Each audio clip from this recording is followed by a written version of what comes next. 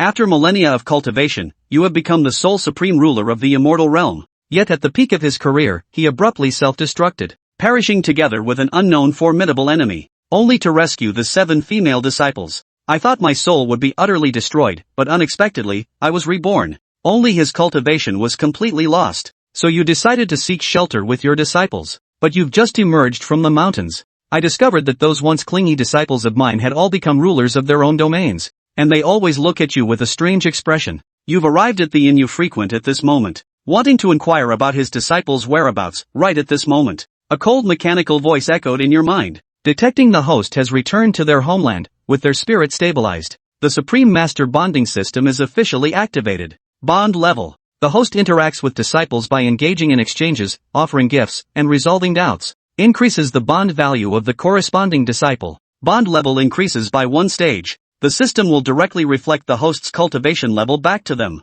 Help you quickly restore your strength. The deeper the bond, the greater the strength. Increasing bond value can earn you points, used to exchange for rare treasures and lost divine arts from myriad realms in the marketplace. A blue light screen, visible only to you, unfolds before your eyes. On the screen were 7 faint silhouettes of stunningly beautiful women, representing your 7 disciples. Newbie mission released, find your apprentice. Recognizing her, and increased your bond points to 10. You froze for a moment, but quickly regained your composure. Having a system isn't your first time. You silently calculate in your heart. We must reunite with them as soon as possible. First, it helps to enhance one's self-cultivation. Second, more importantly, it's been 3 years since we last met. You really want to know what these apprentices have become now. After a quick wash, you push open the door, striding towards the tavern downstairs. You had just found a corner to sit down. The conversation of several cultivators at the neighboring table catches your attention. Have you heard? The Star Lord of the Qingyao Sect emerged from seclusion the day before yesterday. With just a single move, he vanquished the fog demon that came to provoke him. I've heard about it long ago. That Star Lord is truly a divine being. In just a century, he cultivated to the Void Refinement stage. Such talent is unrivaled throughout the ages. Qingxue, the phrase, merely 100 years. It explodes in your mind with a deafening roar. Shao Qi admired Qingxue, she became the master of Qingyao Sect. He even broke through to the Void Refinement stage. How is that possible? 3 years ago, she was just starting to build her foundation. Even sword flight is swaying unsteadily. What truly shakes your soul is the phrase 100 years. Fellow Taoist, you just mentioned the sect leader of Qingyao Sect. Her name is Qingxue? The monk was startled by you and frowned, saying, you don't even know the name of immortal Qingyao? A century ago, the fairy Mu was entrusted with a critical mission in times of peril. With the cultivation level of foundation establishment, he took over the sect, and now 100 years have passed. She's already a void refining powerhouse. Got a problem with that? Is that how it is? The 3 years you assume may mean something entirely different to them. It has been exactly 100 years. In that century-long span of time, without the protection of their master, how did you spend it? You no longer have the slightest hesitation. You must see Qingxue immediately, right away. You rummaged through the corner of the storage ring, unearthed a long diminished half-piece of jade pendant. Back then, Qingxue's cultivation level was the lowest, so you gave her this jade pendant. As long as she is in danger, you can sense it at the first moment. The Great War a century ago, it nearly exhausted all of its spiritual essence. But at this moment, you can still faintly sense a tenuous, almost imperceptible connection, pointing far to the east. That is the direction towards the Qingyao Sect. All the way along, you've heard countless legends about your 7 disciples. The 6th disciple founded the continent's first merchant guild, the Master-Seeking Alliance. His wealth and cultivation resources nearly monopolized the entire cultivation world. The 5th disciple fell into demonic cultivation for revenge. She became the dreaded demon queen who struck fear into the hearts of all. The 4th disciple rules over all demons,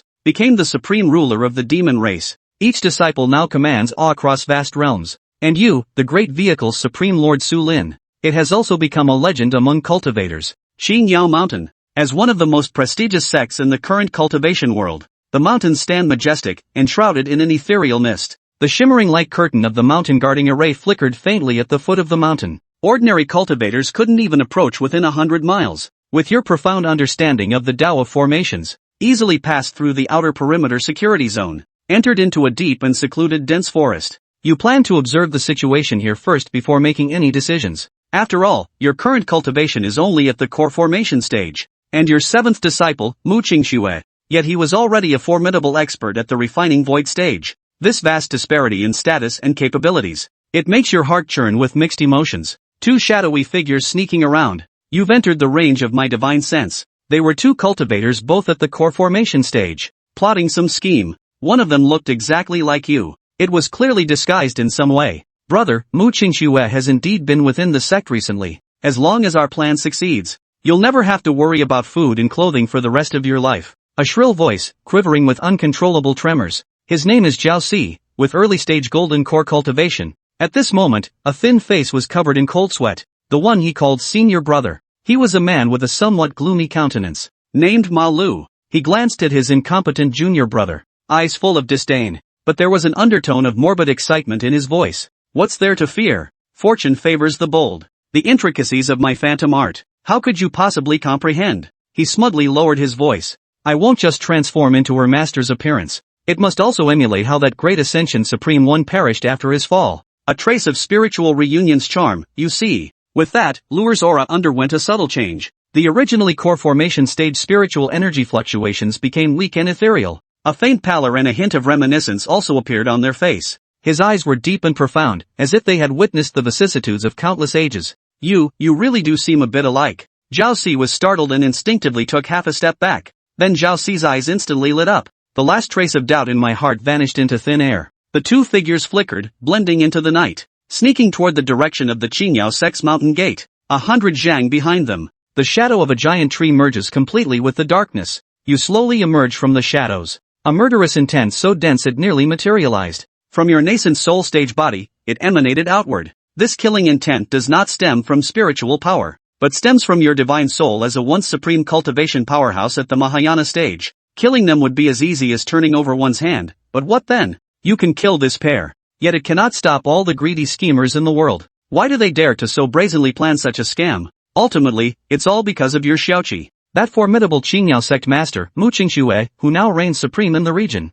There is a softest, most fragile fatal wound deep in the heart. You no longer hesitate. His figure melted into the night like a ghost, followed silently. Soon, the woodland path had long since vanished. In its place stood a mountain path paved with premium-grade spirit stones. Deep into the heart of the mist and clouds, Ma Lu and Jiao Si both concealed all their auras, crawling forward with great caution. At last, the view ahead suddenly opened up. A colossal mountain gate stood towering amidst the sea of clouds, entirely carved from a single block of white marble, soaring 100 zhang high with majestic grandeur.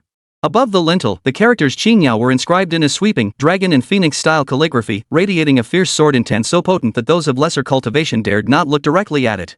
Beyond the gates, tier upon tier of celestial palaces and pavilions appeared and vanished amidst the mist, while flocks of cranes cried in unison a scene of divine splendor.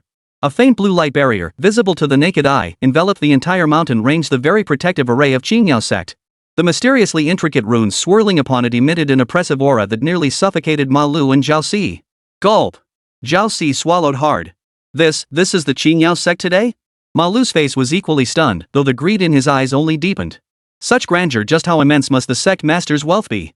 Su Lin stood on a distant mountaintop, silently observing it all. His eyes held no shock, only a trace of satisfaction and a deeper sense of detachment. Well done, he murmured softly. The foundations of this mountain guarding formation faintly revealed echoes of the array principles he had taught her years ago, yet they were now infused with countless insights and innovations of her own. Su Lin drew a deep breath, silently traversing the outer perimeter of the array's warning zone. He found a vantage point on a rocky outcrop, both offering an unobstructed view and providing excellent concealment, and settled into hiding. Meanwhile, at the mountain gate, Ma Lu had gathered his emotions. Qingxue, my disciple Qingxue, your master, has returned. Chapter 3, Impersonating him, you deserve to die. Inside the mountain gates, several inner door disciples on guard duty rushed to the sound. The first to arrive caught sight of the scene outside and froze in shock. A pale-faced man, his aura feeble, was being supported by another wandering cultivator of even lower cultivation. He stared at the mountain gate with intense emotion. The mountain guards exchanged glances, each seeing shock and disbelief in the other's eyes. Su Zun? Wasn't that the revered master of our sect leader, the legendary figure who perished a century ago while saving the world? Who dares make such a commotion here? The lead disciple barked, though his tone lacked true harshness. Over the past century, scammers and imposters had come in droves, at least 800, if not 1,000. Yet none had ever dared to be so brazen, openly invoking the sect master's name and claiming to be that legendary sovereign. Ma Lu's heart leapt with joy at the sight of someone emerging. He knew the real drama was about to begin.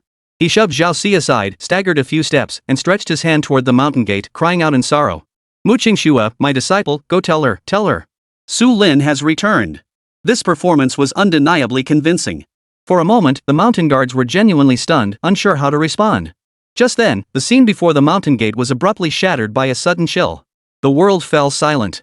The temperature plummeted, and spiritual energy in the air crystallized into countless tiny ice crystals, reflecting a cold, crystalline light. An invisible pressure descended, turning the faces of the mountain-guarding disciples present deathly pale as their breath caught in their throats. Ma Lu and Zhao Si were instantly forced to their knees, trembling violently. Far away, Su Lin's pupils contracted. That aura. She had arrived. Instantly, all warmth faded from the sunlight, leaving only a piercing chill. The spiritual energy in the air crystallized into countless hexagonal ice crystals, suspended motionless like a sky full of stars. Within 100 zhang radius before the mountain gate, space rippled like water before freezing inch by inch.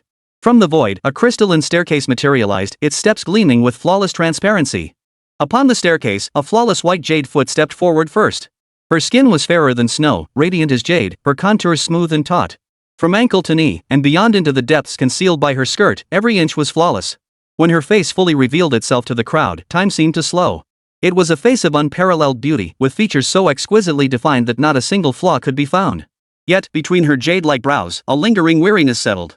The corners of her mouth, once perpetually curved in a sweet smile, now remained pressed together in a straight line, devoid of any lift. Qingxue paid no heed to the others, fixing her gaze instead on Ma Lu in the distance. At last, a flicker stirred in her eyes, a mix of disgust and of familiar, long-endured irritation. Ma Lu suppressed the tremor rising from the depths of his soul, lifting his head to force an expression blending ecstasy and anguish. Qingxue, you finally come. Your master. Qingxue didn't let him finish. Her vast, sea-like divine sense had enveloped the entire scene the moment she descended. Every present disciple guarding the mountain, Su Lin in the distance, and these two ants kneeling before her, their cultivation levels, auras, and even the slightest fluctuations in their divine souls were utterly exposed to her perception. Zhao Si beside them trembled so violently his very soul quaked. The fear and scheming in his heart were as clear as black ink on white paper to Qingxue's perception. Here we go again. That same nauseating trick again. The last flicker of emotion in Qingxue's eyes faded into utter stillness, replaced by a detached, matter-of-fact resolve. Soul search. Her crimson lips parted to utter the two words, her voice calm yet tinged with an undeniable weariness. Golden divine consciousness instantly transformed into countless fine needles, piercing into Ma Lu's sea of consciousness. His expression froze instantly, his entire body immobilized like an insect trapped in amber. The next moment, Ma Lu's body convulsed violently. His eyes bulged, his face etched with utter terror. He felt his soul being forcibly torn from his mind by an invisible giant hand. Countless memories, thoughts, and secrets were being savagely sifted through by an irresistible force. A piercing scream, inhuman in its intensity, finally broke through the restraints. Far away, Su Lin's heart sank. What a ruthless, brutal technique. The soul-searching technique was utterly vicious. The slightest misstep could shatter the target's spirit, reducing them to a mindless shell. Qingxue's approach was clearly even more brutal. She cared not a whit for the victim's life or death, focused solely on extracting the information she desired at the fastest possible pace. After a single breath, the disgust in Qingxue's eyes deepened. She seemed to have finished reading a boring book and was about to toss it aside. Impersonating him? You deserve to die. Her voice was calm, yet it carried the weight of a decree. Ma Lu, bound by her divine consciousness, along with his soul torn to shreds, instantly exploded with a boom. He disintegrated into a cloud of dust, scattered by the wind, leaving not a single trace behind. Zhao Si beside him, terrified out of his wits, collapsed to the ground, babbling incoherently as he called out for mercy. Spirit Maiden, spare my life. Sect Master, spare me. He forced me to do it, it's not my fault. Qingxue cast him a cold glance, as if observing a noisy insect. Accomplices deserve death even more. With a flick of her finger, a slender beam of light flashed and instantly pierced Zhao Si's forehead. Zhao Si's pleas abruptly ceased. His body stiffened, the light of life rapidly fading from his eyes as he too turned to ashes. From her appearance to this moment, barely a dozen breaths had passed. Two core formation cultivators, two frauds who had staged a clumsy charade before her, were now utterly annihilated, soul and spirit destroyed. Throughout the entire process, Qingxue's expression remained utterly unchanged, as if she had merely brushed away two bothersome specks of dust. Far away, behind a rocky outcrop, Su Lin clenched his fists so tightly his knuckles turned white. He felt no fear at Qingxue's ruthless decisiveness. Instead, an indescribable bitterness welled up within him. Over the course of 100 long years, how many times had she endured similar deceit and testing? How many times had she been forced to harden her tender heart, sealing all emotion beneath that icy facade? This thunderous action was less ruthlessness than a self-defense born of desperation. After completing her task, Qingxue's calm yet weary eyes turned precisely toward his hiding place. And one more. After watching this spectacle for so long, it's time for you to come out, isn't it? Su Lin let out a bitter laugh in his heart. He knew that with his current core formation cultivation, he stood no chance of evading the divine sense of a great Lianshu cultivator. He slowly emerged from behind the rock, meeting that icy gaze. Their eyes locked. Chapter 4, The Master is Dead. His eyes held a century's worth of longing and guilt, along with a complex mix of emotions he couldn't quite articulate. In hers, after a brief flicker, the deep well of her eyes settled back into stillness. Qingxue studied Su Lin, her brow furrowing imperceptibly. The man before her, whether in stature, appearance, or that palpable aura of weakened vitality, felt far more real than those two fools earlier. Especially his gaze. But it was only a hint. Over the past century, she had seen too many imposters. You imitator, she remarked, at least you put more effort into it than the last one. Qingxue's voice remained calm, yet it carried a hint of profound weariness. What, do you think they're acting so poorly that you're ready to take the stage yourself? Xiaoqi, I. Su Lin struggled to speak, wanting only to utter that familiar nickname. Yet, before he could utter more than 3 syllables, a colossal wave of divine sense pressure crashed over him like a tidal surge. Put. Su Lin spat out a mouthful of blood, his body feeling as though crushed by a 1,000-pound weight. His bones creaked and groaned, his internal organs felt as if they were shifting out of place. He tried to lift his head, to speak, but couldn't even move a finger. Enough. She murmured softly, as if to herself, I don't want to kill anyone else today. Blood has already been spilled before my mountain gate. Leave. Don't let me see you again. With that, she turned and vanished into the depths of the cloud sea, her moon-white figure dissolving into a streak of light as if she had never been there at all. The oppressive aura dissipated along with her. Before the mountain gate, only Su Lin remained. With the pressure gone, the world regained its clarity, leaving only the bone-chilling cold to testify that the master of this place had briefly descended.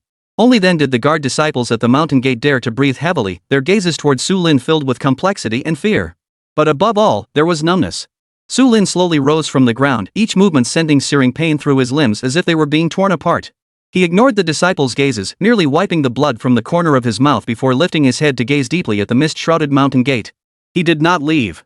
The direct path to recognition had been blocked. Qingxue's heart, frozen solid by a century of time, wouldn't thaw with mere words.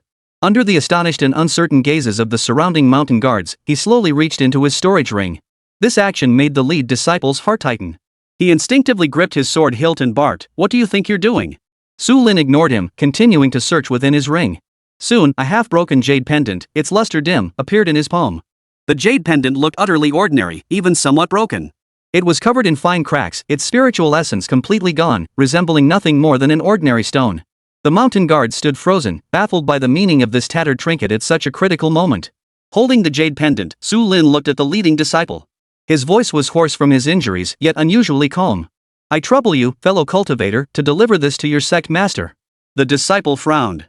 Our sect master is no ordinary figure. You cannot simply demand an audience or insist on delivering something to him. Su Lin did not argue. Instead, mustering his last ounce of strength, he channeled his spiritual energy to slowly propel the jade pendant toward the disciple. His tone carried an unquestionable certainty. Simply tell her, Su Lin gazed deeply toward the mountaintop, an old friend has returned the jade pendant. With that, Su Lin lingered no longer. Without glancing to see if the disciple accepted it, he dragged his gravely wounded body away, turning and disappearing step by step into the vast forest below the mountain. The lead disciple stared at the half-broken jade floating before him, then glanced toward the direction where the figure had vanished, suddenly caught between a rock and a hard place. Senior brother, what should we do? Should we throw this thing away? Whispered a disciple beside him. Throw it? The leader shuddered.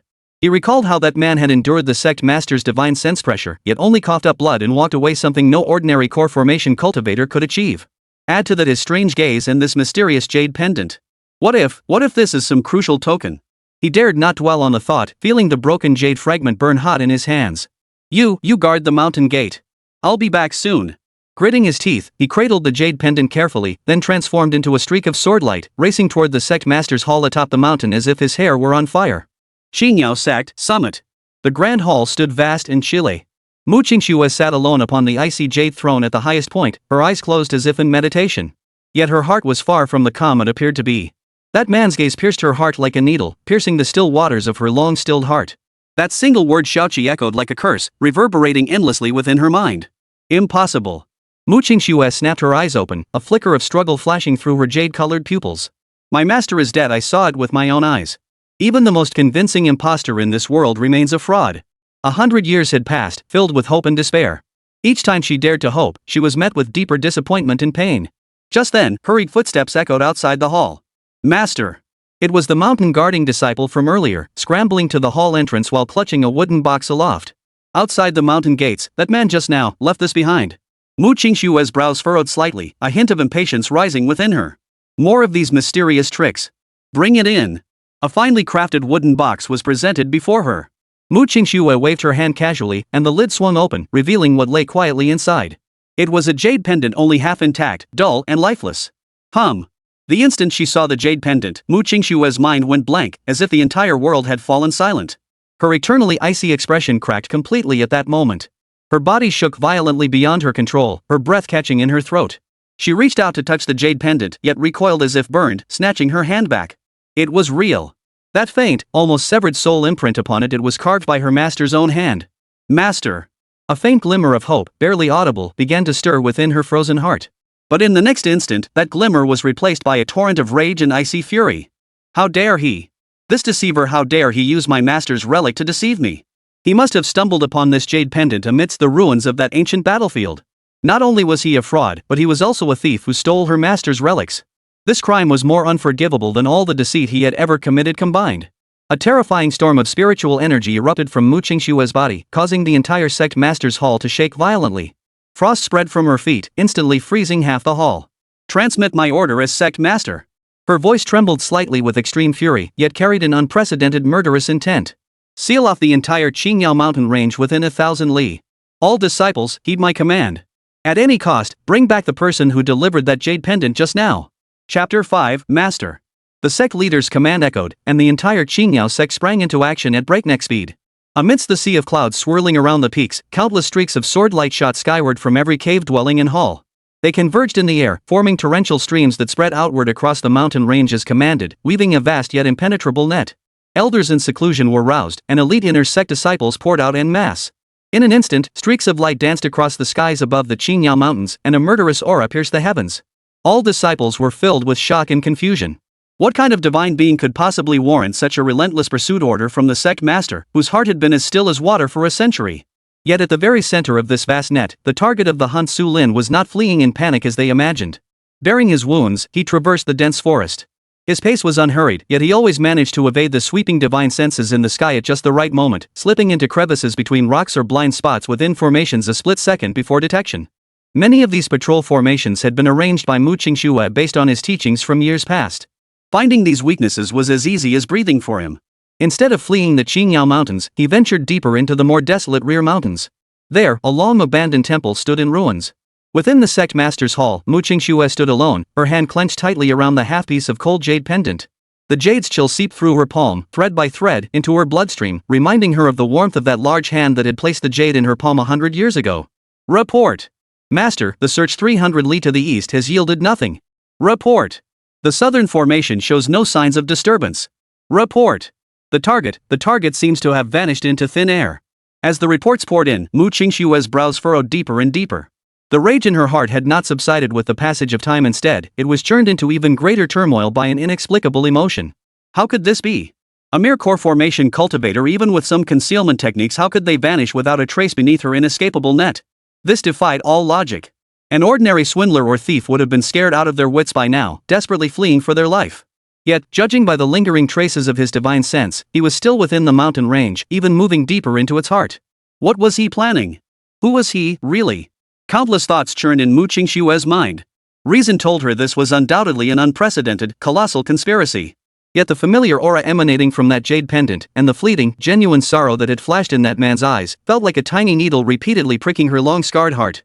Hope was the most poisonous venom in the world. She had understood that 100 years ago. I won't be deceived again.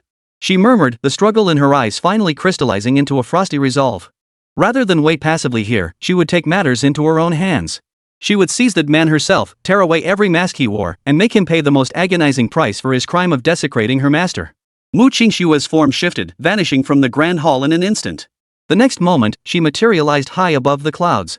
Her Lianqiu stage divine sense spread out without restraint, like mercury spilling across the earth, sweeping over every inch of the mountain range. Following the direction where that aura had finally vanished, she transformed into a swift streak of light, racing forward. Yet, as she flew, she found herself unconsciously veering off course. A desolate path, a road buried deep within her memories. She didn't know why she was drawn this way, only feeling instinctively that something here seemed to be pulling her. Passing through a wild forest thick with thorns, ahead, the silhouette of a dilapidated temple stood silently. The moment Mu Qingxue saw that ruined temple, her heart skipped a beat without warning. An inexplicable emotion surged within her, bitter and unbearable. How long had it been since she'd last come here? Ever since her master had passed, this place had become forbidden ground she dared not touch. And now, beneath the long-faded Buddha statue, a solitary figure stood motionless, as if waiting for an eternity. Mu Qingxue's figure descended silently into the temple courtyard, making not a sound. The fading sunlight stretched their shadows long and thin. One stood outside the temple, her aura cold as ice, as if facing a formidable enemy. The other stood before the Buddha, their aura faint and serene as still water. Su Lin did not turn around. He knew she had arrived. You sure know how to pick a place. Mu Qingxue's voice broke the silence, tinged with a hoarseness she hadn't even noticed herself. Do you think hiding here will soften my heart? She approached step by step, her powerful aura already locked onto Su Lin. I'll ask you one last time, who are you? What do you want? And where did you steal this jade pendant from? Su Lin did not answer her interrogation. He merely turned slowly, his gaze calm as he met hers. Then his eyes drifted past her, settling on the weathered stone Buddha behind her, its features long eroded beyond recognition by wind and rain. In a voice tinged with profound nostalgia and endless sorrow, he murmured softly. Back then, I told Xiaoqi here that gods and Buddhas cannot save all beings. The only ones who can save her are herself and the sword in her hand. It seems she learned well. These two sentences struck like a thunderclap across a century, exploding without warning deep within Mu Qingxue's mind. These words, this scene, this teaching. It was back then, on a bored afternoon, when she, barely an adult, made a wish before the Buddha statue. Her master had smiled, yet spoken with utmost sincerity, addressing only her in a hushed whisper. Clang. A crisp clang. The immortal sword that had accompanied her for a century, slain countless foes, and never left her side, slipped from her trembling hands and fell onto the cold stone slab. The overwhelming aura and chill that could freeze the heavens and earth within her shattered in that instant like ice exposed to sunlight, crumbling into nothingness. Mu Qingxue stood frozen in place, her body shaking violently beyond her control. Her eyes, once as still as ancient wells untouched by waves, now churned with a tempest of emotion. Shock, ecstasy, resentment, fear, longing. A century of time, a century of solitude, a century of fortitude, a century of pretense, all shattered completely by those two sentences in this instant. She desperately clung to the dignity of the sovereign of Qingyao, trying to convince herself with reason that this couldn't be real, that it might be some more sophisticated illusion, a more vicious plot by her enemies. But that look, that tone, that tenderness and resignation uniquely his. Could it be fake? If even this was fake, then what in this world was real? Master. Chapter 6, Master thought of me first. She tentatively forced the two words from the depths of her throat. Her voice was hoarse and dry. Su Lin watched as his reflection finally reappeared in her eyes, a flood of emotions washing over him. He said nothing, only slowly reaching out his hand toward her, just as he had done countless times a century ago. This simple gesture became the torrent that breached the final dam in Mu Qingxue's heart. She could hold back no longer. Wah! A piercing wail, heart-wrenching and filled with a century's worth of pent-up sorrow and pain. She was no longer the Qingyao Sect master, no longer the mighty Lianqiu cultivator, just a child lost for a century, finally finding her way home. Stumbling, she rushed toward Su Lin with reckless abandon, forgetting to use her spiritual power. Several times, she nearly tripped over the broken stones beneath her feet. Finally, she crashed heavily into Su Lin's arms. The impact sent Su Lin staggering backward, jabbing at the wound in his chest, but he paid it no mind. He held the trembling body in his arms tightly, ever so tightly. Master! Master! Is it really you? Am I not dreaming? Mu Qingxue clung desperately to Su Lin's robe, as if letting go would make everything before her eyes vanish into thin air. Warm tears soaked through Su Lin's chest, their heat burning his heart. Why did you take so long to return? Why? I missed you so much. I was so afraid. Her words came out in a jumbled stream of tears, a century's worth of longing pouring out in a flood. Su Lin held her close, gently patting her back. I'm back. At that very moment, the cold mechanical voice echoed once more within Su Lin's mind. Ding! Host and disciple Mu Qingxue successfully recognized each other. Bond established. Mu Qingxue's longing and filial devotion toward you have surpassed the critical threshold. Bond value is rapidly increasing. Bond value 10, 20, 30, 50, 80. Ding! Bond value reached 10 points. New B quest completed. Quest reward issued, host's cultivation level elevated to mid-golden core realm. A warm current surged from Su Lin's dantian, spreading throughout his limbs. The meridians, previously damaged by the oppressive pressure, were being swiftly repaired by a gentle force. The golden core within his dantian glowed intensely, spinning faster and radiating a significantly more robust aura. Master, your cultivation? Mu Qingxue finally asked in confusion. That battle roughly 100 years ago drained all my spiritual energy. Afterward, I was transported to another world and only returned just a few days ago. Hearing Su Lin's explanation, Qingxue's body stiffened abruptly. She slowly lifted her head from his embrace. Her jade-green eyes, freshly washed by tears, stared blankly at Su Lin. A flicker of bewilderment crossed her pupils before being overwhelmed by profound regret.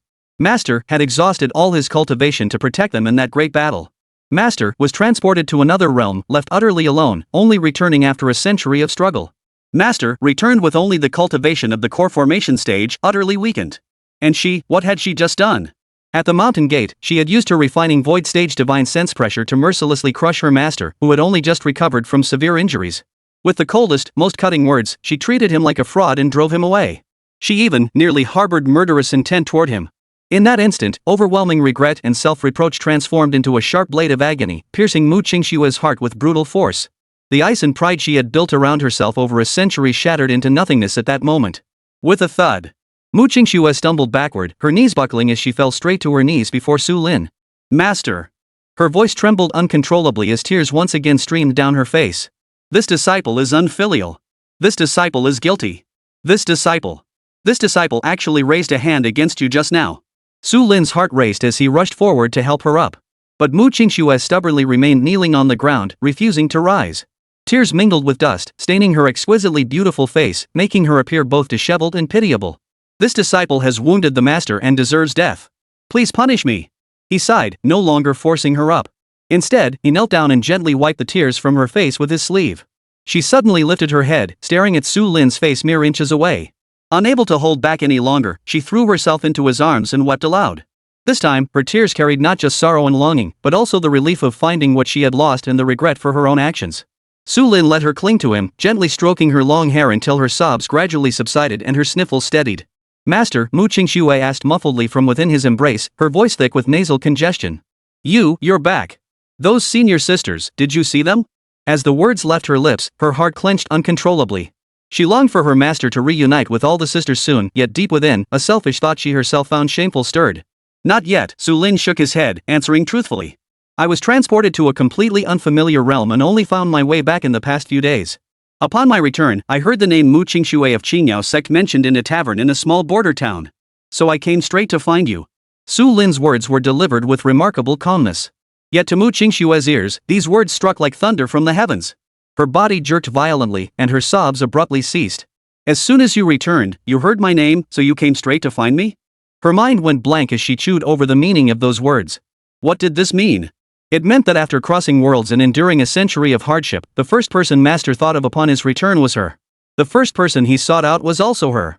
Not the steady and dependable eldest senior sister, not the aloof and otherworldly second senior sister, nor any other senior sister, but her, Qingxue.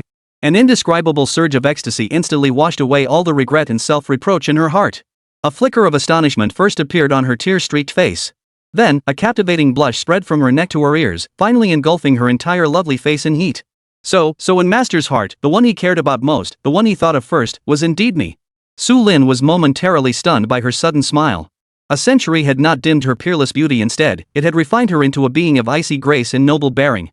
Yet now, as she smiled, the imposing aura and aloofness befitting a great cultivator vanished entirely.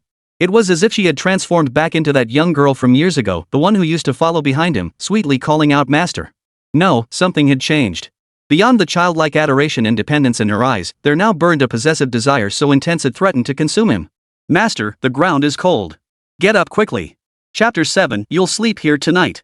Qingxue rose from the ground with ease, her arm naturally slipping through Su Lin's as she carefully helped him up, as if he were some fragile porcelain figurine that might shatter at the slightest touch. Su Lin couldn't help but laugh bitterly. Though his cultivation had fallen, he was still a golden core cultivator, hardly so feeble. Clearly, his young disciple genuinely cared for him. He decided to go along with her, allowing her to support him. You should release your divine sense first and lift the order to hunt me down. Su Lin reminded her. Otherwise, your disciples will likely turn the entire back mountain upside down. Qingxue nodded emphatically, a flicker of guilt briefly crossing her face before being swiftly replaced by sweetness. She retrieved a crystal-clear communication jade slip from her storage ring. With a slight stir of her divine sense, a cold and authoritative command instantly echoed throughout the entire Qingyao Sect. All disciples, heed my command, lift the blockade and withdraw immediately. The events of today are not to be discussed. Those who disobey will have their cultivation stripped and be expelled from the sect. The order was brief and domineering, radiating an authority that brooked no argument. Qingyao Sect disciples, who had been frantically searching every corner of the mountain range moments before, were stunned upon receiving this order. One moment the entire sect was mobilized, sparing no expense to capture the target. The next, all was calm, and a gag order was even issued? Though their hearts were filled with immense confusion, the sect master's authority had long been ingrained in their minds. No one dared to question it in the slightest. Countless sword lights immediately changed direction, returning to their respective posts. After completing this, Qingxue tucked away the transmission jade slip, lifted her exquisite little face, and offered Su Lin a smile. Master, it's all taken care of. Let's go home. All right. In the next instant, a flash of spiritual light erupted from Qingxue's body. A gentle yet vast surge of refining void stage spiritual energy instantly enveloped Su Lin. Before he could react, the scene before his eyes blurred, and the heavens shifted. When Su Lin could see clearly again, he found himself within an exquisitely magnificent palace, shrouded in ethereal mist. Master, please take a seat. Qingxue guided Su Lin to a warm bed carved from 10,000-year-old cold jade, thoughtfully placing a soft brocade pillow behind him. I'll fetch your healing pills right away. Before Su Lin could protest that his injuries were minor, Qingxue had already vanished into the inner chambers.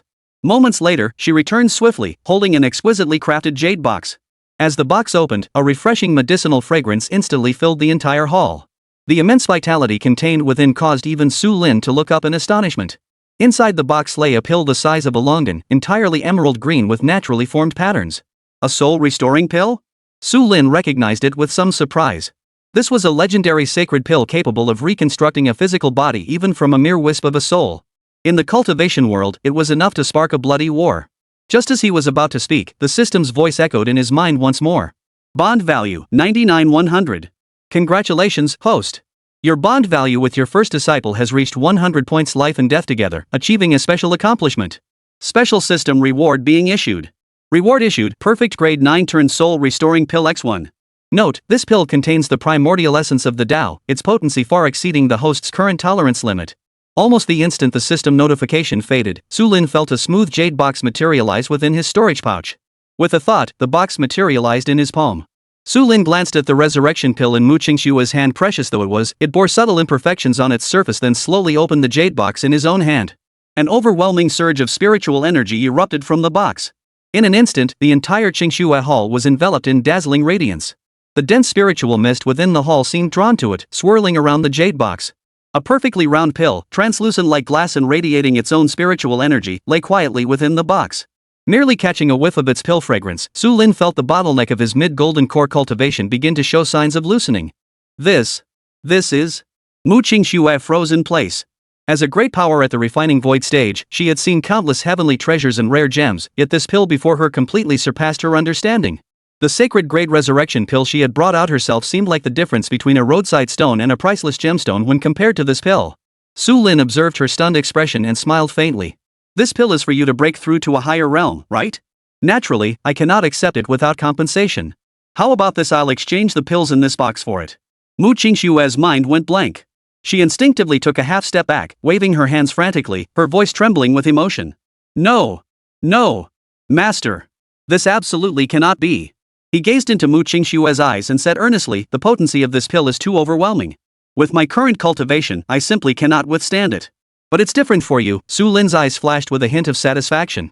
You've already reached the great perfection of refining the void, with a solid foundation. With it in your possession, when you push toward the fusion stage in the future, you'll have an extra layer of protection for your life. That is its greatest value at this moment. But... Qingxue tried to protest. No buts. Su Lin slipped the jade box into her embrace and gently patted her hand, just as he had a century ago. This is the first gift I'm giving you since my return. She lowered her head, gazing at the jade box in her arms that radiated a warm, rosy glow, unable to utter a single word of refusal. Yes, Master was still the same Master. This feeling was truly wonderful. She held the jade box close to her chest, cradling it as carefully as if she were holding the entire world. Thank you, Master. This disciple will cherish it forever. After settling down, Su Lin felt a wave of exhaustion wash over her. After all, the mental strain since her rebirth had been immense. He glanced around the cold yet magnificent palace before addressing Qingxue. Xiaoqi, it's getting late. Your master is feeling weary and needs some rest. You, arrange a guest room for me. Hearing Su Lin's words, Qingxue snapped out of her daze, her face immediately clouding over with deep remorse. Of course. Master had just endured a fierce battle and returned from another realm. His spirit must be utterly exhausted. She had been so caught up in her own excitement that she had completely forgotten to arrange for his rest. She hurriedly stood up, but when Su Lin mentioned the word guest room, her movements abruptly halted. No!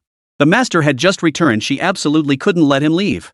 Moreover, his cultivation was currently only at the core formation stage. She had to find a reason to keep him by her side and watch over him. A breathtaking blush spread unexpectedly from her snow-white neck all the way to her ears.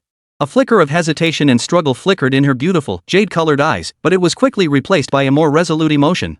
She bit her cherry-red lips, her voice much softer than before, tinged with an almost imperceptible tremor as she murmured.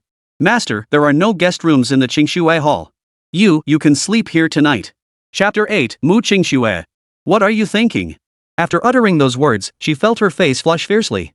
Her heart began to pound wildly, as if it might leap from her chest.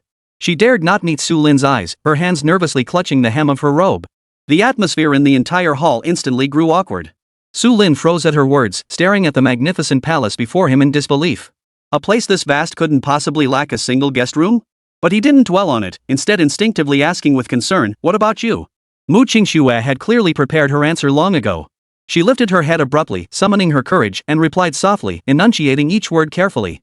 I'll sleep here too. This cold jade bed is very large. It's big enough for both of us. And I'm worried about you being alone. Master, your soul essence has only just recovered. If you feel unwell during the night, I can stay by your side and notice immediately. Yes. That's it. By the end, she seemed to have convinced herself, nodding firmly. Su Lin gazed into her eyes, which pleaded don't abandon me, and the last barrier in his heart melted away completely. He reached out and instinctively ruffled her hair. I won't leave. I'll stay here with you. At those words, Mu Qingxue's eyes instantly brightened. However, Su Lin's next action caused her to pause slightly. Instead of heading toward the massive cold jade bed, he turned and walked over to a recliner crafted from 1,000-year-old spirit wood. The recliner was exceptionally spacious, ample for an adult to lie down comfortably.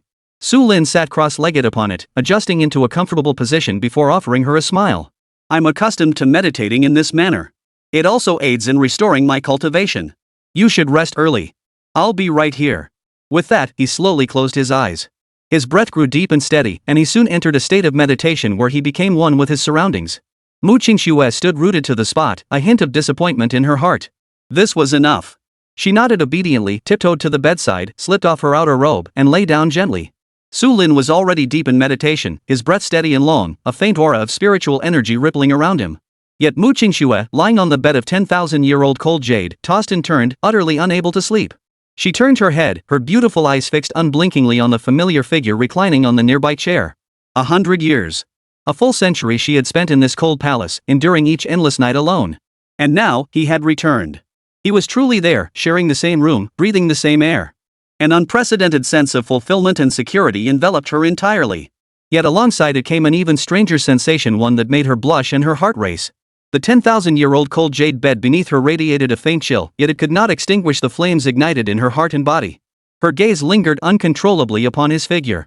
She watched his composed posture as he sat cross-legged, studied his straight, prominent nose, gazed upon the face that had appeared countless times in her dreams over the past century.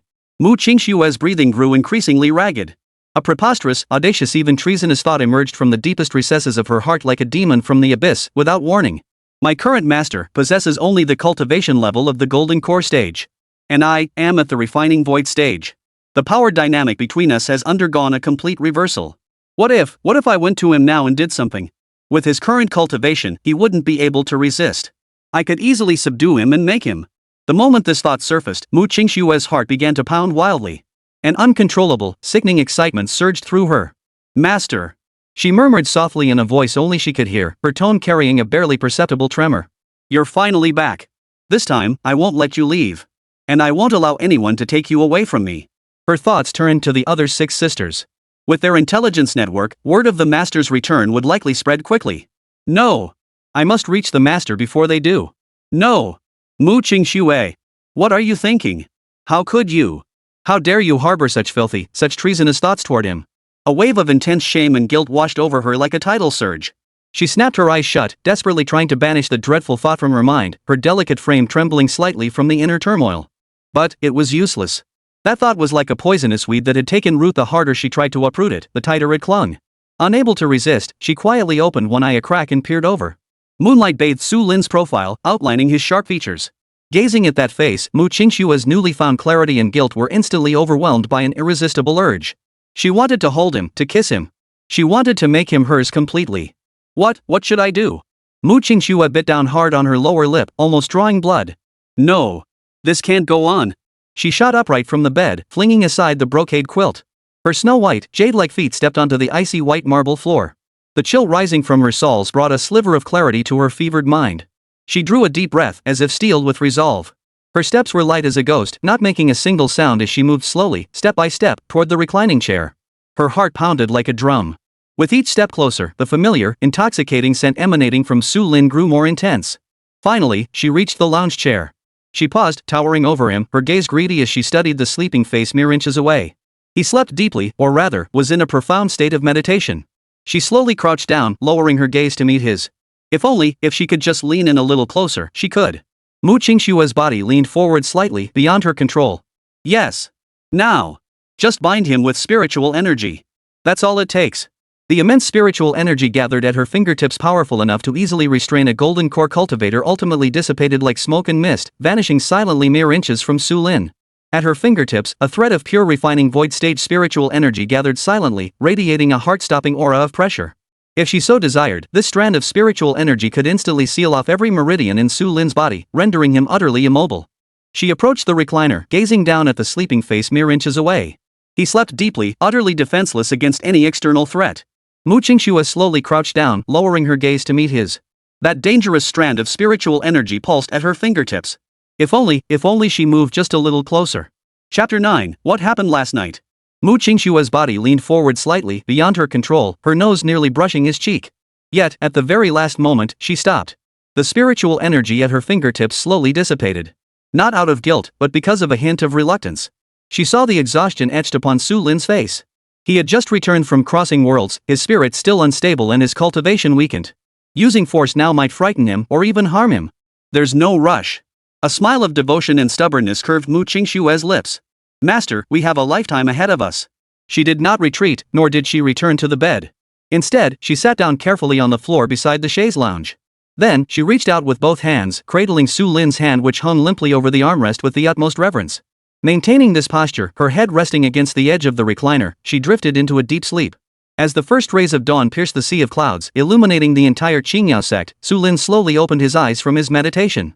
A night of recuperation had fully restored the meridians damaged by the overwhelming pressure, and his mid-golden core cultivation had solidified completely. He instinctively tried to move his arm, only to feel a slight resistance. Startled, Su Lin looked down and froze at the sight before him. There lay Qingxue, his disciple whose fame now reverberated throughout the cultivation world. Like a docile pet, she curled up beside his recliner, her arms wrapped tightly around his arm as she slept soundly. Her exquisite face bore a faint, contented smile, as if she were dreaming of something beautiful. What happened last night? Su Lin's face was filled with question marks. He sighed softly within, attempting to withdraw his arm with utmost care.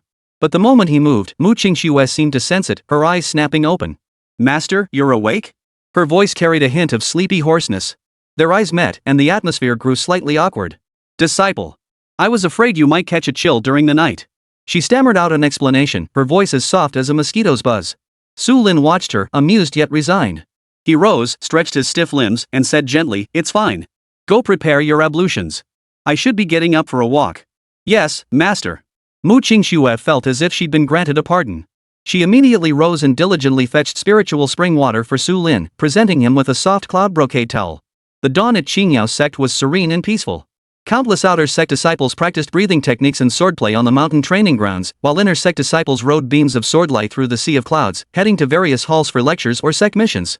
Yet today's tranquility was shattered by an unexpected sight.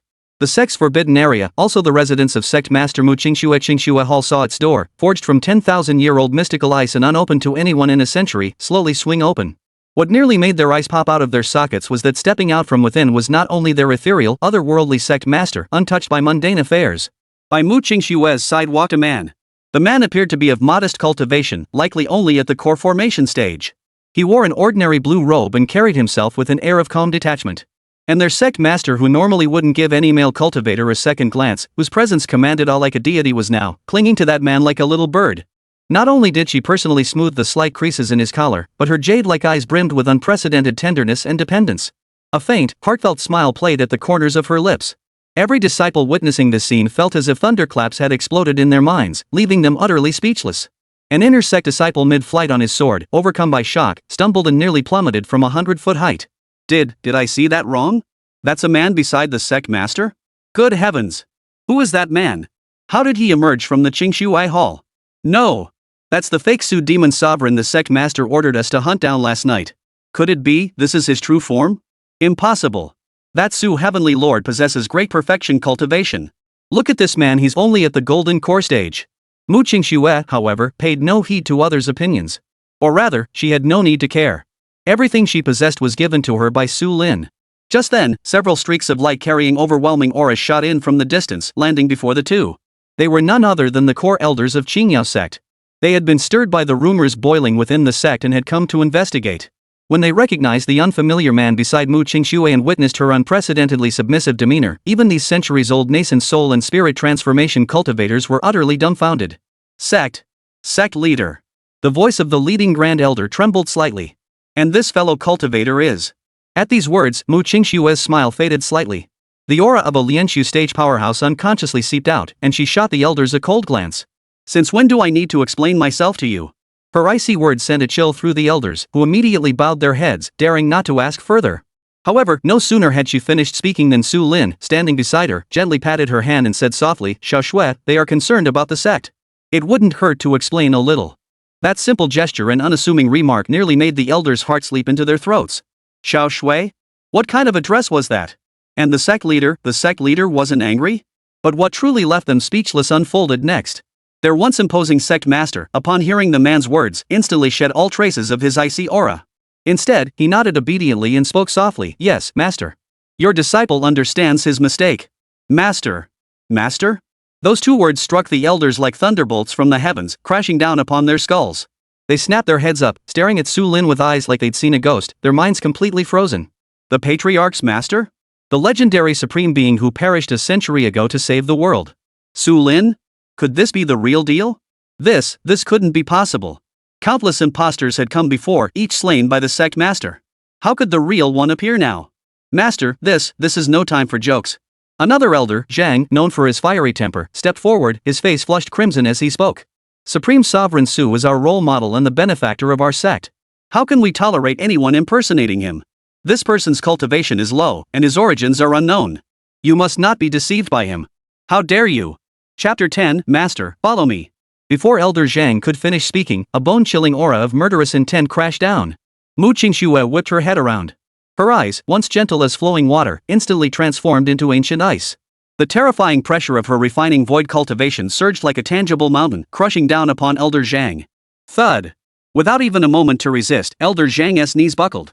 He was crushed to his knees, the ground cracking beneath him instantly. All color drained from his face, his eyes filled with utter terror. Impersonation? Qingxue's voice held not a shred of emotion, each word seeming to be squeezed from the frozen depths of the underworld.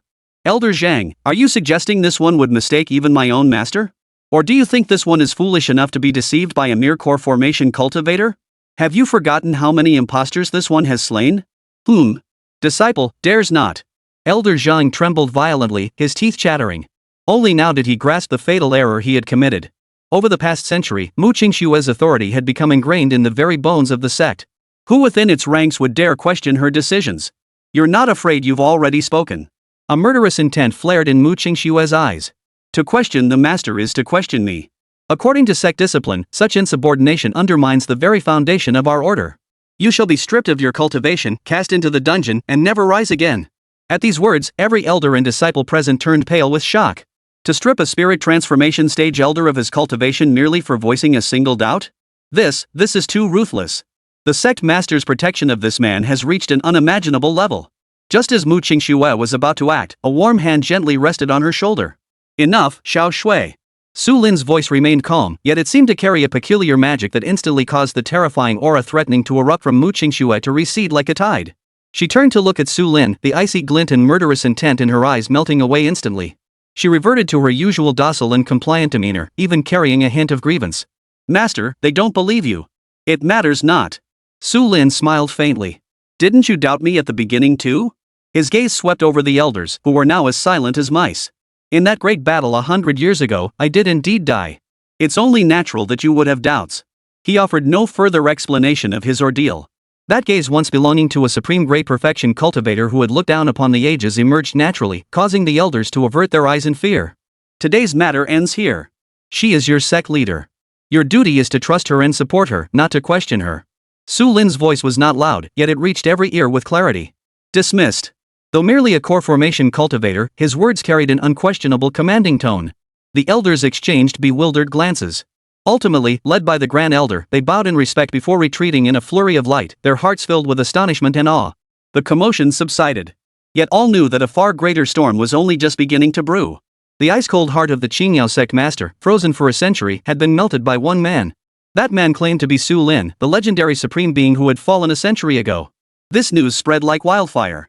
Within half a day, it had swept through the surrounding sects at a terrifying speed and began to spread like a raging wildfire across the wider cultivation world.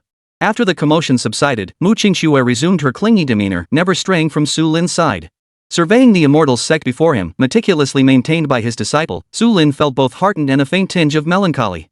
Master, what are you thinking about? Qingxue keenly sensed the shift in his mood. He gave a self-deprecating chuckle. The cultivation level of the core formation stage is ultimately too low. If you weren't here, I probably wouldn't even have been able to enter the mountain gates, let alone gain their trust. Master. Qingxue's heart ached, and she hurriedly said, "You sacrificed your cultivation for us. It's only natural for your disciple to protect you." "That is true, but I cannot remain sheltered under your wings forever." Su Lin shook his head, a sharp gleam of a true master flashing in his eyes. "The urgent task now is to advance my cultivation as quickly as possible. At the very least, I must possess the strength to protect myself." Qingxue fell silent at Su Lin's words. She knew her master spoke the truth. Once a great perfection sovereign who had looked down upon all beings, he now possessed only the cultivation of a core formation cultivator. She could grasp but a fraction of the helplessness that such a fall brought. Yet the path of cultivation demanded gradual progress, there were no shortcuts. Even with her master's profound insights from the great perfection stage, accumulating spiritual energy required painstaking effort. Suddenly, an unusual, almost fervent gleam flashed in her eyes. Immediately, a captivating blush shot up from her snow-white neck, flooding her cheeks. Yet this flush wasn't merely born of shyness, it seemed more like an uncontrollable excitement, making her lovely face appear even more radiant. Her breathing quickened slightly, and the hand clasped around Su Lin's arm tightened involuntarily. "Master. I might have a solution," she murmured, her voice carrying a barely perceptible tremor. Before Su Lin could ask further, Qingxue moved. Her fingertips formed a seal, and a soft yet solid pale blue barrier of spiritual energy instantly materialized around Su Lin's body, enveloping him securely. "Master, forgive me." The words barely left her lips when spiritual energy surged around her. Gripping Su Lin's arm, she transformed into a streak of lightning, soaring skyward. The speed of this flight was extreme, far beyond what a core formation cultivator could endure. Su Lin felt the scenery behind him blur into a streaking mass of light as the roar of wind filled his ears. Yet the protective barrier of spiritual energy shielded him perfectly, leaving him untroubled by the slightest jolt or discomfort. Moments later, the light abruptly halted. The two had arrived beneath a deeply concealed cliff on the rear mountain of Qingyao Sect. Here, the spiritual energy was so dense it formed a nearly tangible mist, while the cliff walls were covered in strange, unnamed flowers and plants. At the center of the cliff face, a stone door, partially concealed by vines, appeared and disappeared intermittently. Su Lin's gaze, however, was instantly drawn to the intangible fluctuations emanating from the stone door's surroundings. With his former perspective as a great perfection supreme, he instantly recognized that this place was layered with profoundly intricate arrays and prohibitions. These formations were intricately interconnected, possessing both concealment and defensive capabilities, while also gathering and sealing spiritual energy. Their exquisite craftsmanship and complex design surpassed even the protective mountain array enveloping the entire Qingyao Sect by more than one level. "The formations here." A hint of astonishment flashed in Su Lin's eyes. Seeing her master instantly discern the secrets of this place, Qingxue's face lit up with a faint, proud smile, the flush of excitement on her cheeks deepening. She stepped forward, her jade-like hand sweeping lightly as a complex spell incantation struck the stone door. With a deep rumbling roar, the stone door slowly swung open, revealing a deep, long cavern. Within, a luminous glow shimmered, and an overwhelming surge of pure spiritual energy washed over them. "Master, please follow me." Qingxue took Su Lin's hand and stepped into the cave, the stone door behind them closing silently once more. Noticing the lingering astonishment on Su Lin's face, she offered a soft explanation, her tone tinged with a childlike pride and a hint of indescribable shyness. "The restrictions here are something I've refined bit by bit over the past 100 years. I'm the only one in the entire Qingyao Sect who knows about them. This place is where this disciple usually retreats for cultivation." Chapter 11. Don't move. Leave it to me. Within the cave lay a hidden realm. This was no crude cave dwelling, but a meticulously crafted miniature world. The floor was paved with solid slabs of warm jade, while fist-sized spirit stones embedded in the cave walls emitted a soft glow. At the cave center lay a spirit pool shrouded in tangible mist. Its milky white waters clearly originated from a high-grade spirit vein eye. Along the pool's edge, several unnamed exotic flowers and herbs bloomed quietly, their surfaces shimmering with radiant colors. At a glance, they were clearly rare, immortal-grade medicinal herbs long extinct in the outside world. What a heavenly paradise! Su Lin exclaimed sincerely. Such grandeur would have taken even his past self a century ago considerable effort to achieve. Master overpraises me, Mu Qingxue's voice carried a barely perceptible edge of tension. She guided Su Lin to the edge of the spirit pool and had him sit upon a smooth green stone. Instead of revealing her plan immediately, she first poured him a cup of fragrant tea brewed with water from the pool, presenting it with both hands. Su Lin accepted the cup, sipped the tea, and felt a surge of pure spiritual energy flow down his throat into his inner core, instantly revitalizing his weary spirit. Setting the cup down, he looked at Mu Qingxue. Alright, can you tell me now? What exactly is this method you mentioned that can help me rapidly advance my cultivation? Mu Qingxue's slender frame trembled slightly, and that peculiar blush once again crept across her exquisite cheeks. Taking a deep breath, as if gathering her resolve, she finally met Su Lin's gaze without flinching. Master, she gathered her courage, meeting Su Lin's eyes directly. Disciple does indeed have a method. Only, it's somewhat, rather unusual. A wave of unease washed over Su Lin. Why has this girl been blushing since earlier? Could this possibly be a dual cultivation technique? Master, over a decade ago, while traveling, this disciple slew a wicked demon cultivator at the transformation core stage. That demon cultivator hailed from the Union of Bliss sect. The Union sect? Su Lin's brow furrowed slightly.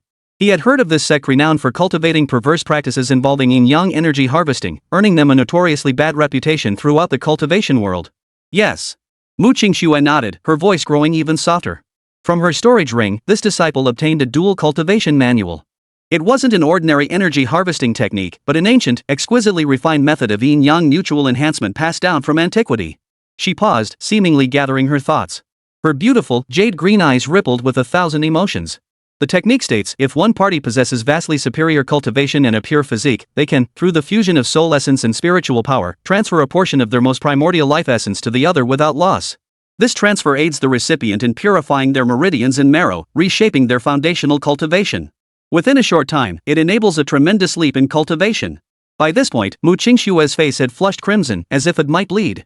She dared not meet Su Lin's gaze, lowering her head slightly. Her voice was as faint as a mosquito's buzz, yet it reached Su Lin's ears with crystal clarity. This disciple remains untouched to this day. Therefore, if you are willing, Master, this disciple offers herself to you. The cave chamber fell into an instant, deathly silence. Only the mist in the spirit pool flowed gently, while the spirit stones on the cave walls emitted a faint glow, illuminating Mu Qingxue's stunningly beautiful face flushed crimson as if it might bleed, making her appear even more exquisite. Su Lin's hand, holding the teacup, froze mid-air for a moment. He was no insensitive block of wood, nor some saint devoid of desire. 100 years ago, with his great perfection cultivation, his heart as solid as rock, he could easily suppress any mundane thoughts. But now, he was merely a cultivator at the early stage of the Golden Core realm. Though his spirit was strong, his physical body was that of a mortal. The woman before him, Mu Qingxue, was not only the disciple he had raised with his own hands and poured countless efforts into, but also a cultivator far surpassing him in cultivation, a peerless powerhouse in the refining void stage at the height of her brilliance. Her aura, her essence, the astonishing allure radiating from her bashfulness and resolve at this moment, it all formed an invisible net, trapping him completely. Resistance? Su Lin smiled bitterly to himself. He felt his heartbeat accelerating beyond his control, a wave of heat rising from his lower abdomen. His pride in his self-control now seemed utterly fragile in the face of such overwhelming power disparity. Seeing Su Lin remain silent for a long time, Mu Qingxue's voice carried a tremor of pleading. She slowly lifted her head, her misty, jade-colored pupils reflecting a stunned and complex expression. Do you despise Qingxue? No, your master does not. His voice carried a hoarseness he hadn't even noticed himself. Then why won't you accept me? Mu Qingxue's tears finally spilled over. She moved forward slowly, kneeling before Su Lin. Lifting her tear-streaked face, her gaze was both humble and fervent. Master, 100 years ago, you shielded me from every storm. Now that your sky has fallen, must Qingxue not be allowed to hold up a piece of ground for you? Her hand gently, tentatively, covered the back of Su Lin's hand resting on his knee. The delicate, cool touch made Su Lin stiffen. Any words of refusal would seem hollow and insincere in the face of such pure, fervent devotion. Moreover, deep within his heart, the suppressed instincts could not resist such temptation. A long sigh escaped from deep within Su Lin's chest. Within the spirit pool, mist swirled faintly. The two sat facing each other. Qingxue had stopped crying. Master, please, open your mind. Your disciple is about to begin. She spoke shyly, her voice carrying a barely perceptible tremor. Su Lin slowly closed his eyes, his consciousness sinking into his dantian, surrendering everything to her. Stay still. Leave it to me. With Su Lin's tacit approval, Qingxue instantly grew bold. She gently wrapped her spiritual energy around Su Lin's limbs. Master, you can't run away now, you know. Su Lin's heart trembled. The spiritual energy restraining his limbs was gentle yet overpowering, pinning him firmly in place. He could sense that this force held no malice whatsoever. Instead, it felt like someone was carefully guarding a priceless treasure, afraid of causing even the slightest damage. Yet that soft chuckle of he and the unquestioning possessiveness in her words left Su Lin's mind blank for a moment. In her eyes, Su Lin glimpsed something he had never seen before. A fox-like cunning and the secret delight of a wish fulfilled. And a burning desire to devour him whole. Master, you're such a good boy. Qingxue's smile deepened as she saw his complete submission. Chapter 12, Someone Dares to Disturb Her. Su Lin slowly closed his eyes as a gentle surge of spiritual energy entered his body, flowing down to his abdomen. At that very moment, a deafening roar erupted from outside without warning. Followed by even more violent crashing sounds, violently striking the protective mountain array of Qingyao Sect. The entire cave dwelling, indeed, the entire Qingyao mountain range shuddered violently in that instant. Spirit stones embedded in the cave walls flashed wildly, the pool water churned into towering waves, and countless fragments of rock rained down from the ceiling. Su Lin's eyes snapped open, a flash of alertness darting through them. Before him, Qingxue's delicate form froze rigid in place. Her exquisite face, flushed with rosy hues and brimming with shy anticipation, shed all traces of tenderness and sweetness in that instant. Replacing them was an icy frost that froze the soul, solidifying in an instant. Her pupils contracted sharply as a crimson slash of murderous intent surged wildly from the depths of her eyes. So close. Just a hair's breadth away. She was about to offer herself completely to her master, to merge their souls and unite their spiritual energies. Yet at this most crucial, most sacred, most undisturbable moment, someone dared to disturb her. Looking for death. A growl, suppressed to its absolute limit, filled with boundless venom and fury, forced its way from the depths of Qingxue's throat. No longer cold and clear, no longer melodious, it now resembled the roar of a demon from the depths of hell, causing the temperature within the entire cave dwelling to plummet to freezing. A peak-refining void stage aura erupted from her body like a volcanic explosion. Su Lin's heart lurched in terror. He had never seen Qingxue in such a state. If she had been a 10,000-year-old iceberg before, then now she was a living volcano on the verge of eruption, poised to drag the entire world into destruction. Before Su Lin could utter a word, the outside world erupted once more with frenzied attack sounds and waves of arrogantly maniacal laughter. Ha ha ha ha. Old dog Su Lin. I hear you're not dead, just a worthless golden core trash. Crawl out and die. Who would have thought? Who would have thought that Su Lin, once a great perfection cultivator, would now be living like a rat in his own disciples' sect? Listen up, scum of the Qingyao Sect. Hand over Su Lin, or today I'll leave not a soul of your entire clan standing. The venomous shouts pierced through layer upon layer of formations, echoing clearly within the cave dwelling. These vile words poured like a bucket of boiling oil into Qingxue's heart, already brimming with rage. The last thread of her sanity snapped with a sharp crack. Very well. Qingxue rose slowly, her slender frame trembling slightly from the intensity of her rage. She turned and walked step by step toward the cave entrance. With each step, the killing intent radiating from her intensified. The warm jade floor beneath her feet could not withstand this chill, slowly cracking and crystallizing into a stark, white frost. Qingxue, I'll go with you. Su Lin stood up, his expression grave. He sensed that the enemy outside possessed more than one Lianqiu realm cultivator. Though Qingxue's cultivation was higher, he still couldn't help but worry. Yet Qingxue refused without turning back, her voice icy. No. Master, your cultivation has not yet recovered. It is dangerous outside. She paused, then turned to face him. Her crimson eyes flickered with a stubborn tenderness. You need only wait here for me. Wait for my return, and we shall continue. They are no ordinary demon cultivators, Su Lin interrupted, a flash of cold memory flickering in his eyes. When the mountain defense array was attacked earlier, I sensed a familiar spiritual energy fluctuation. If I'm not mistaken, it should be someone from the Daoyan Sect. The Daoyan Sect? At the name, Qingxue's slender frame trembled violently. It had been a century ago, shortly after she had established her foundation. During a training excursion down the mountain, a minor incident led to her being injured by the descendant of an inner sect elder from the Daoyan Sect. Her cultivation was weak then, and she stood alone. It was Su Lin who, upon learning of this, wasted no words. Armed with only his sword, he single-handedly stormed the gates of the Daoyan Sect. That night, consumed by rage, Su Lin slain 3 supreme elders of the Daoyan Sect at the Void Refining stage. He also severely wounded the sect master at the time, nearly shattering his Dao foundation. Had the Daodian sect's patriarch not knelt to beg for mercy, the entire sect might have been obliterated from existence by her master. That battle cemented the master's reputation for fiercely protecting his own, and it became one of the warmest, safest memories in Mu Qingxue's heart. Who would have thought? Who would have thought that these pack of stray dogs, whose spirits were crushed by my master back then, would dare to return? And they chose this moment of all times. Not only did they interrupt the most sacred moment of her reunion with the master after a century apart, but they also stirred up the humiliating memories of her past mistreatment. New and old grievances piled up in an instant. Ha, ha, ha. Mu Qingxue let out a low laugh, her voice dripping with boundless savagery. So it's them. These fools who barely escaped death at your hands back then. And now, they dare come seeking their own demise. Master. She snapped her head up, her eyes boiling with murderous intent like molten lava. You need not go out. Back then, it was you who stood up for your disciple. Today, let your disciple sweep away these reckless trash for you. Before her words faded, her form had already transformed into a streak of light woven from crimson and ice crystals. With a ferocity surpassing her previous assault, she charged forth. Outside the mountain gates of Qingyao Sect, atop the white bone demon boat, 3 demon cultivators stood together. One was an elder of the Blade Yen Sect, now at the peak of the refining Void Realm. The other 2 were elders of the Sword Shadow Sect, both at the mid-stage of the refining Void Realm. Ha ha ha ha. A century. Old dog Su Lin, did you ever imagine this day would come? He roared with maniacal laughter. Back then, you slaughtered my 3 senior uncles and gravely wounded my master. Today, I shall make you suffer a living death and watch your disciple endure humiliation. At that very moment, a terrifying aura erupted from the depths of the Qingyao Sect. Every demon cultivator of the Blade Yen Sect felt their blood, even their very souls, begin to freeze solid in that instant. A moon-white figure materialized silently before the skeletal demon vessel. At this moment, extreme fury consumed Mu Qingxue's body and mind. Had the intruder not disrupted her, she would have succeeded. Pure spiritual energy radiated from her body, and within that aura lay a palpable, savage fury. When they recognized the intruder, every member of the Blade Yen Sect froze in shock. This is Qingyao Fairy Mu Qingxue? The intelligence was wrong. Completely wrong. What's going on? Wasn't it agreed that Mu Qingxue was only a cultivator at the mid-stage of refining void? Yanmen Sect Master's savage grin froze on his face, replaced by utter shock and disbelief.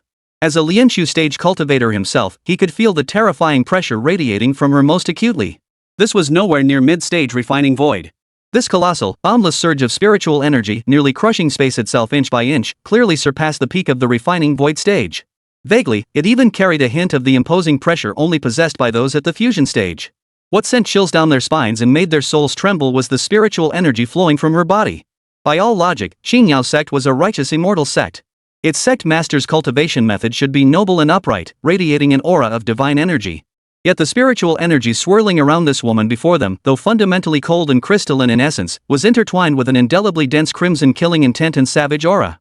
That pure, unadulterated desire for destruction. Sect leader. An elder at the transformation spirit stage standing nearby was trembling so violently his teeth chattered, his face as pale as paper. Her aura, how does it feel more demonic than ours? Chapter 13, interrupting me now? The moment Mu Qingxue appeared, several other elders of Qingyao Sect arrived. They bowed to Mu Qingxue before taking positions behind her. Mu Qingxue regarded them coldly, her voice calm as she spoke.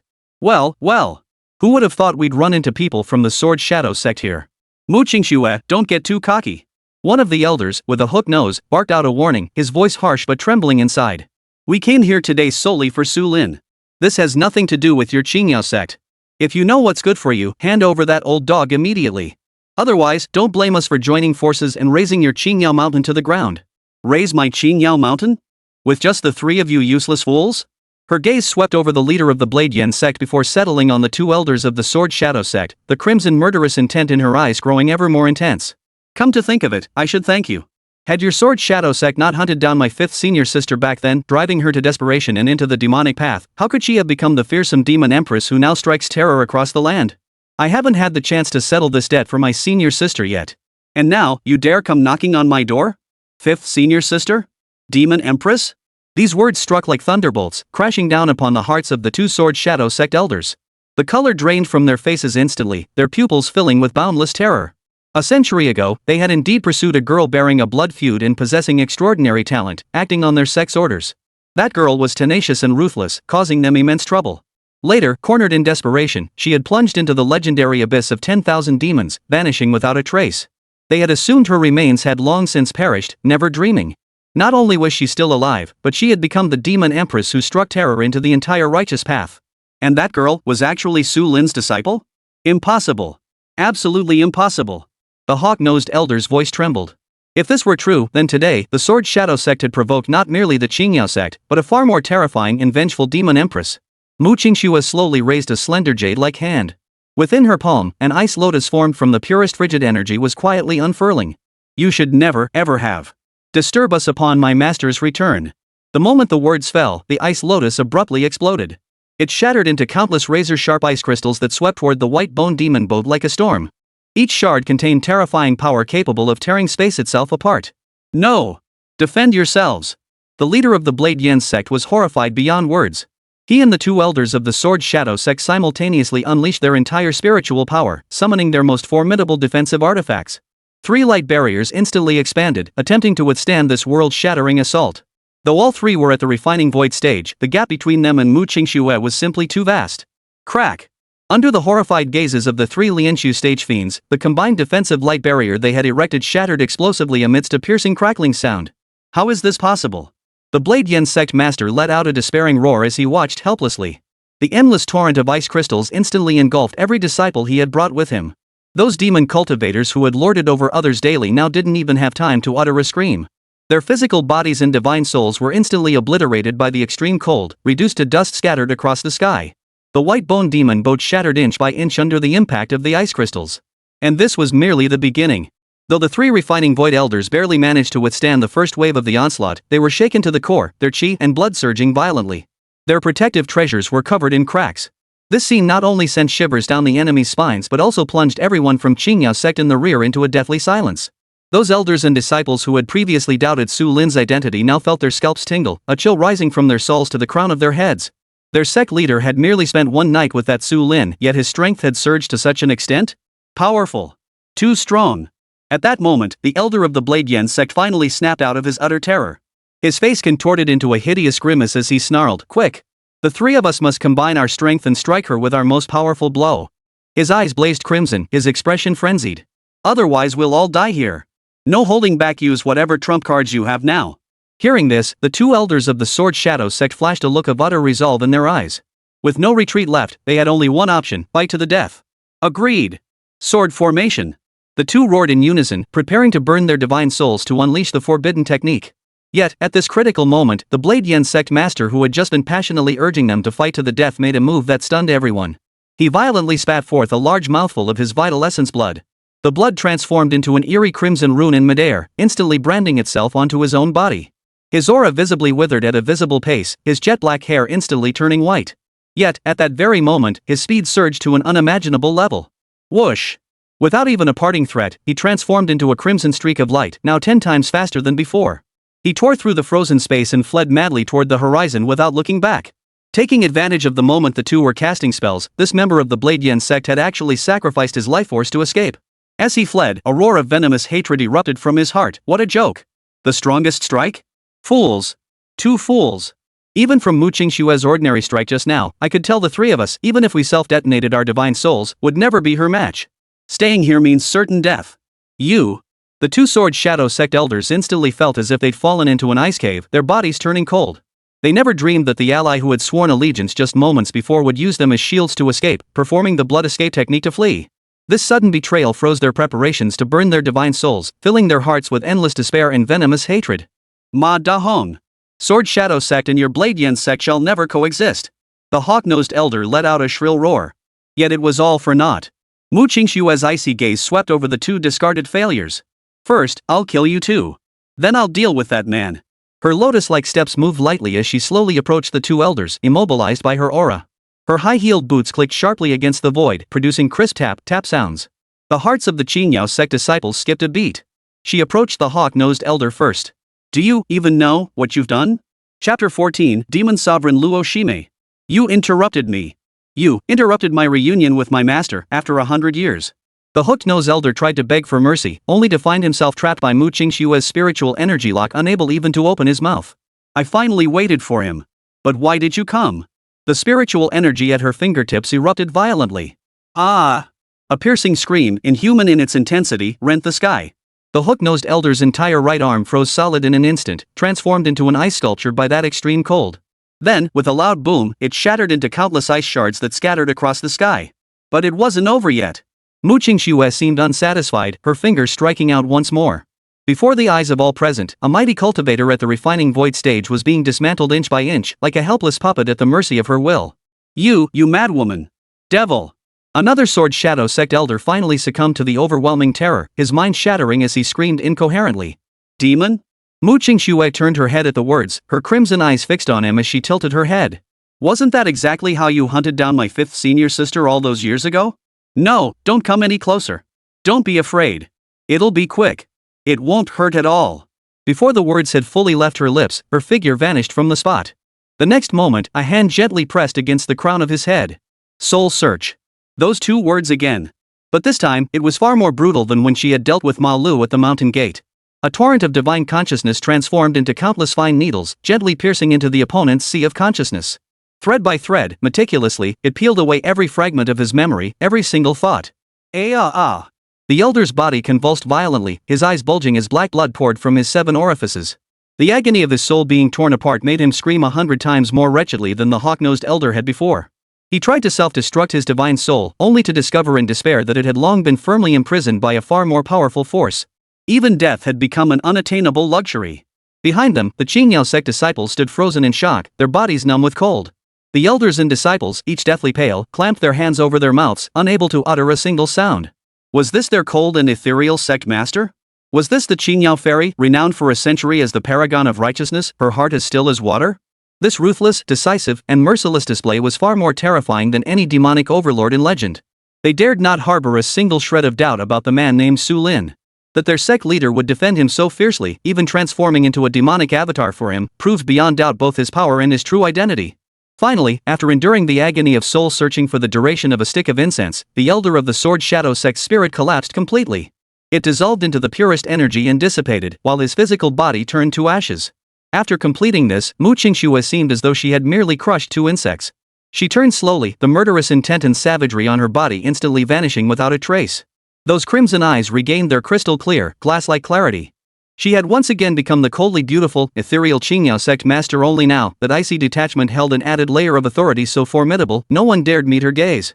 10,000 miles away, a blood-red light streaked across the sky in a desperate arc before crashing violently onto a barren, rocky wasteland. Ma Dahong, the master of the Blade Yin sect, revealed himself. His face was as pale as paper, his aura utterly depleted, and his once jet-black hair had turned completely white. To escape, he had unleashed the blood demon escape technique, burning 80% of his vital essence.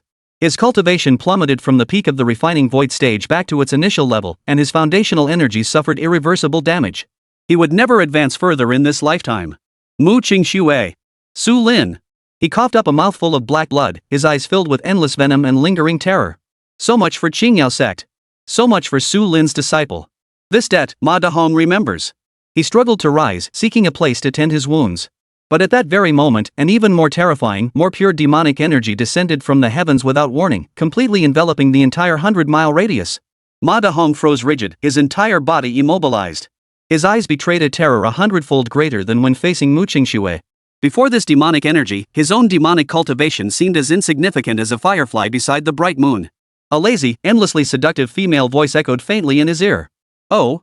It seems I hear someone addressing my master by name? Ma Dahong forced his head to turn. Perched atop a massive boulder not far away, a stunningly beautiful figure appeared, her allure both provocative and captivating. She wore a crimson-black gauze dress, her snow-white legs glimpsed through the fabric. Barefoot, her ankles were adorned with a string of mesmerizing bells. Yet, deep within her soul-stealing almond eyes, a cold indifference and cruelty floated gaze that treated all living things as worthless straw dogs. The moment Ma Dahong saw her, his mind went blank with a thunderous roar. A name that shattered his very soul escaped his lips. Luo Shime? Hearing his startled cry, the woman stretched lazily. Her crimson lips parted in a soft, tinkling laugh like silver bells, yet it plunged Ma Dahong's heart into an abyss. Luo Shime. It's been ages since anyone addressed me by my full name. She tilted her head, her bare foot tapping lightly, the bells on her ankle jingling in a crisp succession. These days, they all call me the Demon Sovereign. Demon Sovereign. It really was her. The 5th senior sister, once renowned alongside 7th junior sister Qingxue a century ago, had fallen into the demonic path for vengeance. Single-handedly, she unified the fractured demonic sects, becoming the supreme ruler of the demonic path whose might now shook the entire cultivation world. Luo Shime. Ma Dahong regretted it so much he could have turned green. What kind of blood-curdling misfortune had he stumbled into? Barely escaping death at the hands of Mu Qingxue, who'd gone mad protecting her master, only to run straight into Luo Shime, a woman 100 times more unpredictable and ruthless. Demon. Demon sovereign, spare my life. Ma Dahong cast aside all dignity befitting a Lianqiu-level powerhouse. Summoning his last ounce of strength, he threw himself to the ground, banging his head on the floor like a pestle pounding garlic. This humble servant failed to recognize the great before me. I did not know I was in the presence of the disciple of the Supreme Sovereign Su. I beg your forgiveness for my offense. Please spare my life, Demon Lord, for we are both cultivators of the demonic path. Oh? Fellow practitioners of the demonic path? Luo Shime seemed to have heard some amusing jest. She glided gracefully from the boulder, her lotus steps light, and came to stand before Ma Dahong. She extended a snow-white jade finger, gently hooking Ma Dahong's chin to force him to lift his head and meet her gaze. You, a worthless creature who fled by burning your essence, dare to compare yourself to me? Her voice remained seductive, yet all traces of amusement vanished, replaced by icy indifference. However, her tone shifted as her fingertip traced a gentle arc across Ma Dahong's cheek. Since I'm in a good mood today, I'll grant you a chance to live. A desperate glimmer of survival flared in Ma Dahong's eyes. Your Excellency, speak. I'll be your most loyal servant if you spare my life. It's simple. Luo Shime's smile regained its sweetness. Earlier, you mentioned my master. Where did you see him? How is he now? Chapter 15, Master, please wait for me. The faint urgency and tremor that slipped into her voice as she asked this question instantly made Ma Dahong seize upon it like a lifeline. So that's it. She still doesn't know about Su Lin's return. He's back, Your Majesty. Ma Dahong dared not conceal a single detail. Supreme Sovereign Su has returned. He's at Qingyao Sect. But his cultivation has plummeted. He's only at the golden core stage now. It was his 7th disciple, Mu Qingxue, who severely wounded me. As he spoke, he embellished the tale, describing how Mu Qingxue had fiercely defended Su Lin, how she'd defied the sect elders, and how she'd unleashed a bloody rampage. His intent was to stir jealousy in Luo Shime, making her believe her master favored the 7th disciple, thereby directing her anger toward Qingyao Sect. He hoped to find a sliver of opportunity for himself. Yet, upon hearing his words, Luo Shime's expression grew strangely complex. There was no jealousy, no anger. Instead, her eyes first flashed with wild delight, then transformed into an overflowing possessiveness and excitement. Master has returned? His cultivation has fallen to the golden core stage? And the first person he sought out was Shaoqi? Giggle giggle giggle. That's wonderful. Absolutely wonderful. Little 7, with that icy expression, has the most boring temperament. How could he possibly know how to take care of Master? Master must feel so lonely and insecure now that he's lost all his cultivation. He needs someone tender-hearted to stay by his side day and night. Ma Dahong watched her dazed expression, alarm bells ringing in his heart as a chill shot from his feet to the crown of his head. He finally realized the foolish mistake he had made. The possessiveness these female disciples felt toward their master was no ordinary emotion. It was a twisted, bone-deep obsession. Well then, thank you for sharing this wonderful news. Luo Shime's gaze returned to Ma Dahong. As a reward, I'll grant you the most comfortable death. No. Demon Lord. You promised to spare my life. Ma Dahong screamed in terror. Indeed. Luo Shime tilted her head. I lied to you. Before her words faded, 2 eerie pink beams shot from her hands, instantly piercing Ma Dahong's forehead. He felt his soul plunge into an illusionary realm woven from endless tenderness and supreme bliss. For the demon sovereign, I shall offer everything. He muttered this in a daze, and immediately, his physical form began to wither at a visible pace. Luo Shime turned her gaze toward the distant horizon where Qingyao Sect stood. Master, please wait for me. This time, disciple will not let anyone take you away from me again. Within the cave dwelling, Su Lin waited in silence. He sensed the icy, fierce killing intent outside briefly venting itself before receding like a tide, ultimately fading into nothingness. The entire episode had lasted no more than the burning of a stick of incense. He sighed softly within. A century had indeed changed so much. The once timid Shaoqi had now become a formidable powerhouse, capable of annihilating formidable foes with effortless ease. Just then, he sensed a familiar presence arrive at the cave entrance. Mu Qingxue had returned. Before the stone door of the cave dwelling, Mu Qingxue's figure silently materialized. She paused for a moment, drew a deep breath, and forcibly suppressed the surging blood energy stirred by the recent slaughter. She raised her hand to smooth the strands of hair at her temple. The murderous aura that could freeze souls was carefully concealed, and the crimson glare of fury in her eyes faded to clarity. Only after completing these actions did the expression unique to Su Lin's presence return to her face. Her master was still waiting for her inside. The flies outside had been dealt with. Now, no one would disturb them.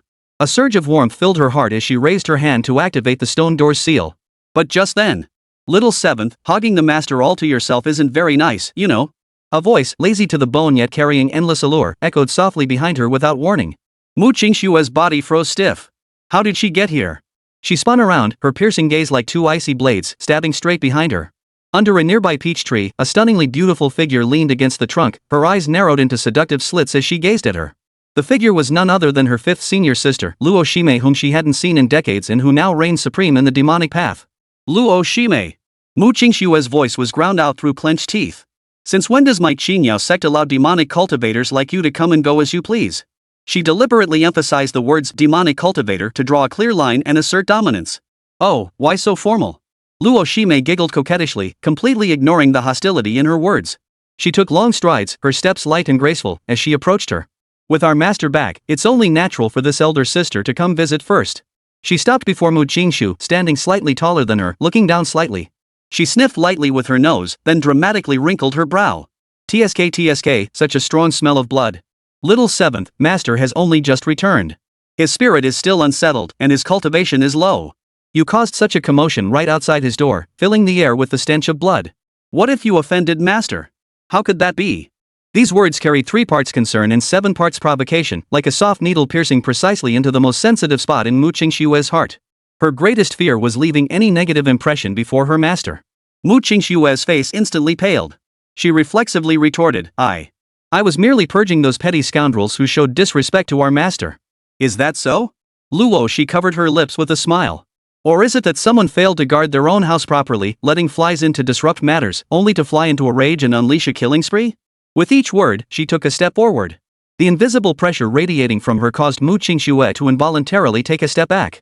At that moment, the aura emanating from Luo Shime suddenly relaxed ever so slightly before snapping back.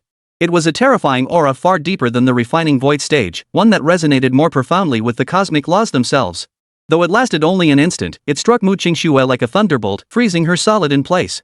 Her pupils contracted sharply, the color draining from her face as she gasped in shock. The fusion stage? You've actually broken through to the fusion stage? This revelation shook her to her core far more than any verbal provocation Luo Shime had uttered moments before. For a century, she had considered herself peerlessly gifted, diligent in cultivation, and consistently ahead of her fellow disciples.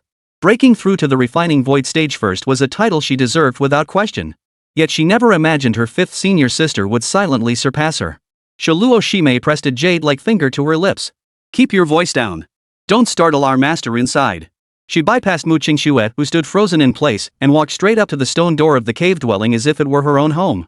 Master, she called softly without touching the protective barrier, your disciple Shime has come to see you. Chapter 16, Shime, long time no see. As her words echoed, the restrictions on the stone door dissolved as if encountering their master. The stone door slowly swung open. Only then did Mu Qingxue remember that she hadn't yet withdrawn the spiritual energy she had just arranged for Su Lin. The instant the stone door swung open, a bolt of lightning seemed to strike through Mu Qingxue's mind. Oh no!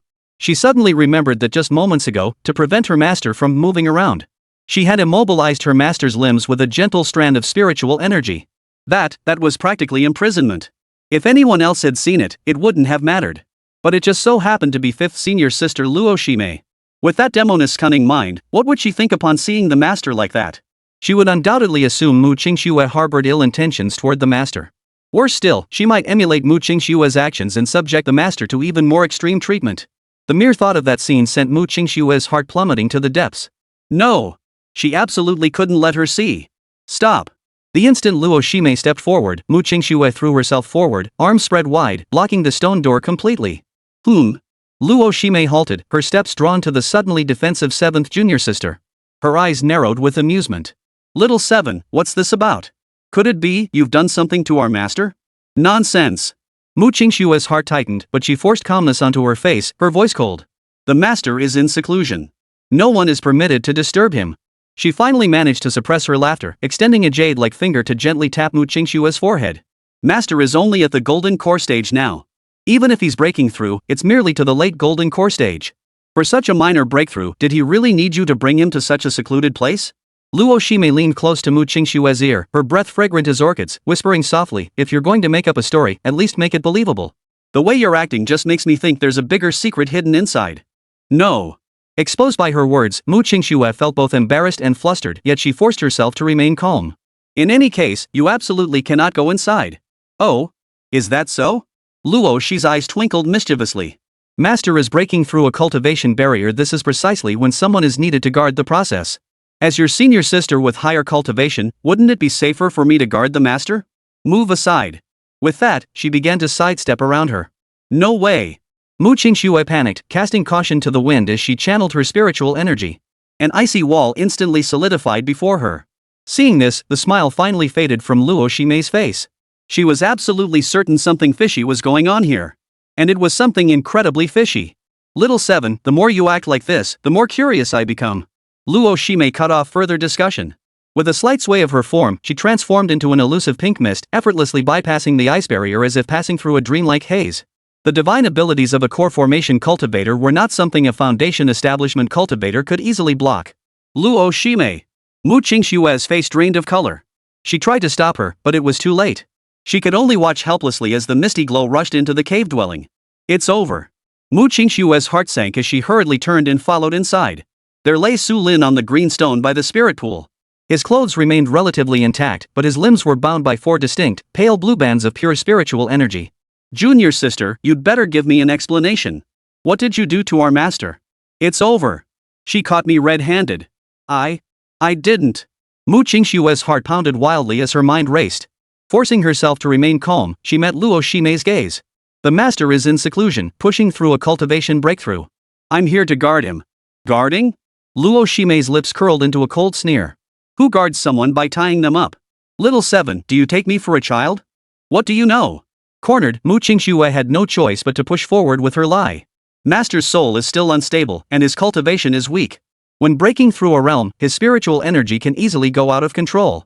I bound him with my own primordial spiritual energy to stabilize the qi surrounding his body and guide his spiritual energy back to his dantian. This is the most reliable method. Is that so?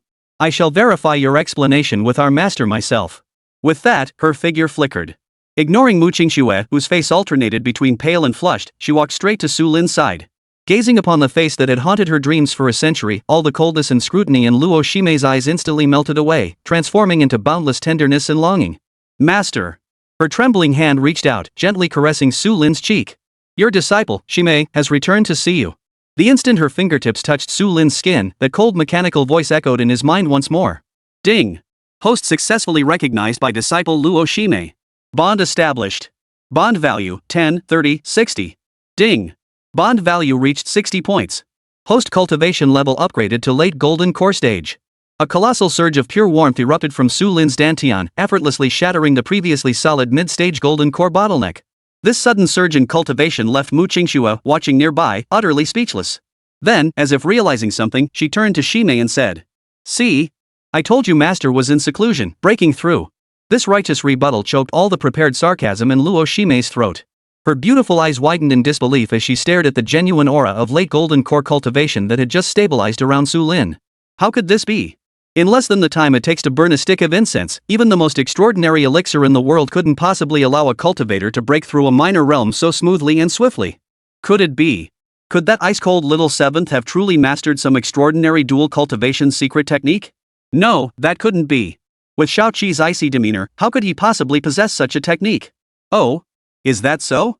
Luo Shime suppressed her shock. Far from being intimidated by Qingxue, she walked straight over to Su Lin, ignoring Qingxue's warning glare, and linked her arm through his other one. Congratulations, master, on advancing your cultivation. She offered her congratulations in a soft voice, but now that master has completed her breakthrough, shouldn't you let go of her?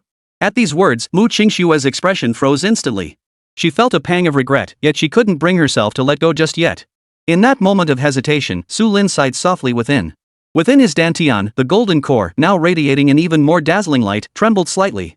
A surge of potent spiritual energy coursed through his meridians. Crack! A series of crisp snapping sounds echoed. The 4 bands of spiritual energy binding his limbs shattered inch by inch, scattering into a sky filled with sparkling points of light. This sudden turn of events left both female disciples, locked in confrontation, momentarily stunned. A flicker of astonishment crossed Luo Shi's brow. Qingxue, however, was shaken to her core. She knew better than anyone that though she hadn't used her full strength, these spiritual restraints were far from something a mere golden core cultivator could break free from so easily. Master! Su Lin slowly rose from the green stone, flexing his wrists. He glanced at Mu Qingxue, whose face was frozen in utter bewilderment, and spoke gently, "I have completed my breakthrough. Thank you for guarding me." With that single sentence, he casually brushed aside the awkwardness of the moment. Mu Qingxue flushed at his words, quickly lowering her head and murmuring, It was my duty." Then, Su Lin turned to Luo Shime beside him, his eyes softening with a smile of reunion. "Shime, it's been a long time. Chapter 17, your cultivation methods are all wrong. Master." Hearing that long-forgotten title, Luo Shime's eyes instantly reddened. Forgetting her quarrel with 7th junior sister, she pressed herself against Su Lin, burying her face in his shoulder. Her voice carried a hint of pouting grievance. "I missed you so much. You left for 100 years. I thought I'd never see you again." The scent of perfume filled his embrace, soft and fragrant. Even Su Lin, once a supreme great perfection cultivator, felt his heart stir at that moment. Luo Shime, his 5th disciple, had always been the most adept at coaxing and the most skilled at stirring hearts among his pupils. A century had passed, and with her cultivation's growth, this charm had reached a soul-stealing, spirit-capturing level. "It's all in the past now," Su Lin murmured softly, patting her back gently in consolation. Mu Qingxue, watching their intimate exchange from the side, felt alarm bells ringing in her heart. An inexplicable surge of anger flared up within her. She stepped forward without showing it, forcing her way between them to separate Luo Shime from Su Lin. Her face remained icy, but her tone carried a hint of bitterness. "5th senior sister, you are now the supreme of the demon path. Such improper conduct, if word gets out, won't the whole world laugh at us? You yourself said I am the supreme master of the demonic path. Why should I care what the world thinks of my actions? Anyone who objects gets killed." Luo Shime, cut off mid-sentence, retorted without flinching. "But what about you?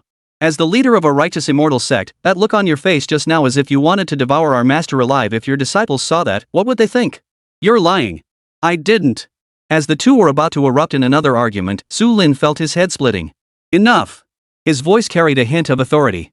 Though his cultivation was modest, the supreme dignity emanating from the depths of his soul instantly silenced both disciples. Luo Shime promptly knelt on one knee, lifting her pitifully beautiful face to gaze intently at Su Lin. "Master, you have just returned. Your soul is still unstable, and your cultivation is weak. How can you remain in this cold Qingyao Sect? Why not come with me to my 10,000 demons hall? My palace holds countless heavenly treasures and rare herbs, the most comfortable resting place. I can attend to you day and night, tending to your health and aiding your cultivation recovery. I promise, Master, I will ensure you break through to the nascent soul stage in the shortest time possible." Hearing this, Mu Qingxue could no longer contain herself. "Senior sister, our master's cultivation hasn't fully recovered yet. Your 10,000 demons hall is filled with practitioners of the demonic path. Who knows if someone might harm our master? My dear junior sister, are you joking?" She stifled her laughter, her seductive eyes glancing sideways at Mu Qingxue. "My 10,000 demons hall is my domain. Whoever dares disrespect our master, guess how many ways I'll make them wish they were dead?" She extended a slender jade-like finger, lightly tapping her crimson lips as her tone turned icy. 108 tortures I could make them endure, each one in turn, guaranteeing no repetition. "Tell me, who would dare?" Mu Qingxue was instantly speechless. Luo Shime pressed on relentlessly, gliding closer with graceful steps. "But look at your place," she said, her gaze sweeping beyond the cave dwelling. "Which blind fool dared strike your mountain gate just now and insult our master? Had you not failed to protect the mountain, how could our master's peaceful retreat have been disturbed?" Mu Qingxue found herself at a loss for words. "So, little 7, Luo Shime reached out, affectionately tucking a strand of hair behind her ear, leave the task of protecting our master to senior sisters with greater cultivation. You, my dear, still have a long way to go. Besides," Luo Shime smiled faintly, "senior sister here possesses many secret techniques that could help the master rapidly advance his cultivation." As she spoke, her eyes lingered suggestively on Su Lin. At these words, Mu Qingxue's expression instantly turned pale. What senior sister was referring to was precisely the dual cultivation technique she herself had obtained. Moreover, such secret techniques place extremely high demands on the female practitioner. Only a woman of pristine purity can transfer her most essential essence to the master without loss. Su Lin rose from the stone slab, casting a helpless glance at Mu Qingxue blocking his path before shifting his gaze to Luo Shime, whose eyes sparkled with allure. A splitting headache gripped his temples. What was going on? What on earth was happening? My two disciples, one the pinnacle of the righteous path, the other the supreme of the demonic path, each surpassing the other in cultivation. One at the refining void stage, the other at the merging core stage. Yet now, both of them were lusting after my golden core stage body? Su Lin looked down at himself. His cultivation had plummeted, his spiritual power now feeble. And they both transformed into peerless beauties, radiating unparalleled charm. This is not how it was supposed to be. 100 years ago, he was the one shielding them from storms, while they gazed up at him with eyes full of admiration. But now, the way they looked at him, it was as if they wanted to devour him?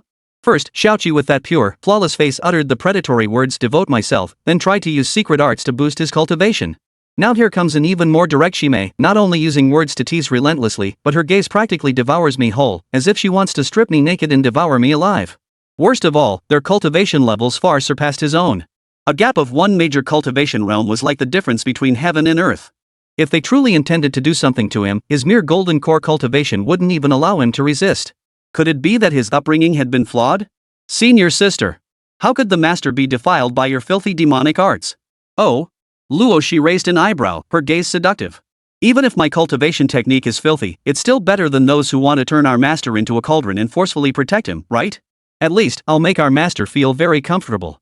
What nonsense are you spouting? My cultivation technique is also meant to help master elevate his cultivation.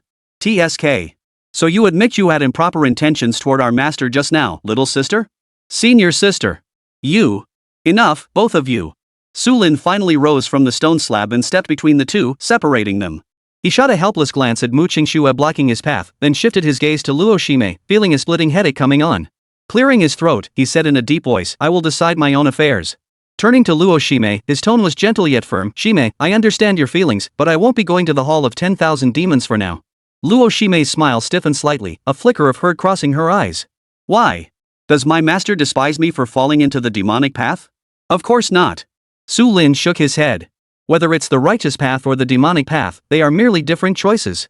When I taught you all back then, I never placed importance on such sectarian divisions. He paused, then explained, it's just that news of my return will likely spread throughout the entire cultivation world soon. The Blade Yen sect is merely the beginning. I made many enemies back then, and now that I've lost all my cultivation, it's the perfect opportunity for them to exact their revenge. Chapter 18, Resonance of Bonds. If I were to join your 10,000 Demons Hall, I would only make you a target for everyone, drawing the righteous path's assault. I do not wish to burden you with trouble. His words were reasonable and considerate, clearly stating his position while constantly thinking of her best interests. The slight unease in Luo Shimei's heart instantly vanished, replaced by a wave of warmth. Her master was still the one who cherished her most. Her eyes flickered with understanding as she quickly found a way out. You are right, master. I was too hasty in my thinking. However, she shifted her tone, her gaze returning to Mu Qingxue. Since master won't go to my place, I feel even more uneasy about you staying here. What if more powerful villains come to disturb you, master? Before Mu Qingxue could object, she made her decision, linking arms with Su Lin and declaring, therefore, this disciple has resolved. Until master regains the strength to protect yourself, I shall remain at Qingyao Sect, guarding you every step of the way. What? At those words, Mu Qingxue's face instantly darkened to the color of a sooty pot bottom. Inviting wolves into the house. This was nothing short of inviting wolves into the house. Impossible, she snapped without hesitation. Qingyao Sect is a righteous immortal sect. How could we possibly tolerate a supreme demonic cultivator like you staying here long term? Enough, he declared, pulling his arm free from Luo Shimei's grasp as he made his final decision. Shimei stays. Well, one more person means one more strength. But you must restrain your demonic energy, lest you embarrass Xiaoshui. With that, neither spoke further. Luo Shimei, however, looked like a fox that had won a battle. She shot Mu Qingxue a smug glance before turning her gaze to Su Lin. Her mesmerizing peach blossom eyes brimmed with unabashed admiration and possessiveness. Master, you must be tired. Let me help you rest.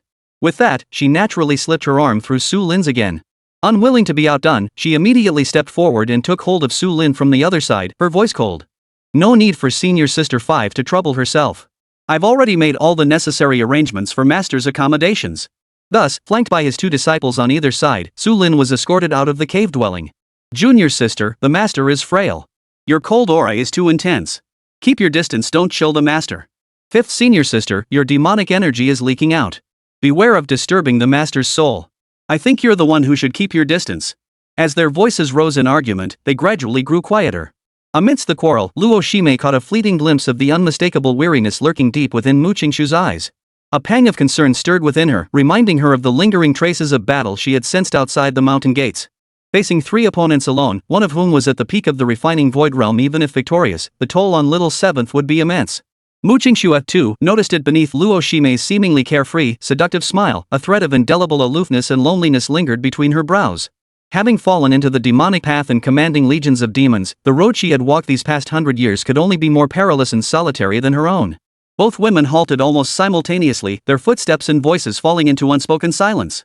The atmosphere grew awkward for a moment. Finally, Luo Shimei spoke first. She retrieved an exquisite jade vial from her storage ring and thrust it into Qingxue's hand without a word, her tone still tinged with arrogance. Here. Look at you, pale as a ghost.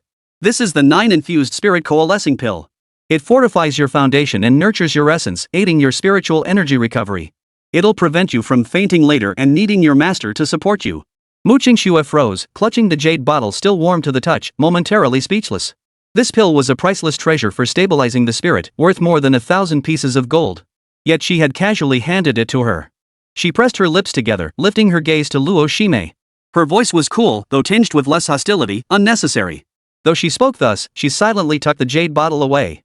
Then, she retrieved a shimmering black cloak from her storage ring and handed it over. Your demonic energy is too overwhelming here. Wearing this will help conceal your aura. The concealing veil should mask your presence, preventing unnecessary gossip about our sect. Luo Shime stared at the cloak, stunned. This veil of concealment effectively prevented demonic energy from backfiring on its wearer, a true treasure. She accepted the cloak, a barely perceptible curve lifting the corners of her mouth. Thank you, junior sister. Amidst this tense atmosphere, the cold mechanical voice echoed in Su Lin's mind once more, without warning. Ding! Detected fellow-disciple bond formed between disciple Qingxue and disciple Luo Shime. Bond value plus 10. New system feature unlocked, bond resonance. Bond resonance, when disciples form and increase bond values, a resonance effect triggers, significantly boosting the host's and associated disciples' bond values. Ding! Affected by bond resonance, the host's bond value with Qingxue increases by plus 20. Bond value with Luo Shime increases by plus 20. Qingxue bond value, 120. Luo Shime bond value, 80. Su Lin was utterly stunned. Is this even possible? By improving relationships with his disciples, he could grow stronger too? After stepping out of the cave, Su Lin suddenly remembered something he'd intended to tell Qingxue earlier, but had been repeatedly distracted by other matters. His gaze fell upon the protective mountain array enveloping the entire Qingyao Sect. The pale blue light screen shimmered with ethereal energy, runes swirling within it, seemingly flawless. Xiaoshui, Su Lin spoke softly, this mountain defending array must have cost you a great deal of effort, right? Qingxue didn't know why her master suddenly asked about this, but she still answered respectfully. Yes, master. Based on the 9 palaces heavenly origin array you taught me years ago, I spent several years integrating 3,600 variations. I dare not claim perfection, but to completely break the array, it would require a late-stage core formation cultivator. Impregnable? Not necessarily. At these words, Qingxue's expression shifted subtly. What do you mean by that, master? Luo Shime also grew curious. She was eager to see how a master currently only at the golden core stage would critique the prized formation laid by a great cultivator at the refining void stage. Su Lin did not answer directly. Instead, he bent down and casually picked up a fist-sized, ordinary stone from the ground. He weighed the pebble in his hand, his gaze returning to the seemingly flawless light screen. His eyes grew focused and sharp, as if calculating some profound, esoteric trajectory beyond mortal comprehension. The way of formations lies in balance, not absolute defense. Overemphasizing defense causes the entire formation to lose its flow. Luo Shime spoke up with keen interest from the side, this disciple is dull-witted. Might the master demonstrate for us how exactly an array loses its flow? Under the two women's starkly contrasting gazes, Su Lin stepped forward and gave his wrist a slight flick. The unremarkable pebble slipped from his grasp. Its speed was not fast, even somewhat slow, and its trajectory was unremarkable. Yet, within Luo Shime and Qingxue's spiritual senses, the pebble's path seemed to embody some profound cosmic truth, achieving perfect harmony with every strand of spiritual energy in the surrounding space. Chapter 19, The Way of Formations. It avoided all areas of surging spiritual energy, following an invisible path at an unfathomable angle. Without deviation, it flew toward an inconspicuous spot on the light screen. That's... Qingxue's pupils suddenly contracted, her heart pounding violently. That location was the most remote and spiritually obscure of the array's 3,660 transformation nodes, the Eye of the Sun Wind, governing concealment and illusion. But, how did the master locate this node so precisely without activating any divine sense detection? Just as her mind was seized by terror, the pebble finally touched the light screen gently, silently. Pop. A faint pop, like a bubble bursting. Then, a scene unfolded that would remain etched in both women's memories forever. Centered on that ripple, the entire mountain-enveloping protective array of Qingyao Sect, the previously invisible flow of spiritual energy was forcibly revealed in that instant. Upon the pale blue light barrier, countless dazzling rays crisscrossed like the meridians of a human body, sketching out an incredibly intricate and profound array diagram. And that tiny pebble was like a grain of sand precisely thrown into the gears of a complex machine. Hum. A deep, resonant hum reverberated across the heavens and earth. The entire array's operation stalled for 1/10,000th of an instant. Then, a chain reaction erupted. All the flowing beams of light began to flicker violently, their brilliance flickering on and off. The once smooth and effortless circulation of spiritual energy became chaotic and disordered. The pale blue light screen enveloping the entire mountain range began flickering violently like a poor signal, its color growing wildly unstable. How could this happen? Mu Qingxue froze completely, all color draining from her face. This was her crowning achievement, the result of years of painstaking effort, yet now it was plunged into a state of near paralysis all because of a single pebble. The lazy, amused expression on Luo Shimei's face vanished completely, replaced by unprecedented shock and burning intensity. She saw clearly that her master's technique relied not on brute force. It was the pinnacle of mastery over the Tao of formation, achieving breaking the surface with a single point, overcoming force with ingenuity. Su Lin's voice drifted softly, offering enlightenment to his two disciples, both now frozen in awe. You pursued the ultimate in defense, fortifying every node to be impenetrable, yet neglected the flow of spiritual energy between them. Sacrificing vitality for stability has rendered the entire formation rigid and lifeless, despite its outward solidity. He pointed to the spot where the pebble had struck. The point I struck was precisely the weakest link in the entire spiritual energy cycle of your formation. A mere trace of external force, applied at the precise moment, could shatter the seemingly perfect equilibrium and plunge the entire formation into chaos. Mu Qingxue listened to her master's teachings as if struck by lightning, yet also as if awakened by a sudden realization. Cold sweat instantly drenched her. She understood. She understood completely. The masterpiece she had spent a century perfecting, the one she had been so proud of, was riddled with flaws in her master's eyes. At that very moment, the system's notification chime sounded again in Su Lin's mind. Ding! Host has guided disciples Mu Qingxue and Luo Shimei to profound understanding of the Tao of array formation, earning their heartfelt admiration and significantly boosting bond values. Affected by bond resonance, Host's bond value with Mu Qingxue plus 50. Bond value with Luo Shimei plus 50. Mu Qingxue bond value, 170. Luo Shimei bond value, 130. Ding! Host's bond value with disciple Luo Shimei has surpassed 100 points life and death bond, achieving a special accomplishment. System special reward being distributed. Reward, Tailiangi formation. The two disciples before him had long been utterly captivated by his earlier masterful techniques and profound yet accessible teachings. Master. Mu Qingxue stepped forward, bowing deeply to Su Lin with heartfelt reverence. This disciple acknowledges her error. Master's abilities are beyond my comprehension. Just as the atmosphere grew tense, several figures radiating overwhelming power raced down from the sect's surrounding peaks. Their stances were tense and defensive, as if facing a formidable enemy. What's happening? Has the Great Formation been attacked again? Something's wrong. This disturbance is even more intense than when the Blade Yen sect attacked earlier. We might be facing an unparalleled foe. The Grand Elder, leading several core elders, swiftly arrived at the location where Su Lin and the others stood. Upon seeing the scene before them, everyone froze in shock. The expected scene of a bloody battlefield did not materialize. Instead, their sect leader, Mu Qingxue, stood before a man named Su Lin with profound respect, her expression filled with both remorse and admiration. As for Su Lin, his aura seemed even more formidable than before.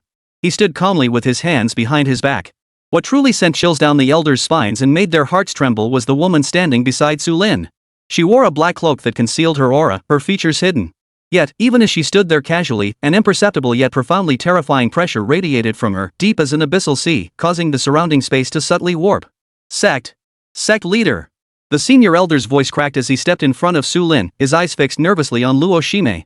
This venerable elder is. He had braced himself for the sect to be drenched in blood today. Yet what unfolded next left them utterly dumbfounded. Before Mu Qingxue could speak, the mysterious female cultivator at the fusion stage giggled softly, stepping forward of her own accord. She wrapped her arm around Su Lin's in an intimate gesture, resting her head lightly against his shoulder. Why do you Qingyao Sect disciples always make such a fuss? Luo Shimei's voice was languid yet carried clearly to every elder's ears. There was no enemy attack just now. It was my master guiding 7th junior sister in her array formation. Master? 7th junior sister? These two words struck the elders like bolts of divine thunder, crashing down upon their very crowns. Their minds froze completely in that instant, plunging into utter blankness. Their mouths gaped open involuntarily, eyes bulging like copper bells. This terrifying great perfection stage powerhouse actually addressed Su Lin as master? Then, it dawned on them this must be another one of Su Lin's former disciples. After that, they dared not say another word, merely standing frozen in place. Unfazed by the stares, Su Lin gazed at the damaged formation before him and said calmly, "Today, I shall bestow upon you another formation to replace your mountain-defending array." At these words, the entire crowd fell silent. Give a mountain-defending formation? The elders nearly thought they'd misheard. A mountain-defending formation was the very foundation and face of a sect. Its intricate deployment and immense resource expenditure were beyond estimation. Even the most elite array masters required decades, even centuries, of meticulous planning and construction to establish such a grand formation. Yet Supreme Sovereign Su, he was offering it away as if it were nothing? Mu Qingxue's delicate frame trembled, her eyes brimming with disbelief and excitement. Not only had her master pointed out her mistake, but he was personally rectifying it by bestowing upon her an unparalleled array formation. What an immense blessing this was! Chapter 20, She's broken through again? As Su Lin finished speaking, he said no more, merely moving his thoughts. In the next instant, an ancient jade slip, radiant with flowing light and shrouded in chaotic energy, materialized in his palm. The moment it appeared, an aura of profound and mysterious Tao essence instantly spread out. The surrounding celestial and terrestrial chi seemed to be guided by some force, spontaneously swirling around the jade tablet. Everyone present, whether Mu Qingxue at the refining void stage, Luo Shime at the fusion stage, or the elders at the transformation spirit and nascent soul stages, felt their souls tremble violently the instant they sensed this aura. This is... Mu Qingxue, standing closest, felt it most acutely. Merely gazing at the jade tablet, she sensed her comprehension of the Tao of array arts surging upward at an unimaginable speed. Many previously obscure and difficult to understand bottlenecks suddenly showed signs of becoming crystal clear under the wash of this Tao essence. This formation is called the Tailiangyi formation. Su Lin's voice was calm and composed, as if he were holding an ordinary stone. This formation divides into yin and yang, unites the way of the Supreme One, and possesses both offensive and defensive capabilities, endlessly regenerating. He handed the jade slip to Mu Qingxue, whose mind was already overwhelmed. You take the lead. Shimei will assist from the sidelines. Yes, master. Mu Qingxue's hands trembled as she accepted the jade slip. The instant her divine sense probed within, an ocean of array knowledge far vaster than she could have imagined surged into her sea of consciousness.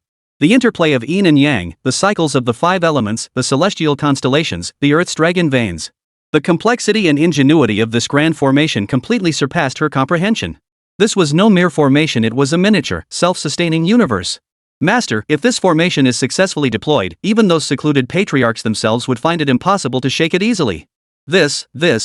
The elders present, including the Grand Elder, were utterly speechless. Gazing at the jade slip suspended in midair, they sensed a primordial divine essence that seemed to emanate from the dawn of creation.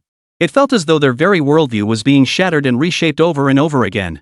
They had lived for centuries, priding themselves on their vast experience, yet everything before them now utterly defied their comprehension.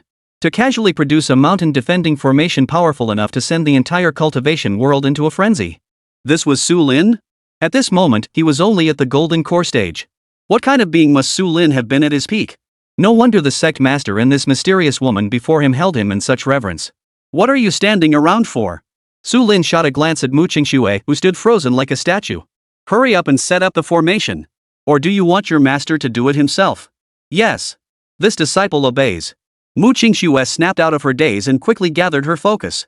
Luo Shimei also shed her usual languid demeanor, her expression turning solemn.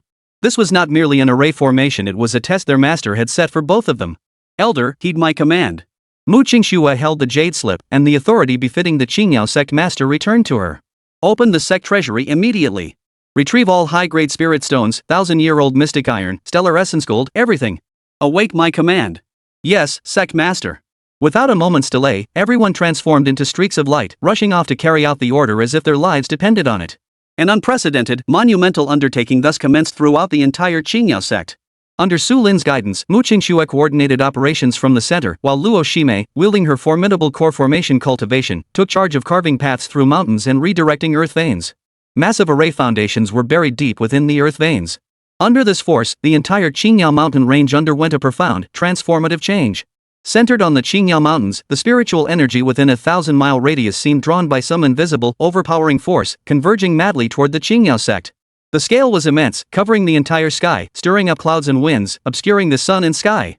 The dense spiritual energy even condensed into a rainbow-hued radiance mid-air, bathing Qingyao Sect in a divine glow that made it appear like a celestial realm. Then, an even more astonishing spectacle unfolded. At the very heart of the colossal vortex of spiritual energy, intricate golden runes mysterious and imbued with the ultimate truths of heaven and earth materialized out of thin air. Such a celestial phenomenon instantly alarmed every sect within 1,000 miles of Qingyao Sect.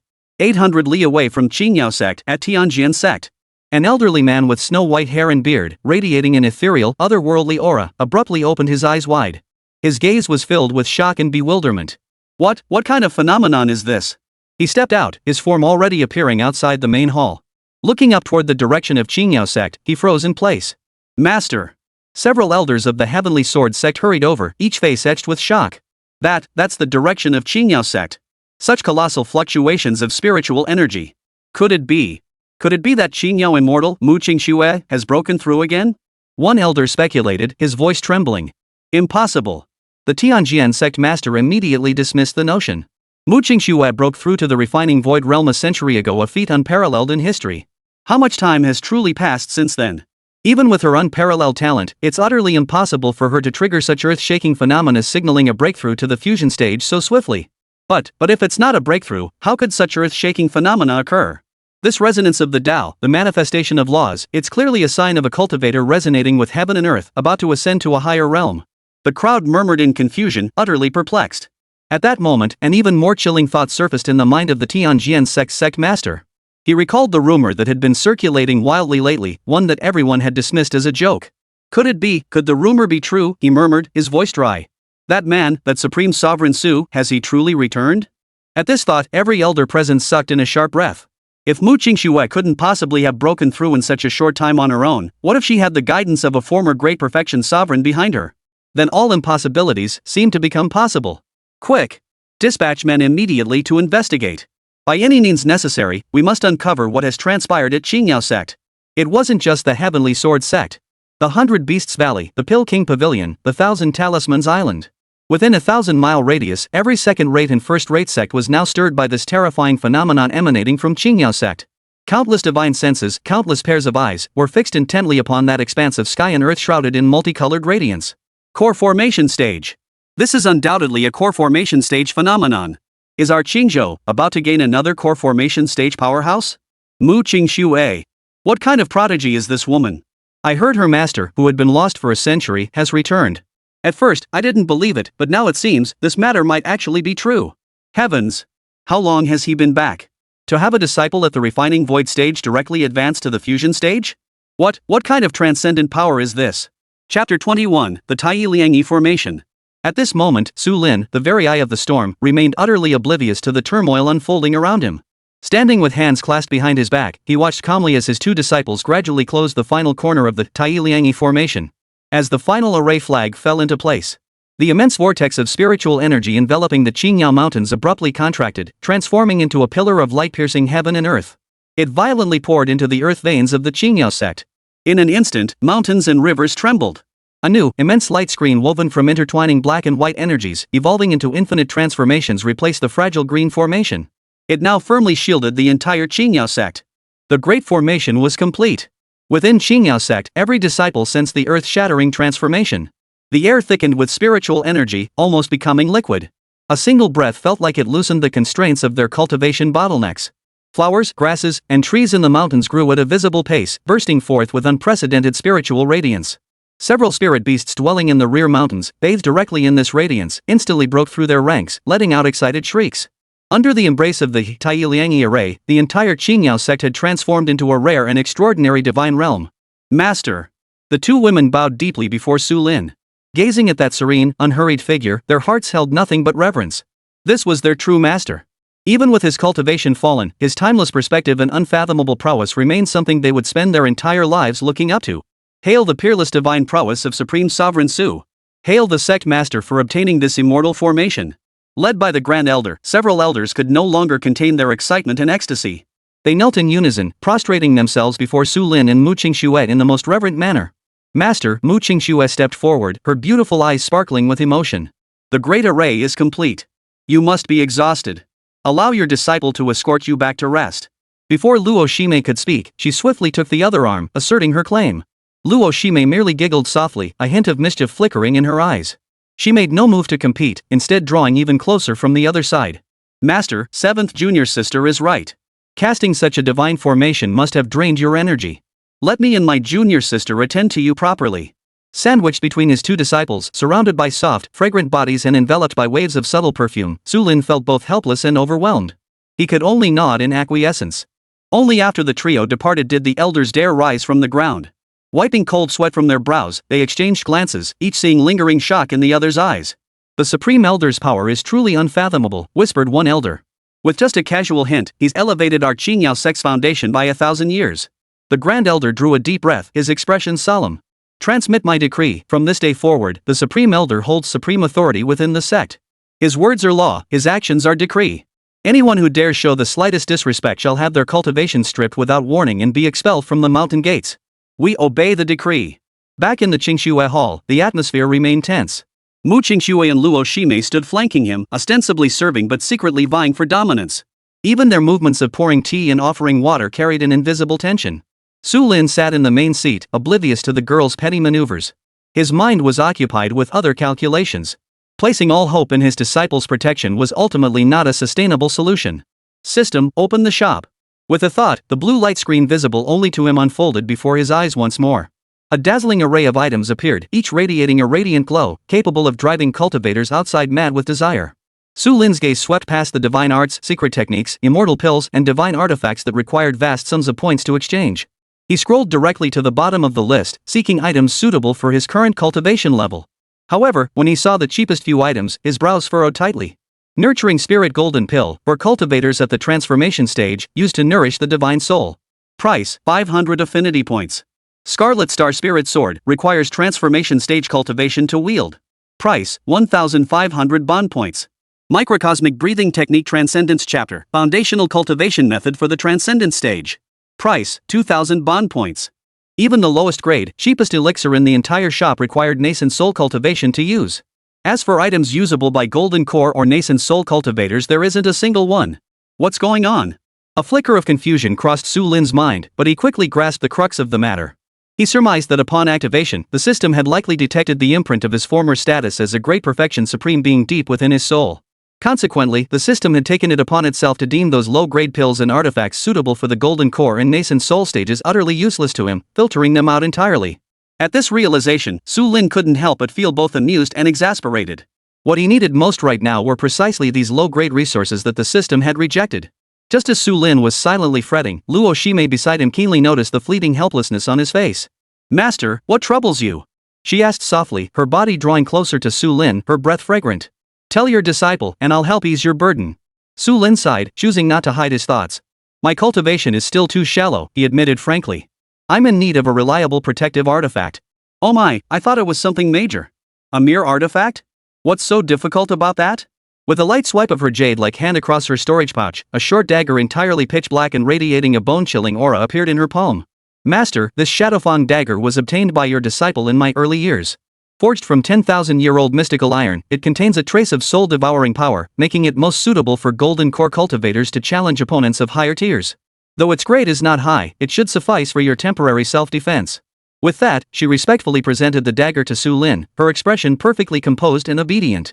Mu Qingxue, witnessing this, gritted her teeth in fury and snorted coldly, "A mere high-grade artifact? How dare you present such a thing? Master's body is worth 10,000 gold pieces, how could he possibly use such a mundane object?" The instant Luo Shime placed the dagger into Su Lin's hand, the system alert sounded once more within his mind. Ding!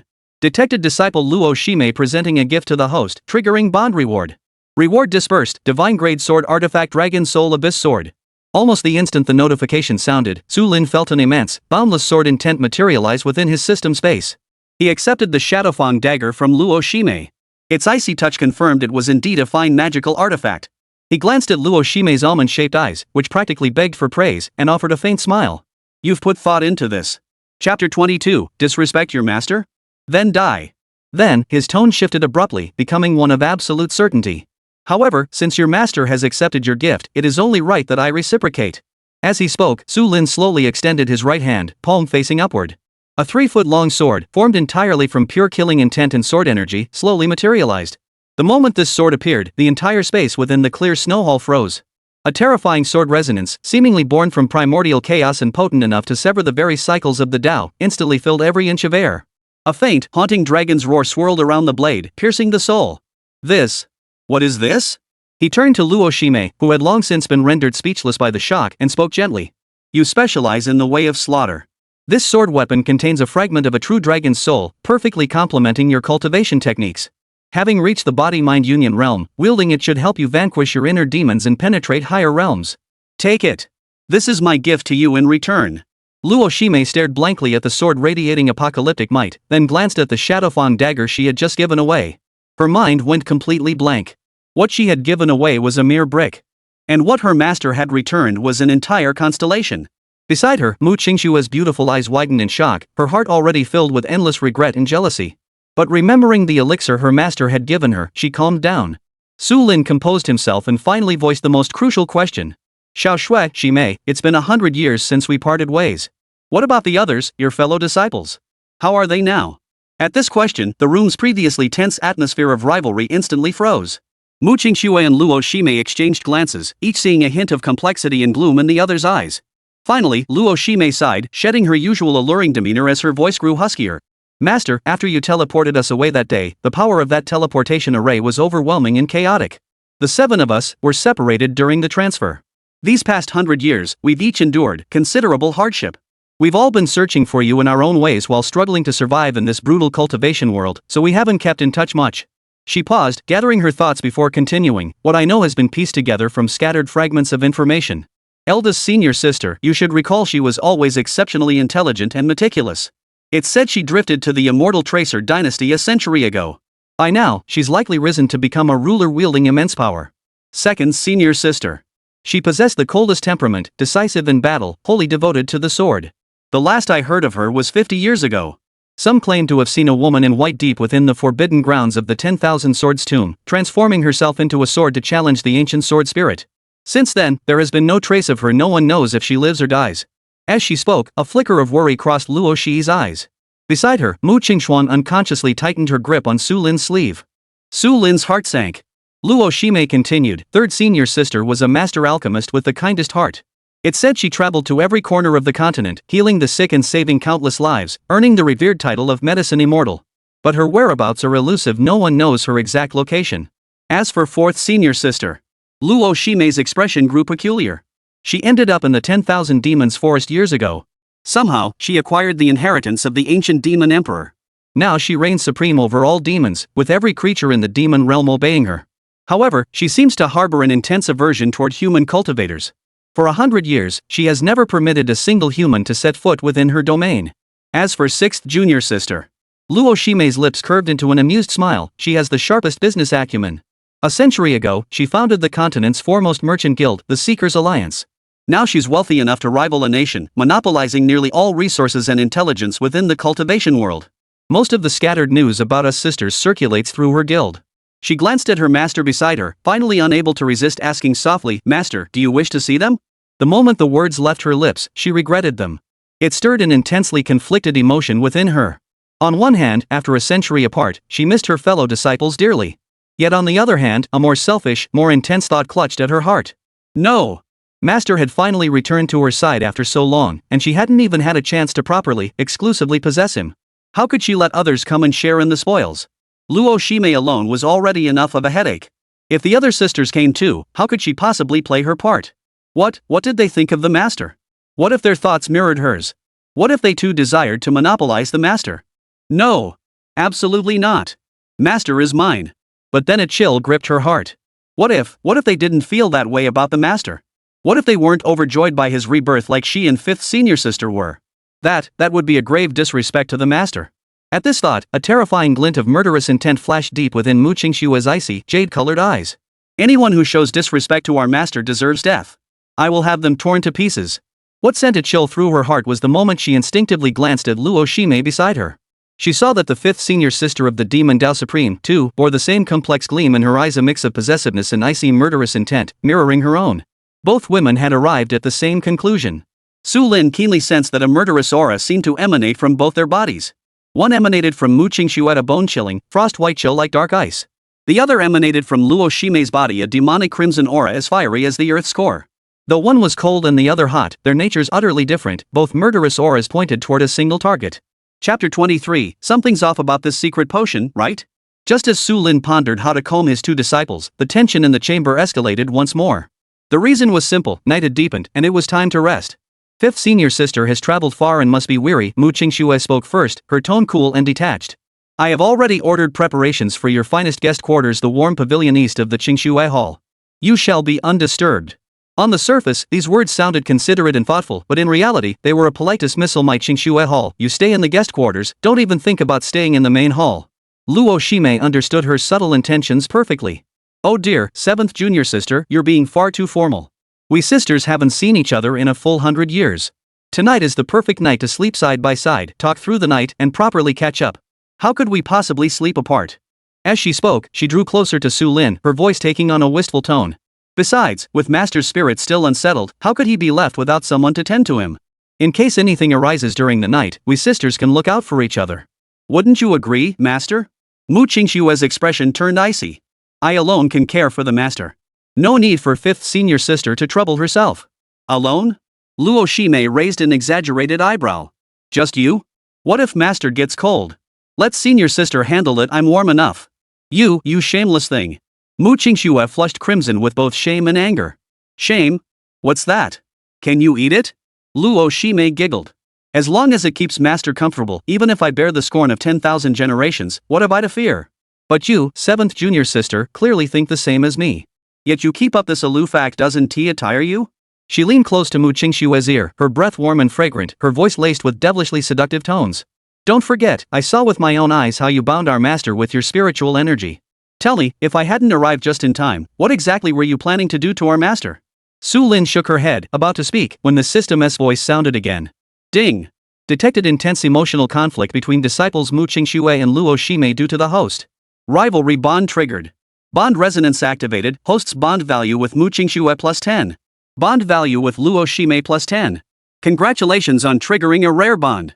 Special system rewards being distributed. Reward, Elixir 1 bottle. Su Lin froze. Such a stroke of luck? This actually increases bond values? And what's this about a secret potion? Are the pills produced by this system even legit? Alright. Su Lin cleared his throat, interrupting their standoff. Under their puzzled gazes, he flipped his palm, revealing a small, milky white jade bottle radiating a faint warmth. What is this? Mu Qingxue and Luo Shime's attention was instantly drawn to this jade bottle they'd never seen before. Luo Shime, as a supreme master of the demonic path, had seen countless rare treasures, yet she had never encountered such an extraordinary pill bottle.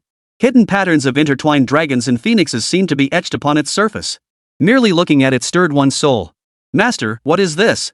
Luo Shime leaned in curiously, gently sniffing the tip of her nose, yet detected not a trace of medicinal scent. Su Lin was equally intrigued. He held the jade bottle close to examine it, finding it smooth and warm to the touch, like clasping a piece of warm jade. He gave it a gentle shake, but no sound of pills rattling inside reached his ears. I don't know either. I just found it in my storage pouch. Under the curious and expectant gazes of the two women, Su Lin slowly unscrewed the bottle cap. No pills rolled out as expected, nor did a rich medicinal fragrance fill the air. Instead, a faint wisp of smoke, tinged with a delicate pink glow, rose gently from the bottle's mouth. With astonishing speed, it instantly filled the entire hall. An indescribably sweet fragrance, utterly beyond words, filled the nostrils of all three. Su Lin instantly realized, quickly resist with your spiritual energy. This is a mind-numbing incense. The situation was even worse for the two female disciples beside him. Mu Qingxue's cold, jade-colored eyes glazed over with a hazy mist. Luo Shime's slender frame went limp, collapsing directly onto the floor. Under the cover of night, Qingxue Hall transformed into a special kitchen. Su Lin was the master chef at the helm. Faced with two such exquisite ingredients, how could he not be tempted? The snow-capped lotus, cold as 10,000-year-old black ice. And the crimson dragon fruit, blazing like fiery flames. Their medicinal power surged like a red-hot iron wok, their passionate torrent of boiling oil. As these two utterly contrasting ingredients entered the cauldron together, a fusion and collision of ice and fire commenced. At first, the chef attempted to control the heat, seeking to simmer gently and savor the ingredients' pure essence. Yet the ingredients themselves possessed astonishing energy. Refusing to be passive, they actively clung to the spatula, attempting to turn the tables and transform the chef into the dish itself. Thus, a fierce culinary battle erupted. At times, it was a fierce stir-fry, with the chef flipping the wok wildly, the ice lotus petals blushing red in the flames. At other times, the heat was turned low to reduce the sauce, creating a rich, flavorful broth that filled the air with an enticing aroma. Facing these two top-tier ingredients with overwhelming energy, the chef showed no sign of being overwhelmed. Using his soul as the spatula and his spiritual power as the heat, he transformed what could have been a chaotic cooking disaster into a symphony composed by his own hand. With precise control over each stir's force and impeccable timing in flipping the wok, he gradually melded the two utterly contrasting flavors of ice and fire. Finally, the peerless dish known as Ice and Fire Dragon and Phoenix Auspiciousness was completed. The rich aroma of the dish seemed almost tangible, while juices from the ingredients splattered everywhere. As the first rays of dawn touched Su Lin, he awoke.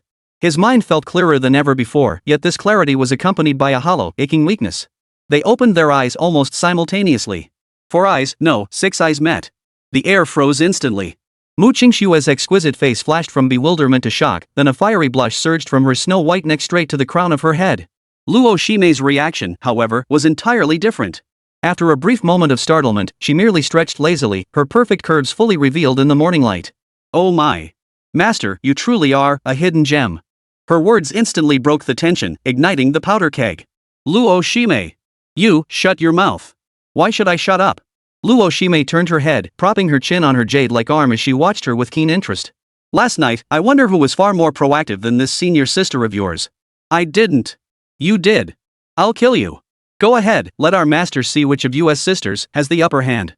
Chapter 24, Shattering the Core, Forming the Infant. Su Lin felt like he had two heads. Pressing his hands to his temples, the frenzied scenes from last night flooded his mind like a tidal wave, leaving him parched and breathless. He knew full well who was responsible for all this, that damn system. System! Get out here! What the hell was that secret potion? Su Lin roared inwardly. Ding! Congratulations, host, on forming the lovers' bond with disciples Mu Qingxue and Luo Shime. The bond level has reached an unprecedented new height. Under this bond's influence, bond resonance effect x100. Host's bond value with Mu Qingxue plus 1000. Current bond value 1170. Host's bond value with Luo Shime plus 1000. Current bond value 1130. Detected extreme abundance of yin and yang energies within the host. System initiating cultivation conversion. The bottleneck of the late golden core stage crumbled like a thin membrane before this torrent, shattered in an instant. Golden core peak. The colossal energy continued pouring in. Su Lin could distinctly feel the golden core within his dantian reaching its breaking point. Cracks began appearing on its surface, as if it might shatter at any moment. This was the sign of shattering the golden core to form the infant soul. Su Lin's heart sank as he instantly grasped the gravity of the situation. The transition from golden core to nascent soul represented a qualitative leap in the cultivation journey and one of its most perilous thresholds. The slightest misstep could result in the complete loss of cultivation at best, or the destruction of the core and death at worst. Absolutely no external interference could be allowed. Quiet! His command carried the weight of impending breakthrough, instantly silencing the two women. Master? Mu Qingxue and Luo Shime froze in unison. I am about to break through to the nascent soul stage. This moment is crucial. Su Lin's voice brooked no argument, tinged with unprecedented gravity. You two, go immediately to the entrance of the Qingxue Hall and guard my cultivation. Until I emerge, no one is permitted to set foot within this place. Breaking through to the nascent soul stage. Hearing those four words, Mu Qingxue and Luo Shime's expressions changed instantly. They instantly grasped the gravity of the situation, casting all personal attachments and rivalries far from their minds. Yes, master. Without a moment's hesitation, they exchanged a glance, each seeing sullen resolve in the other's eyes. Their figures flickered, and in an instant, they materialized at the entrance of the grand hall. Standing left and right like two exquisite door gods, they radiated a terrifying aura that firmly protected the entire Qingxue Hall. Seeing them in position, Su Lin finally exhaled in relief. He immediately focused his mind, crossed his legs, and sat down, channeling all his energy to guide the raging force within his body. He completely immersed his mind and spirit into the qi-si of his dantian. At this moment, within his qi-si, the golden elixir had reached its limit. Brilliant golden light burst forth from countless cracks. A crisp cracking sound, originating from the depths of his soul, echoed. Within the dantian sea of qi, the golden pill that had spun for several hours, long having reached its limit, finally could bear the burden no longer and shattered completely. But this was not destruction, it was rebirth. Countless dazzling rays of golden light erupted from the shattered golden core, bathing Su Lin's entire qi-si in a pure golden glow. The colossal energy did not scatter but, guided by an invisible will, began to frantically converge toward the center. Within that golden radiance, the indistinct outline of an infant bearing an uncanny resemblance to Su Lin's own features slowly took shape. This was the shattering of the golden core to form the infant. Yet, at the very moment this earth-shattering transformation unfolded within Su Lin's body. Outside the Qingxue Hall, and indeed across the entire sky above Qingyao Sect, a terrifying celestial omen descended one far beyond anyone's imagination. The once clear, cloudless skies stretching for 10,000 miles had, at some unknown moment, grown dark and gloomy. Every sound in the world vanished in that instant, plunging all into deathly silence. Within Qingyao Sect, every disciple and elder, regardless of their current activity, felt an inexplicable weight pressing down on their hearts. It was as if an invisible pair of eyes, cold and indifferent, was watching this land from the heavens above. What's happening? Mu Qingxue and Luo Shime, stationed outside the palace gates, were the first to sense something amiss. They snapped their heads up, their expressions instantly turning grave. Directly above Qingyao Sect, the sky had vanished, replaced by a vast expanse of ink-black calamity clouds gathering at a visible, frantic pace. The calamity clouds stretched vast, nearly enveloping the entire Qingyao mountain range, and they continued to expand outward. Within the layers of cloud, waves of destructive intent powerful enough to crush divine souls flowed slowly, causing the very fabric of space to emit a strained, mournful hum. Nurturing the infant also has a heavenly tribulation? Mu Qingxue's voice trembled. Common knowledge in the cultivation world held that the heavenly tribulation, a test of the Tao, only manifested when cultivators advanced from the spirit transformation stage to the refining void stage. Nurturing the infant, however, was merely the refinement of the golden core. While it involved the tribulation of the heart demon, it absolutely should not trigger celestial phenomena, let alone such a terrifying heavenly tribulation. This isn't an ordinary heavenly tribulation. When ordinary cultivators form their infant, they trigger spiritual energy tides to test their heart demons. But what Master has drawn is the will of the Tao itself. This is a world-ending tribulation. As a core formation cultivator, her understanding naturally surpassed Mu Qingxuang's. The Tao of Heaven would not permit an existence like Su Lin to return to his former peak. It would utterly annihilate Su Lin at his most vulnerable moment. Quick! Luo Shimei snapped out of her shock instantly, her voice sharp as she barked at Mu Qingxue, who stood beside her, equally stunned and disoriented. Activate the mountain defense array. Now! Mu Qingxue snapped out of her daze at the sharp command, instantly grasping the gravity of the situation.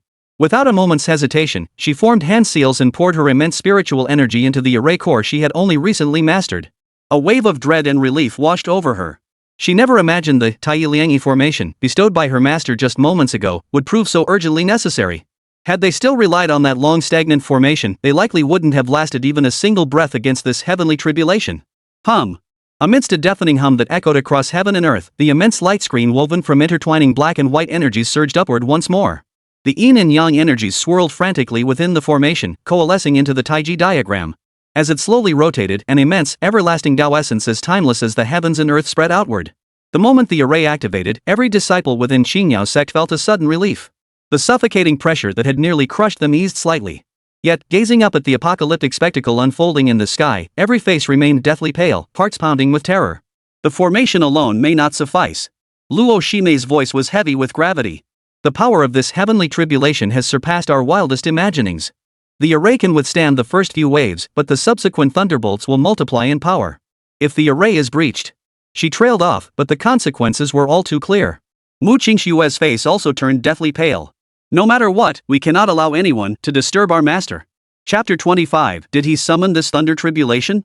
As the heavenly tribulation gathered above Qingyao Sect, the atmosphere within the sect grew tense to the extreme. Hundreds of miles away from the Qingyao Mountains, a colossal shadow tore through the sky at astonishing speed. It was a colossal flying vessel forged from 10,000-year-old mystical iron. Swordchi pierced the heavens, and demonic flames surged skyward from its deck. At the bow, a banner embroidered with a ferocious sword shadow fluttered in the wind, the emblem of the Sword Shadow Sect. Hundreds of elite disciples of the Sword Shadow Sect stood on the ship's deck, each radiating a murderous aura. At the very front of the formation, three figures stood side by side. Centered among them was an emaciated elder clad in gray robes, whose eyes flickered with thunderous flashes with every blink. He appeared on the brink of death, yet the terrifying pressure emanating from him, a force that resonated with the laws of the universe, proclaimed him a genuine great perfection cultivator. He was Jianku, the supreme elder of the Sword Shadow Sect, who had just broken through after 200 years of seclusion. Supreme Elder, the mountain gates of the Qingyao Sect lie ahead. An elder at the nascent soul stage pointed toward the distant expanse shrouded in calamity clouds, his voice gritted with fury. The soul lamps of two elders have extinguished, they must have fallen victim to Mu Qingxue's treachery. If this vengeance remains unavenged, how can Sword Shadow Sect ever hold its head high in this world? Jianku merely responded with a faint hum, a trace of disdain flickering in his cloudy eyes. A mere Lianshu stage junior, even if somewhat skilled, was nothing more than an ant he could crush with a flick of his finger before this great power at the Hades stage. Emerging from seclusion this time, he intended to establish his authority by taking down a long-established figure, thereby solidifying his own standing and that of his sect. The Qingyao Sect had walked right into his trap. Transmit my order, the flying vessel is to proceed at full speed. Within 1 hour, I shall make the Qingyao Sect run red with blood, leaving not a blade of grass standing. Yes, sir. Yet, just as the flying vessel was about to enter the Qingyao mountain range, Jianku's expression abruptly changed. He snapped his head up, his gaze locking onto the inky black storm clouds looming ever closer ahead. For the first time, terror flickered in his cloudy old eyes. Halt! Everyone, halt immediately! His command rang out, his voice thick with unprecedented gravity and alarm. The flying vessel screeched to a halt, leaving all the disciples utterly bewildered by this sudden command. Grand Elder, what's wrong? Jianku remained silent, his gaze fixed intently on the calamity cloud. His core formation stage divine sense extended without reservation, but the instant it touched the edge of the cloud, a terrifying force, originating from the Tao itself and brimming with the will of destruction and judgment, violently backfired through his divine sense. Put! Jianku was struck as if by lightning. His body convulsed violently, and he couldn't suppress a muffled groan as a trickle of golden blood spilled from the corner of his mouth. This is the tribulation lightning, he cried out in shock. The composure and disdain on his face vanished, replaced by endless terror and disbelief. How is this possible? Who could possibly have drawn such terrifying divine punishment?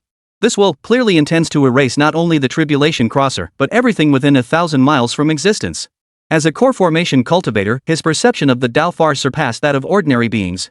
He could distinctly sense that what brewed within those tribulation clouds was not ordinary thunder punishment, but the primordial killing intent of the Tao itself. Jianku steadied his mind, expanding his divine sense once more to cautiously probe ahead.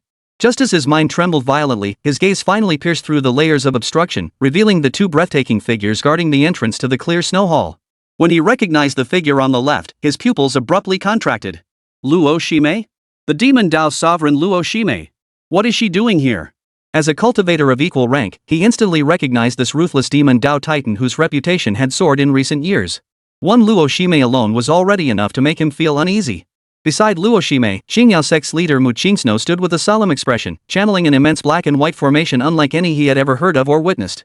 The Tao essence emanating from that formation sent a chill down his spine even for a great power at the core formation stage. A demon Tao sovereign at the core fusion stage and a righteous Tao leader at the peak of the refining void stage, both of them, were actually joining forces to protect someone? A thought flashed through Jian Qiren's mind like lightning, causing the blood in his entire body to freeze in that instant. The rumors are true. His voice cracked as he murmured to himself, that man, the legend who fell a century ago, has truly returned. Could this thunder tribulation be his doing? Jianku couldn't believe it. He turned to his disciples beside him for confirmation. Have you verified this? That Su Lin is only at the golden core stage now? The named nascent soul elder trembled visibly, immediately bowing to reply with absolute certainty in his voice, reporting to the supreme elder. This is absolutely true. The news has already spread throughout the surrounding sects. There can be no mistake. Golden core stage.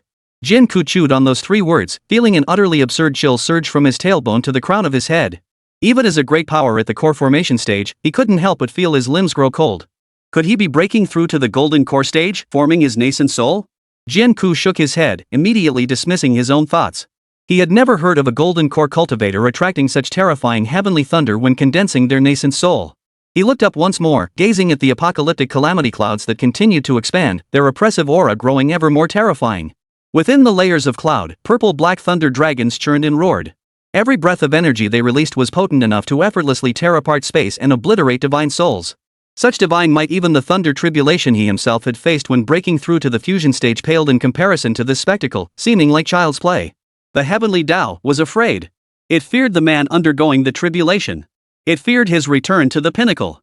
Thus, it defied the laws of heaven and earth, unleashing apocalyptic thunder punishment that should never have appeared at this realm, aiming to crush him utterly in his infancy, when he was at his weakest. An existence that could instill fear in the very Tao of heaven. What kind of monstrous prodigy defies the heavens? For the first time, a fine sheen of cold sweat beaded on Jianku's forehead. Supreme Elder, should we continue the assault? The elder beside him, observing Jianku's dazed and disoriented state, cautiously asked once more. An idea crystallized in Jianku's mind. Fortune favors the bold, and danger itself can be an opportunity. Though this thunder tribulation was perilous, it was also the moment when Su Lin was most vulnerable. He must be fully immersed in his body to endure the tribulation, unable to spare any attention elsewhere. Those 2 female disciples would likewise devote most of their energy to resisting the heavenly wrath and maintaining the grand formation. This was his only chance. His last chance. Grand Elder, should we still attack? The elder beside him cautiously asked again, observing Jianku's ever-shifting expression. Attack? Why wouldn't we attack? Chapter 26, Fake. It's all fake. Jianku whipped his head around, unleashing the overwhelming pressure of a great perfection cultivator that sent shockwaves rippling through the entire flying vessel. Heaven intends to kill him, we shall carry out heaven's will. If this boy survives, he will become a grave threat in the future. Today is our only chance to eliminate this vermin. But, Supreme Elder, the heavenly tribulation. Fool! Jianku snapped, cutting him off. As long as we stay outside the calamity cloud's range, the heavenly tribulation won't attack us. Our target isn't that Su Lin, it's the mountain guarding formation. He extended his withered, bony finger, pointing distantly at the swirling black and white light barrier, a cruel smile spreading across his face. His two disciples are stretched thin, protecting their master while sustaining the array against the heaven's wrath. They're already at their breaking point. We need only apply pressure from the sidelines and unleash our most devastating strike. If we can shake that array, their minds will falter and their spiritual energy will backfire. Then, without lifting a finger, the heavenly tribulation will handle everything for us. At these words, the surrounding elders and disciples froze in shock before their eyes lit up with sudden understanding and excitement. Brilliant! Absolutely brilliant! Harnessing the wrath of the heavenly tribulation to strike down enemies invisibly. Hear my command. All disciples and elders, power your flying vessels. Follow me to uphold heaven's justice. At the command, the massive black ion flying vessel surged forward once more, transforming into a black streak of light that tore across the sky, hurtling straight toward the Qingyao mountains shrouded in calamity clouds. In mere moments, the vessel arrived at its destination, hovering just outside the light barrier of the Tailiangi formation. Qingxue stood with hands behind his back at the bow, sensing the tense and solemn auras within the light barrier. A cruel smile spread across his face, like a cat toying with a mouse. Mu Qingxue. Luo Shime. His voice thundered like rolling thunder, piercing the barrier and reverberating throughout the entire Qingyao Sect. Unexpected, isn't it? You two, one the leader of the righteous path, the other the supreme master of the demonic path, now join forces here to protect a dying, worthless wretch? Look at the heavens above your heads. Even the Tao of heaven cannot tolerate such rebels and seeks to strike them down with divine punishment. Do you two truly intend to defy heaven itself? This old man offers you a chance today. Immediately dismantle the great formation and surrender yourselves. Out of respect for fellow cultivators, I may grant you a swift end. Otherwise, when the heavenly tribulation strikes and the formation shatters, you two along with every living soul on this mountain will be reduced to ashes alongside Su Lin. Within Qingyao Sect, disciples who had been trembling in terror at the approaching heavenly tribulation saw the sect's banner embroidered with a ferocious sword shadow. Their fear instantly gave way to a raging inferno of fury. It's those scum from the Sword Shadow sect. They dare to attack us when we're vulnerable. Utterly shameless. Such a sect dares to call itself righteous? Countless disciples simultaneously summoned their flying swords, their battle intent surging skyward. Though vastly outnumbered, the honor of their sect hung in the balance, none flinched. Yet Mu Qingxue and Luo Shime, guarding the entrance to the pure snow hall, didn't even lift an eyelid. Their entire focus was fixed upon the apocalyptic calamity clouds gathering overhead, now swollen to their absolute limit. At that very instant, boom! A deafening roar, powerful enough to shatter souls, erupted without warning from the center of the calamity cloud. A terrifying thunder dragon, as thick as a mountain and wrapped in purple-black destructive lightning arcs, descended with the supreme might to annihilate all things, striking down fiercely upon the Tailiangi formation below. This was the first strike of the heavenly tribulation. Activate the array. Mu Qingxue and Luo Shime simultaneously shouted, pouring their spiritual energy into the array without reserve.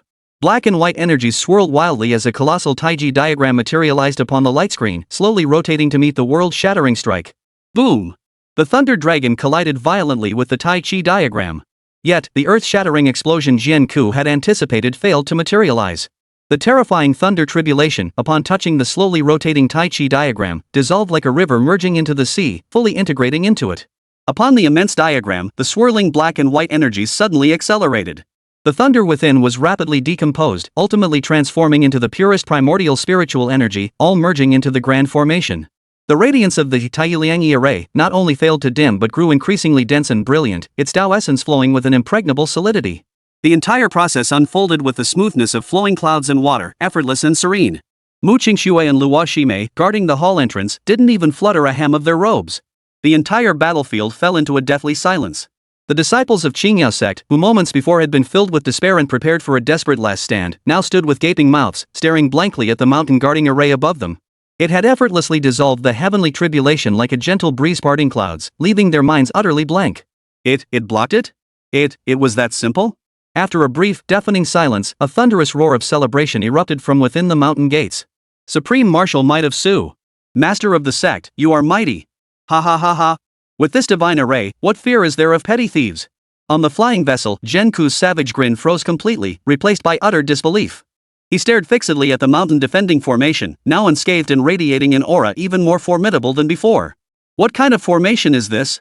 Mu Qingxue and Shime were equally stunned by the scene before them.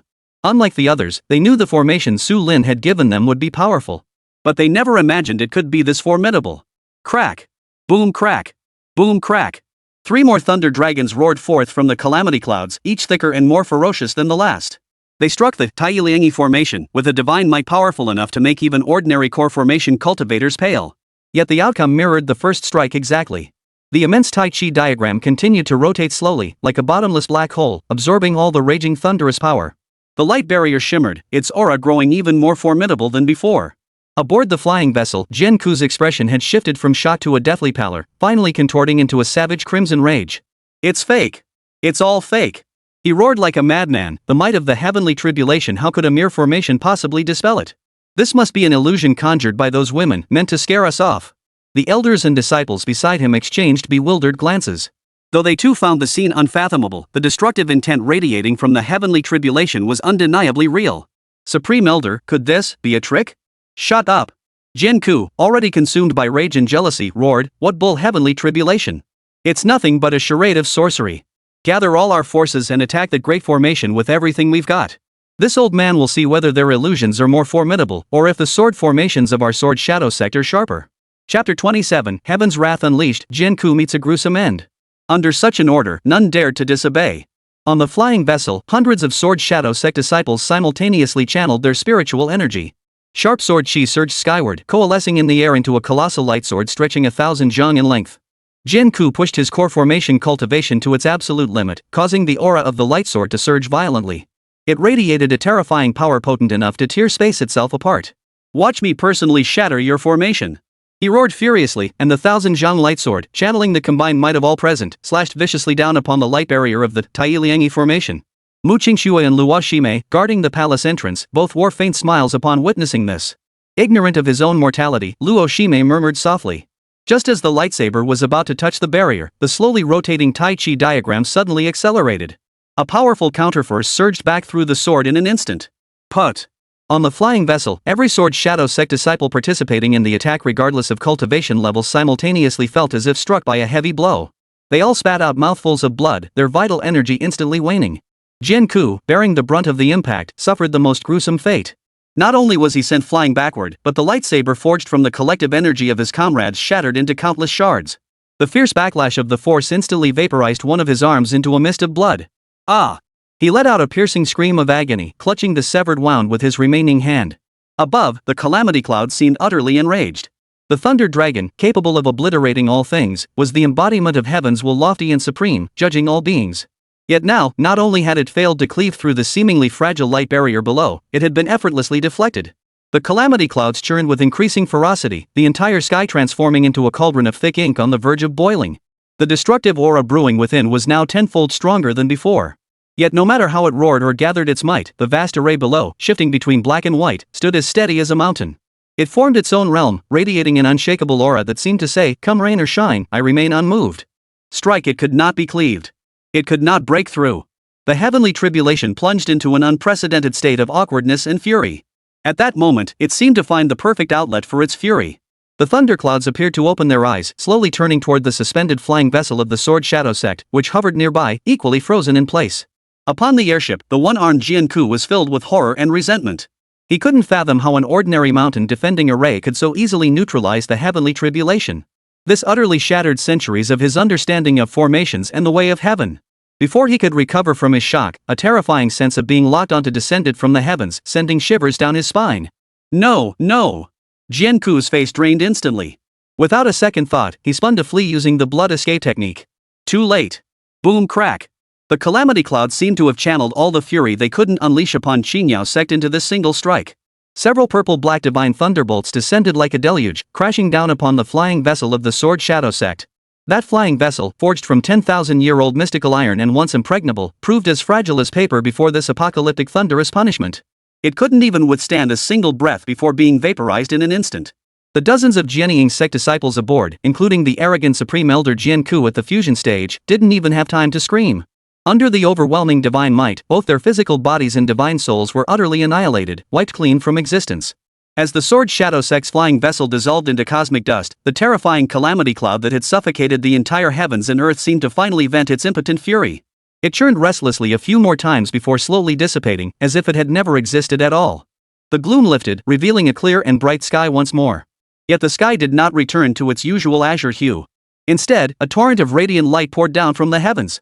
Hundreds upon hundreds. Multicolored auspicious clouds materialized from nothingness, coalescing into a dazzling sea of clouds that enveloped the entire Qingyao Sect. The voice of the great Tao resounded across the heavens, ethereal and profound, as if the entire world celebrated this act of defying the heavens. Such an immense auspicious sign struck the cultivators of the world with even greater awe than the ferocity of the previous heavenly tribulation. After all, while the heavenly tribulation was terrifying, it remained within the realm of comprehension. Yet an auspicious sign of the Tao on this scale was typically only witnessed in legends when a sage descended to the mortal realm or when an peerless immortal treasure emerged. It's the reward of the Tao. Qingxue gazed upward at the sky, her exquisite face radiating fervent adoration. Not only did Master successfully endure this world-ending tribulation, but she also earned the recognition and compensation of the Tao's laws. Her words brimmed with pride that felt entirely justified. In her heart, her master was inherently deserving of every accolade and miracle. Yet beside her, the demon sovereign Luo Shime furrowed her delicate brows.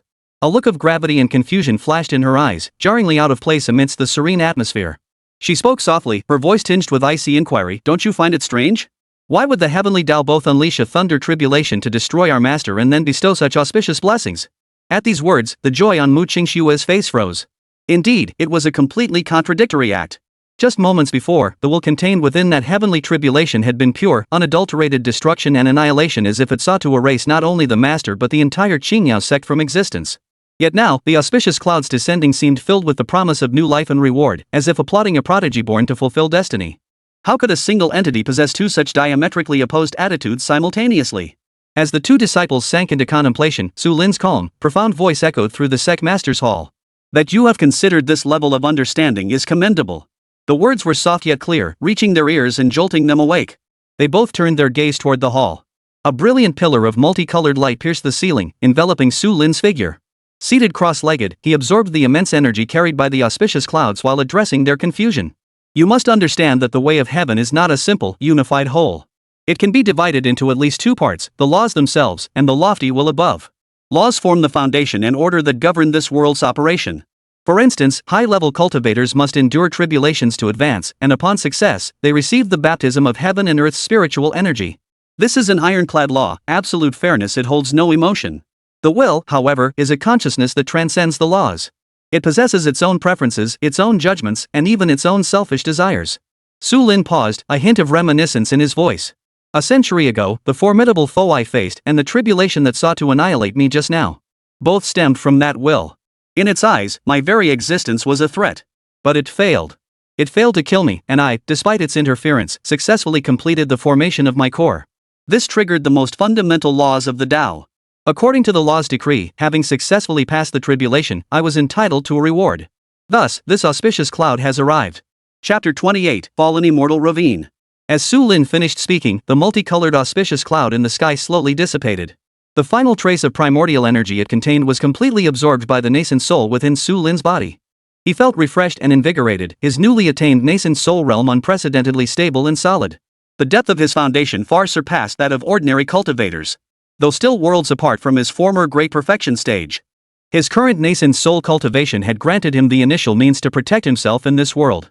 More importantly, he had finally reached a crucial threshold.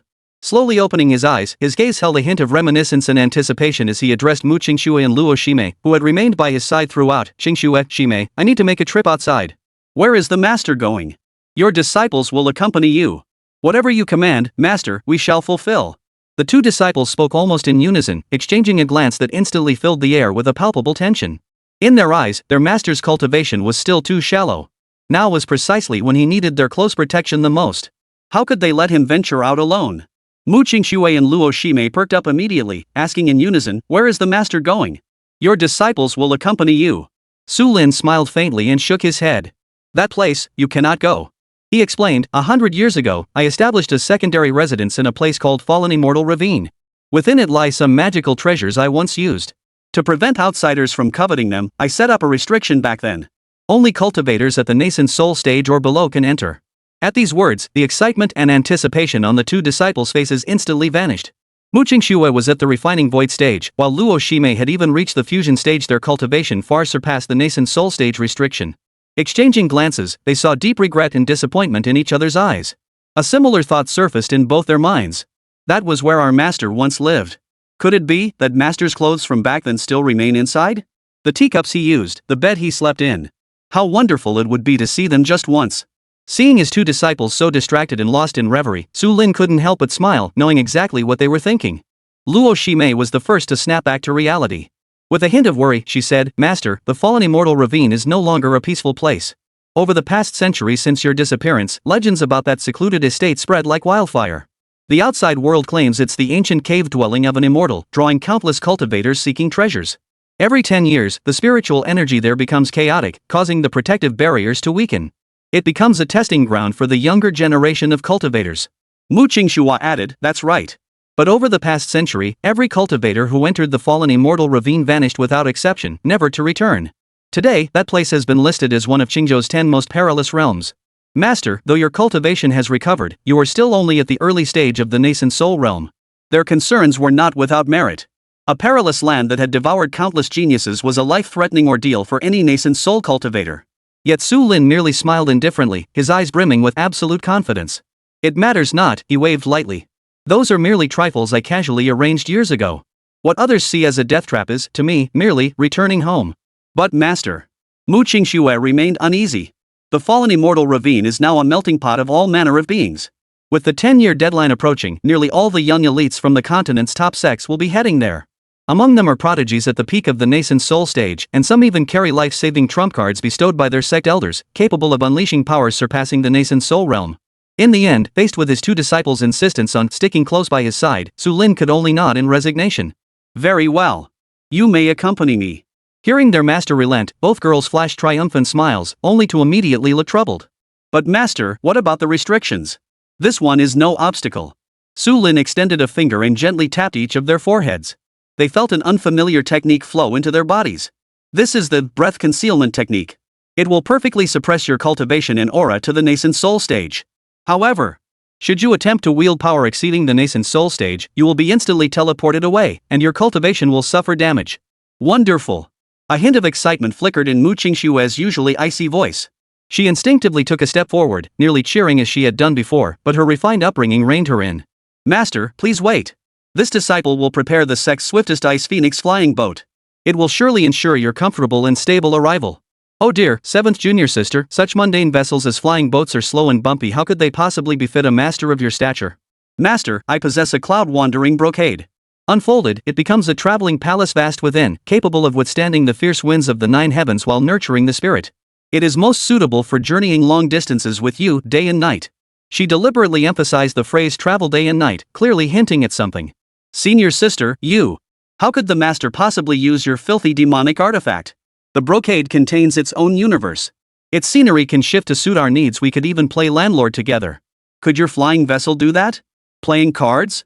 Mu Qingxue froze at the mention, a flicker of genuine bewilderment crossing her icy eyes. "Wasn't that a mundane game?"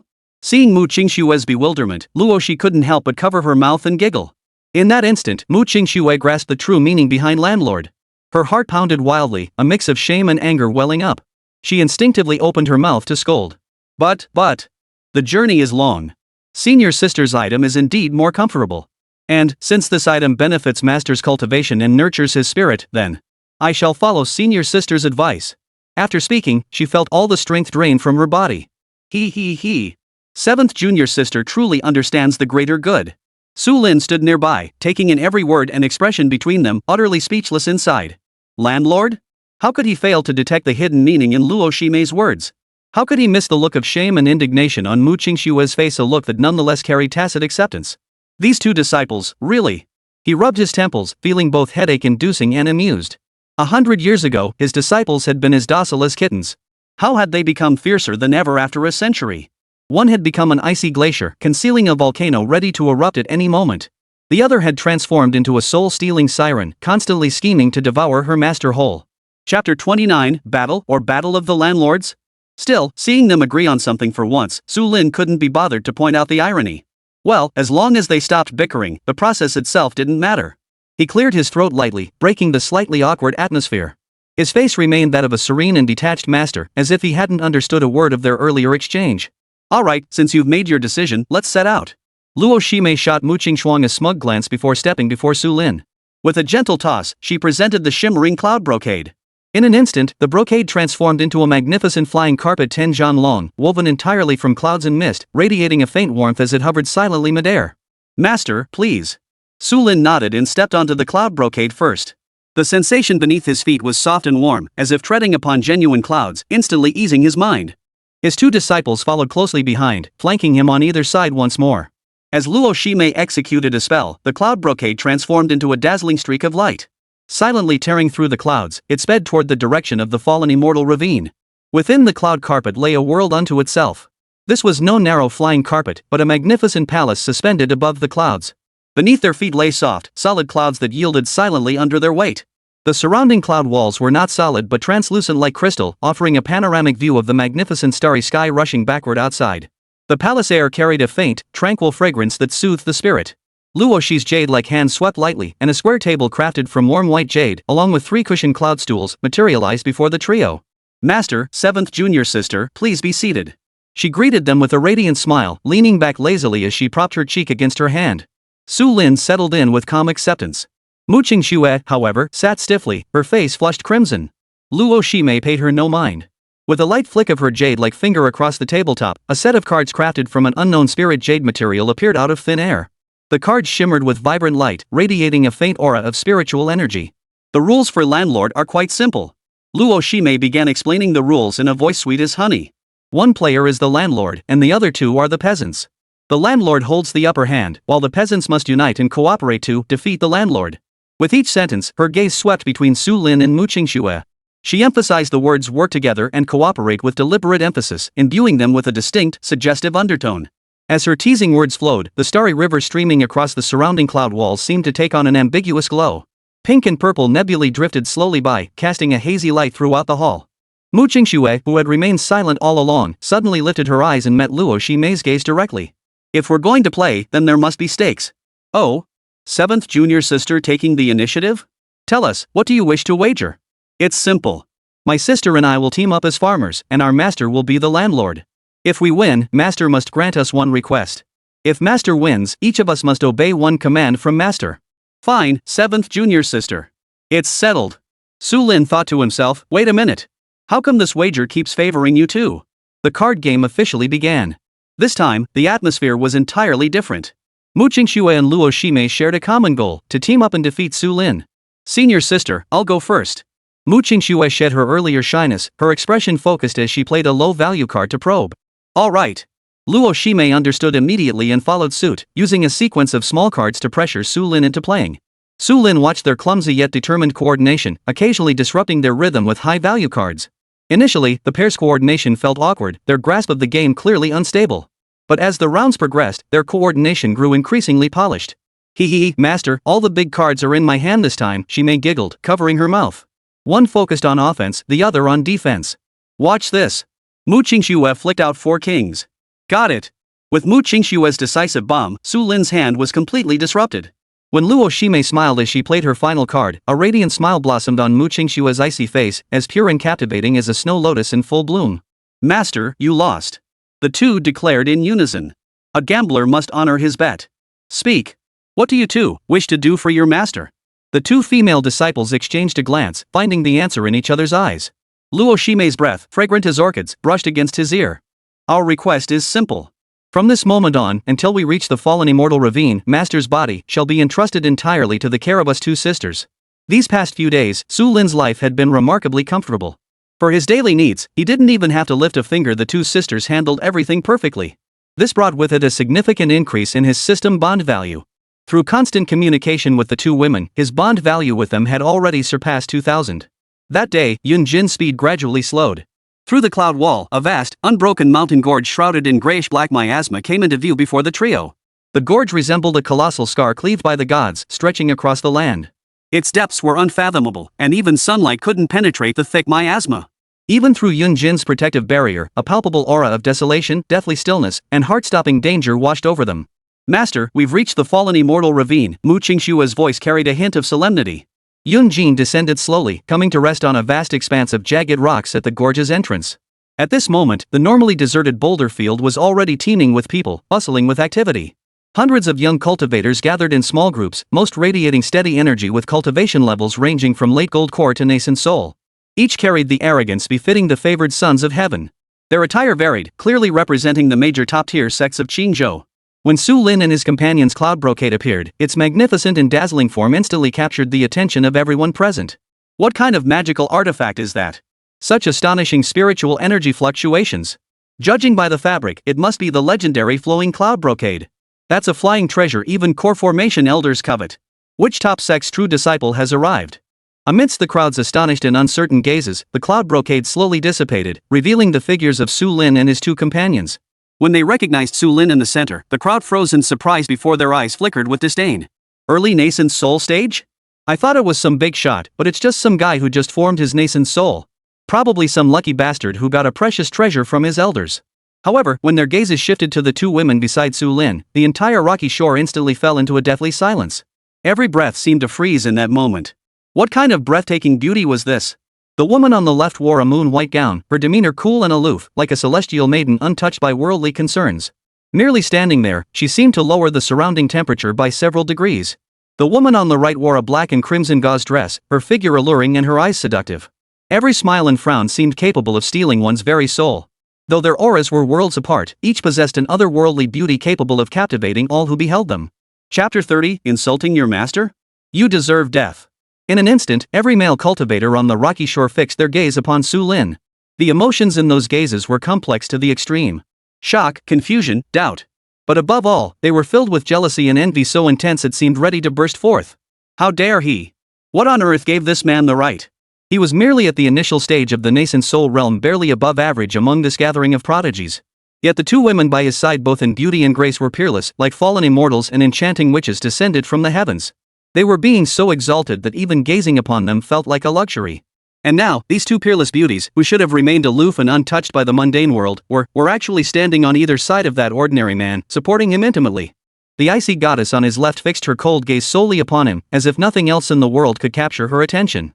The enchanting witch on the right pressed half her body against him, her soul-stealing almond eyes constantly sending him sultry glances, utterly unashamed of the obsession and possessiveness within. To every male cultivator present who prided himself as a prodigy, this scene was more agonizing than having his cultivation stripped in public. Did I see that wrong? Is that guy being held hostage by those two fairies? A young cultivator rubbed his eyes. Kidnapped? Are you blind? His companion growled sourly beside him. Look at those two fairies' eyes. That's clearly. He trailed off, unable to utter the word admiration. To admit that someone far inferior in cultivation had won the favor of two peerless immortals was more painful than death itself. Heaven is blind. What merit does that brat possess to enjoy the blessings of two beauties? He's just fooling those two beauties with his fancy flying artifact. Once we enter the fallen immortal ravine, without his elder's protection, he'll be nothing but a useless fool. Exactly. We'll find a chance to teach this pretty boy a lesson. Glares and mental probes, brimming with envy and malice, pierced Su Lin like sharp arrows. Yet Su Lin, the very eye of the storm, remained utterly oblivious. His expression remained serene, his stride composed as he basked in the support of his two disciples, seemingly accustomed to such intense scrutiny. This wasn't an act he deliberately put on. As a former supreme great vehicle cultivator who had gazed down upon countless ages, what spectacle had he not witnessed? The petty jealousy of a few juniors was, in his eyes, nothing more than the chatter of ants not even worthy of a frown. It was Mu Qingxue and Luo Shime by his side who were acutely sensitive to the stares around them. Mu Qingxue's delicate brows furrowed slightly, a flicker of displeasure and murderous intent flashing through her icy eyes. An intangible chill radiated from her body. Several nearby cultivators whose gazes had been the most insolent felt as if they'd fallen into an ice cave, their souls nearly frozen solid. They hurriedly lowered their heads in terror, daring not to glance up again. Luo Shime, however, let out a soft chuckle, her gaze sweeping over the assembled cultivators. My master? Is he someone you worthless trash can just casually spy on? Her voice carried an unmasked threat. It sent a shiver down everyone's spine. Master? The title struck like thunder, exploding in the minds of everyone present. This man at the early nascent soul stage was actually the master of these two peerless immortal maidens? This couldn't be possible? A nascent soul stage master had taught two disciples who were at least mid-nascent soul stage? What kind of fairy tale is this? Ha ha ha ha. That's hilarious. Master? Just as the crowd stood in stunned disbelief, a loud, piercing laugh shattered the silence. A young man emerged from the crowd, clad in an opulent golden robe and holding a folding fan. His features were handsome yet tinged with a hint of wickedness. Several attendants with equally formidable auras followed behind him, clearly core disciples of some major sect. The young man fanned himself, his gaze sweeping unabashedly over Mu Qingxue and Luo Shime. This filled both women with disgust, especially Mu Qingxue, who loathed such leering glances above all else. I am Zhao Tianyu, young master of the Golden Sun sect. May I ask, fair maidens, who are you? Why would you choose such a worthless fool as your master? Could it be that this lad resorted to some unscrupulous means to coerce you both? How dare you? You're asking for death. Two shrieks, each brimming with murderous intent, erupted almost simultaneously. Before Zhao Tianyu could finish speaking, his entire being was locked in place by two distinct yet equally terrifying auras. The smile froze on his face as a bone-chilling coldness shot from his tailbone straight to the crown of his head, making his soul tremble. Only then did he realize with horror that these two stunningly beautiful women before him, though both radiating the aura of nascent soul cultivators, possessed an oppressive presence, 100 times more terrifying than any nascent soul cultivator he had ever encountered. Honorable immortals. The wickedness vanished from his face, replaced by sheer terror. He forced a nervous laugh, attempting to explain. But it was too late. You dare insult my master? You deserve death. Mu Qingxue's icy voice held not a shred of emotion. She glided forward, poised to strike. But at that very moment, a delicate, bone-soft jade-like hand gently rested upon her shoulder. Seventh junior sister, why trouble yourself? Leave this worthless trash who doesn't know when to quit to me, senior sister. Mu Qingxue didn't even glance at her, coldly replying, he insulted my master. I shall personally deal with him. Oh, now, you shouldn't speak like that. Luo Shimei stood her ground, her smile radiant as she hooked her arm through Su Lin's. He's my master too, how could I let you monopolize this filial devotion? Why don't we have a contest? Let's see who can make him suffer more. What do you say? How dare you? A late nascent soul stage attendant behind Zhao Tianyu immediately stepped forward and barked sternly. Our young master is the future patriarch of the Golden Sun Sect. Who do you think you are, showing such disrespect to him? Before his words had fully faded, Luo Shimei flicked her finger. A slender streak of pink demonic energy flashed, instantly piercing the attendant's forehead. The servant's face froze in fury as the life drained from his eyes. His entire being seemed to be sucked dry of all vitality, turning him into a desiccated corpse that collapsed with a thud onto the ground. As his infant soul attempted to flee, Mu Qingxue gave a light wave of her hand, freezing the infant's soul mid-air. Crack! Mu Qingxue's jade-like fingers closed slightly, and the ice sculpture shattered at her command, scattering into countless points of light that vanished completely into the heavens and earth. Across the entire rocky shore, hundreds of prodigies stood pale-faced, not daring to breathe a single breath. A late nascent soul cultivator, unable to withstand even a single strike from his opponent, had been utterly annihilated? Chapter 31, Master, I hope I didn't scare you? Zhao Tianyu was so terrified his soul nearly left his body. His legs buckled, and he nearly collapsed to his knees. Only now did he finally grasp that the two figures before him were far beyond anyone he could provoke. You two elders. The arrogance and wickedness had vanished from his face. Elders, please forgive me for insulting my master. I deserve death. Please, for the sake of my father, the Golden Sun Sect Master, spare my life. Now you beg for mercy? Too late, Shimei said coldly. Seeing the others about to strike, Zhao Tianyu hesitated no longer. Though I'm no match for either of you, you might not be able to kill me either. He bit down hard on his tongue, chanting incantations. Golden Sun Divine Armor, manifest. With a thunderous shout, a magnificent suit of armor forged entirely from crimson gold and flowing with intricate runes instantly enveloped his entire body. A terrifying aura, comparable to that of a peak nascent soul cultivator, erupted from within him. It's the Golden Sun Divine Armor, a high-grade spirit artifact. The protective treasure of the Golden Sun Sect Master, someone in the crowd gasped in shock. And that's not all. Zhao Tianyu, going all out, summoned an ancient bronze mirror from his storage ring. The Mystic Heaven Treasure Mirror. This is the Golden Sun Sect guarding treasure, a half-stepped Dao artifact. Good heavens! He actually brought both of these treasures. It seems that Sect Master Zhao truly cherishes this son. With these two great treasures in hand, Zhao Tianyu's arrogance flared. Ladies, I admire your beauty and wish to spare you harm. Withdraw now while you still can. Otherwise, once my father arrives, you. Before Zhao Tianyu could finish speaking, Luo Shimei couldn't help but let out a faint, mocking laugh. The Golden Sun Sect Master? Your father? If he comes, it'll save me the trouble of making another trip. I'll extract the souls and refine the spirits of both father and son, turning you into soul lamps for the entrance of my 10,000 demons hall. How does that sound? Her words were spoken with a calm, almost casual tone, yet their content was utterly brutal. Everyone nearby who heard them couldn't help but shiver violently. Zhao Tianyu's face drained of color. He finally realized that this demoness before him cared not a whit for his father's reputation. Meanwhile, Mu Qingxue couldn't be bothered with idle chatter. In her eyes, any words daring to insult her master were a desecration of the most sacred thing in the world. Only the most complete annihilation could wash away such blasphemy. Enough. Her crimson lips parted, uttering just two words. In the next instant, an extreme chill erupted from her body. She slowly raised a slender, jade-white hand and made a subtle grasping motion toward Zhao Tianyu. A shrill cracking sound echoed. The crimson gold runes that had flowed across Zhao Tianyu's prized golden sun divine armor flickered and extinguished the instant they touched that chill. The entire suit of armor was now encased in a layer of bone-white frost. No! This can't be! Zhao Tianyu was horrified beyond words. He frantically channeled every ounce of spiritual energy within him, desperate to resist the bone-chilling cold seeping into his marrow. Yet, it was all futile.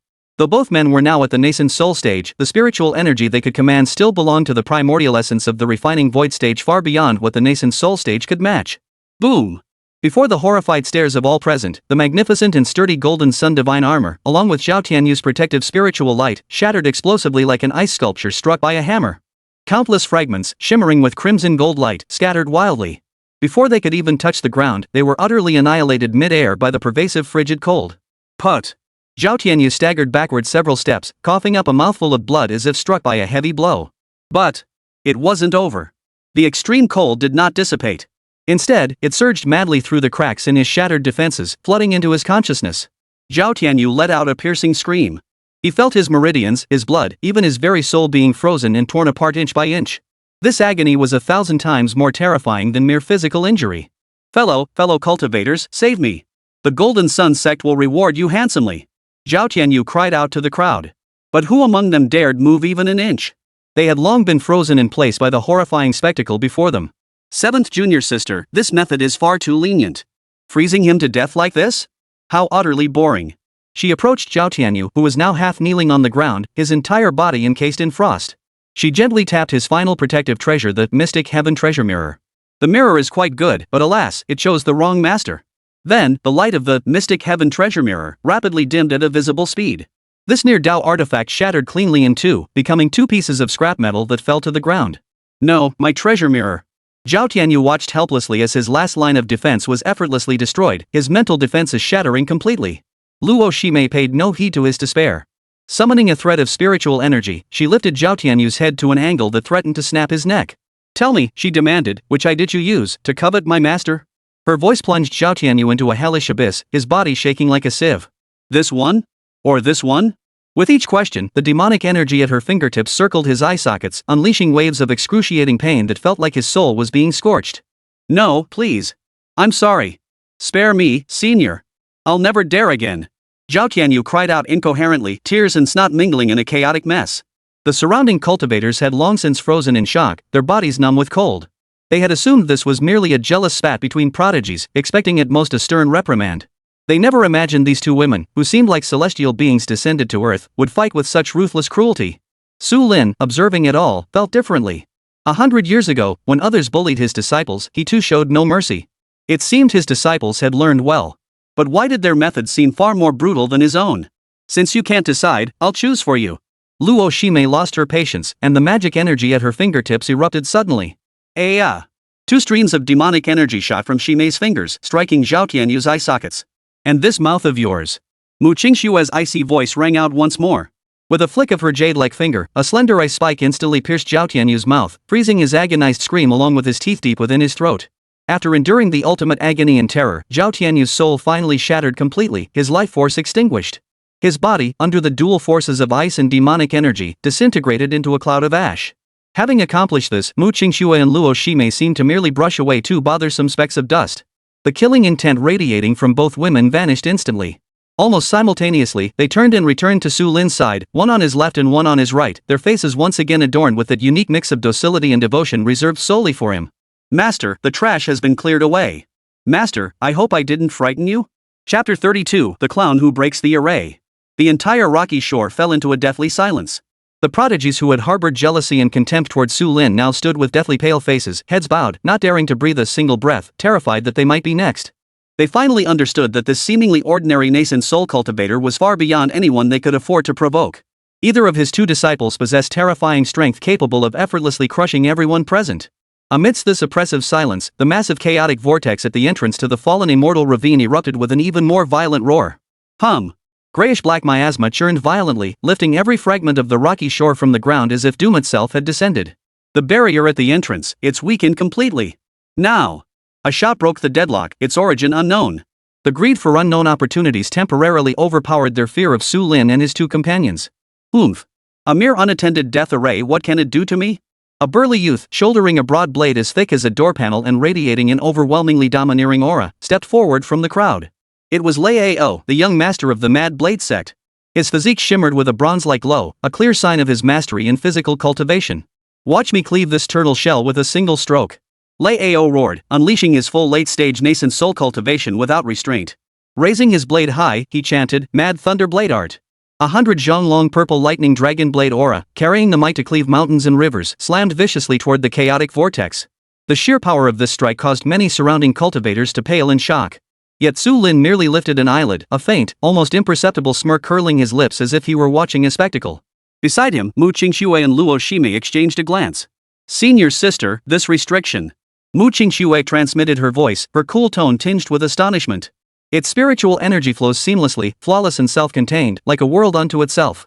Even if I were to unleash my full power with my true cultivation, it would likely take days to find a single opening. And that's not all, Luo Shime's almond-shaped eyes sparkled with wonder. "Haven't you noticed? This barrier is alive. These fools' attacks are merely feeding it." Our master back then, what a wicked mind he had. I love it. Just as they had anticipated, the Thunder Dragon Blade's radiance powerful enough to cleave mountains and sever seas met the chaotic vortex. The moment it touched it, not even the slightest ripple stirred. Instead, it was swallowed whole by the profound darkness. "What?" The savage grin on Lei Ao's face froze solid. The next instant, a razor-sharp, pitch-black spatial blade shot out from the vortex's center with a speed too swift for the naked eye to follow. Lei Ao paled in shock, hastily raising his blade to block. A thunderous clang echoed as he spat a mouthful of blood, his body flying backward and slamming into the ground, leaving a massive crater. His broadsword was now covered in cracks, leaving him in a pitiful state. Lei Ao's crushing defeat plunged the scene into a brief, deathly silence. But it was quickly shattered by a cold, mocking chuckle. "Fool! Brute force is useless." From the crowd, a woman of refined beauty stepped forward. Clad in a 7-star Taoist robe and holding several array flags, she moved with deliberate grace. Her features were exquisite, yet her expression carried an air of intellectual superiority. She was Lin Long, a true disciple of the 7 Stars Pavilion, renowned among Qingzhou's younger generation for her mastery of array formations. She didn't even glance at Lei Ao, whose fate in the deep pit remained unknown.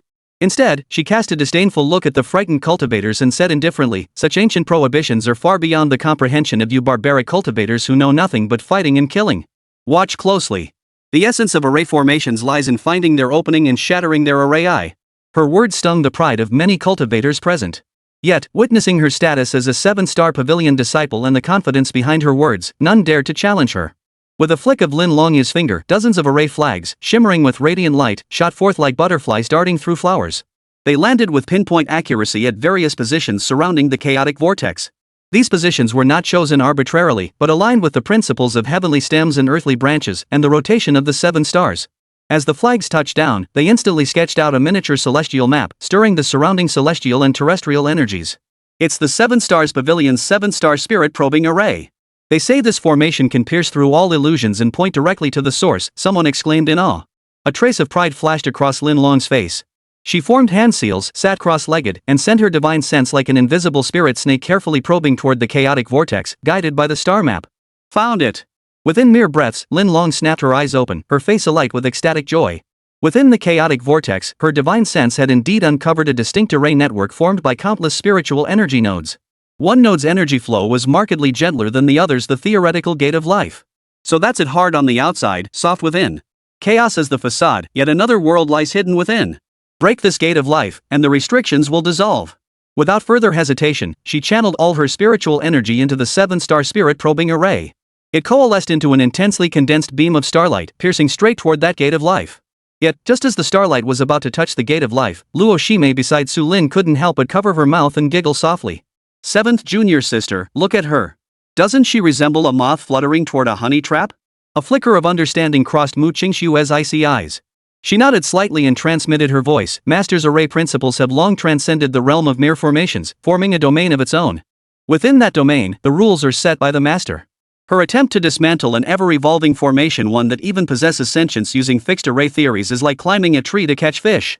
The gate of life she saw was merely a lure set by master back then.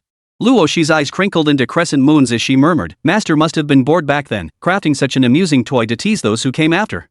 To him, these self-important geniuses probably looked no different than clowns. Su Lin listened to his two disciples' live commentary, his eyes crinkling with amusement. Yet inwardly, he pondered, did I really have such a twisted sense of humor back then? Come to think of it. I suppose I did. Just as the two women spoke, a sudden change erupted in the arena. The starlight beam Lin Long had aimed with absolute certainty just as it pierced the gate of life suddenly caused that previously tranquil node to violently contract, transforming into a black hole that devoured everything. Simultaneously, the surrounding death gates, previously dim and obscure, erupted with blinding light, transforming into a deadly killing array. Life and death reversed in an instant. No! It's a trap! Lin Long screamed in horror, desperately trying to withdraw her divine sense, but it was too late. A chaotic force 100 times more overwhelming than what she had probed surged back through the connection of her divine sense, striking her with brutal force. Put! Struck as if by lightning, Lin Long violently coughed up a mouthful of blood. Her slender body shook violently, her face instantly turning as pale as paper. The dozens of array flags she had set up exploded one after another with a series of loud bangs. Chapter 33, This formation? You could never break it. My divine soul. She clutched her throbbing forehead, eyes filled with terror and disbelief. This formation, it thinks. Attack it with brute force defeat. Attack it with cunning still defeat. And the defeat is far more devastating than the former. Lei Ao suffered only physical wounds, but Lin Long her very Dao heart has likely been gravely shattered. Damn it! Are we just going to give up like this? The treasure is right before our eyes. I refuse to accept this. After a brief, deathly silence, the crowd erupted in angry roars of refusal. Failure and humiliation only ignited the innate ferocity within these prodigies. If cunning fails and brute force fails, it's because our power isn't concentrated enough. I refuse to believe it. Nearly 100 nascent soul prodigies, channeling all our power into a single point, and we still can't shatter this worthless piece of junk? His words ignited the last spark of madness within them like a flaming ember. Exactly. Brute force overcomes all obstacles. I refuse to believe it can withstand our full combined might. No holding back. Bring out your ultimate techniques. Let's do this. Anyone who hesitates now stands against us all. In an instant, the crowd was consumed by fury. Su Lin watched the scene unfold, a deeper smile playing in his eyes. He casually turned his head and offered a quiet assessment to his two disciples beside him. A rabble, their spiritual energies chaotic, their intentions divided. Such forcibly gathered power may seem formidable, but internally, it's already riddled with constant conflict and countless flaws. It might suffice against ordinary foes, but to attack my centrifugal formation with it is nothing but courting humiliation. The centrifugal array? Mu Qingxue's beautiful eyes brightened as she pondered thoughtfully. Luo Shime giggled softly, leaning almost entirely against Su Lin as she breathed sweetly. Master means that the harder they try, the faster they'll scatter, right? Master is truly so playful. As the three chatted idly, the energy within the arena reached its peak. With Lei Ao and several other grand perfection nascent soul cultivators at its core, nearly 100 prodigies poured forth their spiritual energy without reserve. Dozens of energies converged, forming a chaotic energy sphere over 10 zhang in diameter in the air. Go! This time, the vortex neither instantly devoured nor rebounded. Seemingly weighed down by this immense force, its spinning slowed noticeably. Witnessing this, everyone's faces lit up with wild excitement. It's working! Everyone, push harder! It can't hold out much longer. However, their excitement did not last long. After a brief pause, the energy within the spinning vortex suddenly erupted outward in all directions. No! Scatter! But it was already too late. This force had been generated by their combined efforts, their energies already locked together. Now, returned to them along the same path, there was nowhere to hide. Reflected back, the force had been amplified by the array's cleansing, its power now several times greater than before. The dozens of cultivators at the forefront, unable even to deploy their protective spiritual light, were instantly engulfed by the very attack they had unleashed. Those behind suffered slightly less direct impact, yet each felt their chi and blood churning violently, their meridians straining to the breaking point. Their formation instantly collapsed like a house of cards, sending them tumbling haphazardly into a chaotic heap, a scene of utter disarray. Across the entire rocky shore, save for the rising and falling moans of agony, a deathly silence descended. Those who could still barely open their eyes stared fixedly at the grey vortex, still spinning slowly and utterly unscathed, with expressions as though they had seen a ghost. Amidst this atmosphere of utter despair, the sound of steady footsteps echoed. With great effort, the crowd turned their heads. There walked Su Lin, accompanied by his two stunningly beautiful female disciples. His expression remained serene as he stepped steadily toward the vortex, which no one could shake. What is he doing? Nearly 100 of us have failed. He's only at the early nascent soul stage, could he possibly? Overestimating his abilities. This time, however, the mocking words died on their lips. An absurd thought, one they themselves dared not believe, involuntarily surfaced in everyone's mind. Under the stunned and reverent gazes of the crowd, Su Lin approached the vortex. He did not channel spiritual energy like the others, nor did he make any unnecessary movements. He simply stood there quietly, gazing at this little contraption he had casually set up 100 years ago, a faint trace of nostalgia flickering in his eyes. Then, as everyone held their breath, he slowly raised his hand and gave a gentle wave toward the raging vortex. 100 years, and still causing trouble? His voice was soft yet clear, reaching every ear present. Stand down. The moment the words fell, a scene unfolded that would remain etched in the memories of all present for the rest of their lives, a scene that would even shatter their worldviews. The violent gray vortex, upon hearing Su Lin's words, abruptly came to a standstill.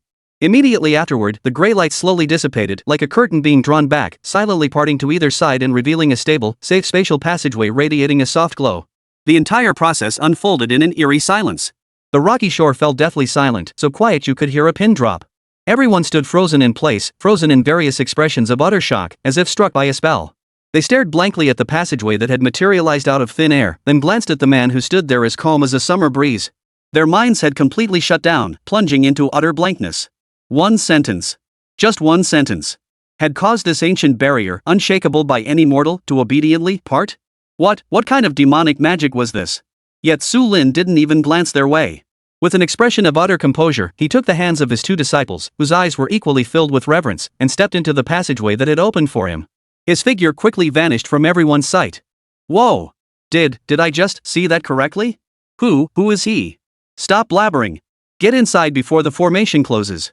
That roar, brimming with greed and urgency, thundered like a bolt of lightning, instantly jolting all the cultivators still reeling from shock back to reality. Right. Who cares who he is? If he can enter, it means this path is safe. The ancient immortal treasures within must not be let him monopolize. In an instant, the instinct for survival and the greed for treasure overwhelmed all reverence and fear. Quick! Follow him. The immortal fortune is mine. The closest cultivators reacted first. Ignoring their injuries, they forced down the surging blood in their bodies and scrambled toward the closing spatial passageway. With leaders taking the initiative, the rest followed suit. The entire rocky shore erupted in chaos. Nearly 100 once fading prodigies, now energized as if injected with adrenaline, unleashed their final reserves of strength. They swarmed toward the entrance, terrified that a single moment's delay would cause this colossal opportunity to slip through their fingers. Chapter 34, Rivals in Love. Yet, just as the foremost cultivators were about to step into the soft glow, peril descended once more. The spatial passage, which had been as docile as a housedog, suddenly trembled at its entrance. The gray vortex violently spun once more. A terrifying, devouring force erupted from within the passage. The foremost cultivators had no time to react before being instantly torn into the passage by that force. The moment their bodies entered the passage, it was as if they had been thrown into a meat grinder. Their protective spiritual light, magical treasures, physical bodies, and even their nascent souls were torn apart in an instant by the violent spatial turbulence, reduced to the most primitive fragments of spiritual energy, leaving not a single trace behind. This sudden, blood-curdling spectacle struck like a bucket of ice water, dousing every cultivator whose judgment had been clouded by greed. It's a trap. Retreat. Those in the rear who finally grasped the horror tried desperately to halt their advance, but those behind them, still oblivious, charged forward relentlessly. The entire scene instantly descended into utter chaos. The air filled with the sounds of trampling, curses, and desperate shrieks. The spatial passageway resembled an ancient beast awakening, opening its greedy maw to mercilessly devour all life that dared approach. Within mere breaths, nearly half the cultivators were sucked in, their bodies and souls obliterated.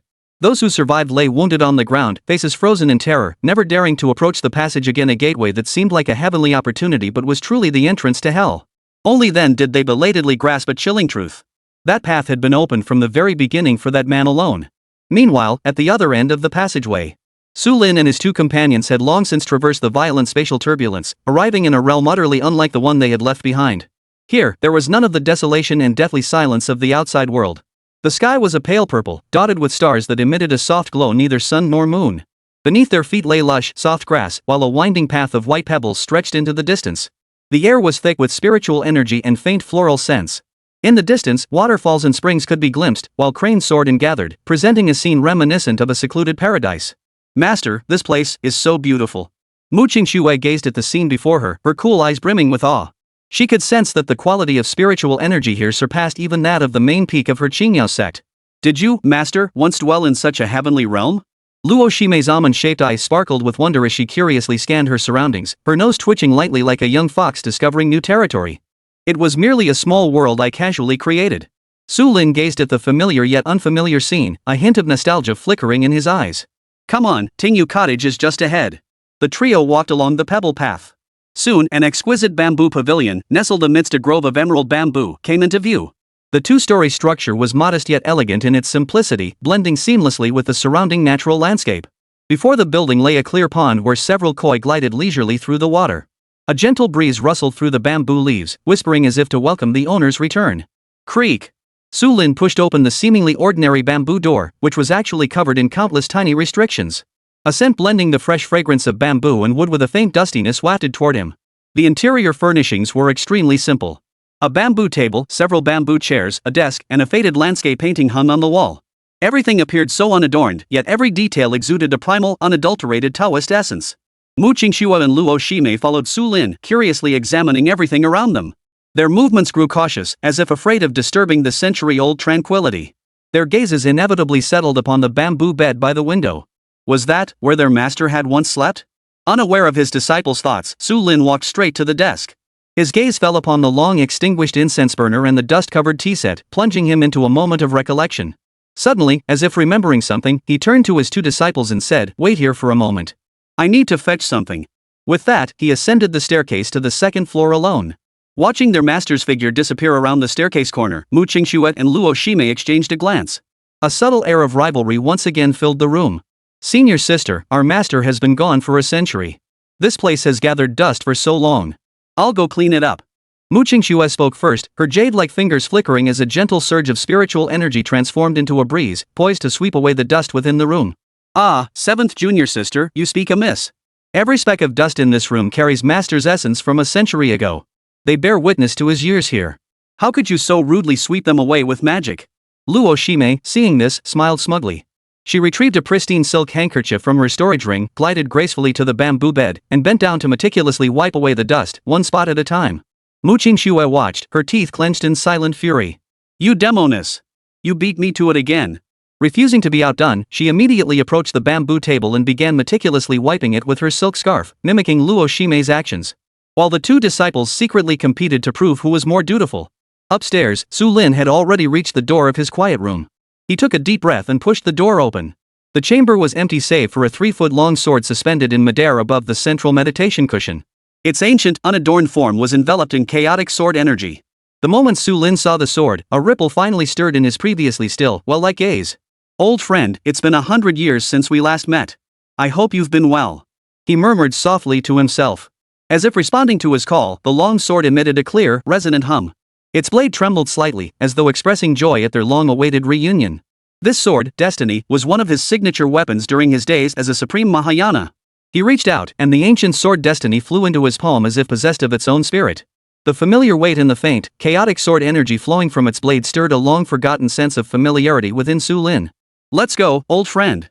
We'll see this changed world together," Su Lin murmured softly. Destiny hummed in response, as if echoing his words. When Su Lin descended the stairs, he witnessed a scene that left him both amused and exasperated. Mu Qingxue and Luo Shimei, two figures whose mere footsteps could send shockwaves through the cultivation world, were now locked in a jealousy-fueled rivalry, cleaning the small building as if competing in a contest. Mu Qingxue wiped down the desk while Luo Shimei swept the floor. Though neither used magic, their movements were utterly graceful. Chapter 35, The Clown Tang makes his grand entrance. The two slowly turned around. The moment their gazes met the ancient sword in Su Lin's hand, time seemed to freeze. It bore no ornate decorations, no dazzling aura of precious stones. The blade itself carried a hint of weathered, dull grayness. Yet the seemingly ordinary blade sent shockwaves through the two women, who stood at the pinnacle of the cultivation world. Their delicate bodies trembled violently as if struck by lightning. "Destiny." Mu Qingxue's crimson lips trembled slightly as she uttered these two words. The languid expression on Luo Shimei's face vanished completely, replaced by an unusual pallor and solemnity. How could they forget? How could they ever forget? A century ago, that apocalyptic war. A terrifying demon god descended from beyond the heavens, its power far exceeding all imagination. With every gesture, it could tear apart the laws of the universe and shatter the very fabric of existence. The entire cultivation world stood before that demon god like lambs awaiting slaughter, utterly defenseless. It was Su Lin who, at the final hour, wielding this ancient sword of destiny, stood alone to confront that world-shattering assault. The scene of that battle had long been etched as the deepest imprint within the depths of their souls. "Master." Mu Qingxue could no longer contain herself. Staggering forward, she knelt before Su Lin with a thud. Luo Shimei, too, shed all emotion, her expression solemn as she approached and knelt beside Mu Qingxue. Disciples humbly welcomed the return of Destiny. Su Lin gazed at his two kneeling disciples before him, a soft sigh escaping his heart.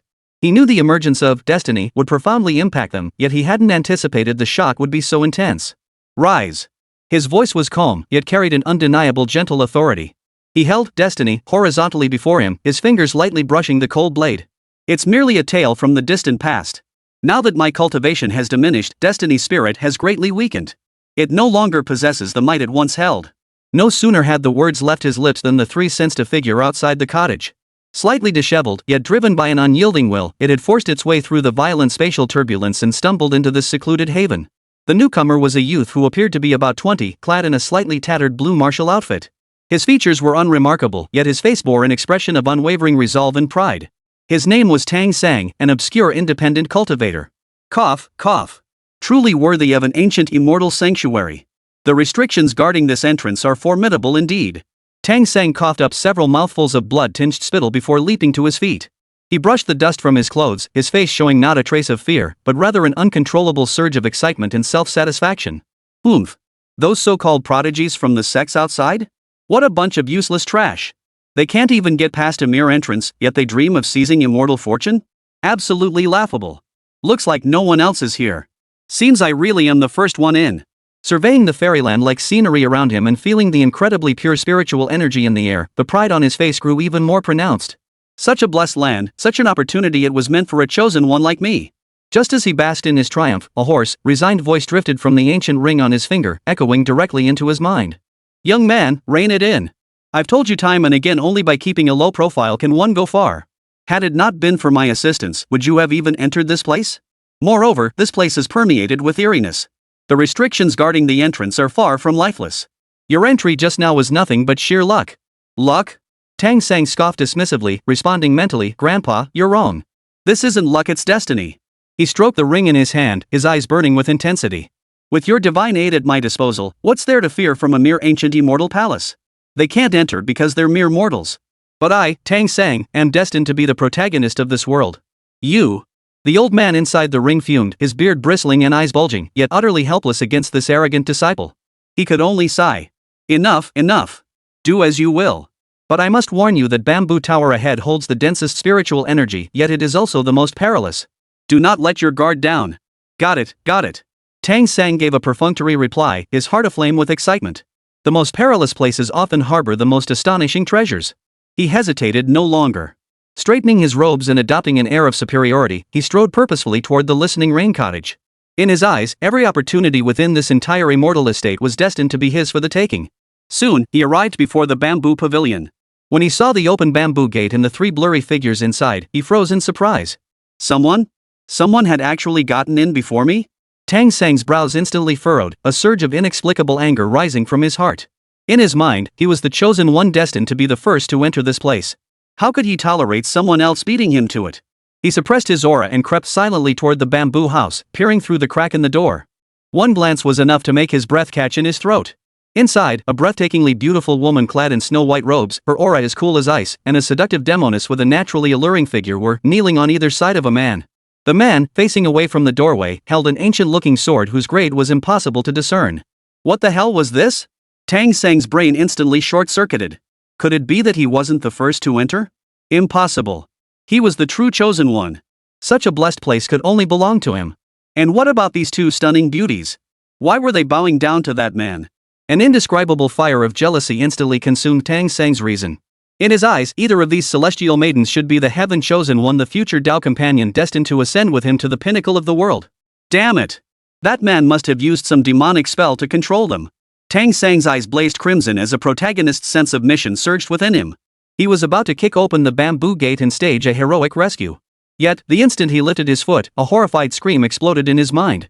Kid, something's wrong. There's something off about these three. Run now, or it'll be too late. It was the old man's voice. Tang Sang's movements froze abruptly. For the first time, he heard such pure terror in the old man's tone. Grandpa, what are you afraid of? Tang Sang asked in his mind, puzzled. That man looks ordinary.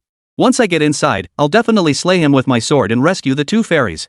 Chapter 36, This Man. We can't mess with him. You fool. What do you know? The old man's voice trembled.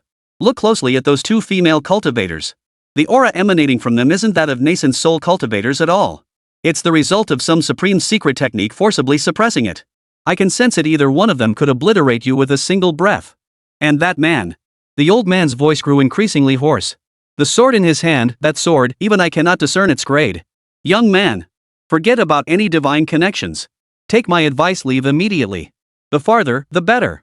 This man, we can't afford to provoke him. He glanced back inside the room. This time, he didn't focus on the two celestial maidens' appearances. Instead, he carefully sensed the faint, elusive aura emanating from them. This perception instantly plunged him into an icy abyss, a chill surging from his soul straight to the crown of his head. What? Have you had your fill of gawking? Well, once you've had your fill, it's time to die, you know? Tang Sang looked up in terror, only to find that the enchanting woman inside had turned her head at some point. Through the crack in the door, she stared at him with a faint, mocking smile. That gaze was like that of a predator eyeing prey already ensnared in its web, ready to be toyed with at will. A single glance was enough to make Tang Sang feel as though his very soul was being torn apart. It was the absolute crushing pressure of a vast gap in cultivation, leaving him unable to even muster the will to resist. It's over. Tang Sang's mind went blank. Ah, you brat. You'll be the death of me yet. A resigned sigh echoed as an ancient jade talisman, radiating intense spatial fluctuations, shot from the ring. It instantly exploded, transforming into a silver light that completely enveloped Tang Sang before he could comprehend what was happening. In a flash of silver light, Tang Sang's figure vanished without a trace. Interesting, Su Lin remarked indifferently. It's actually spatial teleportation. This kind of instant teleportation technique isn't something a cultivator at his level should possess. Then this disciple will go capture him immediately. No need, Su Lin waved his hand dismissively. Such teleportation spells are random. Even he himself wouldn't know where he'd end up. He surveyed the still elegant bamboo pavilion, a resolute gleam flashing in his eyes. Our business here is done. It's time for us to leave. At the mention of departure, a hint of reluctance flickered in Mu Qingxue and Luo Shimei's eyes, but anticipation dominated their expressions. Master, where shall we go next? Mu Qingxue asked softly. Su Lin fixed his gaze on the distant north, the most prosperous region of the continent. To Tianshu City. The Seekers' Alliance. Luo Shimei's almond-shaped eyes flashed with excitement. Master, are you going to find 6th junior sister? Yes. Su Lin nodded. The 7 of you sisters are scattered across the land now. To reunite everyone, 6th Sister's Seekers' Alliance is the best hub. Besides. He paused, a complex expression flickering in his eyes. It's been a century since I last saw her. I wonder what she looks like now. He remembered that among the 7 disciples, the 6th was the most perceptive and adept at navigating human relationships. But precisely because of that, she was also the most easily entangled by the mundane affairs of this world. Great idea. Luo Shimei clapped her hands in agreement. I've been wanting to see if 6th junior sister is still that little money-grubbing miser who'd fall headfirst into a pile of coins. Shall we depart now? Mu Qingxuang turned to Su Lin, seeking his confirmation. No rush, little junior sister. This place is so peaceful, let's have a proper chat with our master before we go. Mu Qingxue said nothing, only silently adjusting Su Lin's collar. 3 days later, the group made no further delay and turned to leave the rain-listening retreat. As they departed, this small world, sealed away for a century, slowly closed once more. It transformed into an invisible, faint glow and vanished deep within the fallen immortal ravine. Meanwhile, Tang Sang felt his soul and flesh being torn apart by the violent spatial turbulence. After an unknown duration, the tearing force finally ceased. He plummeted downward like a flung pebble. Thud. Cough, cough. What the hell is this place? Tang Sang struggled to rise from the mud that reached his knees, a suffocating stench assaulting his nostrils. He looked around in confusion, only to find several massive, black-haired, fat pigs circling him, grunting and snorting. Low stone walls, a crude thatched roof, and a floor mixed with straw and manure. This place was actually a pigsty. No! A roar of grief and fury erupted from Tang Sang's throat. He, Tang Sang, the chosen one. One moment he was in an ancient immortal palace shrouded in divine mist, and the next, he had fallen into a pigsty? An utter disgrace. A humiliation he could never wash away in his lifetime. Old man. Get out here. Is this what you call random teleportation? Tang Sang roared furiously at the ring on his finger, but it remained utterly unresponsive, already dead silent. Just as his impotent rage boiled over, a slightly stooped figure appeared at the pigsty entrance, bucket of pig feed in hand. Good heavens. Boo, who are you, you thief? How did you end up in my pigsty? An old farmer clad in coarse hemp garments stared at Tang Sang, covered in mud and reeking of foul odors, so startled he dropped the pig feed bucket from his hands. No! His wretched state had been seen by a mere mortal. A cold, murderous intent flashed in Tang Sang's eyes. As the future protagonist of this world, how could he tolerate a mere mortal witnessing his humiliation? Silence must be enforced. He raised his hand, ready to unleash a burst of spiritual energy. Yet the surging energy he anticipated failed to materialize. His fingertips felt utterly empty, and his dantian lay hollow and barren, like a dried-up well. What the hell? My spiritual energy? Tang Sang's face drained of color. He frantically scanned his body inward, only to discover with utter despair that his spiritual energy had been completely drained dry. Instantly, he understood. His face turned uglier than mud in a pigsty. Damn it! That cursed old man! That damned teleportation array, it drained my spiritual energy. Seeing Tang Sang raise his hand but make no move for a long while, the old farmer's look of terror gradually gave way to suspicion. Summoning his courage, he thrust the pig feed trough forward to shield himself, asking warily, What exactly are you trying to do? Tang Sang felt both anxious and furious inside, yet he forced an expression of profound mystery onto his face. He slowly lowered his hands behind his back, mimicking the old man's usual air of commanding authority as he gave a cold snort. You ignorant commoners, blind to greatness. I am a reclusive master wandering these lands. Only due to a minor setback in cultivating divine arts have I temporarily fallen into misfortune here. If you serve me well, once I regain my power, I shall bestow upon you a few elixirs. They will protect you from all illness and extend your life by 100 years. A sage? You? The old farmer spat on the ground. I say you're nothing but a thief who failed to steal a pig and fell into a dung pit. Elixirs? Get the hell out of here. Or I'll set my dogs on you. Chapter 37, Tianshu City. Being humiliated by a mere mortal shattered Tang Sang's pride in an instant. He could no longer maintain the demeanor of a sage. His face contorted into a hideous grimace as he lunged at the old farmer. I'll kill you, you blind old fool. Hey! You dared to fight back. Seeing this, the old farmer's anger flared. He grabbed the manure fork from the corner and thrust it straight at Tang Sang's backside. Ouch! Tang Sang yelped in pain, scrambling to his feet in a fluster. There was no trace left of the divine chosen son's composure. He scrambled to dodge, but the old farmer chased him around the pigsty, sending him tumbling and sliding on his feet several times, landing flat on his face. Get out! Get the hell out of here! Finally, driven by the old farmer's pitchfork, Tang Sang scrambled and crawled his way out of the farmyard, trailing behind him the furious barking of several mongrel dogs. Only after staggering a considerable distance did he dare stop. He glanced back at the farmhouse that had subjected him to such utter humiliation, his eyes brimming with venom and murderous intent. You wait, just you wait. He growled through gritted teeth, just wait until I, Tang Sang, regain my cultivation. I'll slaughter every last soul in this village, leaving you begging for death but unable to die. Only after venting his fury did he notice his own pitiful state. His entire body was coated not only in pig dung but also mixed with the sour stench of pig feed. He looked as though he'd been fished out of a latrine.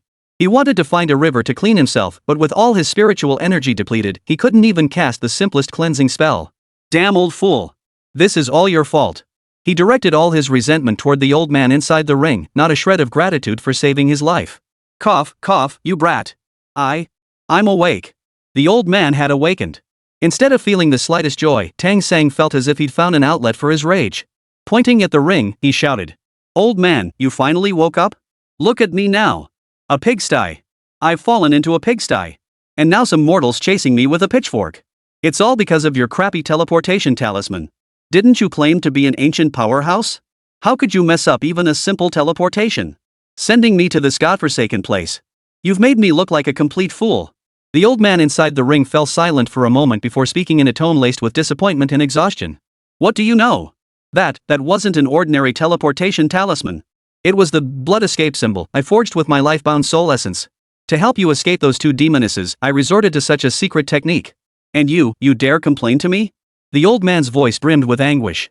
He had thought that sacrificing his very essence to save him would at least earn a shred of fear or gratitude from this brat. However, Tang Sang's focus was entirely absent from the life-saving favor. Soul source depletion is severe? He curled his lips in a dismissive scoff. How long will you sleep? Can you still help me afterward? You? The old man nearly lost his soul from the shock of his words. This old man will need at least several years of deep sleep to recover. Years? Tang Sang's displeasure flared instantly. Only a few years? I thought you were done for. All right. I know you've been through a lot. Go sleep now. Don't bother me. Once I find that great opportunity, I'll naturally have a way to restore you. He spoke as if it were perfectly reasonable, as if the old man had naturally sacrificed his essence for him, and Tang Sang's future reward of restoring him would be a tremendous favor. You're beyond teaching. The old man was so enraged he could barely speak. The last shred of his lucid mind was shattered by these heartless words, plunging him into a deep, endless slumber. All that whining. Tang Sang confirmed the old man would no longer bother him, then refocused his attention on the predicament before him. Just as despair gripped him, the distant outline of that magnificent colossal city reignited his hope. He smoothed his already tattered clothes, wiped the grime from his face, and a flame called ambition reignited in his eyes. This slight humiliation is but a trial sent by heaven to bestow a great mission upon me. Once I enter Qingxue City, find the leader of the Seekers Alliance, and win her favor, I will repay today's humiliation 100-fold. As Tang Sang limped toward the celestial pivot city, his heart filled with venomous resentment, Su Lin and his companions had already ascended to the dizzying heights. Riding Luo Shimei's flowing cloud brocade, they sped toward the same destination. Within the cloud brocade, a self-contained world existed, completely shielding them from the biting gale winds of the heavens. After their deep exchange at the fallen immortal ravine, the relationship between Mu Qingxue and Luo Shimei had grown subtly complex. Initially, their interactions carried a palpable tension, almost like a standoff between rivals. But at some point, this rivalry had gradually transformed into an uncanny mutual understanding. Master, we've arrived at Qingxue City. Even someone as proud and arrogant as Luo Shimei couldn't help but let a hint of awe slip into her voice the moment she laid eyes on the city. It wasn't merely a city, it resembled an independent continent perched atop the earth. Its walls soared skyward, stretching for thousands of miles. Countless rainbow bridges spanned the sky, connecting these floating islands into a vast aerial network. Flying swords, spirit boats, and cultivators riding rare beasts darted between the rainbow bridges and floating islands, creating streaks of dazzling light that converged into an endless celestial river of immortals. The entire city was enveloped in an atmosphere thick with spiritual energy and the scent of wealth. At the very heart of the city, a 99-story glazed pagoda soars skyward, seemingly poised to pierce the heavens themselves. It radiates dazzling golden light, anchoring the city's destiny like the legendary divine pillar that holds the seas in place. There, within the Tongtian Treasure Pavilion, lay the headquarters of the continent's foremost merchant guild, the Seekers Alliance. At the same moment, within a secluded chamber on the 80th floor of the Tower of Heaven, the atmosphere was thick and oppressive, almost solid. A middle-aged man, clad in a golden brocade robe and radiating an imposing presence, sat solemnly upon the guest seat. His cultivation had reached the late stage of the fusion realm. He was Zhao Gang, the patriarch of the Golden Sun Sect and father of Zhao Tianyu. At this moment, his naturally imposing face was dark enough to drip with gloom, his eyes filled with uncontrollable grief and overwhelming murderous intent. Just days prior, he had received news that the life token of his only beloved son had shattered, sending shockwaves through his very soul. He had immediately followed the last traces of the life token's energy to the fallen immortal ravine, only to find utter devastation and the terrified, horrified faces of the survivors. From their accounts, he pieced together an unbearable truth. His son, Zhao Tianyu, possessor of two supreme treasures, had been brutally tortured and murdered by a man at the initial stage of nascent soul cultivation and his two mysterious female companions. He yearned for vengeance, yet the identities of the three assailants remained unknown, only that they too had entered the fallen immortal ravine. Zhao Gang waited outside the fallen immortal ravine for days, yet found nothing. Left with no other choice, he journeyed to Qingxue City to seek an audience with the leader of the Seekers Alliance, the continent's foremost intelligence network, hoping to leverage her resources to uncover the origins of those three. Chapter 38, The Fifth Disciple, Qingxue. Zhao Gang had sat motionless in a side hall of the Seekers Alliance for 3 full hours. His Golden Sun Sect, though not a top-tier grand sect, still ranked among the second-rate. Yet within this Tongtian Treasure Pavilion, it seemed utterly insignificant. No maidservant offered tea, no steward inquired after him. He sat like the most lowly prisoner awaiting final judgment. He dared not show the slightest impatience or anger. In this empire built upon wealth and intelligence, his cultivation and status were utterly insignificant. Whether the Alliance Master of the Seekers Alliance, that mysterious woman rumored to control the continent's economic lifeline, chose to see him depended entirely on her whim. Just as his mind was being tortured by this uncertainty, a crisp, melodious jingle of spirit stones colliding echoed from afar, drawing nearer. The massive door of the side hall, carved from a single piece of 10,000-year-old spirit wood, slid silently open to reveal a figure. A figure, surrounded by dozens of attendants whose auras all surpassed the fusion realm, slowly stepped inside.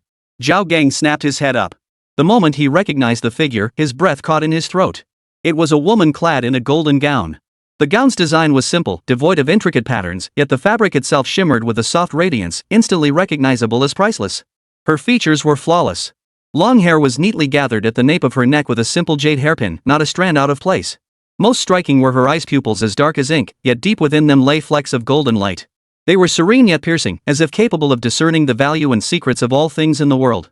She carried none of Mu Qingxue's icy chill nor Luo Shimei's alluring charm, instead radiating absolute composure and command. To her, the entire world seemed merely a business transaction waiting to be calculated. She was Su Lin's sixth disciple, the supreme ruler of the Seekers Alliance, Qingxue. Golden Sun Sect Master, Zhao Gang? Qingxue slowly took her seat at the head of the table, her voice calm and measured. To see me, you sold off 30% of your sect's assets and mortgaged a century's worth of mining profits just to secure these 3 hours of waiting. Speak. Your time is precious. Before her, Zhao Gang felt his late-stage core formation cultivation seemed like a joke. Forcibly suppressing his shock, he rose and bowed deeply, his voice hoarse as he said, I sought an audience with the Alliance Master for one reason alone. I begged the Alliance Master to tell me who in the world is the murderer who killed my child. Your son, Zhao Tianyu. Qingxue lifted the spiritual tea offered by her maid, gently blowing on the floating leaves. Her tone was as flat as if stating an insignificant fact. He died outside the fallen immortal ravine, slain by 2 women. The principal murderers are named Mu Qingxue and Luo Shime. Their master is named Su Lin. Zhao Gang trembled violently at these words, his eyes blazing with overwhelming hatred. He never imagined the other party would so readily reveal everything he sought to know. Thank you for informing me, Alliance Leader. He bowed once more, his voice gritted with fury. Please inform me of these 3's whereabouts.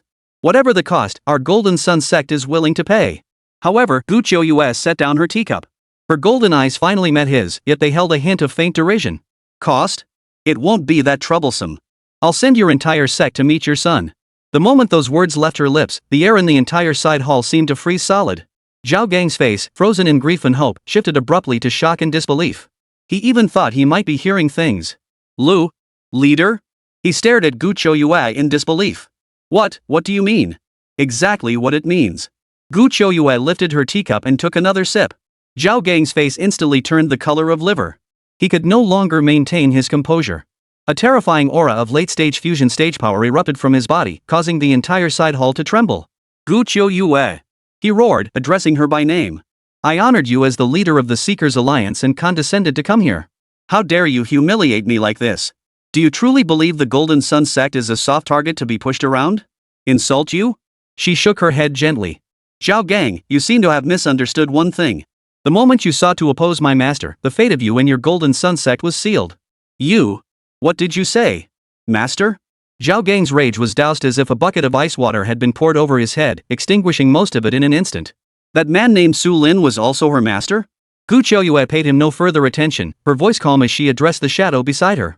Shadow 1. At your service.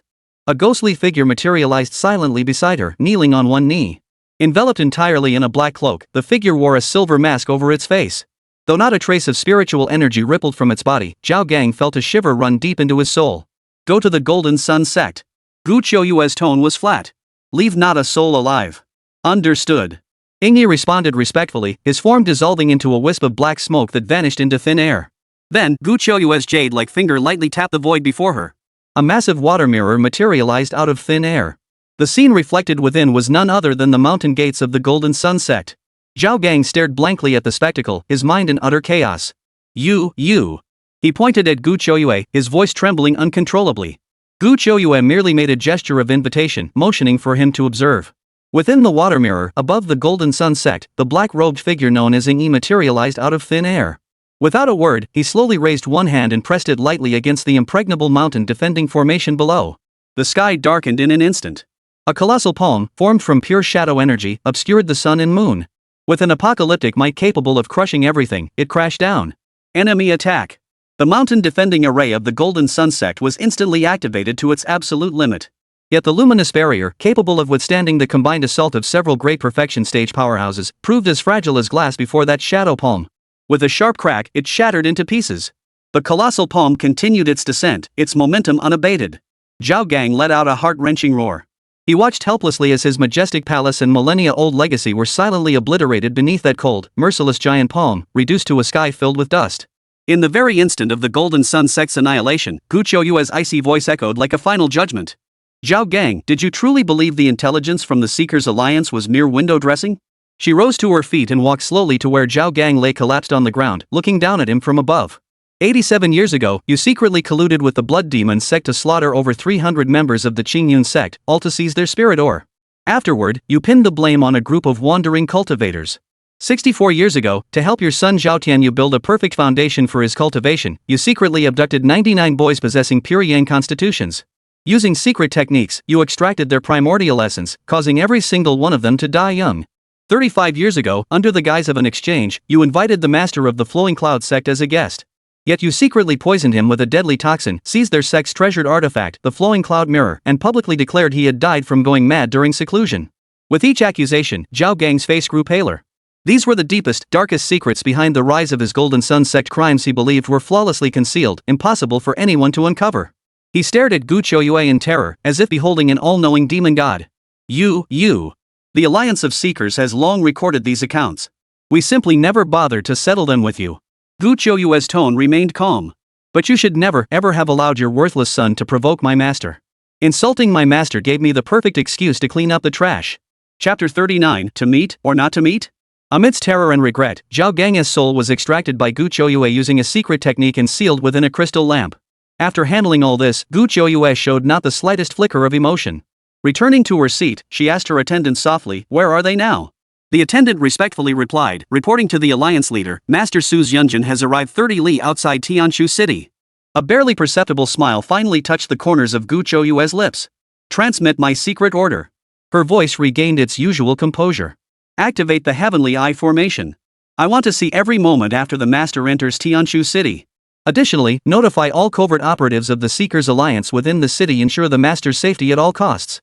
The cloud brocade of flowing dawn silently traversed the invisible protective light barrier of Tianshu City, descending gently onto a white jade plaza atop a floating island. This served as one of the primary entry points for external visitors. That little money-grubbing sixth junior sister has truly made quite a name for herself over the past century. Mu Qingxue remained silent. She could sense that beneath the city's facade of freedom lay an invisible net of surveillance.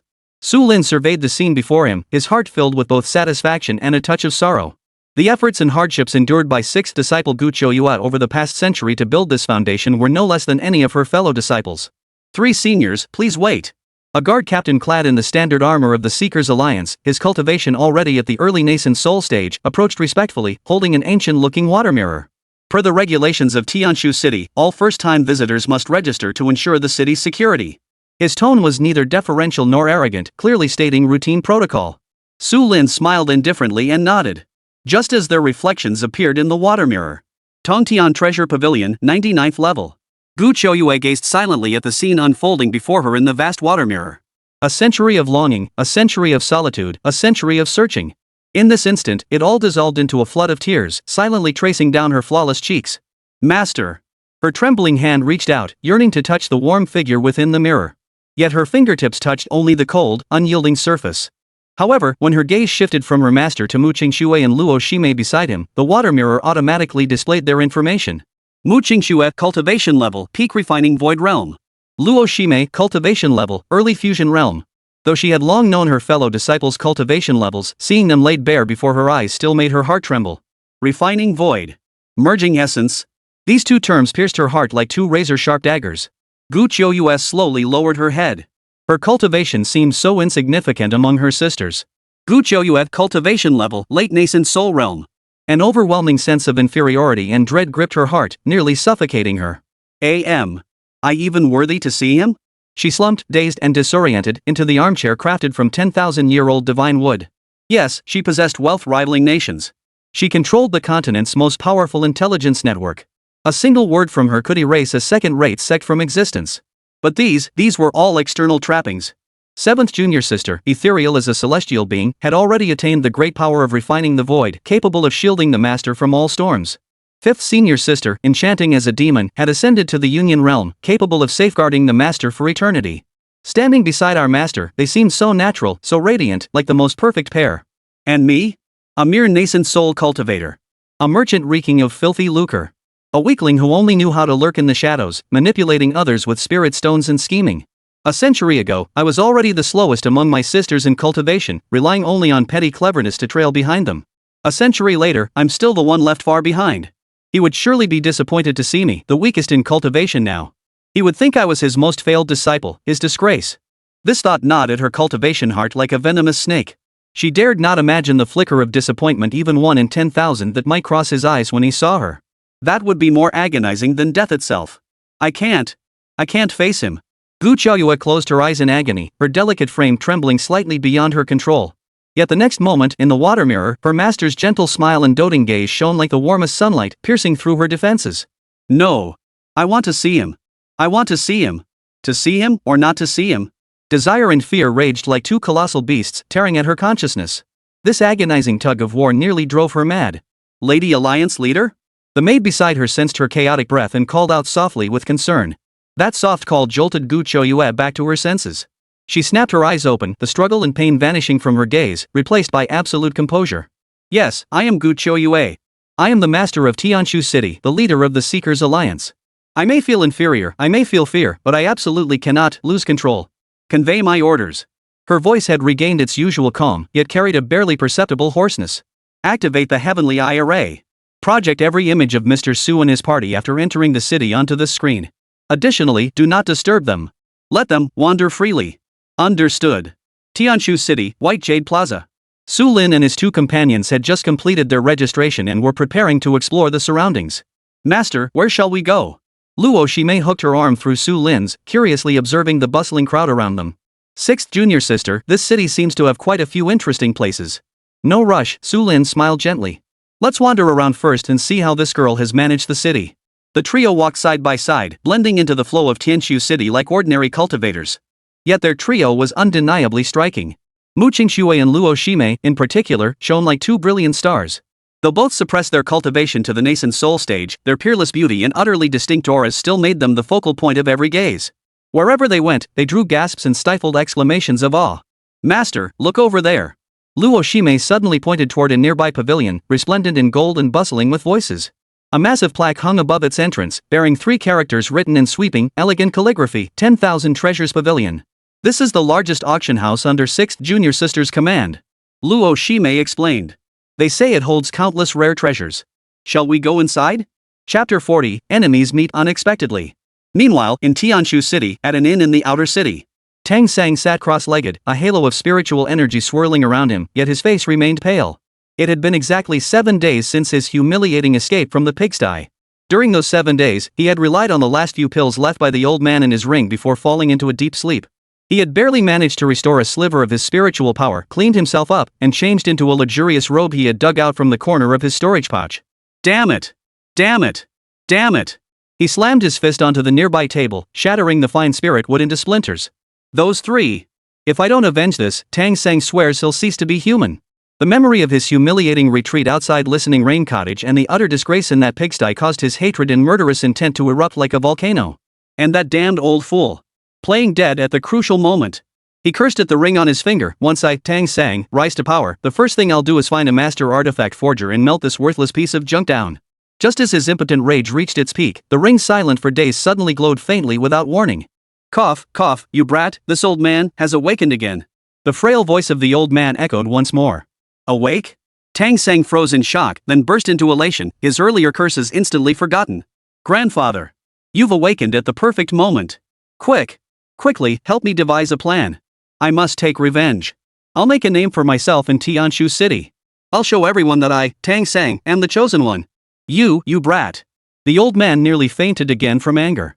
I sacrificed my very essence to save your life, and instead of gratitude, you dare think of provoking such terrifying beings? You don't care about your life, but I still want to live a few more years. What's there to fear? Tang Sang declared nonchalantly. This is Qingxue City. It's the territory of the Seekers Alliance. No matter how powerful those 3 are, they wouldn't dare attack openly here. This is my chance. Grandpa, didn't you say you were a powerhouse back in your day? Surely you've got some hidden treasure stashed away? Something that could make me rise to prominence overnight, preferably something that would catch the attention of that Seekers Alliance leader? A greedy gleam flashed in his eyes. I heard that Alliance leader Gu is still unmarried. If I could demonstrate enough potential and value to win her favor, then what would I have to fear from 3 obscure nobodies? The old man inside the ring fell silent. Gazing at this disciple, whose mind had long been warped by jealousy and ambition, he felt profound weariness and disappointment. Yet he could do nothing about it. He was now merely a fragment of a soul, dwelling within the ring, bound to Tang Sang, sharing in his glory and his ruin. If Tang Sang perished, he too would vanish utterly from the world. Ah! Very well, very well. The old man sighed deeply, as if making his final decision. Before my demise, I obtained a quasi-divine herb, the 9-cavity Linglong Ginseng. This treasure has long been extinct to the outside world, worth a fortune. Take it to the 10,000 Treasures Tower for auction. Once it appears, it will surely stir the upper echelons of the entire Qingxue City. The leader of the Seekers Alliance will inevitably take notice of you. As the words fell, a section of ginseng appeared before Tang Sang. Crystal clear throughout, it resembled an infant, enveloped in a halo of multicolored radiance. Merely catching a whiff of its medicinal fragrance, Tang Sang felt his parched dantian begin to stir with renewed vitality. What a treasure! Tang Sang's eyes flashed with wild delight. He carefully placed the divine ginseng into a jade box, his face once again radiating confidence and arrogance. Ha ha ha ha! Old man, I knew you were hiding something special. With this, I'll make a name for myself at the 10,000 Treasures Pavilion. Everyone will witness Tang Sang's wealth and true strength. Then, not only will the Alliance Master of the Seekers Guild look at me differently, but even those two stunning celestial beauties by that pretty boy's side will abandon darkness for light. He could already envision himself trampling Su Lin beneath his feet, surrounded by beauties on either side, ascending to the pinnacle of life. A triumphant, maniacal laugh erupted from his throat. Dressed in his most splendid robes, he strode briskly out of the inn, heading straight for the 10,000 Treasures Pavilion, that very symbol of wealth and status. Inside the 10,000 Treasures Pavilion, the air buzzed with voices and the glint of precious gems. As Su Lin and his companions entered at a leisurely pace, a group of uniformly dressed, beautiful maidservants immediately approached them. Honored guests, welcome to the 10,000 Treasures Tower. May we assist you in purchasing magical artifacts or consigning rare treasures? Today's auction on the top floor is about to commence. Would you like to attend? The attendant's cultivation had reached the golden core stage, and her mannerisms revealed rigorous training. An auction? Luoshi's beautiful eyes lit up as she turned to Su Lin. Master, shall we go take a look? Su Lin nodded. While the auction itself held little interest for him, it presented a good opportunity to observe his sixth disciple's business ventures. Please follow me, honored guests. The maid led the trio to a private box on the top floor, offering an unparalleled view. The walls were crafted from one-way crystal, allowing a clear view of the vast auction hall below while remaining completely opaque to outsiders. Master, look. Mu Qingxue pointed to a water mirror within the box and explained. This is 6th Junior Sister's original creation, the Heavenly Eye system. It said every private room is connected to the top floor of the Tongtian Treasure Pavilion. I suspect 6th Junior Sister can see every move we make here with crystal clarity. Oh? Su Lin glanced at the water mirror with interest, silently nodding to himself. This girl certainly had some novel ideas. At that very moment, in another, even more opulent VIP private room, Tang Sang sat smugly in the seat of honor. When he handed over that 9-hole Linglong Ginseng to Wanbao Tower's appraiser, the entire upper echelon of Wanbao Tower was thrown into an uproar. The manager personally escorted him into the highest-tier VIP room, presenting countless rare delicacies with utmost reverence. This greatly satisfied Tang Sang's vanity. Gazing down through the crystal walls at the throng of cultivators below, crowded together like ants, his face brimmed with arrogant disdain. Humph, a bunch of commoners. Just as he basked in his triumph, his gaze inadvertently swept over the private room where Su Lin was seated. Though he couldn't make out their faces, he keenly recognized the silhouettes of two breathtakingly beautiful figures he hated with every fiber of his being. It's them! Tang Sang's pupils suddenly contracted, his smug expression instantly replaced by venom and jealousy. Well, what a small world. You two actually came too. He stared fixedly at the private room, clenching his fists so tightly his knuckles turned white. Just you wait. I'll make you understand what true wealth means. I'll humiliate that pretty boy right in front of you, leaving him utterly disgraced and ashamed. My two fairies, only I, Tang Sang, am worthy of you. Chapter 41, Gu Qiuyue, awaiting her master. The VIP private room where Tang Sang resided was specially reserved by Wanbao Tower for distinguished guests possessing rare treasures. Both its furnishings and the concentration of spiritual energy far surpassed those of ordinary private rooms. This exclusive reverence inflated his sense of superiority and confidence to the utmost. He lifted a cup of fine wine brewed from century-old spiritual fruits, swirling it gently. His contemptuous gaze swept over the private room where Su Lin sat before he let out a cold laugh. Oomph! A mere pretty boy like him? Does he even deserve to walk alongside two celestial beauties? Once the auction begins, I'll show you the difference between heaven and earth. In this city built with spirit stones, without money, even breathing is a mistake. He had already made up his mind, whatever the others set their sights on, he would outbid them fivefold. He would use the purest, most savage wealth to utterly crush that man's dignity beneath his feet, letting those two peerless beauties see who the true strong one was who truly deserved their lifelong devotion. Of course, all his spirit stones came from the old man inside the ring. The old man inside the ring was equally frustrated. He had spent his entire life, over 1,000 years, accumulating this fortune, only to see it squandered by this brat today. Yet he was utterly powerless. His storage pouch and very soul were deeply bound to this ring. Should Tang Sang meet his end, misfortune would befall him as well. He'd rather have rotted in the ground than let this brat find the ring. Yet, just as Tang Sang was lost in his perfect revenge scheme, a sudden commotion erupted within the auction hall. The chief auctioneer, who had been about to take the stage, hurriedly emerged from backstage accompanied by several elders whose auras were profoundly unfathomable. Leading them was the chief steward of 10,000 Treasures Pavilion, a powerful cultivator at the core formation stage who was usually as elusive as a dragon glimpsed only by its head. Yet now, he was drenched in sweat. What's going on? Why is Chief Steward Wang here in person? And with that look on his face? The cultivators in the hall murmured among themselves, sensing that something major was unfolding. Tang Sang also furrowed his brow, a sense of foreboding flickering through his mind. Then, a scene unfolded that nearly made his eyes pop out of his head. Ignoring all the VIPs, Chief Steward Wang and his entourage strode directly to the door of Su Lin's ordinary private room. Then, under the deathly silent gaze of tens of thousands of cultivators, with a resounding thud, led by the core formation stage Chief Steward Wang, every single high-ranking official of 10,000 Treasures Pavilion knelt down in unison.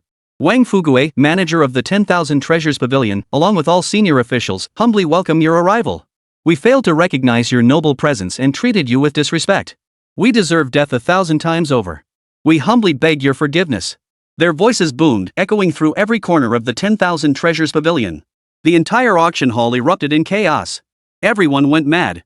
A great power at the core formation stage had the chief steward of the 10,000 Treasures Pavilion kneel before him, addressing him as Your Excellency? Who on earth was sitting in that private box? Tang Sang's smug grin froze solid. The wine glass in his hand shattered with a sharp crack as he crushed it, shards of glass and wine piercing his palm, yet he felt nothing. His eyes widened as he stared fixedly at the scene, his mind going blank, utterly unable to comprehend what was unfolding before him. How could this be? But what followed was even more devastating. Manager Wang trembled as he continued. This place is filthy and unsightly. How could it possibly be fit for your presence? We have cleaned the Heavenly Qian Suite and humbly request you three to move there. Heavenly Qian Suite. When those four words rang out, the entire hall fell silent once more. Throughout Tianshu City, throughout the entire Qing province, everyone knew that the Tianzi Qianhao private room was the exclusive domain of the legendary female goddess of wealth, Qingxue, the leader of the Seekers Alliance. Since the Wanbao Tower's construction, only Qingxue herself had ever occupied that room. That place represented the highest authority within this commercial empire. Impossible. Absolutely impossible. Tang Sang murmured hoarsely, his face shifting from crimson to deathly pale, then to a sullen gray. His body trembled slightly from the intense jealousy and shock. He couldn't accept it. He held a quasi-divine medicine yet was merely invited into an ordinary VIP room. That man, however, had done nothing yet compelled the Wanbao Tower steward to kneel and was even ushered into the legendary Alliance leader's exclusive private room. How could this be? It must be that his treasure wasn't good enough. Old man. Show me. What the hell is going on here? Tang Sang raged inwardly. This is the quasi-divine medicine you gave me? This is what you called priceless? Others got into the top-tier suite without lifting a finger, but this junk you gave me only gets this chosen one stuck here for everyone to laugh at? His resentment and fury, unable to comprehend the situation, all shifted toward the old man inside the ring. You ungrateful bastard. The old man's voice trembled with fury. My 9-hole Linglong ginseng is a heavenly treasure. It could drive even a tribulation stage ancestor mad with desire. Do you think the 10,000 Treasures Pavilion granted you VIP status for nothing? If not for this very item, you wouldn't even have the right to set foot in this place. So what? Tang Sang snarled back, his face twisted in fury. The fact remains, my near-divine medicine pales in comparison to that man's. What use are you? You useless old fool, what else can you do besides spout empty boasts? The old man nearly lost his soul to such shameless words, but then a deeper chill and dread gripped his spirit. He strained to sense the direction of Su Lin and his companions, his voice trembling. Enough. Leave. Now. Immediately. Get out of here. You absolutely cannot defeat that man. That man, his status transcends our comprehension. To make Qingxue relinquish her heavenly Qian number, this is beyond mere overwhelming power. That is the creator of this commercial empire Qingxue welcoming her master. Do you understand? What are you talking about? Scared already? Tang Sang burst into a sickly laugh as if hearing the most ridiculous joke. You're nothing but a cowardly piece of trash. Scared out of your wits by a mere little scene. I refuse to leave. I am the chosen one. I am the protagonist. This is heaven testing me. The higher his status, the greater the sense of accomplishment when I crush him beneath my feet. Those two peerless celestial maidens will see clearly who the true hidden dragon is. The old man inside the ring was so enraged by these words that his very soul nearly shattered on the spot. But then, Tang Sang's face, twisted by jealousy, did an abrupt 180-degree turn, plastered with a fake yet earnest smile. Chapter 42, Opportunity Knocks? Grandfather, please don't be angry. I was just blinded by jealousy. He slapped himself hard across the face with a sharp smack. Yet his expression showed no trace of pain, only a forced look of regret and self-reproach. Think about it, who am I, Tang Sang? The chosen one. I carry immense destiny, destined for limitless greatness. Yet today, some upstart who appeared out of nowhere outshone me. I watched helplessly as two peerless celestial maidens who should have been mine pandered to him. This humiliation is simply unbearable. Grandfather, I know your kindness to me is as deep as a mountain. Rest assured, I, Tang Sang, am no ungrateful wretch. His tone shifted abruptly as he lowered his voice, speaking in a voice laced with seductive allure. You are but a fragment of a soul now. This cannot be your permanent state. Once I, Tang Sang, have perfected my cultivation and ascended to the pinnacle of the immortal path, I will scour the myriad realms of the heavens to find you the 9-turned soul-restoring herb, the blood of the undying phoenix, and the primordial Tao embryo. With these, I shall forge for you a peerless, indestructible, supreme physical body. Then, master and disciple, we shall reign supreme over all creation. Would that not be truly delightful? This grand promise struck precisely at the softest, most yearning part of the old man's heart. A new physical body. It was what he had yearned for in countless sleepless nights. The soul within the ring fell into a long silence. He knew full well this youngster was spinning sweet lies, exploiting his deepest longing. But, what if? What if this boy, blessed with such immense destiny, could actually make it happen? He had no other choice. Sigh. A sigh that seemed to drain every last ounce of strength echoed in Tang Sang's mind. Very well, very well. The wealth I've accumulated over my lifetime, meant to be used when I reshape my physical form. Now, I can only stake it all on you. No sooner had the words left his lips than a storage pouch, radiating dazzling golden light, materialized before Tang Sang. The powerful fluctuations of spiritual energy emanating from that storage pouch far surpassed any magical artifact Tang Sang had ever seen before. Within lies the entirety of my life's savings of full, 50 million high-grade spirit stones. Young man, this is your final chance. Do what you must, but whatever you do, never provoke that man again. The old man's voice grew incredibly weak, as if he had just made his final arrangements, before falling silent once more. 50 million. Tang Sang's breathing instantly grew heavy. He immediately probed his storage pouch with his divine sense. Upon confirming the amount, his eyes burned with greed. Ha ha ha ha. Now we're talking. Not provoke him? What a joke!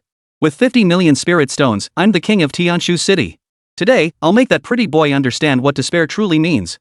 His gaze returned to the private room marked Heavenly Qian, a savage grin etched across his face. Meanwhile, inside the Heavenly Qian suite, the opulence here far surpassed that of the previous private room. The floor was paved with warm, smooth jade. Night pearls embedded in the walls automatically gathered spirit energy. The air was filled with the soothing, tranquil scent of sandalwood incense. Merely breathing here felt like one's cultivation was slowly increasing. But neither Mu Qingxue nor Luo Shime let their gaze linger on these rare treasures for even a moment. Instead, they stared blankly at the man leisurely sipping his tea. Xiaoyu has certainly built a thriving business. Su Lin set down his teacup, a faint smile playing on his lips, his tone tinged with satisfaction. He naturally sensed the venomous glare from the other private room, one that seemed capable of piercing through the crystal wall. To him, it was merely amusing, like a mighty dragon paying no heed to the futile, furious screeching of an ant beneath its feet. At that moment, the auction below officially commenced. Ladies and gentlemen, welcome to Wanbao Tower's once-in-a-century special grade auction. The chief auctioneer was a woman of striking beauty, her cultivation already reaching the refining void stage. Her voice was crisp and captivating. Without further ado, let us present the first item up for auction. As the red cloth was lifted, a dazzlingly radiant, icy cold blue immortal sword appeared before the crowd. A low-grade immortal artifact, the Green Frost. Forged from millennia-old mystical ice iron and feathers of the Azure Phoenix, this blade is especially suited for cultivators of ice elemental arts. Starting bid, 1 million high-grade spirit stones.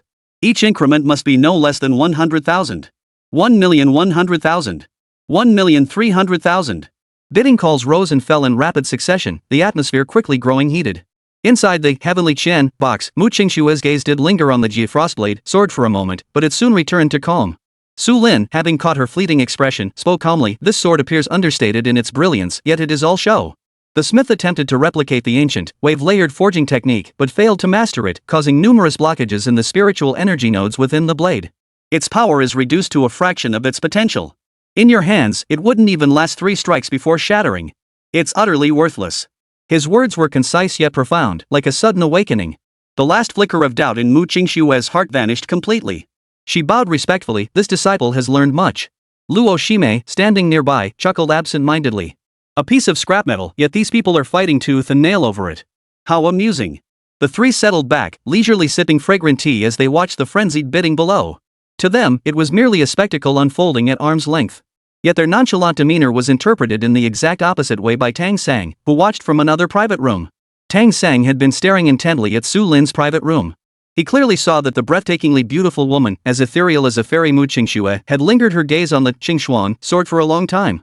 He immediately conjured up a dramatic scenario. The fairy-like maiden adored the sword, yet the man beside her was penniless, unable to bid for it. He could only feign composure, desperately maintaining his dignity. Ha ha ha ha. My chance has come. Tang Sang's heart surged with excitement. He felt this was a divine gift, the perfect moment to humiliate Su Lin and win the beauty's heart.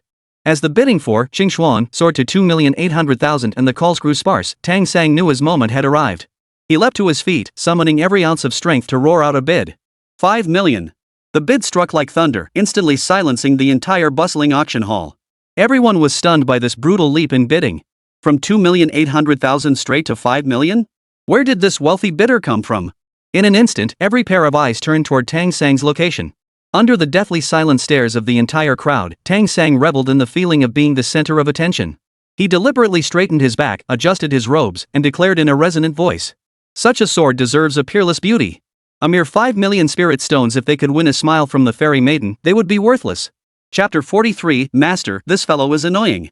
As he spoke, he provocatively bowed toward the heavenly Qian box where Su Lin sat, his posture brimming with unmasked arrogance and contempt. The atmosphere in the entire venue instantly turned peculiar. All eyes darted between Tang Sang and the legendary private box, the air thick with the excitement of spectators anticipating a spectacle. This is going to be good. Who is this guy? Daring to provoke the honored guests in the heavenly Qian suite? Look at him, probably thinks the VIP inside is broke, so he's throwing spirit stones around to impress the ladies. TSK, admirable courage, though I wonder if his brain is working. Inside the heavenly Qian private room, Mu Qingxue's lovely face was already covered in a layer of frost. Su Lin cast a faint glance toward the source of the voices. That's the man who teleported away ahead of us earlier. Mu Qingxue and Shi Mei sensed it too. Though Tang Sang had disguised himself, their cultivation allowed them to quickly detect his previous aura. This infuriated Mu Qingxue even more. First, he had dared to intrude upon her master's sacred space, and now he had committed such an act. That broken sword, worthless in her eyes, was now being wielded by a mere clown as a tool to humiliate her master. Master, this man is noisy. Your disciple wishes to silence him permanently. Luo Shimei covered her mouth with a coquettish laugh, though the amusement didn't reach her eyes, revealing instead an eerie crimson glow. Giggle giggle. What an amusing little insect. Trying to curry favor with us on 6th Junior Sister's turf? Master, shall I capture him and turn him into a blood-soaked snack? Su Lin remained as calm as ever. He lifted his teacup, blew gently on it, as if everything outside had nothing to do with him. Not necessary, he said indifferently. Autumn Moon is a clean child. She dislikes others littering trash in her home. With those words, both disciples instantly understood. Downstairs, after a moment of stunned silence, the auctioneer swiftly regained his professional composure and bellowed, 5 million from this distinguished guest. Any higher bids? 5 million going once, 5 million going twice. Seeing no movement from lot number 1, Tang Sang's smug grin widened. 5 million, going once. 5 million, going twice. 5 million, going 3 times. Sold. Congratulations to this esteemed guest on securing the divine artifact, Qingxue. As the gavel fell, Tang Sang laughed triumphantly. However, he did not step forward to claim the sword. Instead, he arrogantly commanded the maid, pack this sword carefully and deliver it to the Tianzi Qianhao box. Tell them it is a gift from me, Tang Sang, for the immortal maiden to enjoy. What he craved was precisely this thrill, the satisfaction of trampling his rival's dignity underfoot with cold, hard cash, right before everyone's eyes. The maid dared not delay, hastily carrying the sword case to the door of room Chen of the heavenly suite. She knocked softly. Moments later, the door opened a crack. It was Mu Qingxue who opened it, her face utterly expressionless. Not even the slightest glance lingered on the maid or the sword case. Her gaze swept past everyone, landing on the smug Tang Sang in the distance. That single glance sent Tang Sang plummeting into an icy abyss, his blood nearly freezing in his veins. Before the maid could speak, Mu Qingxue merely raised her pale hand and flicked the sword case lightly through the air. In the next instant, the divine artifact Qingxue treasured by Tang Sang and valued at 5 million high-grade spirit stones flew out of the scabbard of its own accord. Then, under the horrified stares of everyone present, it was enveloped by an invisible force and tossed aside like a piece of disgusting trash. Clang! A sharp, jarring clang echoed as the sword slammed onto the floor before Tang Sang, its blade striking the tiles. Filthy. A single word, cold as ice, drifted faintly through the door crack. Then, with a thud, the private room door slammed shut, sealing off everything inside and out. Tang Sang's smug expression froze instantly, followed by a wave of darkness washing over his forehead. He stared blankly at the dust-covered sword discarded like an old shoe at his feet, his mind going completely blank. Put. Tang Sang could hold it in no longer, spitting out a mouthful of blood. This wasn't just a slap in the face. It was tearing his face along with every shred of his dignity, pride, and confidence off, flinging it to the ground, then stomping it into the dirt. Ah! Ha ha ha! Ha ha ha ha! After a brief, deathly silence in the hall, someone finally couldn't hold back and burst into a roaring laugh. Soon, waves of mockery and derision surged in from all directions like a tidal wave, completely engulfing Tang Sang. Good heavens, spending 5 million just to buy loneliness? More than that, he paid people to humiliate him. What a generous philanthropist this Mr. Tang is. Win a smile from the fairy? Looks more like the fairy wants him dead. This is what happens when you provoke the heavens. What a foolish idiot. Each word pierced Tang Sang's heart like a red-hot dagger. His face turned crimson, then purple, then black. It's not over, it's not over. He roared madly within his mind. I still have 50 million high-grade spirit stones. Just one more item, just one more item. If he dares show even the slightest interest, I'll crush him to death with these spirit stones. Soon, the second and final highlight lot was presented. It was a fist-sized crystal stone, pitch black throughout, as if it could swallow all light. It hovered silently in midair, causing the surrounding space to warp subtly in ways visible to the naked eye. Ladies and gentlemen, this is the rarest treasure of this auction, the Void Spirit Crystal. The auctioneer's voice carried a hint of excitement. This artifact is born from the core of a spatial fissure. Whether used to forge a heavenly treasure or to comprehend spatial divine abilities, it is an unparalleled treasure. Its value speaks for itself. The Void Spirit Crystal. Starting bid, 5 million high-grade spirit stones. Each increment must be no less than 300,000. The moment it appeared, the entire hall erupted in a roar. Even from the VIP boxes, heavy breathing could be heard. Treasure with spatial attributes was already exceedingly rare in this world, and a Void Spirit Crystal of such high purity was nothing short of legendary. In the Heavenly Qian VIP box, Su Lin, who had been leaning back in his chair, shifted slightly forward. What is it, Master? Is there something wrong with this crystal? Mu Qingxue asked in confusion. Look closely. Does the aura of the enemy from that great battle 100 years ago resemble that of this crystal? Su Lin's words exploded like thunder in Mu Qingxue and Luo Ximei's minds. That world-ending battle a century ago remained an indelible nightmare etched into their souls. The helplessness and despair of facing an enemy as formidable as the heavens themselves, the very breath stolen from them, the harrowing image of their master sacrificing his divine soul to protect them was a scar etched into the deepest recesses of their souls. Master, are you saying? Chapter 44, The Power Called Wealth. Both immediately extended their divine senses toward the seemingly ordinary stone. Shock spread across both their eyes. Indeed. The spiritual energy emanating from this object is identical to that of our enemy from a century ago. Mu Qingxue exclaimed in disbelief. Master, it seems we've found a clue. Whatever this thing is, it absolutely must not fall into others' hands. The clue to their master's greatest demon and enemy of the century lay before them. The two disciples exchanged a glance, instantly reaching a consensus. At any cost, they would seize it. Master, Mu Qingxue took a deep breath, her eyes blazing with vengeance. This object, I must have it. 6 million.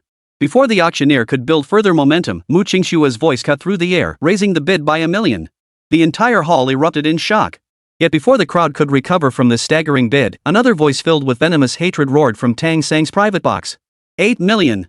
Tang Sang's eyes blazed crimson as he fixed his gaze on the direction of heavenly character Qian. He didn't care what it was, he only knew it was what Su Lin wanted. It was what those two celestial maidens intended to bid for Su Lin. That was reason enough. He would snatch it away. He would make Su Lin beg for it in vain. Just as Mu Qingxue was about to bid again, a delicate, bone-soft jade-like hand gently pressed against hers. Luo Ximei smiled at her. 10 million. Tang Sang trembled with rage, his reason utterly consumed by fury. 25 million. This young master has spirit stones to spare. At that moment, the old man inside Tang Sang's ring sighed helplessly. Young man. This is merely a tattered relic, it's not worth that price at all. Stop throwing my money around like this. Shut up. Tang Sang screamed inwardly, this is a battle for my dignity. Money can be earned again, but the pride I've lost today, I must reclaim it myself. Say another word, and once my divine power is perfected, this worthless ring of yours will be the first thing I refine. The old man nearly lost his soul from the shock of such blasphemous words, uttering only a sorrowful sigh before fading into complete silence. At the auction, Luo Ximei flinched slightly at the price of 25 million, then quickly regained her composure. Then, with a bored air, she extended a slender jade-like finger and tapped lightly on the table before her. 30 million. Tang Sang went completely mad, emptying every spirit stone from his storage pouch onto the table as he bellowed hoarsely. 45 million. I'll pay 45 million. That's every last coin I own. Go ahead and match it. Let's see how you keep up the act. After shouting this price, he slumped back in his chair, gasping for breath, his eyes gleaming with a sick satisfaction as he waited to see the other party's helpless embarrassment at being unable to match the bid. The atmosphere in the hall froze to a standstill. Just as everyone assumed the bidding would end in Tang Sang's bitter victory, an unexpected twist unfolded. Wang Fugue, the chief steward of Wanbao Tower, suddenly received a telepathic transmission from the top floor. His expression instantly shifted from solemnity to sheer terror. He stormed onto the auction platform, shoving aside the chief auctioneer, and bowed deeply to the entire assembly of cultivators. Tang Sang froze in shock, then erupted into a maniacal laugh, using his last ounce of strength. Ha ha ha ha. What? Out of money? Too scared to keep bidding? Too late. I bid 45 million. This item is mine. Wang Fugue didn't even glance at him, merely speaking slowly. My apologies, everyone. Wanbao Tower has encountered an unexpected change. My master has decreed that this Void Spirit Crystal shall be purchased by Wanbao Tower on behalf of Mr. Su. The words sent shockwaves through the entire hall. Tang Sang froze in place, unable to recover for a long moment. To show our respect for Mr. Su and to ensure fairness in this auction, regardless of who bids, Wanbao Tower pledges to purchase this item at 3 times the highest bid. Should this action cause any disruption, 10,000 Treasures Pavilion pledges to distribute 1/10 of this auction's total proceeds to all present as compensation. A deathly silence fell. Not a single soul in the entire auction hall dared to utter a sound. 3 times the price? Tang Sang's maniacal grin froze instantly. He stood there like a statue, his mind a blank. He bid 45 million, and the other party was about to bid 135 million? How could this possibly be fair? It was utterly ridiculous. His trump card had become a colossal joke in the face of the other party's unreasonable, overwhelming power. Wang Fugue ignored the stunned crowd and turned his gaze toward Tang Sang's private box. Mr. Tang, your bid stands at 45 million high-grade spirit stones. Per our policy, Wanbao Tower matches it at 135 million. May I ask, do you wish to raise your bid further? The entire hall fell deathly silent. Every breath was held as all eyes fixed on Tang Sang. This was not a question, it was a verdict. Snort. Someone, unable to contain themselves, let out a snort of derision. That single laugh ignited the fuse of a powder keg, instantly setting the entire room ablaze. Ha ha ha ha. Still bidding? They're asking you a question. Continue bidding? With what? He couldn't scrape together even a fraction of that sum, not from his entire body, nor even the old man's life savings tucked away in his ring. But to not bid meant admitting, before every cultivator on the continent, that his earlier hysterical outburst had been nothing but a laughable fart. Put. Another mouthful of blood spurted forth. Tang Sang's vision darkened and his body swayed precariously. The auction hall erupted in a roar of discussion and wild excitement. Good heavens! Wanbao Tower is actually paying out of their own pocket, tripling the price to cover the expenses for the esteemed guest of the heavenly character Chen number. This isn't about wealth anymore, it's sheer reverence. Just how powerful is this Mr. Su? Who cares? Manager Wang said we get 10% of the auction's total proceeds. This is pure manna from heaven. Thank you, Mr. Su. Thank you, 10,000 Treasures Pavilion. In an instant, the entire venue filled with gratitude and reverence toward the direction of the heavenly Chen suite. Meanwhile, the glances directed at Tang Sang were now nothing but undisguised contempt and mockery. Under the gaze of all present, Wang Fugue personally carried the Void Spirit Crystal, respectfully delivering it into the heavenly Chen box. Throughout the entire process, he didn't dare lift his gaze to meet Su Lin's eyes. Mu Qingxue and Luo Shimei seemed to keenly sense a hint of impending danger. The well-thundered Gu Chouyue's control likely far exceeded their wildest imaginings. Senior Sister Gu is truly formidable. Indeed, over 100 million high-grade spirit stones, that's nearly the entire annual revenue of my 10,000 Demons Hall. Mu Qingxue knew that despite her century-long stewardship of Qingyao Sect and its profound foundations, producing such a colossal sum in one go would prove exceedingly difficult. Luo Shimei, as the supreme ruler of the demonic path, commanded untold wealth. Yet demonic cultivators revered the law of the jungle, preying on the weak and strong, prioritizing resource plunder over accumulation. Their liquid assets paled in comparison. Yet here stood Gu Chouyue, her expression utterly unruffled, casually flinging out this astronomical fortune under the pretext of bidding on behalf of her master. This was no mere display of reckless extravagance. It was an entirely different level of absolute power, one they had never witnessed before. The power known as wealth. Chapter 45, 9-hole Linglong Ginseng. Several more rounds of bidding passed at the auction house, but without Tang Sang's lively participation, the proceedings seemed to lose some of their excitement. Until the chief auctioneer, that beautiful woman, ascended the podium once more. Ladies and gentlemen, your attention, please. She brought her gavel down with force, its sharp clang instantly silencing the entire hall. Next up is the final item of this century-long auction and the most astonishing masterpiece to conclude it. She took a deep breath and declared, enunciating each word with deliberate emphasis. It is the legendary quasi-divine medicine, the 9-orifice Linglong Ginseng. The moment these words left her lips, every breath in the auction hall, whether from the independent cultivators in the main hall or the titans in the VIP boxes, seemed to freeze in that instant. What? The 9-cavity Linglong Ginseng? Did I hear that correctly? Isn't that a divine artifact only recorded in ancient texts? Impossible. Such a divine treasure vanished 10,000 years ago. How could it possibly reappear in this world? Amidst the deathly silence and utter shock that gripped the entire hall, 2 elders carefully presented a jade box crafted from 10,000-year-old cold jade. The moment the box opened, a refreshingly soothing medicinal fragrance wafted out, instantly filling the entire 10,000 Treasures Pavilion. Merely catching a whiff of this essence felt like a baptism for the souls of all cultivators present. Inside the box lay a ginseng root, as delicate as an infant, translucent and radiant, enveloped in a rainbow-hued halo. 9 faint points of light flickered within its core. Good heavens! It's real! It truly is the 9-hole Linglong ginseng. That life force, no mistake. This is undoubtedly a quasi-divine herb. The entire venue erupted into chaos. Tang Sang, who had been slumped in the VIP box, sprang to his feet. Just as expected. Grandpa's gift was flawless. This is my true foundation. What did that earlier humiliation matter? Once this item appears, the entire continent will go mad for me. How could he possibly compare? Tang Sang couldn't care less who ended up bidding this item away. All that mattered was that everyone knew it came from his hands.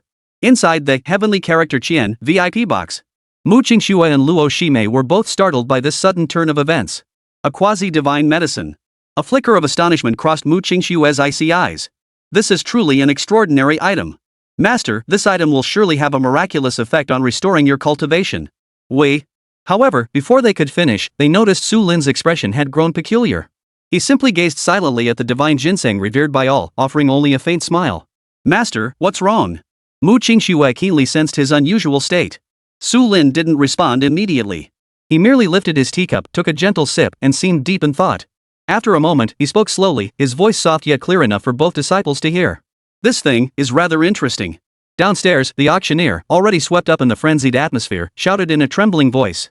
The quasi-divine herb, the 9-cavity Linglong ginseng. Starting bid 30 million high-grade spirit stones. Each increment must be no less than 2 million. This price felt like a heavy mountain instantly crushing everyone's hearts. After a brief silence, an aged voice from a VIP box broke the quiet. 31 million. 32 million. Another faction followed suit. The bidding climbed steadily, the atmosphere tense and fierce. Yet at that very moment, throughout the main hall and private boxes, young prodigies from numerous top-tier sects almost simultaneously drew their sect-specific transmission jade slips. With solemn expressions, they swiftly relayed the scene and the divine ginseng's aura back to the depths of their sects. In an instant, the entire venue flickered with spiritual light. Young master, at any cost, you must secure this item. The sect treasury is at your disposal. You fool! This is our sect's sole hope for revival. If you fail to secure it, you needn't return. Listen. I am breaking through my seclusion to come at once. Before I arrive, use every means to delay the auction. This item absolutely must not fall into his hands. Transmissions radiating supreme authority and unquestionable will poured forth from the mouths of those ancient monsters who had been in seclusion for hundreds, even thousands of years, crashing violently into the minds of the young prodigies. The young cultivators who received the orders turned deathly pale, their bodies trembling violently. They had never seen their venerable ancestors so unhinged, so utterly reckless. Amidst the intertwined fear and excitement, the atmosphere of the entire auction hall shifted instantly. The earlier bidding had retained a semblance of reason and caution.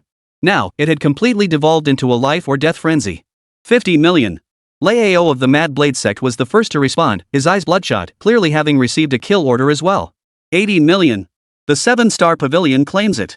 Lin Long, who had been injured earlier, shouted with a pale face, having apparently swallowed a pill to recover.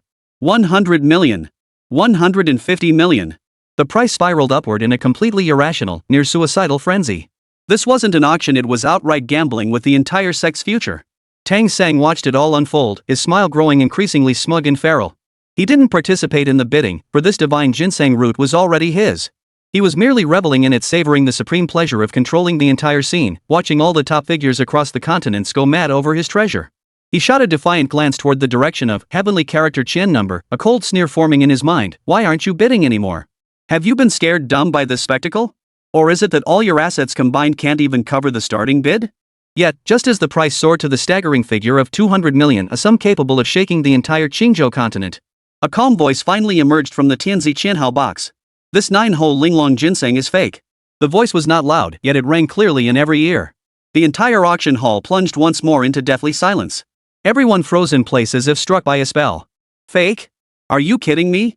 This was a divine artifact that had stirred countless secluded elders from their retreats, one that had been ordered to be acquired at all costs. How could it possibly be fake? Bull! Tang Sang snapped out of it first, instantly bristling with rage. He pointed in the direction of Heavenly Character Qian number and erupted in curses. You're just sour grapes because you can't afford it. You just can't afford it yourself. After this commotion, the crowd's enthusiasm instantly waned. No one dared risk such a large sum of spirit stones on an uncertain bet. Especially not someone who had forced Qingxue to relinquish the Heavenly Qian suite. Meanwhile, Manager Wang was already trembling uncontrollably. If an ordinary person had questioned the authenticity of goods at the 10,000 Treasures Pavilion, they would have been thrown out immediately. But who was speaking now? It was someone he absolutely dared not provoke. Seems even 6th junior sister's subordinates are incompetent. How could they let counterfeit goods slip through? It's not her fault. This item is indeed difficult to discern. Even I nearly made a mistake. Chapter 46, Dare to Insult the Master, and Death is a Luxury. Though Mu Qingxue and Luo Shimei harbored doubts, their trust in their master transcended all else. If the master declared it fake, then it must be fake. They were merely curious how their master had uncovered this deception, one even they couldn't detect. Upon the high platform, Wang Fugue was already drenched in cold sweat, his face deathly pale.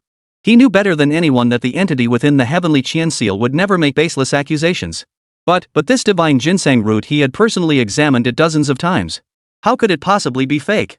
Amidst the deathly silence that gripped the entire hall, Su Lin's calm voice rang out once more, clear as day to every ear present. True quasi-divine elixirs are the favored children of the cosmic laws.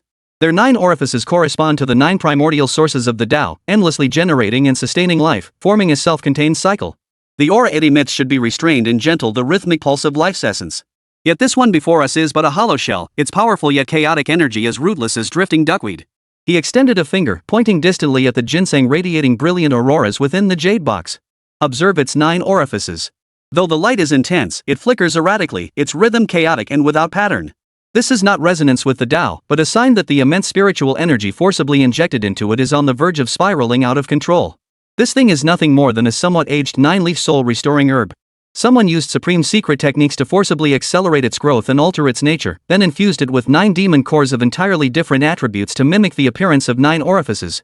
Su Lin paused, a faint sneer curling his lips. The one who created this thing did possess some skill, but alas, they tried to imitate a tiger only to end up with a dog.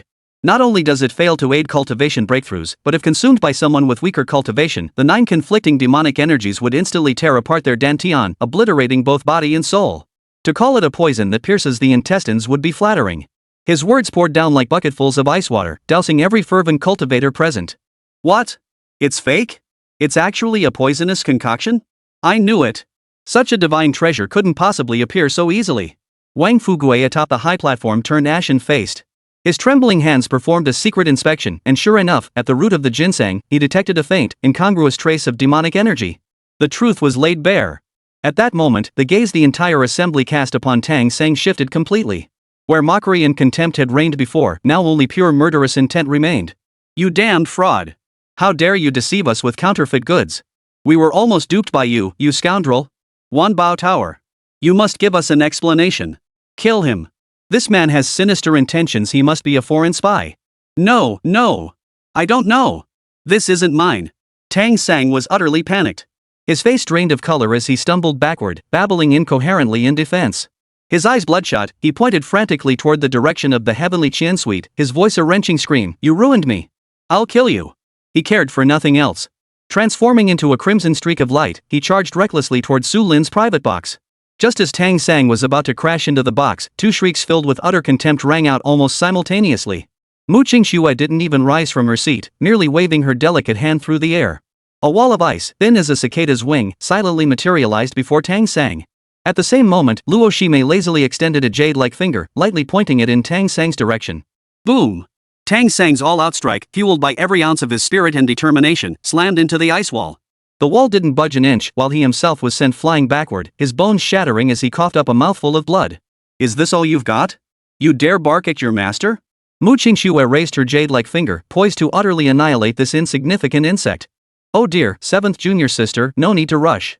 A soft, boneless jade hand gently pressed against hers. Luo Shimei rose lazily to her feet, stepping forward as if a ghostly apparition. Her form seemed to pass through the crystal wall of the private room, appearing silently before Tang Sang. She leaned down, examining the chosen one sprawled on the floor, unable even to crawl up, with keen interest. Her seductive eyes curved into crescent moons. Killing you so quickly? How boring. Daring to upset my master deserves a more entertaining price, don't you think? Tang Sang looked up in horror. The face before him was breathtakingly beautiful, adorned with a sweet smile, yet its depths held an unfathomable cruelty and icy coldness. He tried to beg for mercy, only to find an invisible demonic energy had already sealed his entire body. Even moving a finger was now an impossible luxury. Let me think. Luo Shimei extended a slender jade-like finger, lightly tapping her crimson lips. Tilting her head, she wore an innocent, troubled expression. How should I deal with this little insect? Before her words faded, her fingertips suddenly shot out several strands of pink demonic energy, finer than hair. These threads weren't attacks. Instead, like living serpents, they slithered along his meridians and coiled around his newly formed nascent soul. He could feel it clearly, his nascent soul, the most fundamental and fragile source of a cultivator's being wrapped and tightened layer by those pink threads of demonic energy, as if it were being strangled to bursting. Even more terrifying was that the demonic energy did not merely restrain it. They continuously emitted a soul-stealing, mind-corrupting force, relentlessly washing over his spirit. It plunged him into the deepest terror and the sweetest illusions, tearing him back and forth, unable to live, unable to die. Giggle, giggle, giggle. Luo Shime gazed at his face, contorted by extreme agony, and emitted a silvery, bell-like laugh. How does it feel? Enjoying this little taste? That mouth of yours was so talkative just now. Why can you only scream now? You devil. Demon? Luo Shime tilted her head, her laughter growing even more delighted. Flattery aside, letting a reckless fool like you experience true terror before death counts as a good deed for the day. This demoness, she wasn't killing him. She was toying with his soul. Luo Shime seemed utterly satisfied with her handiwork, savoring Tang Sang's painfully contorted expression as if admiring a masterpiece. Seventh junior sister, look, isn't his expression now far more adorable than that self-important look he had earlier? Mu Qingxue's icy eyes showed no ripple of emotion, she merely gave a faint In her eyes, whatever fifth senior sister did to please their master was justified. However, just as Luo Shime prepared to intensify the torment, a murderous aura instantly dispersed all the noise and panic within the arena. Dozens of figures clad in pitch black, form-fitting attire, their faces concealed by silver masks and devoid of any spiritual energy fluctuations, surged in like specters. Chapter 47, The Dark Heaven Prison. Tongtian Treasure Pavilion, 99th floor. Before the immense water mirror, Qingxue watched silently as events unfolded within its reflection. From Tang Sang's arrogant provocation, to her master's calm response, to 7th junior sister's contemptuous throw, and finally to 5th senior sister's cruel torment, like a cat toying with a mouse. She shed no tears, not even a flicker of emotion. Those deep, serene golden eyes, seemingly capable of discerning the essence of all things, now held only a pure, heart-stopping coldness. This chill did not stem from cultivation power, but from an absolute, unquestionable will.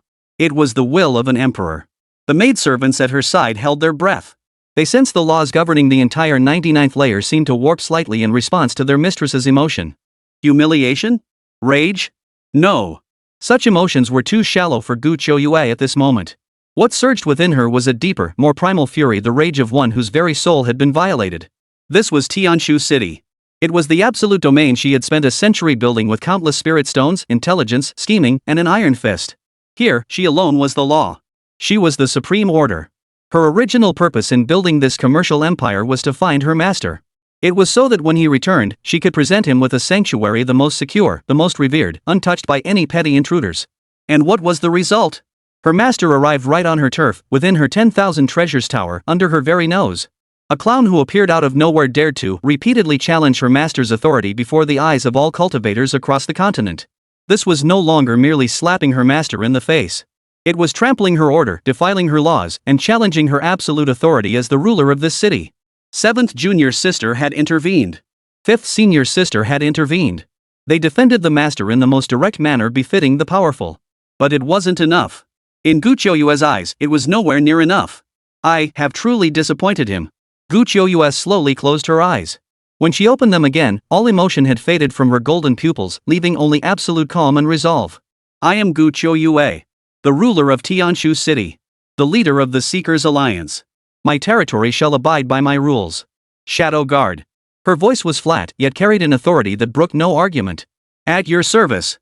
Yes, the Shadow Guards of the Seekers Alliance. Good heavens! How could the Alliance leader's most elite personal guard appear here?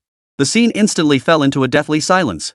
Luo Shime, who had been poised to inflict further torment upon Tang Sang, paused mid-motion. She turned her head with keen interest, observing this unexpected group of uninvited guests. A hint of amusement flickered in her soul-captivating almond-shaped eyes. She could sense it, though their auras were restrained, each bore terrifying power within, sufficient to threaten even those at the fusion stage. The leader of the Shadow Guard stepped forward slowly, ignoring everyone present as he approached Luo Shime. He bowed slightly before her, his voice hoarse and utterly devoid of emotion. 5th young miss, I have come under the Alliance leader's orders to enforce the highest law of Tianshu City. He addressed her as 5th young miss, his posture respectful yet carrying an air of absolute authority. Upon hearing this, Luo Shime's smile deepened. She understood instantly. This was her sixth junior sister, declaring her presence, her power, and her equally bone-deep possessiveness toward their master and to all of them in her own way. Giggle giggle. Luo Shime laughed coquettishly, actually withdrawing the strands of demonic energy coiled around Tang Sonyuan's infant soul. She gracefully stepped back, gesturing with an inviting please.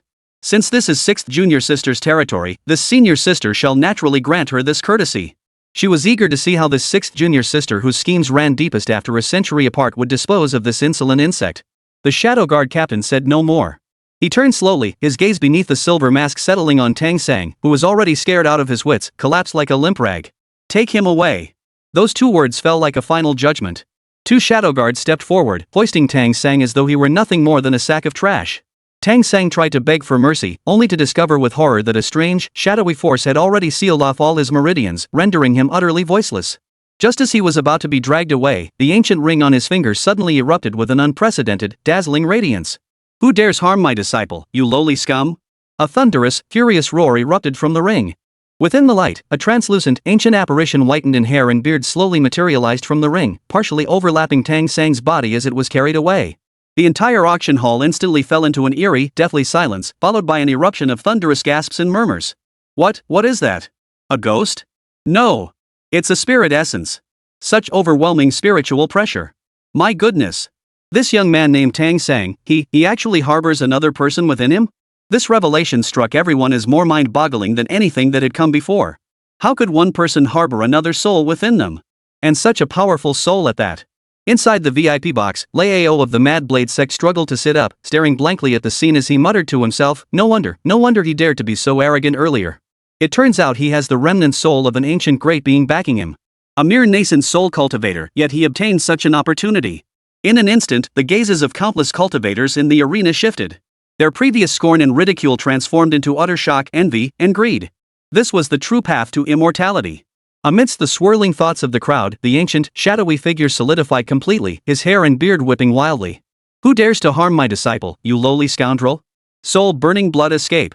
It's an ancient forbidden technique. Within the heavenly character Qian box, Su Lin instantly recognized the source of this aura. How dare you?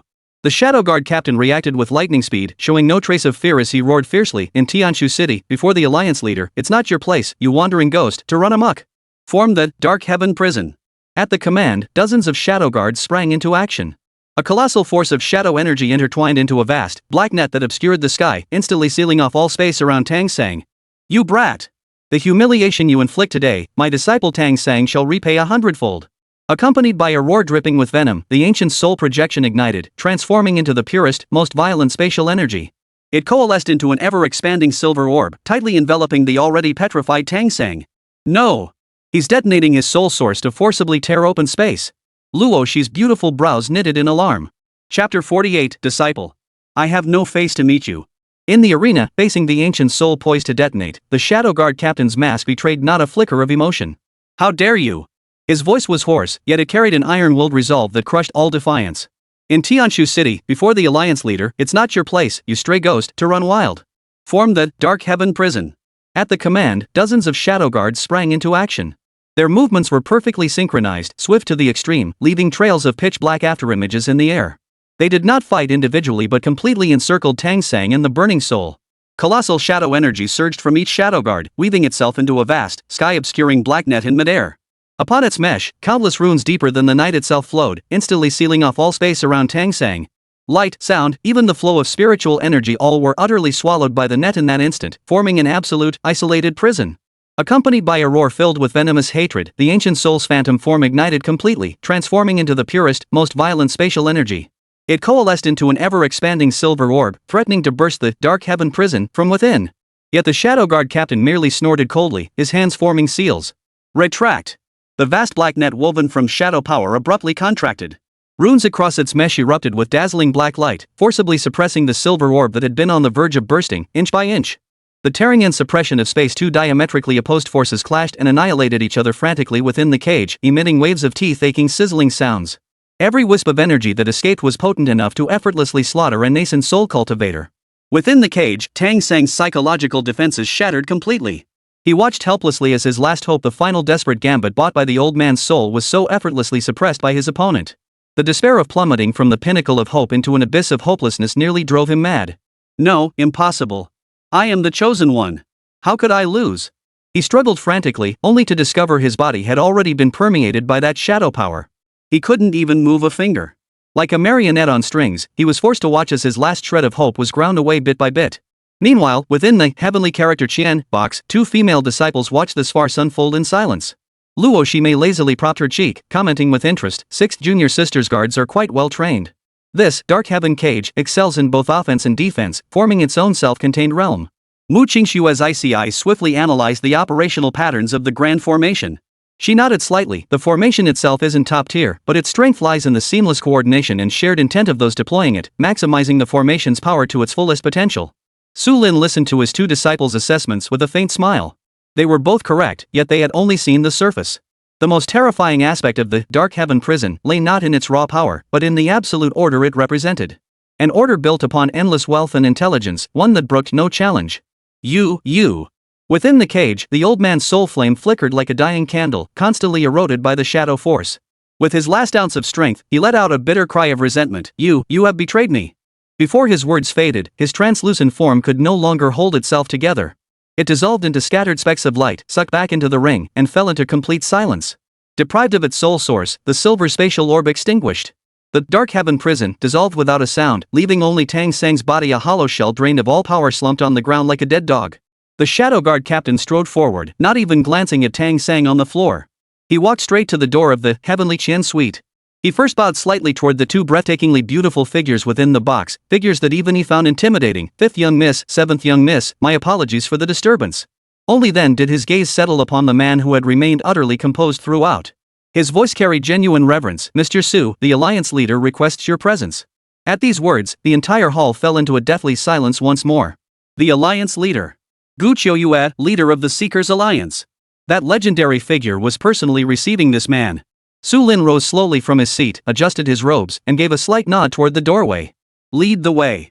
Escorted by dozens of shadow guards, Su Lin and his party made their way through the crowd that parted automatically out of fear. Under countless gazes filled with reverence, envy, and curiosity, they boarded an airship.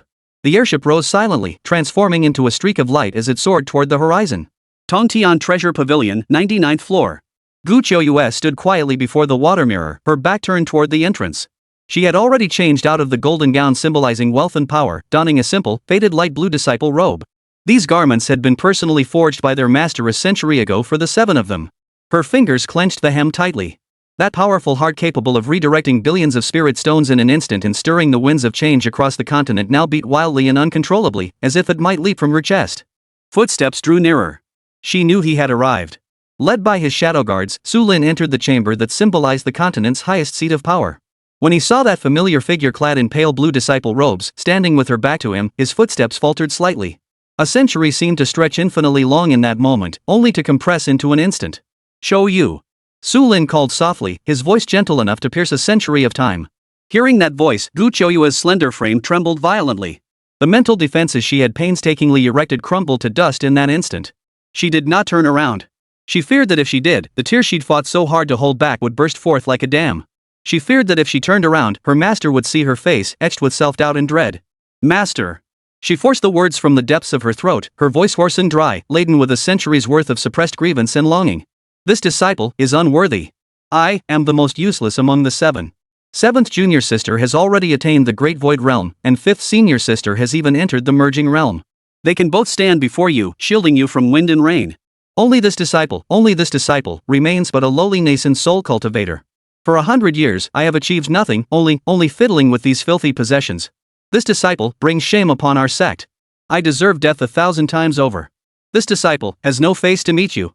As she spoke, she suddenly dropped to her knees with a thud, her back turned to Su Lin. This commercial empress who controlled the economic lifeline of the continent, feared by countless sect leaders, now resembled a child who had done wrong and feared parental punishment, humbled to the dust.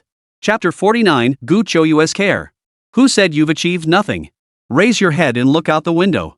At these words, Qingxue's slender frame trembled violently, yet she stubbornly remained kneeling, unable to bring herself to turn around. Su Lin's voice continued, tinged with faint amusement, this city of Tianshu, this Tongtian Treasure Pavilion, this continent-spanning intelligence network, this commercial empire that commands the attention of countless sects. Did all these things appear out of thin air? When I taught you all back then, I never demanded each of you become peerless powerhouses with cultivation reaching the heavens. 3,000 paths lead to the same destination. Shaoqi's sword path, Ximei's demonic path, and your path of commerce none is superior to the others. He reached out, gently placing his hand atop Qingxue's head, just as he had done countless times a century ago, and ruffled her silky long hair. You forged an order in your own way, one that commands respect from all who dare to look upon it. This resolve, this perseverance, this achievement. I am proud of you. These words flowed like a warm current spanning a century, unexpectedly breaching the final dam of self-doubt that had held back Qingxue's emotions. She could no longer hold back. Wah! A cry, suppressed to the absolute limit, erupted from the depths of her throat. She spun around abruptly, her usually icy calm, flawlessly beautiful face now completely drenched in tears. She threw herself forward recklessly, clutching Su Lin's waist with desperate force, burying her entire face into his chest as if trying to merge herself into his very being, refusing to let go even an inch. Master! Master! I thought you would despise me. Her words came out in a jumbled sob, a century of grievances, a century of self-doubt, a century of longing all pouring out as scalding tears that soaked through Su Lin's robe. Mu Qingxue and Luo Ximei, watching from the side, exchanged a glance. Both saw a hint of complexity in each other's eyes. A flicker of pity crossed Mu Qingxue's icy gaze. She understood how arduous the sixth junior sister's journey had been over the past century. Luo Ximei, leaning lazily against the doorframe, raised her seductive eyes slightly, thinking to herself, little sixth still cries so easily, but this tactic sure works.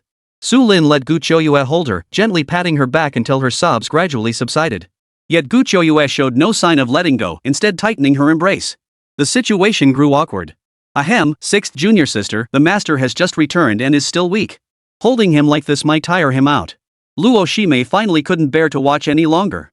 She swayed over, attempting to pull Qingxue away from Su Lin.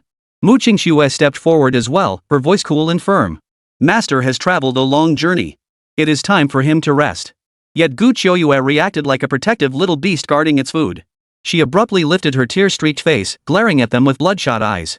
Her voice trembled with tears, yet it carried an unquestionable resolve. No! I won't let go. You're both stronger than me. You can protect Master. Only I can't do anything. I'm holding on to Master. I'm not going anywhere. This childish declaration left Mu Qingxue and Luo Ximei momentarily stunned. Just as they stood at a loss, Qingxue suddenly released Su Lin. She roughly wiped her tears with her sleeve, and within her golden eyes, the sharpness and decisiveness of the business empress reignited. She knew she could never match these two senior sisters in cultivation. But here, this was her turf. Seventh junior sister, fifth senior sister, our master has traveled far and endured great hardship. From this day forward, within Tianshu City, all aspects of our master's accommodation shall be managed by the Seekers Alliance with the highest standards of care. Her words rang out with unwavering authority, commanding absolute obedience. What you can offer our master is combat and conflict. What I can do for our master is to let him enjoy the utmost reverence and comfort this world has to offer. Attendance. At her command, dozens of maidservants filed in. Transmit my alliance leader's decree. Clear out the 99th to the 91st floors of the heaven-piercing treasure pavilion. Designate them as forbidden zones to serve as our master's exclusive palace.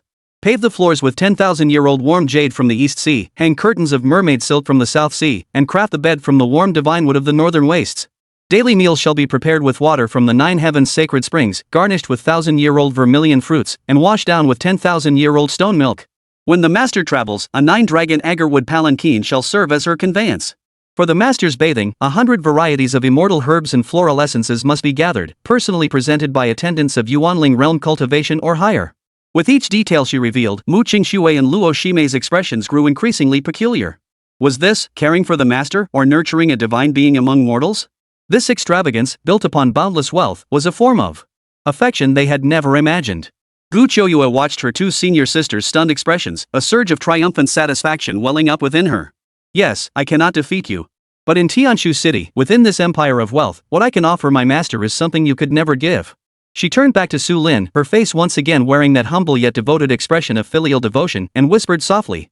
Master, your disciple, only wishes to use everything I have to bring you joy. This declaration of lavish, cost no object devotion sent a jolt through Mu Qingxue and Luo Ximei's hearts. They watched their sixth junior sister, her tear-stained face now transformed into that of a business empress, a complex mix of emotions stirring within them. Mu Qingxue was stunned. As the leader of Qingyao Sect, she prided herself on the sect's profound heritage. Yet the resources Qingxue casually mentioned included many she had only encountered in ancient texts, things she had never even heard of. Such wealth surpassed her very understanding of affluence. Luo Ximei narrowed her captivating almond-shaped eyes, her interest piqued. Giggle giggle giggle. Luo Ximei was the first to recover. She moved to Su Lin's other side, her body nearly pressed against his, her breath fragrant as she whispered. Sixth junior sister, you are mistaken. Our master is the peerless sovereign of all time. While these mundane pleasures are certainly desirable, Master's soul has only recently recovered, and her foundation remains unstable. What she needs most now is intimate, heart-to-heart care, is it not? Her eyes narrowed seductively as she gazed at Su Lin, her voice dripping with honey. Those clumsy nascent soul maidservants, how could they possibly know how to serve our master? What if they cause harm? In my humble opinion, for such intimate matters as the master's bathing, it would be best for this disciple to personally attend to it. Using my primordial demonic energy to warm and nourish the master's meridians, would that not be 100 times more effective than any 100 varieties of immortal herbs and flower essences? Before she could reply, Luo Shimei turned to her with a teasing smile. Seventh junior sister, wouldn't you agree? Your icy aura is far too potent, it might chill our master. My body is much warmer and better suited for the task. Chapter 50, Get off the master's body, now. Su Lin gazed at his sixth disciple, who wept like a rain-soaked pear blossom in his arms, pouring out a century's worth of grievances. His heart brimmed with pity and helplessness. He knew this child, though outwardly strong, was more sensitive than anyone else and craved his approval more than anyone else. There, he murmured softly, letting her vent her emotions. At that very moment, the cold mechanical voice, tinged with an unprecedented hint of mockery, boomed in his mind. Ding! Host and disciple Qingxue successfully recognized each other. Bond established. Qingxue's filial affection and century-suppressed possessiveness have surpassed critical threshold. Bond value rapidly increasing. Bond value, 10. 50, 90, 100. Ding! Host and disciple Qingxue's bond value has surpassed 100 points, life and death together. Ding! Detected disciple Qingxue harbors an intensely pure and genuine desire to speak with the host. Triggering the special achievement telepathic connection. Rewards being distributed. Reward, near divine grade elixir 9 transformation golden dragon saliva. 9 transformation golden dragon saliva, the ancient Huanhuan sect's supreme sect guarding elixir, primarily crafted from genuine dragon saliva and refined with 99 supreme yang immortal herbs. Upon ingestion, it profoundly refines the soul and fortifies the foundation of the Tao. Its potency is overwhelming. It requires a woman with pure yin energy to guide its absorption through oral contact to fully activate its effects. Su Lin froze in place as he stared at the utterly shocking note on the system panel. Because the apprentice wanted to do something, the system had directly issued the corresponding item? He instinctively glanced at Qingxue, still buried in his embrace, her body trembling with quiet sobs. His expression grew incredibly complex. This disciple, who usually appeared the most composed and calculating, was actually thinking about such things? Ahem, sixth junior sister, have you cried enough? Get off your master's lap already. Luo Shimei, growing impatient at the sight, swayed gracefully forward, reaching out to pull Qingxue away. Master's embrace isn't meant for just one person. Qingxue coldly chimed in, quite right. Master is exhausted and needs rest. To everyone's surprise, Qingxue released Su Lin and rose gracefully, instantly reverting to her composed, self-possessed persona, that of a business empress. Senior and junior sisters speak wisely. With Master's spirit still unsettled, he truly requires the finest recuperation. She knew that vying for his attention in front of the Master would only put him in an awkward position. In cultivation, she was already far behind. If she lost ground in mental fortitude as well, she would truly have no advantage left. A plan instantly formed in her mind. She reclaimed her composed and gentle smile, bowing slightly to Qingxue and Luo Shimei. This disciple has behaved improperly, causing both senior sisters embarrassment. Master is correct, simplicity is best in all matters. But since the Master has just returned, there must be many matters from 100 years ago that need attending to. As the leader of the Seekers Alliance, perhaps I could help alleviate the Master's burdens in this regard. Her words were flawlessly crafted, offering herself an elegant exit while subtly showcasing her irreplaceable value. Qingxue and Luo Shimei exchanged a glance, both inwardly snorting with disdain. Just then, a maid slipped in silently, respectfully presenting 2 jade slips to Qingxue. Reporting to the Alliance leader, these are 2 top-level urgent intelligence reports just received. Qingxue took the tablets and scanned them with her divine sense. For the first time, a perfectly measured gravity flickered across her serene, exquisite features. She first handed the blood-red jade slip to Qingxue, her voice deepening. Seventh junior sister, take a look at this. I believe this intelligence will interest you. Qingxue accepted it with puzzlement, probing its contents with her divine sense. The next instant, a bone-chilling killing intent erupted violently from within her. The Blood Demon Sect? Her cool voice brimmed with incredulous fury. Those remnants of the demonic sect, uprooted by our master a century ago, they show signs of revival? The jade slip detailed how the remnants of the Blood Demon sect had clung to life after the Great War a century ago, and how in recent decades, they had secretly rebuilt their mountain gates in the wilds of the far north. Worse still, a mysterious new sect leader had emerged, whose cultivation had reached the early stage of refining the void. Not only have they rebuilt their sect, but they've been scouring the land for anything related to our master, as if plotting something. Qingxue added solemnly, "This concerns our master's honor and safety. I dare not act without authorization. I leave the decision to 7th junior sister." Oomph. A bunch of sewer rats, daring to show their faces again? Qingxue crushed the jade slip in her hand. If our master could destroy them once, then today, this disciple will make them vanish from this world forever. She turned to Su Lin, respectfully requesting permission, "Master, please forgive me for temporarily leaving your side. Such petty scum are unworthy of your concern. I shall be back shortly." Su Lin observed her murderous aura and knew further words were futile. He merely nodded gently, "Be cautious in all things." Just as Qingxue was about to vanish into a streak of swordlight, Qingxue spoke up at the perfect moment. "5th senior sister, this intelligence may also concern you." She handed another jet-black jade slip to Luo Shime. Luo Shime lazily accepted it. A sweep of her divine sense sent a terrifying gleam bursting from her soul-stealing peach blossom eyes. 9 nether blood soul flower? Her voice was urgent, all traces of enchantment gone. 6th junior sister, are you certain this intelligence is accurate? Such a divine artifact, hasn't it been extinct for 10,000 years? Absolutely true. Qingxue replied with certainty. According to the most reliable intelligence from our Seekers Alliance, in 3 days' time, deep within the 10,000 demons burial pit in the southern frontier, due to an anomaly in the Earth's veins, a mature 9 nether blood soul flower will briefly emerge. This flower contains the purest essence of life and divine soul energy. If we can obtain it to refine into a pill for our master, it will surely allow his cultivation to make rapid progress in a short time and rebuild his Tao foundation. Luo Shime's breathing grew slightly ragged. She knew better than anyone what that place entailed, demonic energies so thick it pierced the heavens, countless vengeful spirits.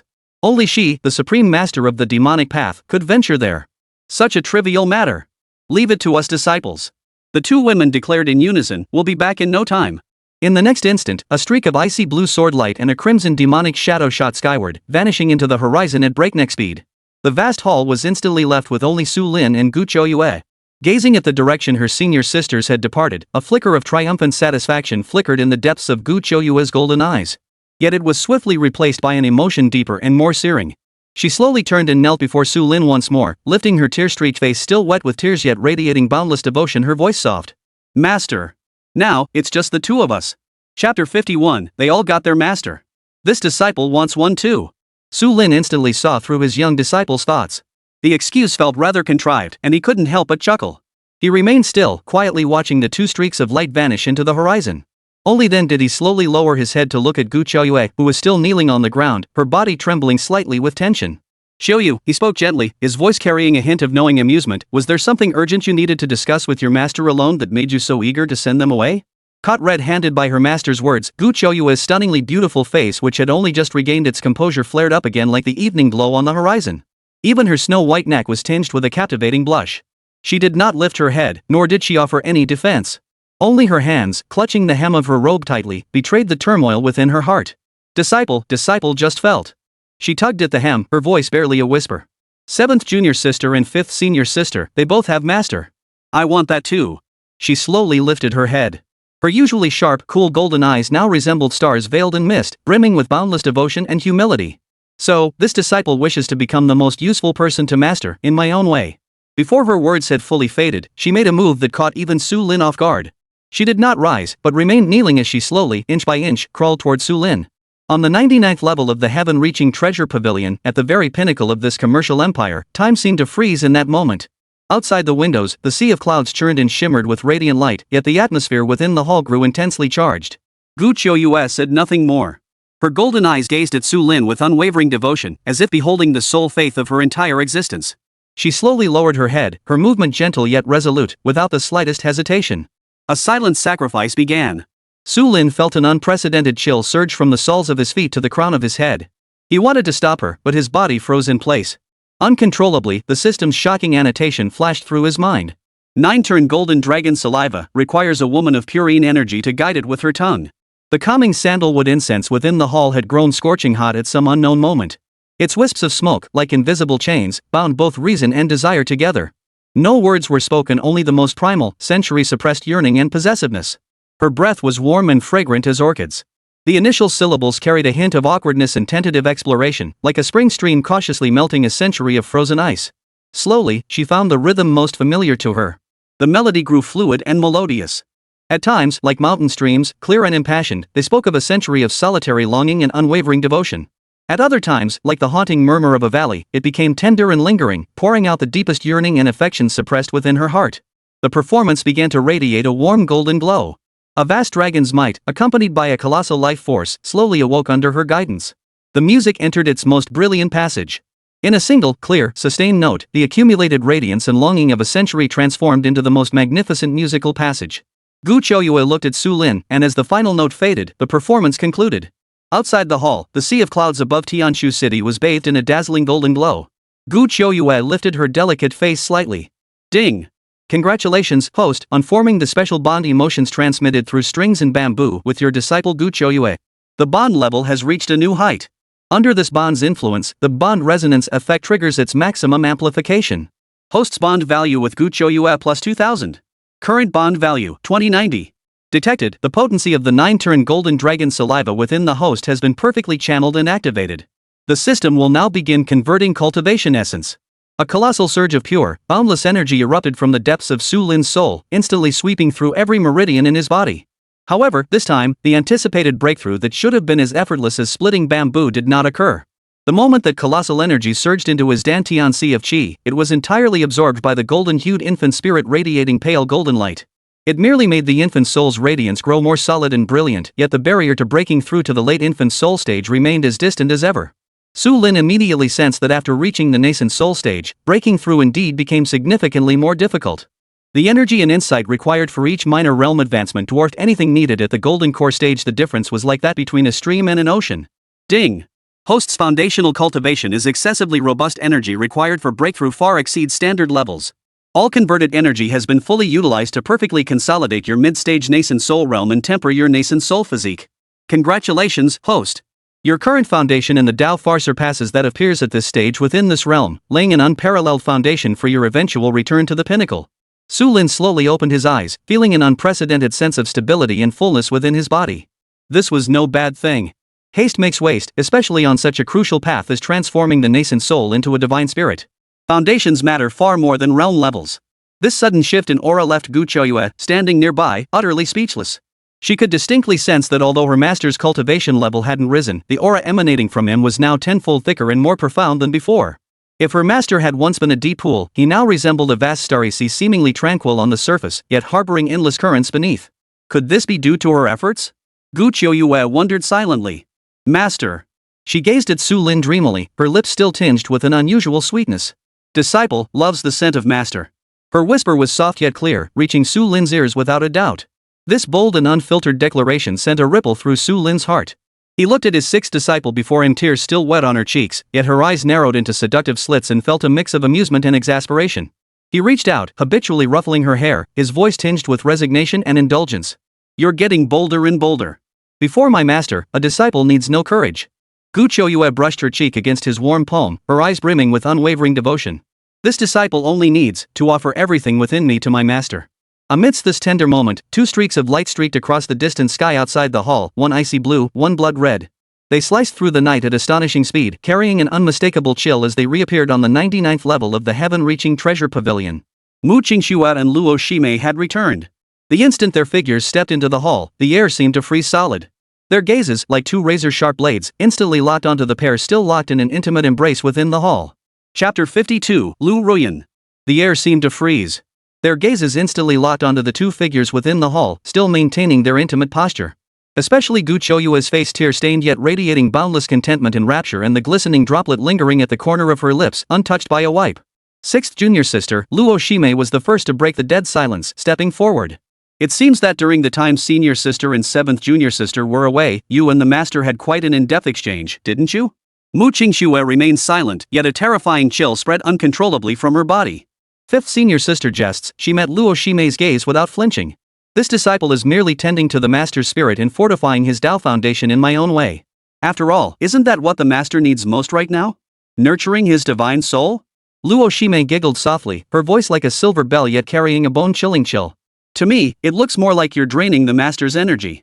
Sixth junior sister, after a century apart, your schemes have grown ever more cunning. Even this senior sister nearly fell for your pitiful act. You. Qingxue finally snapped, her voice icy. Qingxue.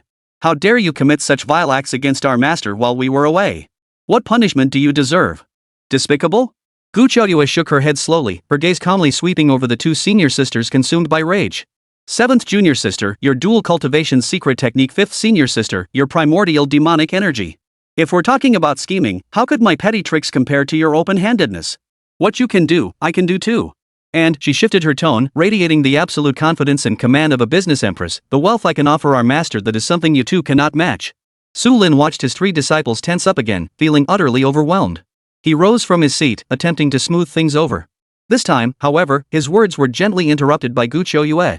Master, Qingxue's expression suddenly turned more serious than ever before. Ignoring her 2 senior sisters, she lightly tapped the air in front of her with her jade-like finger. The enormous water mirror reappeared, but the scene within was no longer the auction hall of the 10,000 Treasures Pavilion. Instead, it showed a vast star map enveloped in endless starlight. Countless points of light flickered across the map, outlining the entire continent. 7th junior sister, 5th senior sister. Qingxue's voice regained its usual composure, tinged with a hint of solemnity. I know your cultivation has reached the transcendent realm, and you hold the heroes of the world in no regard. But do you truly believe the news of our master's return can be concealed? The Blade Yen sect and Sword Shadow sect before us were merely hyenas drawn by the scent of blood, mere appetizers. Her fingers traced slowly across the star map, illuminating dozens of points glowing with a dangerous crimson light. These points were scattered across every province of the continent, including some of the most prestigious sects and ancient clans that even Qingxue and Luo Shime would recognize. Just moments ago, the Sky Eye network of the Seekers Alliance, spanning the entire continent, simultaneously sounded the alarm. Beiyuan's 10,000 Beasts Mountain, Donghai's Panglai Island, Shima Desert's Suspended Temple, Zhengzhou's Tianyan Holy Land. With each name she uttered, Qingxue and Luo Shime's expressions grew heavier. These were all colossal entities, each inheriting legacies spanning tens of thousands of years, their foundations unfathomably deep. Among them were even sacred grounds where ancient ancestors at the tribulation stage slumbered. Within half an hour, these factions simultaneously sent the highest level inquiries to our Seekers Alliance, all asking one thing. Qingxue paused, enunciating each word deliberately. Master, has he truly returned? She lifted her head, her golden eyes flashing with a cold light, as if surveying a chessboard already set in motion. They aren't seeking confirmation, they're verifying their target. Now, I can tell you unequivocally. A hunting net targeting the master, secretly woven by nearly half the continent's top factions, has already been quietly cast. However, Qingxue's tone shifted. This red dust pavilion is rather intriguing. They seem to be considering aligning themselves with the master. The Red Dust Pavilion? Su Lin had never heard of this name. The Red Dust Pavilion? Su Lin frowned upon hearing it. In his memory, this name held no recognition whatsoever. A century ago, he had been intimately familiar with every major power on the continent, yet he had never heard of such a sect. Seeing the puzzled look on her master's face, Qingxue immediately understood. A flicker of realization passed through her golden eyes as she offered an explanation. Master, you may not be aware, but the Red Dust Pavilion is a relatively new power. It has only existed for about 70 years. But its origins, I'm sure you're aware of them.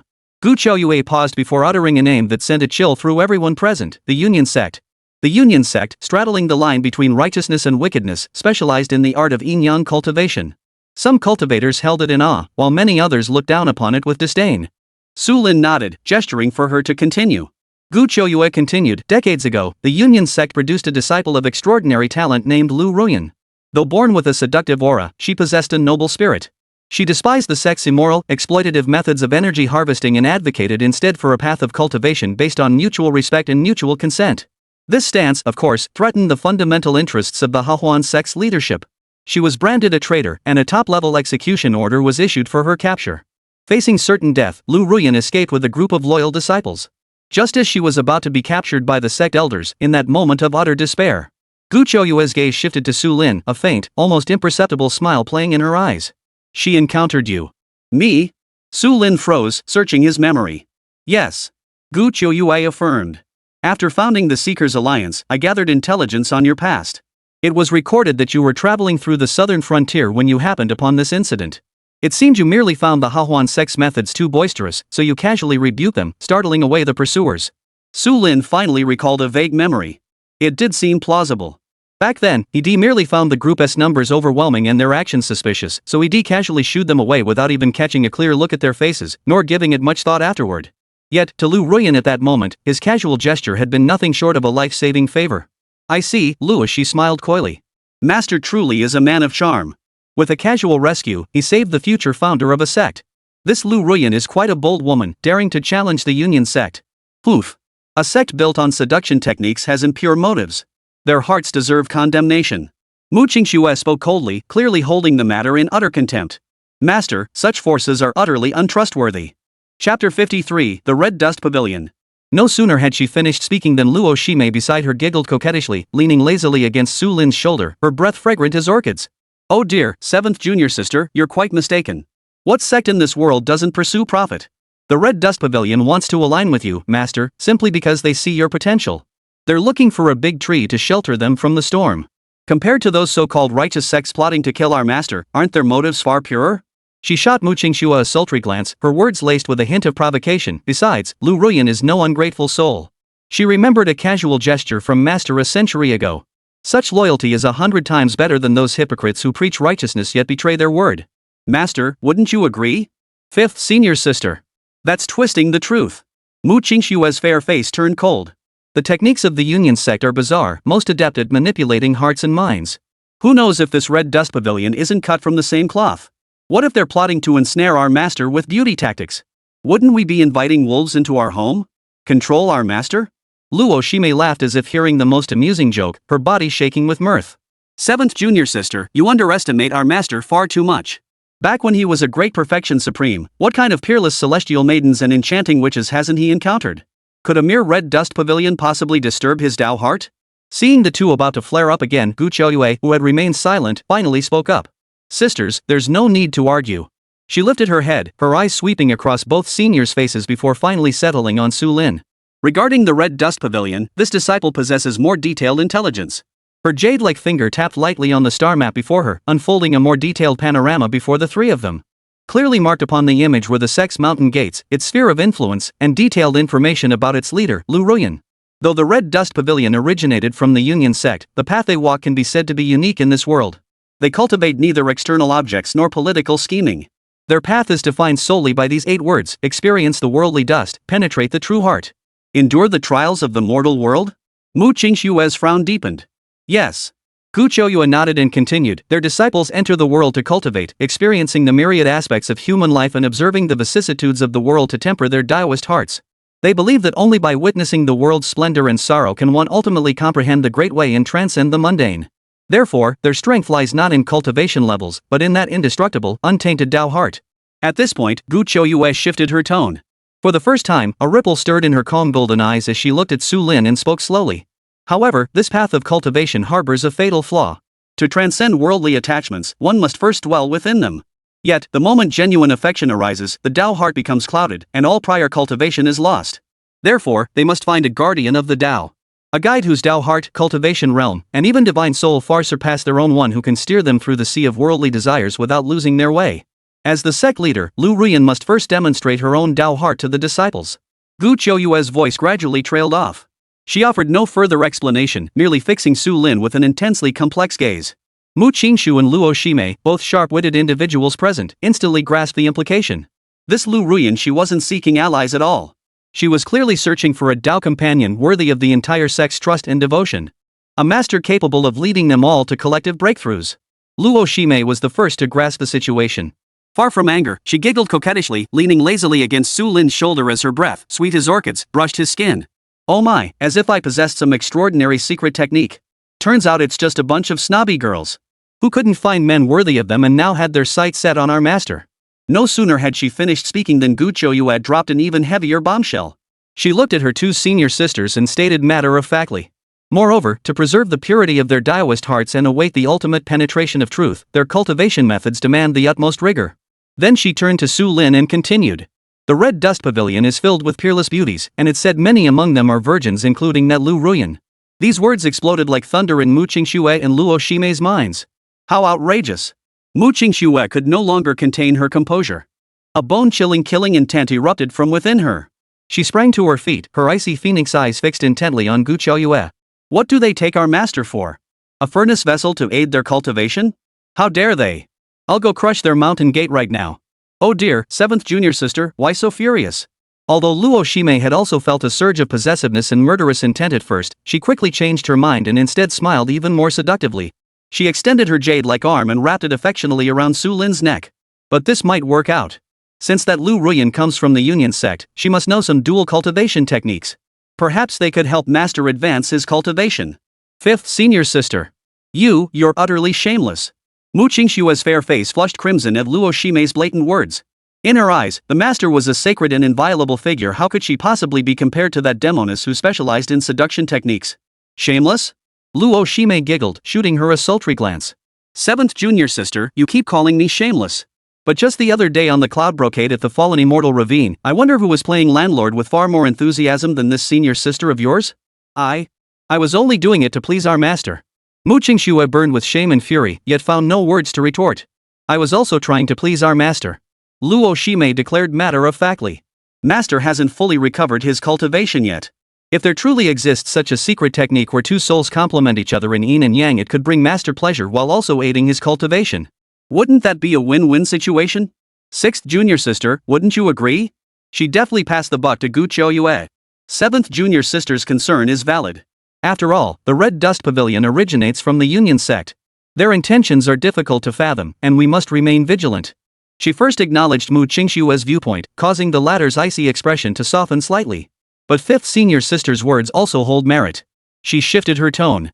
Now that our master has returned and formidable enemies surround us, this is precisely the time to expand our influence. Though the Red Dust Pavilion is a new sect, its disciples are spread throughout the mortal world, well connected. If we can utilize them, they could prove a significant asset. She paused, revealing the absolute composure and commanding presence of a business empress. In my view, this isn't a matter of trust or distrust, it's a business deal. Chapter 54, The Vastness of Mortal World. Business?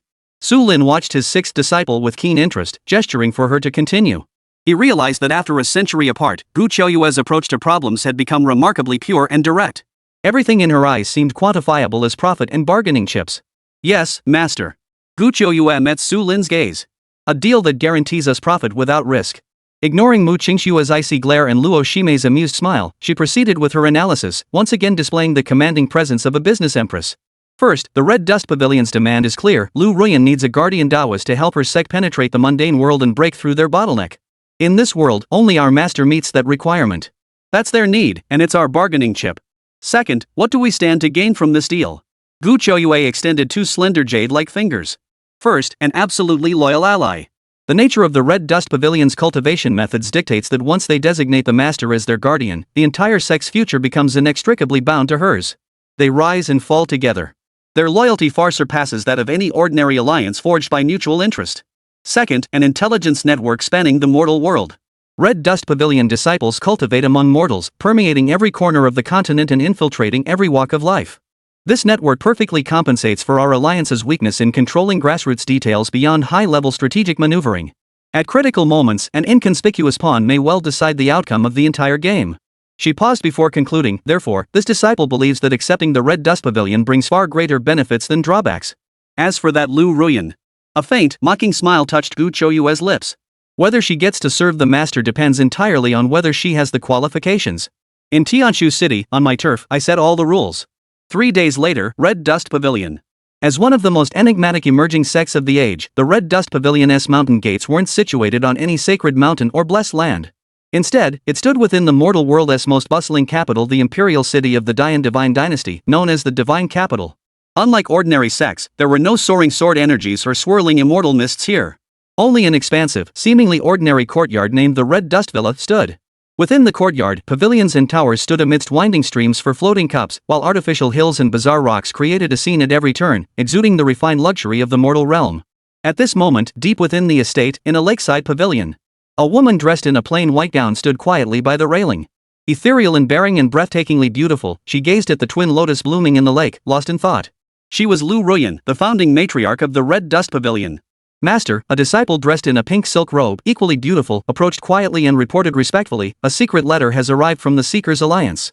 That Mr. Su will personally visit our Red Dust Pavilion today. At these words, a ripple finally stirred in Lu Ruyan's eyes, which had been as still as an ancient well. She slowly turned to face her most accomplished disciple, her voice as cool as moonlight. He has finally come, has he? Yes, Pavilion Master. The disciple bowed her head, her voice tinged with both excitement and unease. Are we truly staking the entire future of the Red Dust Pavilion on a legend from a century past? And what's more, rumor has it he's lost all his cultivation. Silence. Lu Ruiyan's icy voice carried a hint of rebuke. Wanqing, remember this, master. Mr. Su represents everything to us. Had it not been for your casual act back then, Lu Ruiyan would have ceased to exist in this world long ago, and there would be no Red Dust Pavilion today. This debt of gratitude is greater than the heavens themselves. She paused, her voice growing distant and complex. Moreover, the path we walk is a gamble from the start. Now that the one who can guide us beyond worldly attachments has appeared, even if the chance is 1 in 10,000, we must seize it.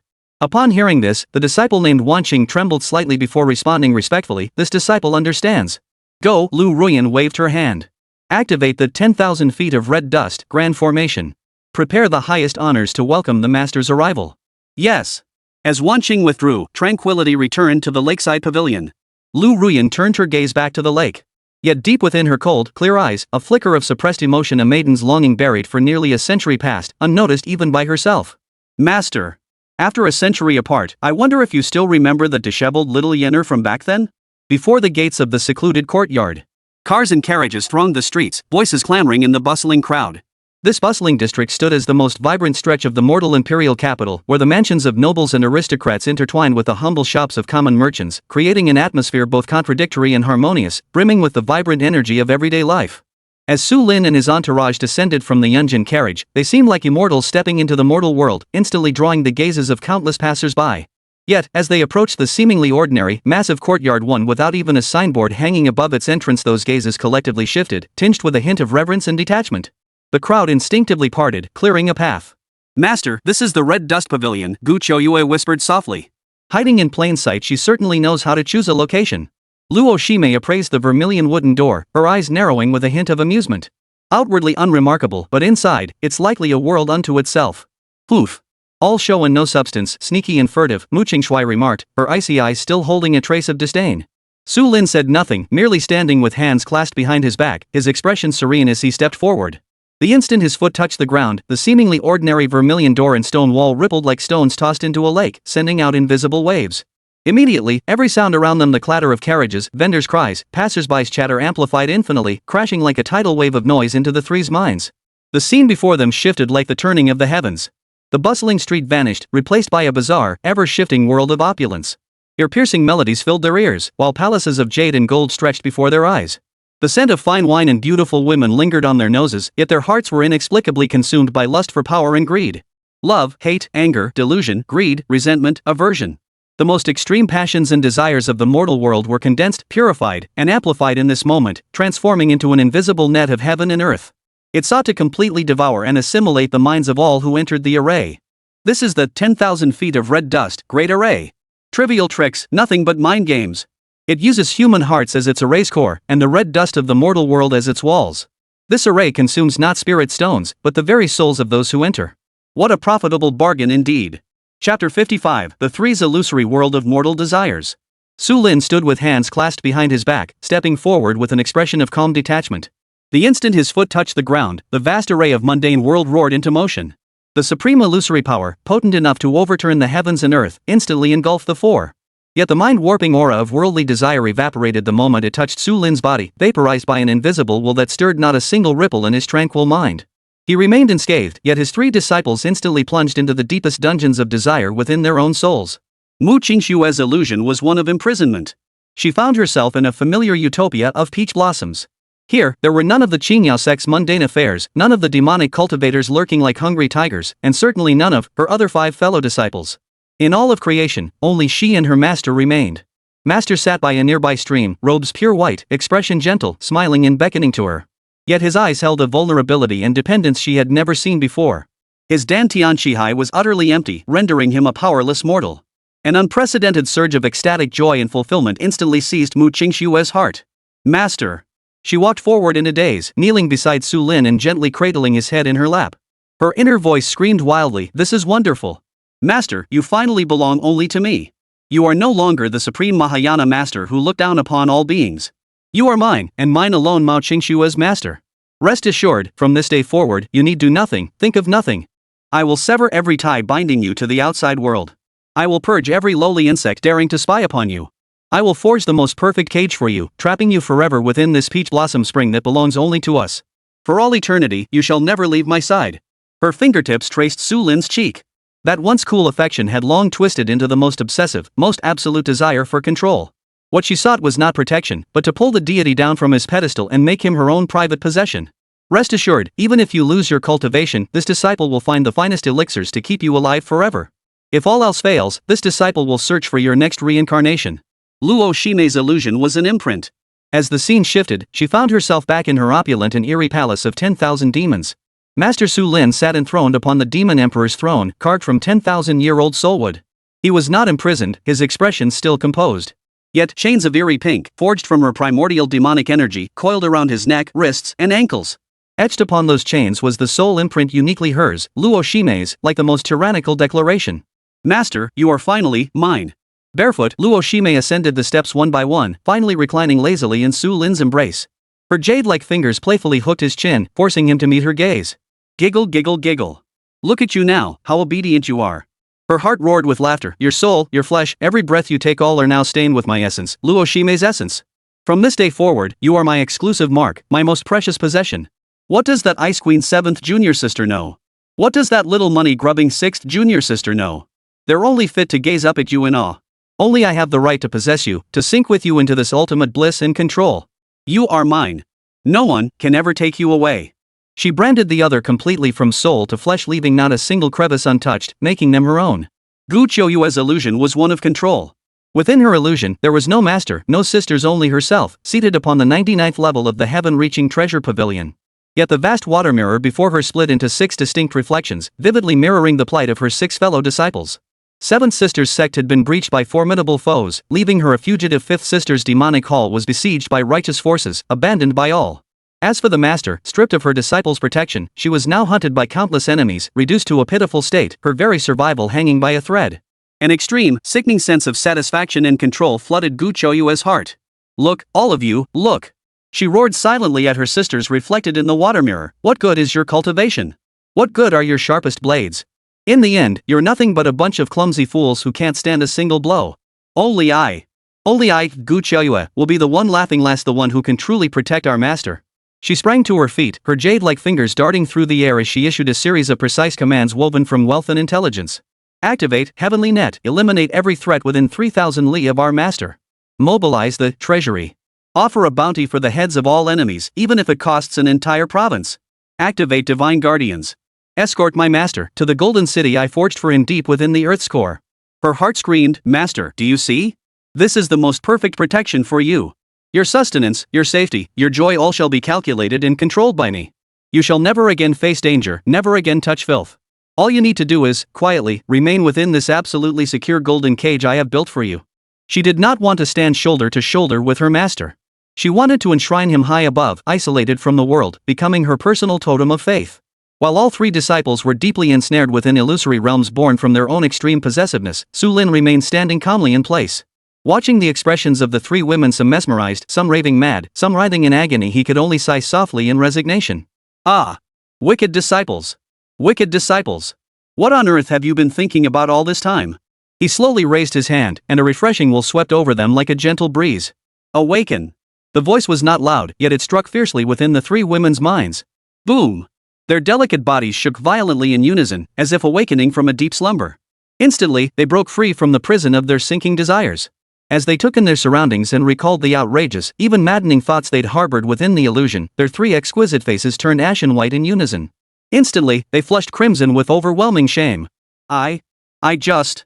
Qingxue was overcome with shame and fury, her hand gripping the sword, trembling. Master! I'm not like that! Luo Shime let out a terrified shriek, collapsing to her knees with a thud as she clung to Su Lin's leg. As for Qingxue, after a moment of shame, she suddenly raised her head, her gaze sharp as a blade, piercing straight toward the water pavilion. Ru! Yen! Chapter 56, I will crush you myself. The moment Qingxue's commanding shout erupted, it was swallowed by the pervasive, sensual melodies filled with all manner of desires. Not only did it fail to carry beyond the erased perimeter, but it also caused her own Dao heart to waver once more. It's useless. Su Lin's calm voice rose from behind her, like a clear spring, instantly steadying the minds of his 3 disciples, which had been on the verge of losing control once more. This array uses human hearts as its foundation and lust as its lock. The more you rage, the more you dwell on it, the more power you grant it. You only sink deeper. Mu Qingxue, Luo Shime, and Gu Qiuyue all felt a chill run through their hearts at his words. Only then did they realize that the shame, fury, and murderous intent welling up within them since awakening were causing the surrounding illusions, which had begun to dissipate, to solidify once more. Then, Master, what should we do? Gu Qiuyue forced down the murderous intent in her heart, her voice tinged with lingering fear and helplessness. This bizarre formation could even exploit their emotions, truly unheard of. Master, let your disciple handle this. Luo Shi's enchanting eyes narrowed as the primordial demonic energy within her, already at the fusion stage, began to surge. To hell with the 10,000 feet of worldly dust. I'll use my heavenly demon of desire to utterly corrupt and devour this false world of lust. No. Su Lin shook his head, halting her. Breaking an array with brute force is inferior. Besides, this array cannot be shattered by sheer power. Su Lin spoke as he strode forward. He neither channeled any spiritual energy nor projected the slightest pressure, merely observing the bizarre, hallucinatory world before him with quiet scrutiny. Today, I shall teach you another lesson. What men call the mortal world is but a sea of suffering. The obsession in your heart is a towering mountain. Before you, it becomes a sheer cliff of 10,000 fathoms, filling you with dread and preventing you from ever scaling it. Your desires are an endless ocean. Beneath your feet, they become a sea of 10,000 waves, trapping you within until you drown. In other words, Su Lin turned his head, gazing gently at his three disciples, whose minds were in turmoil. What has ever trapped you is not this formation, but yourselves. The moment his words fell, he withdrew his hand and began walking. With the ease of a stroll through a garden, he headed straight for the core of the illusion's deepest depths. The instant he moved, the entire 10,000 feet of red dust formation seemed to find its true target, beginning to spin with frenzied intensity. It no longer conjured superficial illusions of wealth, power, or beauty. Instead, it strained to probe Su Lin's innermost being, seeking to uncover the highest mountain and deepest sea within his heart. The first emotion the array attempted to reflect was regret. It sensed the bonds between Su Lin and his 7 disciples, and it perceived the utter devastation of that world-ending war a century ago. Thus, a brand new illusionary realm unfolded with a thunderous roar. The terrifying demon god from beyond the heavens descended once more. This time, however, Su Lin's self-destruction failed to send his 7 disciples to safety. He watched helplessly as their 7 exquisite faces, tear-streaked and beautiful, shattered inch by inch in the apocalyptic light, turning to ashes amidst despair and incomprehension. A tsunami of extreme regret and agony enough to shatter the resolve of even the most hardened soul swept over Su Lin's spirit. Yet Su Lin merely watched the scene unfold, a fleeting trace of reminiscence flickering in his eyes before dissolving into a serene, crystalline calm. The cause of yesterday, the consequence of today. I have done all I could. In my heart, there is no regret. With no remorse in his heart, the illusion lost its foundation. The harrowing scene scattered like sand art in the breeze, unable to stir even a ripple in the lake of his heart. The strike failed, and the great formation shifted once more. It sensed the rebellious aura deep within Su Lin's soul, an essence that defied the very will of heaven's way. Instantly, the entire illusory realm of mortal existence dissolved into pitch-black nothingness. At the very apex of that void, a colossal, indifferent eye formed of purplish-black thunder and chains of law slowly opened. It was the embodiment of the Tao of Heaven, Su Lin's arch-enemy from a century past, the very source of will that had just unleashed the world-ending thunder tribulation. An overwhelming divine might, transcending all beings and embodying absolute judgment and annihilation, crashed down, intent on crushing Su Lin's soul into dust. Yet Su Lin merely lifted his head slowly, meeting the colossal eye's gaze with unflinching calm. You cannot kill me. If I ever see you again, I will personally crush you. With fear banished from his heart, the illusion lost its power. This junior, Lu Ruyan, has offended you, senior. A voice echoed from beyond the formation, which then dissolved. A path paved with smooth pebbles appeared beneath their feet. At its end lay a courtyard where Lu Ruyan now led several elders from within the gate, all kneeling in unison at the far end. Lu Ruyan, you seek death. Mu Qingxue, unable to contain herself any longer, unleashed a strike toward Lu Ruyan. An icy blue sword chi, carrying a chill potent enough to freeze the soul, instantly tore through the lingering illusions of the 10,000 feet of mortal world formation, piercing straight toward the kneeling Lu Ruyan. This strike contained Mu Qingxue's overwhelming shame, fury, and murderous intent. She could not tolerate that the deepest, most shameful, most obsessive desires within her heart had been so blatantly exposed, provoked, and amplified by an outsider. Yet, facing this strike, one powerful enough to make even ordinary core formation cultivators pale, Lu Ruyan remained kneeling there, utterly still, neither flinching nor dodging. Before her, the void suddenly rippled with faint crimson waves, like water undulating. The deadly ice blade, potent enough to effortlessly slay a cultivator of equal rank, vanished without a trace the moment it touched the crimson ripples, silently dissolved by the seemingly fragile halo. Lu Ruyan remained kneeling in place, not even a corner of her robe fluttering. Mu Qingxue's icy eyes narrowed sharply, her heart jolting violently. Though she hadn't unleashed her full strength, this strike was far beyond what an ordinary cultivator could withstand. Yet the opponent had effortlessly deflected it without even moving? Beside her, Luo Shimei also dropped her playful smile. For the first time, her soul-captivating almond-shaped eyes revealed a look of solemn gravity. She saw clearly that the crimson ripples weren't merely a spiritual energy defense, but a far more profound and bizarre force of law. It was a supreme divine ability that fused oneself with the surrounding mortal world energy, transforming the vastness of the mortal realm into one's own power. Core formation stage. No. Luo Shimei immediately dismissed her own judgment. Her aura clearly remains at the peak of foundation establishment. She hasn't taken that final step. Yet this mastery of the laws. Just as the two disciples were shaken to their core, Su Lin's calm voice sounded from behind them, resolving their confusion. She bears the innate mortal heart, a Tao embryo of millennial rarity, naturally attuned to all manifestations of mortal existence. Within this mortal capital, she reigns as the absolute sovereign. Normally, she would be no match for you. But to fight her here is to oppose the fortune of this entire imperial capital, to oppose the passions and desires of countless living beings. Your chances of victory are slim. Chapter 57, where the master points, there the sword of the mortal world pavilion shall strike. A natural dust heart. Luo Shimei shed all trace of disdain, her expression turning grave for the first time. No wonder she could establish such a colossal entity, rivaling ordinary sacred lands, in such a short time. Master, this girl is a genius. Unorthodox methods. Qingxue spoke coldly, yet her voice carried less of the earlier murderous intent and more of a cautious edge. She knew her master was right here. They truly had no way to deal with this woman. Su Lin paid no heed to his disciples' petty thoughts. He strode forward slowly, coming to a halt before the invisible crimson ripples. His gaze remained calm as he fixed it upon Lu Ruyan, who had not lifted her head once throughout the entire exchange. "Raise your head," he said indifferently. Lu Ruyan's delicate frame trembled violently. After a fierce internal struggle, she finally lifted her exquisite, tear-streaked face, inch by inch. Nearly a century had passed. She had finally seen this face again, the one that had haunted her dreams countless times. "Sir," Lin finally spoke, his voice flat yet carrying a piercing insight into the human heart. "Tell me, why activate the grand formation? What is your intention in doing so?" At these words, Lu Ruyan's delicate frame trembled slightly, yet her voice remained utterly composed. "I report to you, sir, that my actions serve two purposes." Still kneeling on the ground, her voice was cool yet sincere. "First, to verify authenticity. Over the past century, impostors claiming to be you have been as numerous as fish crossing the river, many of them cunning and deceitful. Yen is but a lowly servant, unworthy to make such judgments. Only by relying on this vast array of worldly trials could I glimpse the Master's supreme Tao heart, impervious to all trials. Should the visitor be a fraud, they shall be trapped within, doomed to eternal torment. Second, to observe the heart." Her gaze swept imperceptibly over the three breathtakingly beautiful women behind Su Lin, whose auras were terrifying. Since these three young ladies accompany the Master, they must surely be exceptional individuals themselves. Yenner dares to suggest using this array to observe the true feelings these three ladies hold for the Master. Knowing both ourselves and others allows us to serve the Master more effectively. She gazed at Su Lin with rapt attention, her cool, clear eyes suddenly brimming with boundless admiration. "Rise." Su Lin's voice remained as calm as ever. "What happened back then was nothing more than a simple favor. There's no need for you to go to such lengths. Master, your kindness has given me a new lease on life." Lu Ruyan stubbornly shook her head. Not only did she refuse to rise, but she bowed before Su Lin with utmost reverence, performing the formal 3 kneels and 9 bows. "Yenner is no match for your other disciples. I have no other wish in this life but to serve by your side, tending to your needs. Even if it means becoming your slave or maid, I would do so willingly." Her words rang out with unwavering conviction.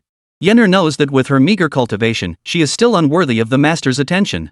Lu Ruyan bowed her head once more, her voice brimming with absolute sincerity. "But I, Yenner, pledge to offer the entire Red Dust Pavilion along with the fortune distilled from this vast mortal realm entirely to you, Master. From this day forward, all 3,000 disciples of the Red Dust Pavilion shall be your servants. Wherever you point, there shall be the blade of our pavilion. Wherever human beings dwell in this world, there shall be the eyes and ears of our Red Dust Pavilion. The person you seek, whether in the heavens above or the depths below, Yen will find for you. Any foe the Master seeks to slay, whether they hide in the heavens above or the depths below, Yenner will drag them into this endless mortal world, doomed to eternal torment." Her gaze never once shifted from Su Lin, never once touched the other 3 disciples. That pure, unadulterated devotion and adoration was something no words could ever feign. Su Lin watched the scene before him, a veritable battlefield of demons, and felt a wave of helplessness wash over him. He gently removed Luo Shimei's hand from his arm, then shook his head at Mu Qingxue and Qingxue, signaling them to calm down. Then, he walked slowly forward, stopping before the invisible crimson ripple. His gaze remained calm as he looked at Lu Ruyan, who had not lifted her head once. Su Lin fell silent. Looking at the woman before him, he felt a stir of emotion for the first time. He could tell Lu Ruyan wasn't putting on an act. That resolve and loyalty came from the depths of her soul. This devotion was too heavy. Do you understand? I have lost all my cultivation, and enemies now surround me everywhere. Following me might bring utter ruin upon you and your red dust pavilion. Su Lin's voice grew husky. Yenner knows. Lu Ruyan finally lifted her head, her cold, clear eyes flashing with an unprecedented light. But Yen Yen also knows that you, Master, are like the bright moon in the heavens. Even if temporarily obscured by dark clouds, the day will come when you shine brilliantly over the 9 provinces once more. To offer you a mere firefly's light in this moment of darkness is Yenner's greatest honor in this lifetime. At that very moment, the long-dormant system notification chime echoed in his mind once more. Ding! Detected Guardian Lu Ruyan's bond value exceeding 1,000 points, achieving the special accomplishment sacrificing oneself to follow. System special reward being issued. Congratulations, host, on acquiring the special divine ability Celestial Eye of Mortal Affairs. Celestial Eye of Mortal World perceives illusion.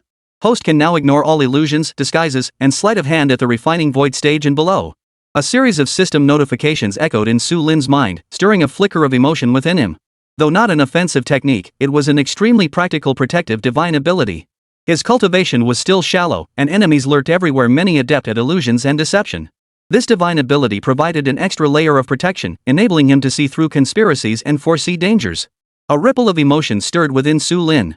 He looked at Lu Ruyan, who remained kneeling on the ground with a resolute gaze, and finally, a hint of gentleness and approval appeared in his eyes.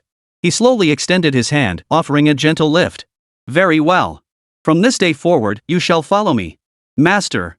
Yen Yen. Thank you, Master. Her voice choked with emotion, unable to form a complete sentence. She merely bowed deeply to Su Lin once more. Rise. Su Lin spoke again. Lu Ruyan finally suppressed her emotions, rising slowly to stand respectfully by his side. Her beautiful eyes never left Su Lin's retreating figure. Mu Qingxue, Luo Shime, and Gu Qiuyue seemed to sense Lu Ruyan's sincerity as well. As formidable figures commanding their own domains, their intellect and vision far surpassed ordinary people. They saw clearly the utter resolve in Lu Ruyan's words just now, her willingness to offer up her very self, her sect, her destiny, and even her soul. They understood that such a person would be an immensely important and powerful asset to the great cause of their master's return. As the leader of the alliance for seeking the master, Gu Qiuyue immediately recognized the immense value in this collaboration. She stepped forward, offering Lu Ruyan a slight nod. Her tone was courteous yet maintained her stature. Master Lu, your loyalty to our master is evident to all.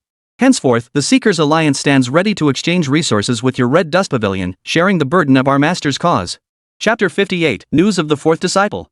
As the atmosphere grew tense and complex, Lu Ruyan suddenly seemed to recall something. Her expression turned solemn as she drew a communication talisman crafted from rare beast bone from her sleeve and respectfully offered it to Su Lin. Master, I have something to share, though I'm unsure if I should speak of it. Su Lin gestured for her to speak freely.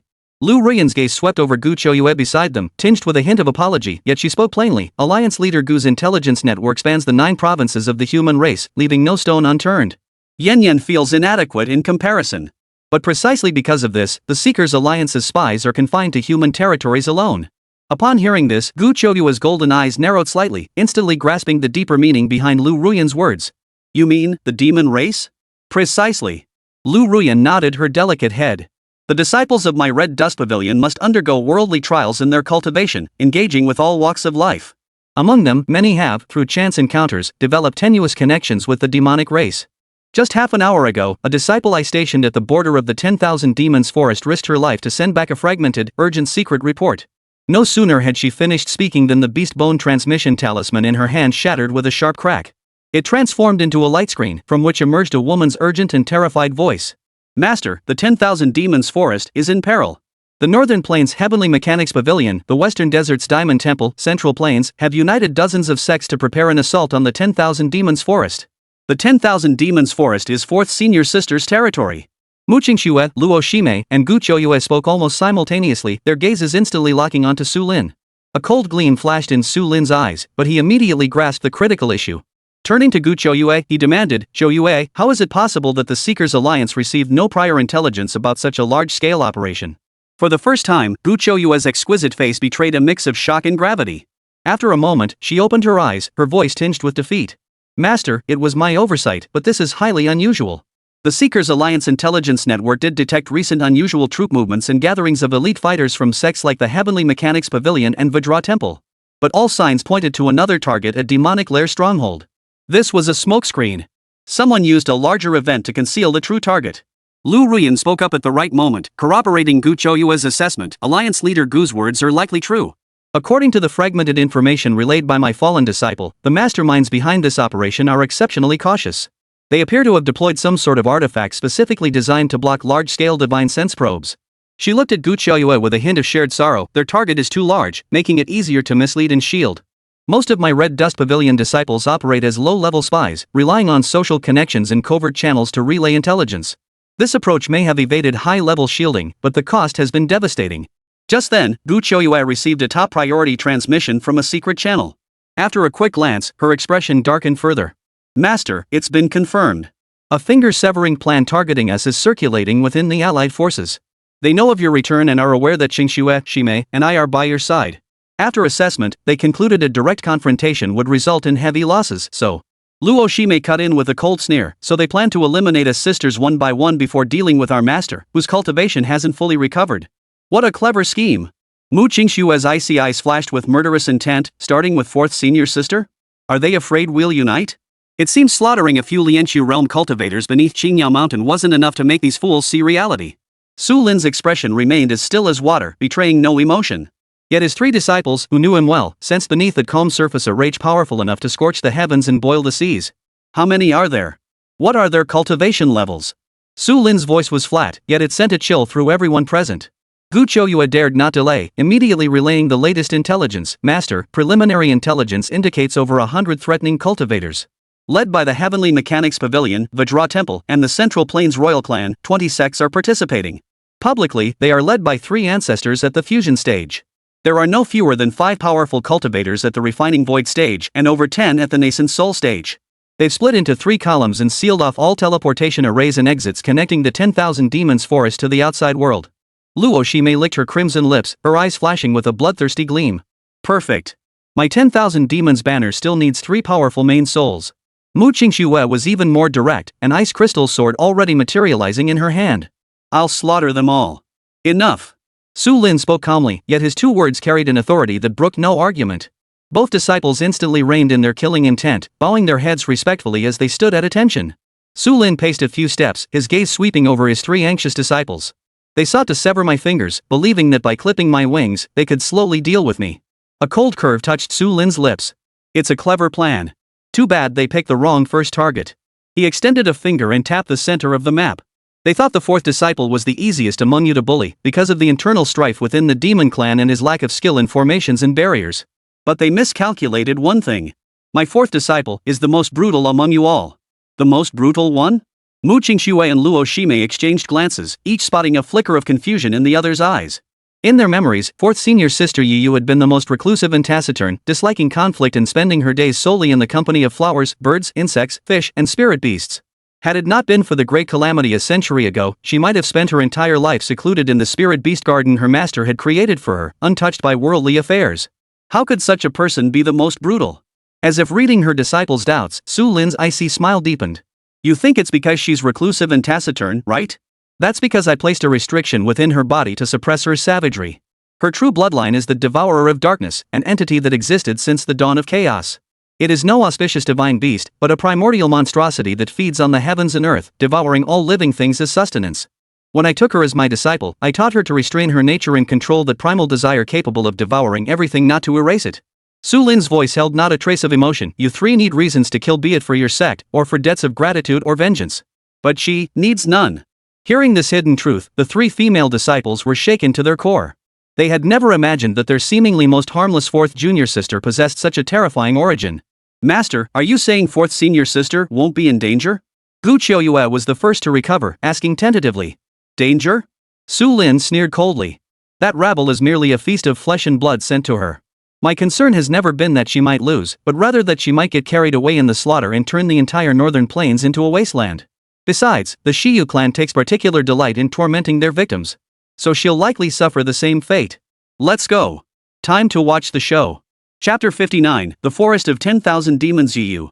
10,000 miles north of Tianshu City lay a forest sea known to the world as the Forbidden Zone, the 10,000 Demons Forest. The air here was thick with miasma for human cultivators. A single breath felt like swallowing deadly poison. The laws here are simple and pure. The weak are food for the strong, and the strong are servants to the rulers. At the heart of the 10,000 demons forest stood the palace of the demonic race. Upon the throne at the palace's heart sat a figure. She is the absolute ruler of this boundless demon forest, Su Lin's fourth disciple, Yu. She wore form-fitting black armor, not made of silk or cloth, but from the most resilient hide of some mighty demon beast. It perfectly outlined her powerful, wild beauty. Her legs casually crossed, her posture radiated the composure and dominance of a sovereign. One bare foot, unencumbered by any footwear, dangled in midair. Its healthy, wheat-colored skin stood out strikingly in the dimly lit hall. The entire demon forest was shrouded in an eerie silence. Other demonic beings held their breath, daring not to make a sound that might disturb the sovereign upon the throne. Suddenly, a dark shadow streaked through the gloom like lightning, landing silently beneath the throne. It was a demon beast resembling a crow, yet possessing 3 eyes. Kneeling on one knee, it bowed its head deeply. "Speak." Yu did not open his eyes, uttering only a single word through pursed lips. "Reporting to your majesty, unusual activity has been detected in the human city of Qingxue in the southern border." The dark crow's voice was hoarse and swift.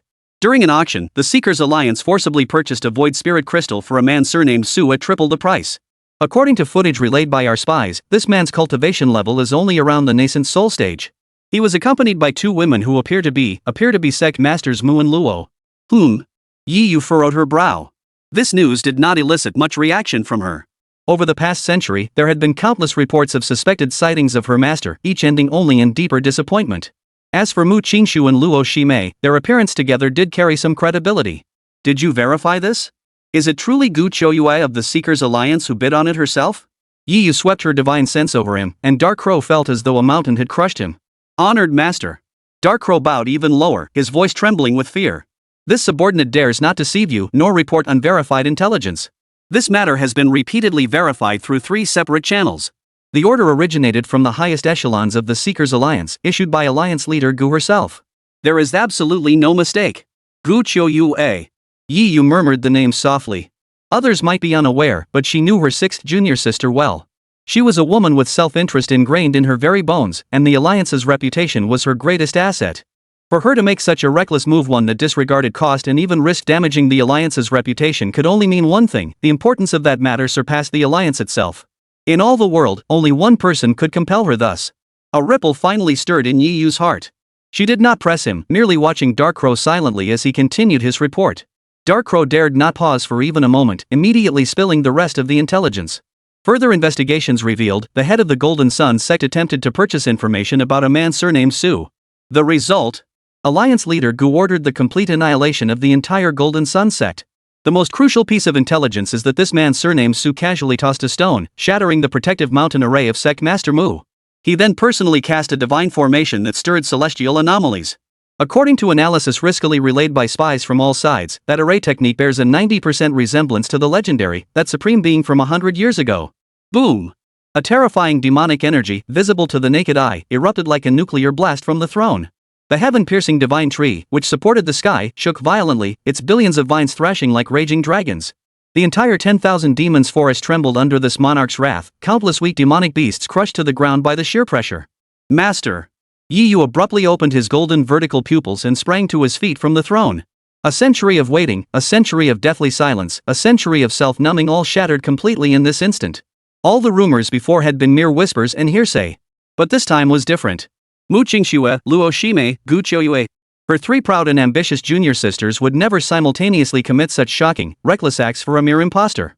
One stone shattered the formation. The divine array shook the heavens. Such divine power, possessed only by the master, was irrefutable proof.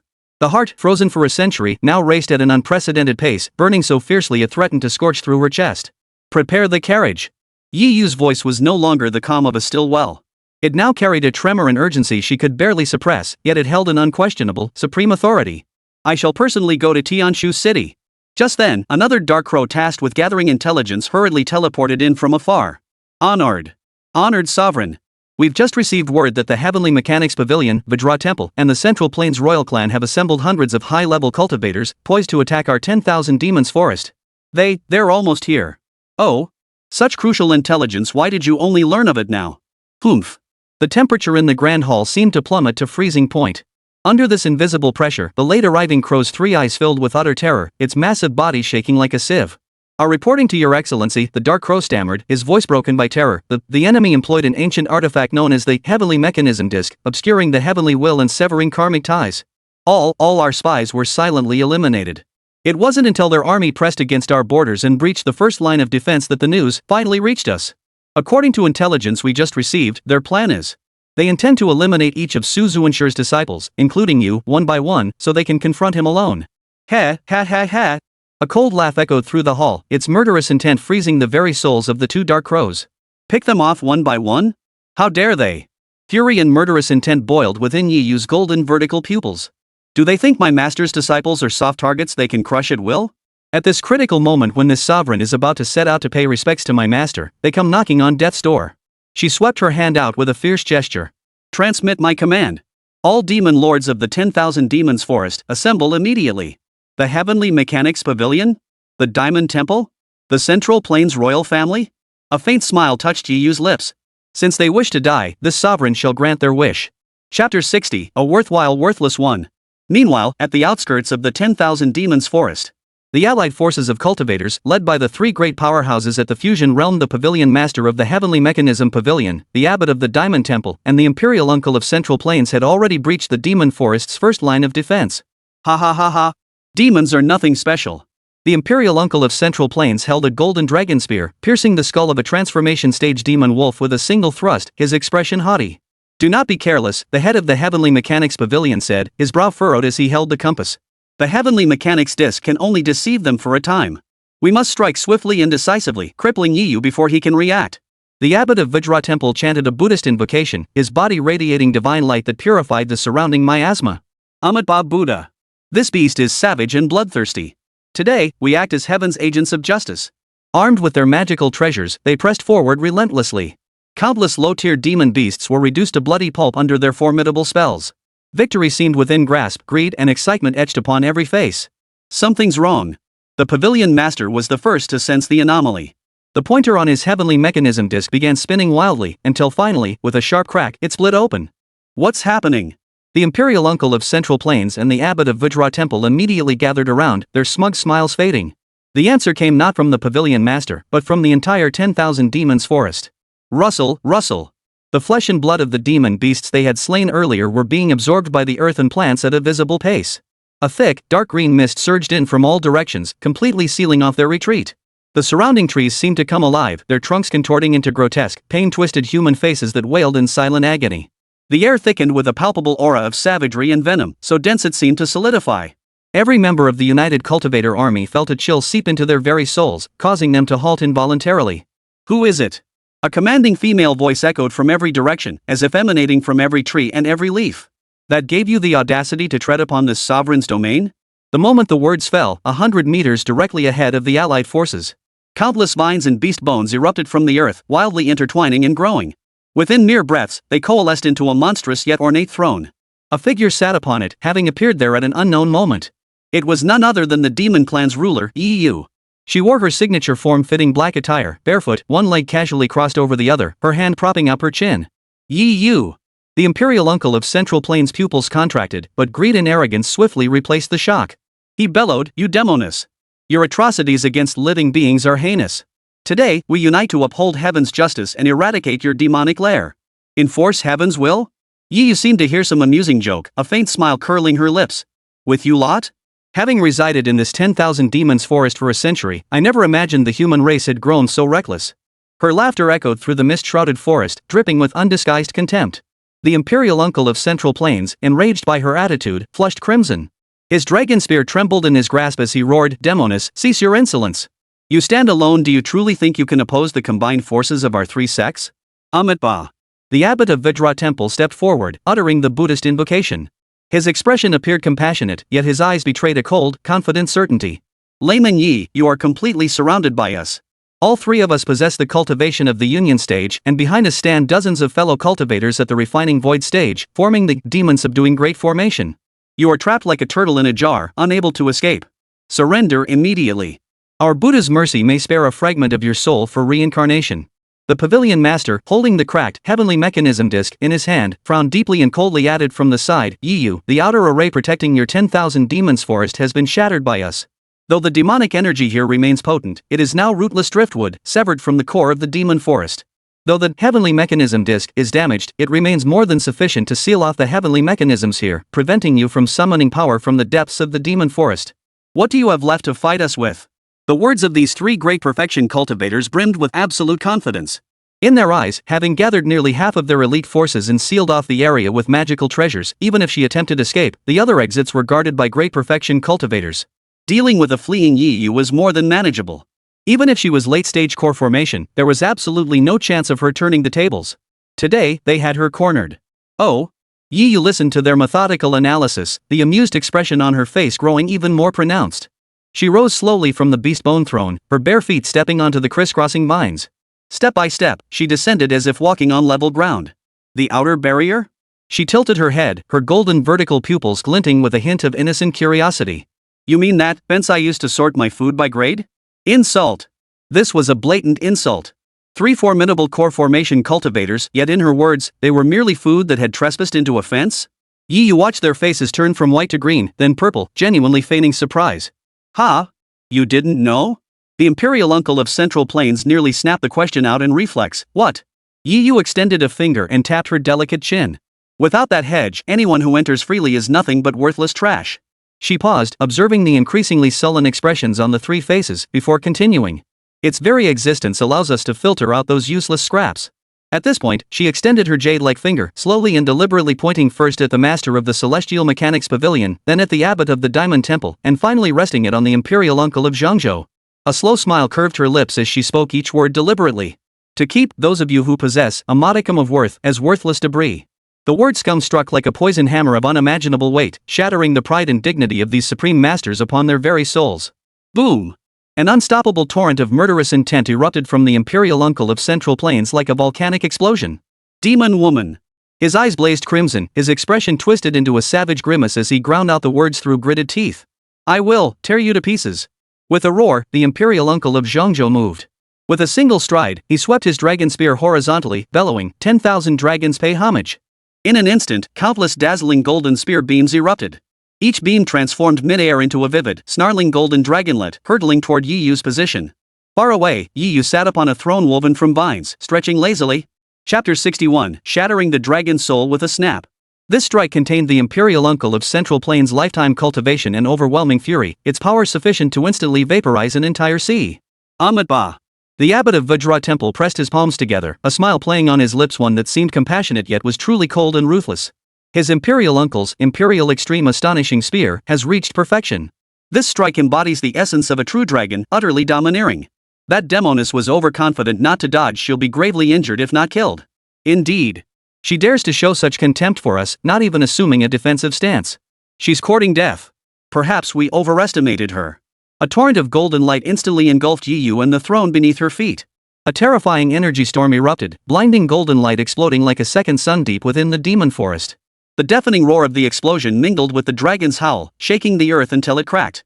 Success? Uncle Emperor's divine might. That demoness must have been obliterated. Ha ha ha ha. The ruler of the 10,000 demons forest? Nothing special. The imperial uncle of Central Plains stood proudly in the air, dragon spear in hand, a savage sneer curling his lips as he gasped for breath.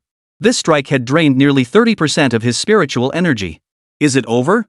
Yet, just as everyone believed the outcome was decided and prepared to step forward to divide the spoils, that blinding golden light, potent enough to obliterate everything, not only refused to dissipate but seemed drawn by some supreme will, beginning to violently collapse inward.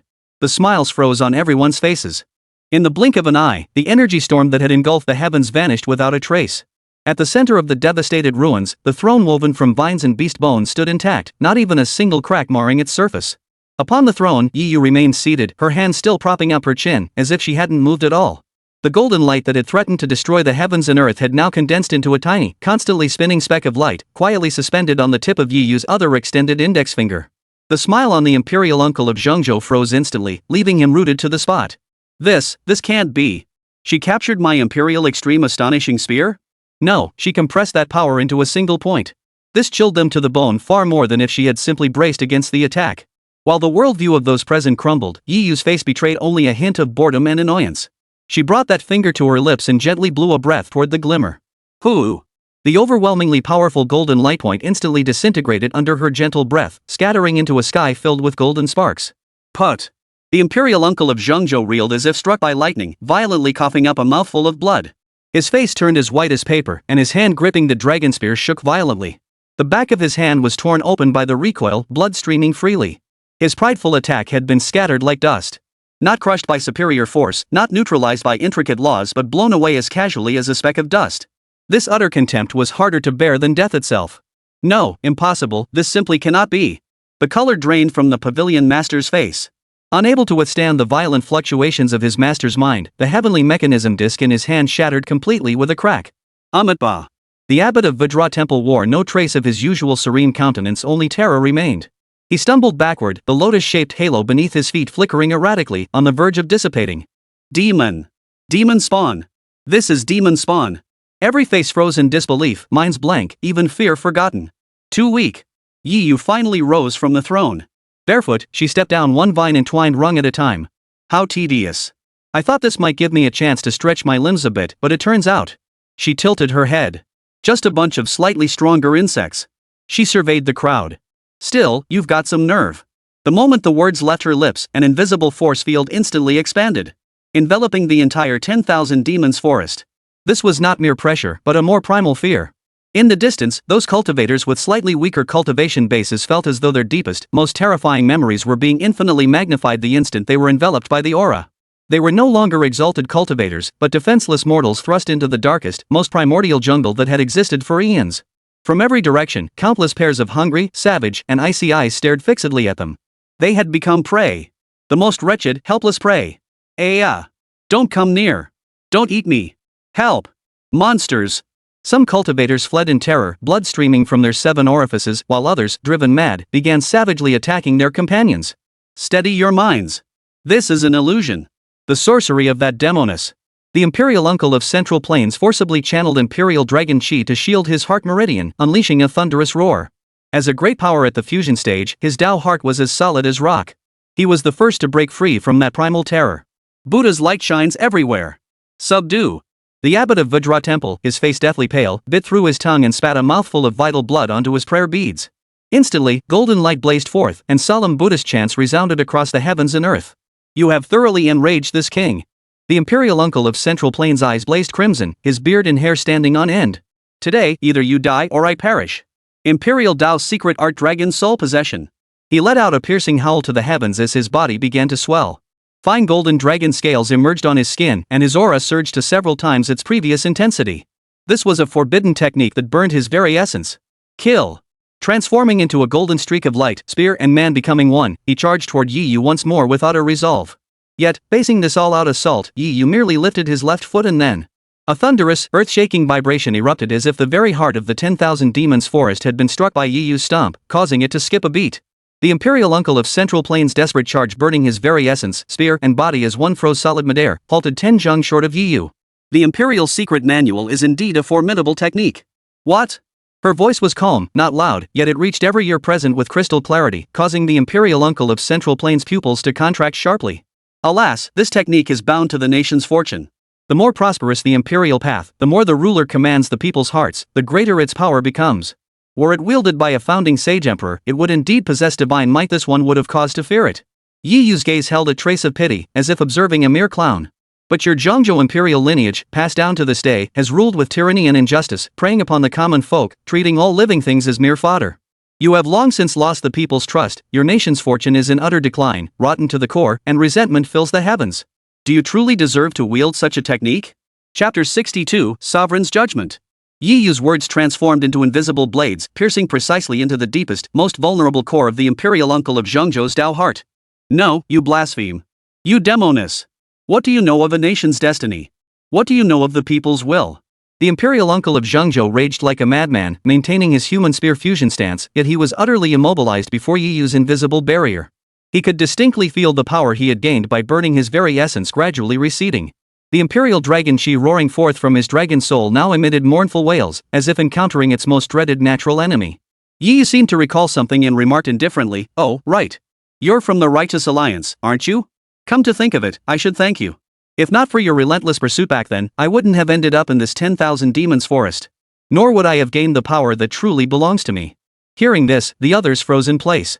The head of the Heavenly Mechanics Pavilion gasped in shock. So the one the Righteous Alliance hunted back then was you? Correct. Too bad there's no reward. She raised her hand and gently clenched it toward the frozen figure of the imperial uncle of Qingxue suspended midair. Snap! A crisp cracking sound echoed through the forest. The golden dragon scales covering the imperial uncle of Qingxue shattered inch by inch. The dragon spear that had accompanied him for 1,000 years emitted a mournful wail as it snapped clean in two. He collapsed to the ground like a heap of mud. Yi Yu's attack, combined with the backlash from burning his primordial essence, caused blood to pour from his 7 orifices, even cracking his soul. Her bare feet lightly touched the ground as she slowly descended from the throne woven of vines and beast bones, strolling casually toward the three. Her gaze first fell upon the abbot of the Diamond Temple. Now, his face bore no trace of compassion, only a deathly pallor saturated with terror.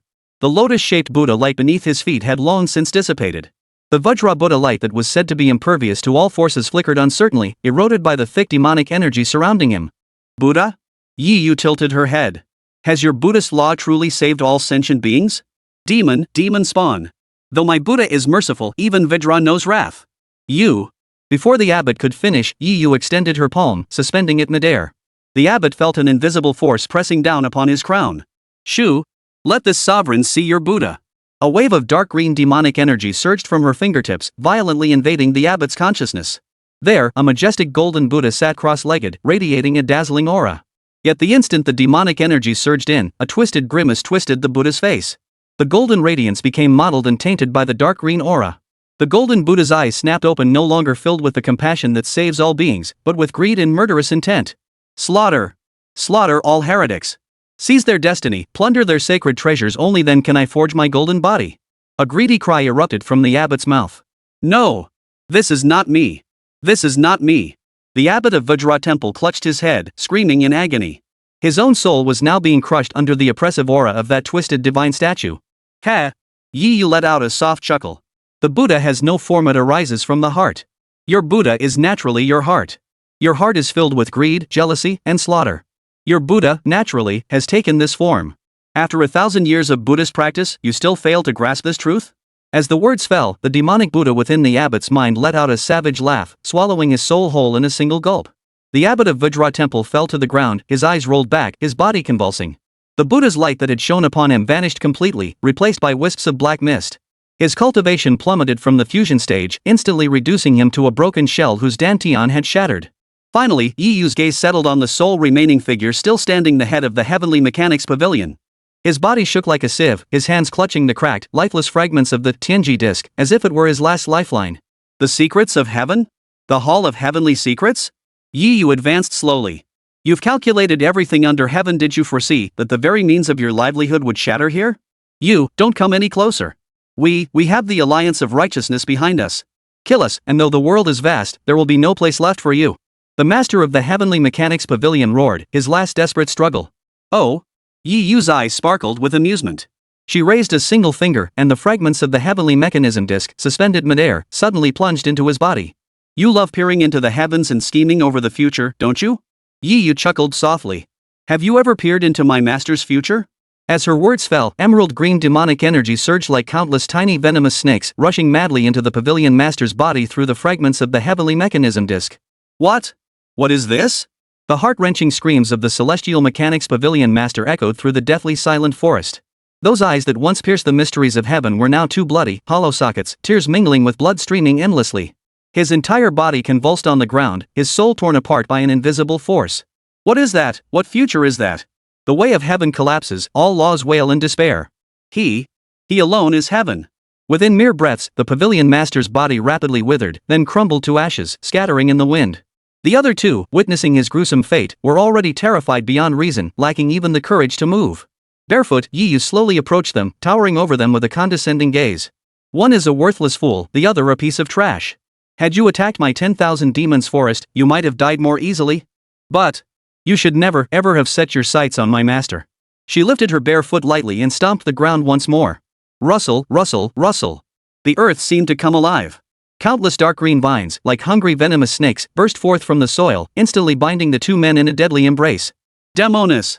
May you die a horrible death. The imperial clan of Qingxue will not let you off. The imperial uncle of Qingxue uttered his final, venomous curse. Amitabha Buddha. My lord. I was wrong. The abbot of Vajra Temple murmured in his madness. Yi Yu paid no heed to their voices. The vines tightened violently, dragging both men deep into the earth. The earth closed over them as if nothing had ever happened, save for the lingering scent of blood in the air, the only testament to the fall of three great cultivators at the union stage. Only after completing this did Yi Yu turn her gaze toward the allied cultivators, long since petrified with fear and trapped within the thick fog. She didn't even bother to glance at them. Her crimson lips parted, and her voice, flat yet clear, echoed throughout the entire 10,000 demons forest. Dinner's served. Roar. At her command, a deafening roar erupted from every direction, a mountainous, oceanic howl of demonic beasts. Countless pairs of blood-red, greedy eyes glowed within the thick fog. The demonic beasts, already unable to contain themselves, surged madly from every corner of the forest, pouncing upon their desperate prey. Chapter 63, A Single Thought of Humility. At the outer edge of the 10,000 demons forest, the boundaries of space were cleverly separated by an invisible barrier. Su Lin and his companions stood motionless here, as if in another dimension, overlooking the long-concluded slaughter below. They had arrived a while ago. From the moment the head of the Heavenly Mechanism Pavilion and his followers stepped into Yi Yu's domain, to the final act of the two being dragged underground to become nourishment for the demon tree. They had witnessed the entire process with crystal clarity. The air thickened with the mingled stench of blood and the miasma of the 10,000 demons forest, creating a nauseating odor. Yet for Su Lin and his companions, long accustomed to the cycle of life and death, such a scene scarcely stirred their emotions. What truly made the air thick with tension was the woman before the throne. Barefoot, yet radiating boundless authority. Their fourth senior sister, Yi Yu. She? Mu Qingxuan's voice trembled slightly. She wasn't shocked by the killing itself. Back at the gates of Qingyao Sect, she had executed Ma Lu and Zhao Si with equal ruthlessness, leaving no room for mercy. Anyone who dared to offend her master would face certain death. But Yi Yu was different. Mu Qingxue could clearly sense that when Yi Yu killed those three enemies, she wasn't merely eliminating foes, she was reveling in it. Savoring the despair of her prey struggling in her grasp, relishing the thrill of crushing her enemy's dignity and their very souls. That primal savagery, that bone-deep hunger that viewed all living things as sustenance, sent a chill through Mu Qingxue's very soul. She found it hard to imagine what the fourth senior sister, once shy and curious about the world of flowers and plants as she followed their master, could have endured over the past century to become this person. Or perhaps this was her true self all along. Oh ho! This is interesting. Compared to Mu Qingxue's shock, Luo Shimei beside her recovered her composure after a momentary flicker of surprise. As a practitioner of the demonic path, she felt no discomfort at Yi Yu's brutality. Luo Shimei murmured softly, her voice tinged with a sickly admiration. My fourth senior sister, this unadulterated primal ferocity, this domineering arrogance that views all living beings as sustenance, it suits my taste far better than that ice-cold face. Right, my little junior sister? With that, she reached out a hand, aiming to stroke Mu Qingxue's cheek. Mu Qingxue's fair face turned frosty, a cold glint flashing in her eyes as her patience snapped. Her slender jade-like hand shot up, a crystalline ice lotus instantly forming in her palm as she struck toward Luo Shimei. However, Luo Shimei was already prepared. With a faint smile, her form flickered and vanished like a wisp of smoke. The next instant, she materialized ghost-like behind Su Lin. Her delicate arms gently wrapped around Su Lin's, pressing her body close against his. The seductive expression on her face instantly softened into one of vulnerability. Master, look at seventh junior sister. Luo Shimei's voice was soft and sweet, tinged with just the right amount of feigned hurt. I was just telling the truth, complimenting fourth senior sister's elegance, and she tried to hit me. So mean.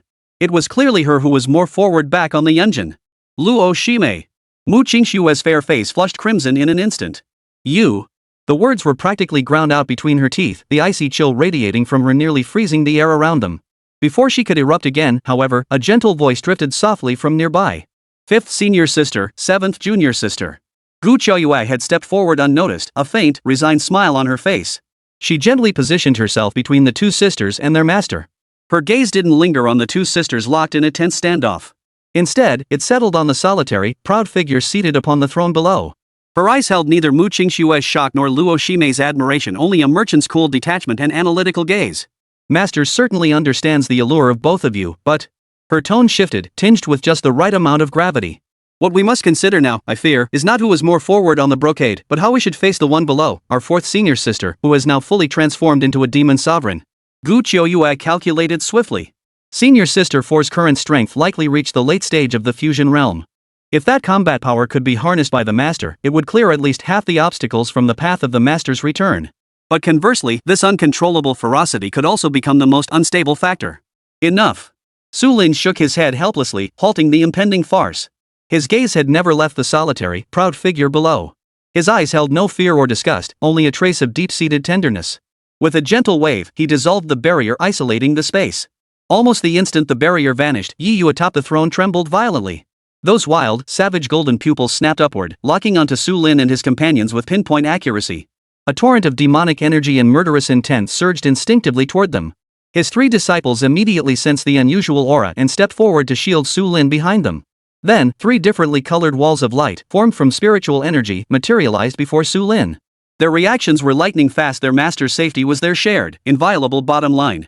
Yet, when that murderous intent sufficient to make 10,000 demons bow in submission met Su Lin's serene gaze, it dissipated in an instant.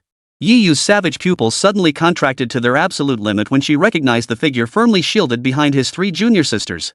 It was him. It really is him. That face, even a century's passage, had not erased a single contour.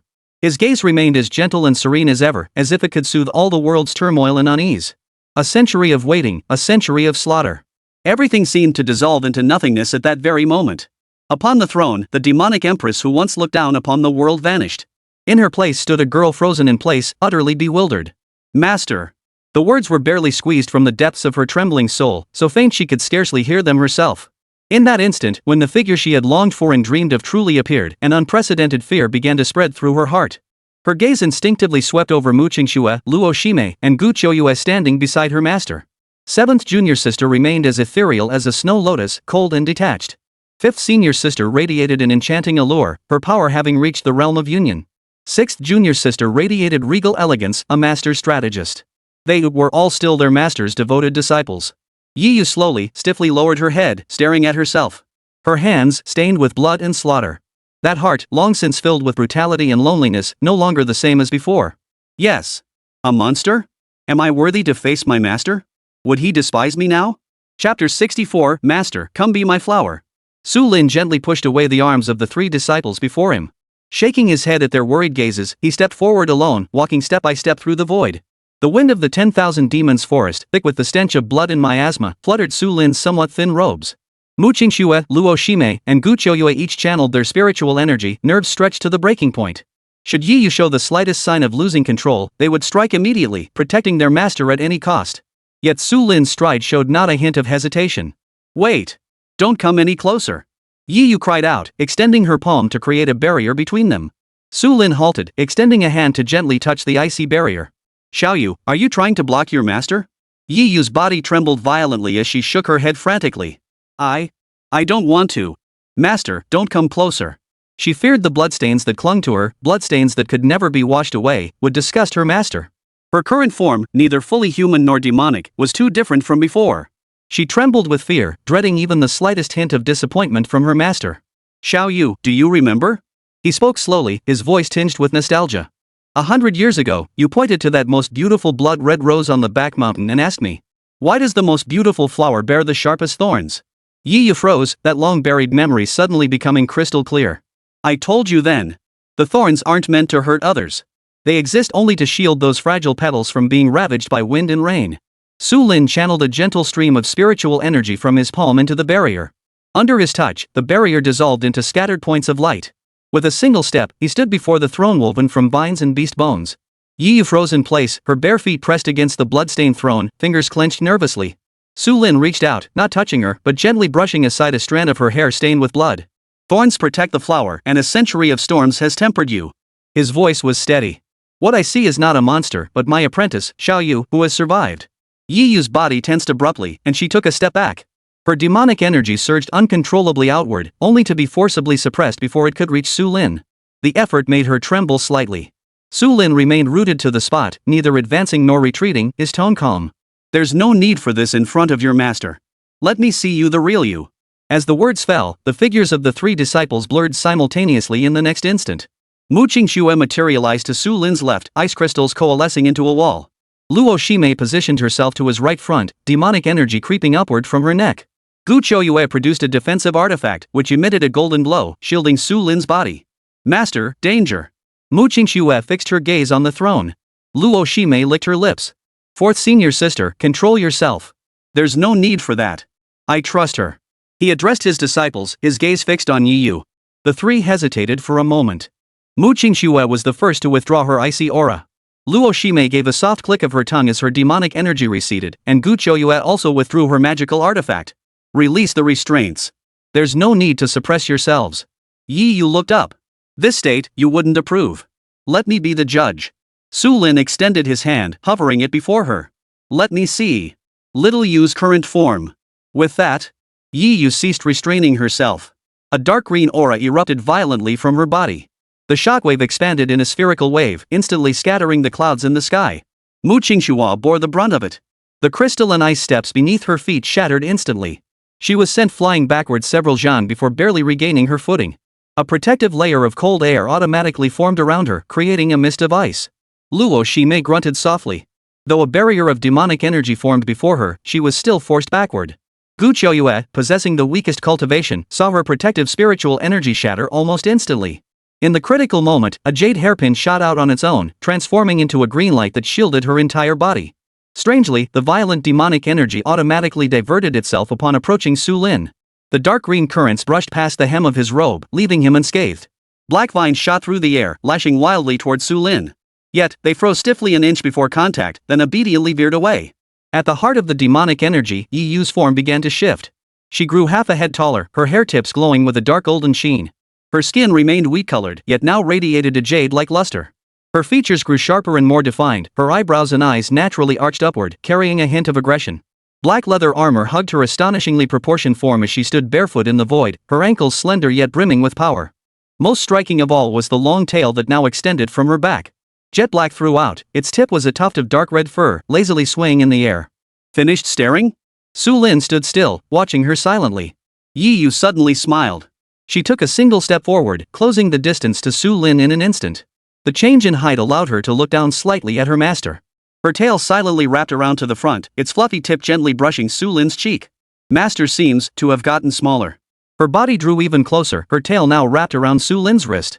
Mu Qingxue's eyes flashed with coldness. Fourth senior sister, watch your words. Yi Yu didn't even glance at her, her gaze fixed solely on Su Lin.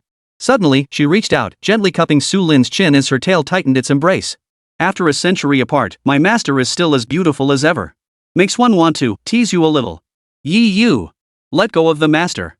Mu Qingxue's voice was as cold as ice, her sword intent surging around her as countless tiny ice crystals crystallized in the air.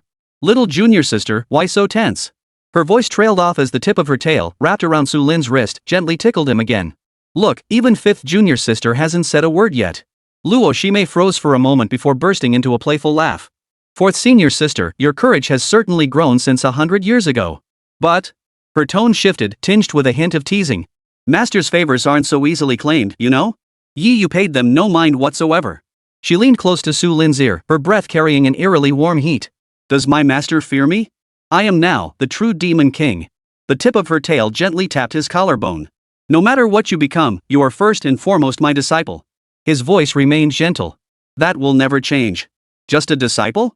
But what I want to do now doesn't quite fit what a disciple should do. Yi Yu's pupils contracted slightly. The tail coiled around Su Lin's wrist tightened involuntarily for a moment before relaxing again. Instead of pulling back, she drew her face closer, nearly touching Su Lin's nose. Suddenly, as if remembering something, the aggression in her eyes softened slightly, replaced by an almost innocent obsession. In a voice only the two of them could hear, she slowly repeated Su Lin's earlier words. Just now, Master said that the thorns exist solely to protect those fragile petals from being ravaged by wind and rain. She paused, her eyes locked on Su Lin's without blinking. Then, since Master is so fragile now, why not become the flower I protect? Wouldn't that be nice? Chapter 65, Master, can you break free? Su Lin stared at her face mere inches away, motionless. Yi Yu. He called her full name. The tip of Yi Yu's tail paused on his collarbone, no longer advancing. Is the master about to lecture me? She raised an eyebrow, yet a fleeting hint of something else flickered in her eyes. Su Lin raised his hand, not to push her away, but to gently grasp the tail wrapped around his wrist. Yi Yu's body stiffened involuntarily for a moment. Your cultivation has indeed fallen. Su Lin said, his fingers unconsciously brushing the soft fur of the tail, its touch slightly cool. But disciplining a disciple should still be manageable. Yi Yu's tail slipped from Su Lin's grasp, then moved to his face, gently nudging his cheek. How exactly will you discipline me? Make me copy books like before? Or lock me up? Copying texts in confinement, do you think those still work on you now? Su Lin countered, or do you think I have no other way to discipline you? Yi Yu's tail deftly wrapped around the front of Su Lin's robe. With a nimble flick of its tip, it undid the top button. The method Master mentioned, is this what you meant? Her voice lowered, laced with seduction. Yi Yu. Mu Qingxuan's voice nearly froze the air. Ice crystals instantly crystallized into a long sword in her hand, pointing straight at Yi Yu's back. Release the Master immediately. Her heart raced with anxiety. Yi Yu's untamed nature, if she lost control, the consequences would be unimaginable. More importantly, this blatant display of possession grated on her nerves. Luo Shime narrowed her eyes as dark purple blades of magic gathered at her fingertips. Fourth senior sister, this game has gone too far. Though Qingxue hadn't drawn her weapon, several high-grade magical artifacts were already clenched in her hands, their spiritual light flickering faintly. Fourth senior sister, is this not an overly peculiar way to catch up? Yi Yu seemed oblivious to their voices, her tail tip lightly grazing the air, sending a faint chill of dread through the room. Far from retreating, she pressed her snout closer to Su Lin's neck, sniffing intently like a wild beast. Yi Yu let out a faint sigh. The chill of ice, the scent of demonic tribes, and the stench of copper? She tilted her head, her voice rising playfully. Let me guess, Master has picked up quite a few other scents lately, haven't you? Her tone was flippant, yet her gaze locked onto Su Lin, not missing the slightest flicker of emotion on his face. Her tail remained coiled around Su Lin's wrist, radiating possessive intensity. Yi Yu. Mu Qingxuan could endure no longer. Her ice sword whistled through the air, striking straight for Yi Yu's back. Water molecules in the atmosphere instantly crystallized into ice needles, launching forward in the attack. She could not tolerate anyone else touching her master in such a profane manner. Luo Shime also struck simultaneously. Though not as direct as Mu Qingxue, the demonic blade coalescing at her fingertips silently sliced toward Yi Yu's tail, which was wrapped around Su Lin. Fourth senior sister, my apologies, my hand slipped. Though Qingxue's cultivation was slightly inferior, her wealth was limitless. Several golden lights shot from her sleeves, restraint talismans precisely enveloping Yi Yu's vital acupoints. Fourth senior sister, forgive me. The three disciples' furious strikes, though restrained in power, were nonetheless formidable. Yi Yu didn't even turn her head. She let their attacks strike her body. The dark green demonic energy expanded outward like a solid wall, radiating from her as its center. The ice sword shattered into fragments upon impact. The demonic blades touched her and instantly melted away. Golden talismans, as if encountering their nemesis, dimmed instantly and drifted to the ground. The barrier held the three junior sisters firmly at bay, preventing them from advancing an inch. Fifth junior sister's strength is sufficient, she should be able to protect our master adequately. Yi Yu turned her head, her gaze sweeping over the two outside the barrier. As for sixth junior sister and youngest junior sister, they still need to cultivate diligently. Furthermore, I am speaking with Master now. Yi Yu turned her head. Sisters, please refrain from interrupting for the moment. Outside the barrier, Mu Qingxue's face turned ashen. She continuously channeled frigid energy to assault the barrier, yet feared she might truly harm Su Lin and Yi Yu. Luo Shime's eyes darkened as demonic energy surged within her, searching for vulnerabilities. Qingxue scanned her storage pouch with divine sense, desperately seeking a countermeasure. All three were frantic, terrified their master might be harmed by this demonic senior sister or snatched away. Inside the barrier, Yi Yu seemed unaffected, her attention returning to Su Lin. The tip of her tail brushed lightly against Su Lin's robe, carrying both provocation and inquiry. Master hasn't answered me yet. She drew closer, her lips nearly brushing Su Lin's. Have I rubbed off their scent? Or, does Master prefer it this way? Su Lin gazed at Yi Yu's face mere inches away, and at the mischievous tail tuft playing at his collar, feeling both helpless and slightly amused. Just then, a system notification sounded in his mind. Ding! Host formally recognized fourth disciple Yi Yu. Bond established. Current affinity with Yi Yu, 1000 points. Congratulations! Host has obtained the special physique reward, affinity with 10,000 demons. Affinity with all demons, passive effect. The host possesses innate affinity and attraction toward demonic beings, capable of soothing their emotions to a certain extent and gaining their trust more easily. Bond value conversion cultivation reward being distributed. Congratulations, host. Your cultivation has advanced to late nascent soul stage. A series of notifications left Su Lin momentarily stunned. Affinity with all demons? This reward was quite fitting. It seemed the system granted rewards based on the characteristics of the disciples encountered. This ability proved remarkably practical in the current environment teeming with demons, saving him considerable trouble. Though it remained to be seen how effective it would be against demon lords of Yi Yu's caliber. As the system reward activated, spiritual energy surged through Su Lin's body. His aura rose at a visible pace, swiftly stabilizing at the late nascent soul stage. This sudden surge in cultivation couldn't escape the notice of Yi Yu, who was mere inches away. Her golden pupils narrowed slightly, a flicker of surprise crossing them, and the tail coiled around Su Lin tightened involuntarily. What's wrong, Master? Are you just too excited to see your disciple return? Did you break through your cultivation level already? It's a bit strange. Yi Yu's voice carried genuine confusion. Master, since your cultivation rose, I feel more drawn to you? You even smell more pleasant now. She shook her head, attributing the odd sensation to the joy of reunion. Her tone carried a condescending indulgence, but even if you've broken through to late nascent soul, you're still no match for your disciple. The level of cultivation has nothing to do with the fact that I am your master. Yi Yu narrowed her eyes, her tail tightening abruptly as she yanked Su Lin into her embrace. The position left him almost entirely enveloped within her embrace. How could it not matter? Yi Yu lowered her head, her breath brushing his hair as her arms encircled him. Her tail remained coiled around his waist, creating a double restraint. Take now, for instance. Can your master break free? Chapter 66, Master, you lost stay with me for a month. See, Master? Yi Yu's voice carried the triumph of a long-awaited reunion. Right now, you're in my arms. I just want to hold you like this, not letting go for even a moment. Su Lin made no attempt to struggle. He lifted his eyes, calmly meeting that exquisite face. When you've had enough, let go. Not enough. Yi Yu retorted instantly, her tail tightening another notch. It's been 100 years since I last held you. Just the interest alone is enough to keep me busy for quite some time. Outside the barrier, Qingxue had already summoned her life-bound ice sword, its tip aimed at a single point on the barrier. Ice shards flew, yet the barrier remained unmoved. Luo, she sneered coldly, fourth senior sister, what exactly are you trying to do? Steal our master by force? You haven't even asked the master if he needs your protection. Forced love never tastes sweet. As long as it quenches his thirst, she replied, her nonchalant tone laced with provocation. Yi Yu. Qingxue's voice carried a chill like ice shards. If you don't release our master now, don't blame me for unleashing my primordial cold energy. Yi Yu finally lifted her eyes lazily, glancing beyond the barrier. Little junior sister, take this senior sister's advice, save that precious bit of primordial cold energy to cool your own fiery temper. Her tail tip twitched with smug, almost flirtatious satisfaction. As for our master, he belongs to me now. Those words ignited the powder keg. Su Lin sighed. He couldn't let them actually come to blows. He raised his hand, not to push Yi Yu away, but to gently place it at the base of the tail wrapped around his waist. Her body instinctively stiffened. Xiaoyu, Su Lin's voice grew huskier, let go first. Yi Yu narrowed her eyes, a dangerous glint flashing in her pupils. What does the master intend to do? Instead of releasing him, she buried her face in the crook of his neck. With your current late nascent soul cultivation, punish me? Her tone brimmed with defiance, yet the aura surrounding her grew sharper, like invisible threads coiling around Su Lin and slowly tracing the contours of his spiritual veins. Su Lin gathered a speck of spiritual light at his fingertip and gently tapped her chi-si. Yi Yu let out a muffled groan. The aura swirling around her body rippled momentarily before steadying itself as before. You? She looked up, her eyes flickering with surprise and irritation. Where did you touch me?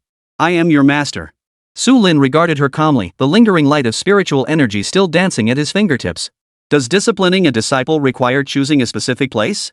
The three outside the barrier sensed the shift in tension and eased their offensive. Master. Qingxue called out anxiously. Su Lin did not turn around, his gaze still fixed on Yi Yu. I'm handling this. Stay calm. His composure infected them, and the three temporarily halted their attacks, though their nerves remained taut. Yi Yu suddenly smiled, a hint of mischief in her expression. Very well.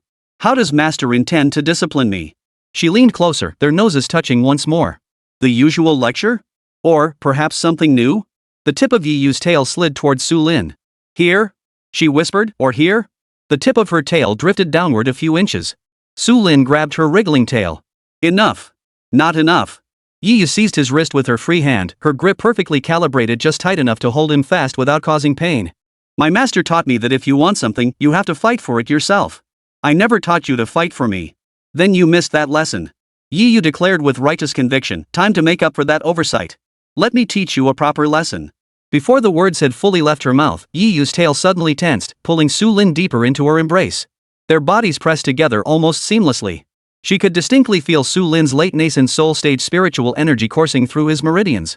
What? Master, you really want to fight me? Yi Yu's words froze the air.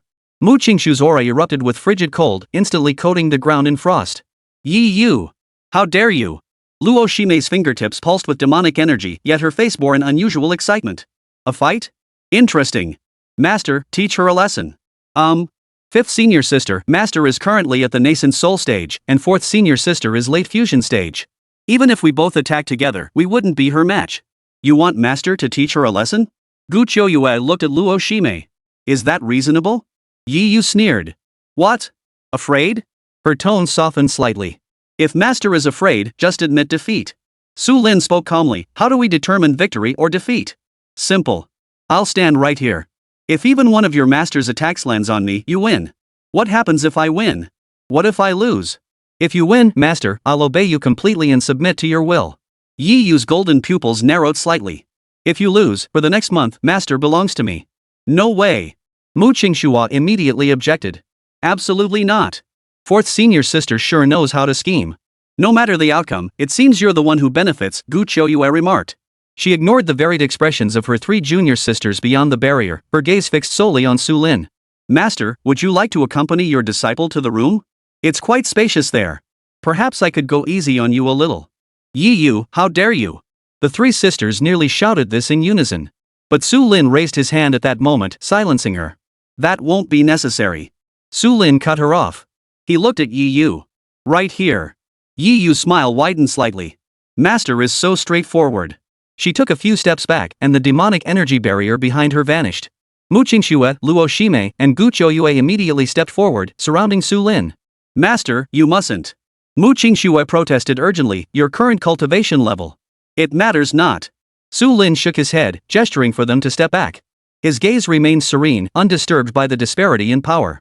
Seeing his resolve, the three disciples reluctantly retreated to a distance, their expressions tense. Master, please. Yi Yu came to a halt, her bare feet lightly tapping the air. Her hands crossed over her chest, she assumed no defensive posture. Her tail swayed leisurely behind her. Su Lin did not strike immediately. The spiritual energy within him began to circulate, unleashing the aura of a late nascent soul cultivator without restraint. Yet how feeble this aura seemed before his disciple, who had already reached the core formation stage. He extended his right hand, forming a sword finger. A soft, faint glow coalesced at his fingertip. In the next instant, Su Lin vanished from his original position. In an instant, he materialized to Yi Yu's left, thrusting his sword finger directly at her ribs. That spot was a minute node where demonic energy swirled. The speed of his attack surpassed the limits expected of a nascent soul cultivator. Yi Yu remained motionless. A sharp clang echoed. Su Lin's fingertip halted half an inch from her leather armor, unable to advance further. A membrane of demonic energy, nearly invisible to the naked eye, blocked the attack. Too slow, master, Yi Yu's voice carried a hint of amusement. At this speed, you won't break through my defenses. Chapter 67, Forever, keep you by my side. Su Lin remained silent. His figure flickered, instantly appearing behind Yi Yu as his sword finger thrust forward once more. This time, his target was the back of her neck. Clang. The same result. The demonic energy membrane didn't even flicker. What's the matter, master? Trying to get a hold of my neck? I'm no little kitten. Su Lin's figure darted back and forth across the arena with such blinding speed that to onlookers, it seemed as though multiple copies of her had materialized. Yet every strike halted just beyond that invisible demonic energy membrane, emitting crisp ding-ding sounds. Master, this way. She tilted her head slightly, her gaze following Su Lin's shifting silhouette. It feels like you're just tickling me. Or perhaps, master, you're actually using this opportunity to thoroughly examine your disciple's current physique? After all, it's been a century since we last met. The changes must be considerable, right? Su Lin halted his futile rapid movements and stepped back several paces. Several tentative attacks had already proven that pure speed and technique were utterly meaningless against Yi Yu's absolute power. He came to a halt, his gaze calmly fixed on his talented disciple before him. Yi Yu's tail swayed leisurely from side to side. Is that all? Master's stamina seems to have diminished since the old days. It seems my disciple has grown. Perhaps when disciplining a disciple, one must wield more than just words. Su Lin spoke indifferently. He slowly raised his right hand, a sword's shadow coalescing in his palm. The blade appeared slightly duller than in years past, yet the moment it materialized, the surrounding spiritual energies swiftly coalesced around it. This sword was none other than Destiny, one of the life-bound weapons he had recently retrieved. Master's life-bound sword. Mu Qingxue called out from a distance. Luo Shime's expression grew more serious. Qingxue calculated whether, with his current cultivation, the master could close in on Yi Yu using this sword. For the first time, the smile vanished from Yi Yu's face. Her gaze drifted toward the sword, her eyes unfocused as if lost in memory. Is this Destiny? She murmured softly, I thought it had long since shattered along with my master. She licked her lips, her gaze unfocused as she stared at the ancient blade. Then her gaze slowly shifted to Su Lin's face. What a pity, what a pity. Though the divine artifact is sharp, it requires sufficient cultivation to wield it. Master, you are only at the late nascent soul stage now. If you could advance 2 more major realms, wielding this sword might truly make me take you a bit more seriously. But now. Her words carried unmasked regret. Simply summoning Destiny must already be a considerable burden for you now, isn't it? Su Lin ignored her distracting words.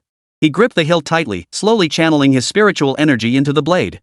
Fate emitted a low, resonant hum as a faint glow began to coalesce upon its blade. Yi Yu watched his earnest expression, and the corners of her mouth curved upward once more. Master truly is master. When you're focused like this, you look even better than before.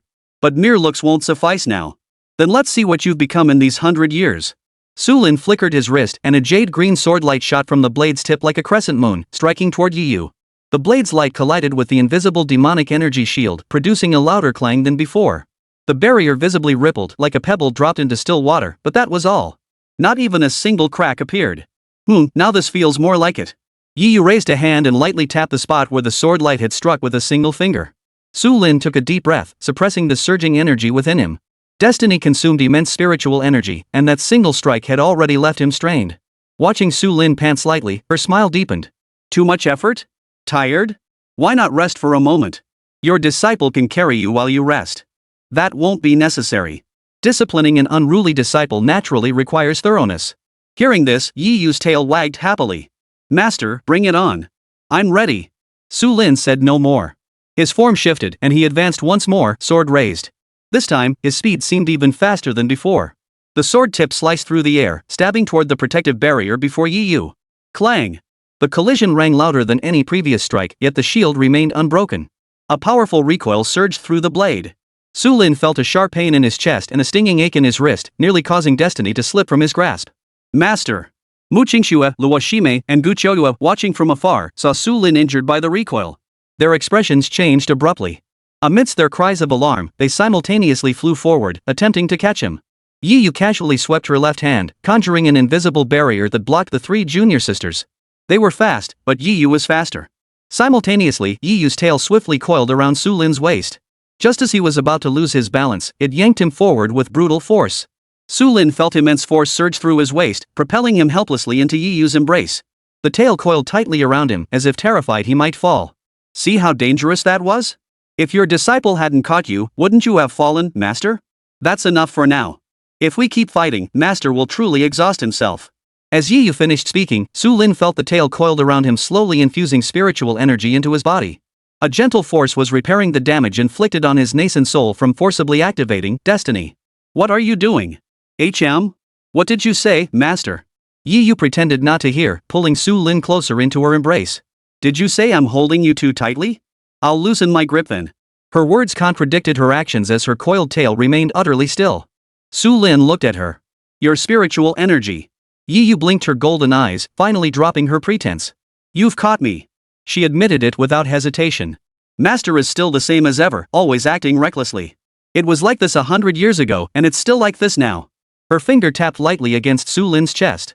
With only nascent soul cultivation, you dare forcefully activate destiny? Are you trying to die again just to show off for me? Still won't let go of me? Su Lin asked. No. Yi Yu replied even faster. Master is now my spoils of war. She lowered her head until her nose nearly touched Su Lin's forehead. I noticed that if I'd applied just a bit more force earlier, the recoil would have been stronger, and Master might have suffered even more severe injuries. In that case, would you have stayed in my arms a little longer? So now I regret it a little. Her voice grew even softer. If I crippled you, shattered your cultivation, broke your limbs, then wouldn't I be able to keep you by my side forever and ever? Chapter 68, The Prison Cage Struggle. Beyond that invisible wall, the movements of three figures froze abruptly. Mu Qingxue's hand had already gripped the sword hilt, a bone-chilling killing intent surging from her body. Had she not once entertained the thought of imprisoning her master forever? In countless sleepless nights when waves of longing washed over her, she had tossed and turned, imagining her master's return. She would build the most magnificent palace in the world, set the most impenetrable barriers known to heaven and earth, and keep her master forever within, belonging only to her. But Yi Yu had spoken her thoughts aloud. And given her current strength, there was absolutely no way she could reclaim her master from her grasp. Jealousy twisted wildly within Mu Qingxue's heart. Meanwhile, Luo Shime's reaction was entirely different. She licked her lips, a sickening thrill and admiration stirring within her. That idea seems rather appealing, she murmured softly. She had contemplated something similar, but her vision involved branding her master with an indelible mark of demonic arts so that his very soul would bear her essence.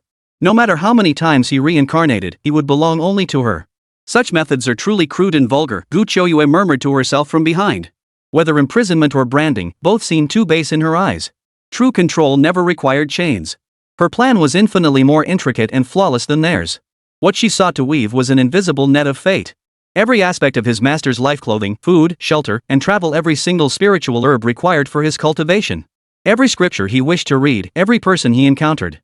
Every piece of information he hears. Everything would be provided by her Sikh-Master alliance, filtered through her scrutiny. She would become his eyes, his ears, his hands and feet, the very air he breathed. She would forge for him the most comfortable, most perfect, most indispensable world.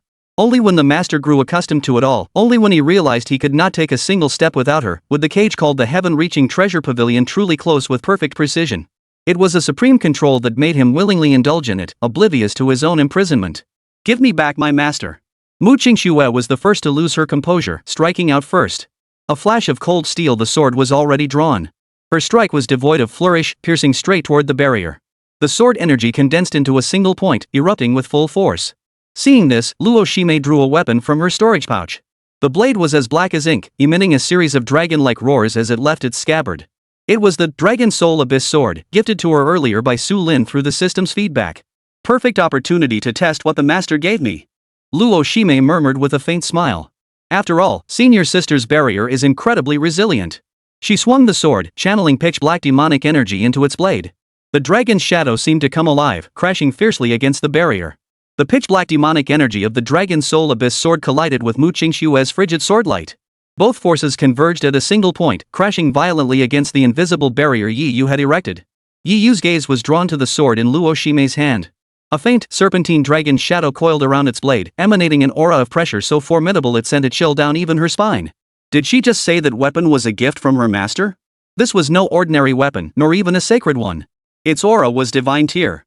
The tail coiled around Su Lin tightened further. He let out a soft sigh, but this time, Yi Yu did not release him. Her gaze shifted from the Dragon Soul Abyss sword to Su Lin's face, trapped within her embrace. Master. Her voice remained sweet and syrupy, yet carried a hint of danger. Did you give something to fifth junior sister? Su Lin felt the pressure tighten around his waist, his brow furrowing slightly, yet he made no attempt to struggle. Luo Shime twirled the Dragon Soul Abyss sword in a flourish, the dragon's shadow on its jet-black blade seeming to roar. A smirk spread across her lips, unabashedly boastful. What's that, fourth senior sister? Master dotes on me and gave me a little trinket. Got a problem with that? A little trinket? Yi Yu chuckled softly, her gaze never leaving Su Lin. A divine-grade sword weapon, and fifth junior sister calls it a mere trinket? Master, you are truly generous with fifth junior sister. Qingxue's icy voice cut in. Luo Shime, sheath your sword. Do you intend to harm our master? Of course I wouldn't dare. Luo Shime shot her a glance. But if someone refuses to let go of master, I'll have no choice but to punch through this wall. Yi Yu completely ignored their quarrel, her fingertips gently tracing Su Lin's cheek. Master, fifth junior sister has received your gift. I want one too. Before Su Lin could respond, she continued speaking to herself. It's fine. If you won't give it to me, I can take it myself. Like, treating you, master, as my gift. Just as the tension reached its peak, Qingxue, who had remained silent, suddenly spoke up. Fourth senior sister is right. Her words stunned everyone present. Qingxue stepped forward slowly. Now, factions across the continent view our master as a thorn in their side. A net for hunting her down has long been cast. In terms of direct combat strength, none of US can match fourth senior sister. Having fourth senior sister protect our master is indeed the most prudent choice at present. Qingxue's words halted Qingxue and Luo Shime's attacks. Both turned to Qingxue, their eyes filled with confusion and wariness. Sixth junior sister, are you siding with her? Luo Shime's voice turned cold, the Dragon Soul Abyss sword in her hand still humming incessantly. I stand only with our master. Qingxue replied, master's safety comes before all else. Su Lin, who had been held captive in Yi Yu's embrace, finally spoke up. Everyone, stop. His voice was not loud, yet it instantly silenced the scene. All three disciples' gazes converged on him. Su Lin turned to Yi Yu, who clung tightly to him, his tone calm. Xiaoyu is right. The situation remains unclear, and my cultivation hasn't fully recovered yet. I need a place that's sufficiently safe. He shifted slightly into a more comfortable position. You're right, Yuer. This is indeed the safest place. Yi Yu froze, her coiled tail unwinding slightly. She had anticipated her master's rebuke or struggle, but never this. The long unheard Yuer sent a tremor through her heart. Qingxue pressed her lips together, her icy-like face bearing a complex expression. Yet, she finally sheathed her sword completely. Luo Shime gave a light snort but also sheathed the Dragon Soul Abyss sword. Crossing her arms, her gaze shifted between Yi Yu and Su Lin, though she said nothing more. Only then did Yi Yu snap back to reality. Her fingertips twitched, and the invisible barrier vanished silently. She lowered her head. Master. Are you truly willing to come with me? Yi Yu's tail remained coiled around Su Lin's waist, though its grip had softened considerably. Gazing at her master in her arms, Yi Yu's eyes brimmed with unmistakable affection and possessiveness. Since the master has agreed, there is no turning back. Chapter 69, The Reward the Disciple Deserves. Having given my word, I shall not go back on it. Su Lin said indifferently, the three of you, return for now and observe the situation. Qingxue smiled faintly. I obey my master's command. Before the three could respond, Yi Yu's face instantly broke into a smile. She tightened her arms and declared to those ahead, rest assured, junior sisters. With our master in the 10,000 demons forest, he will be perfectly safe. Not a single hair on his head will be harmed. Her words carried unabashed pride. Before her words faded, she swept Su Lin into her arms and transformed into a streak of light, vanishing into the sky in an instant. Only the three figures, each wearing a different expression, remained behind. The streak of light sliced through the sky at an extreme velocity. As if fearing Su Lin couldn't withstand the breakneck pace, Yi Yu's spiritual energy formed a stable protective barrier around him, shielding him from the gale force winds of their high-speed flight. She held Su Lin close, resting her chin lightly on his shoulder. We'll be there soon. At my place, I won't let anyone harm you. You needn't trouble yourself with cultivation anymore, facing those enemies. Yi Yu paused before continuing, leave everything to your disciple. This time, I'll be the one protecting you. Your disciple is here. A sword left unsheathed too long will rust. A person who ceases to advance, what difference is there between them and a stubborn stone? Su Lin asked calmly. Then let it rust away. Her reply was decisive. Only stone endures forever. As long as my master remains by my side, even stone would be my most precious treasure. I don't want a master who strikes fear into the heavens, nor a supreme being who saves all living things. I only want you. Her voice softened. A living master, one I can hold in my arms. As the light streamed down, Su Lin and Yi Yu materialized in a valley shrouded in thick mist. The spiritual energy here was exceptionally dense. In the valley's center lay a flat clearing, flanked by several bamboo pavilions. Before Yi Yu could release her, 4 women emerged from the bamboo houses. They hurried forward and bowed deeply to Yi Yu. Master. Su Lin glanced over. All 4 women wore simple attire, with fluffy cat ears protruding from their heads. He sensed that these 4 shape-shifting cat demons were all at the nascent soul stage. At this place, even nascent soul stage shape-shifting demons were merely maidservants. Yi Yu seemed to notice Su Lin's gaze.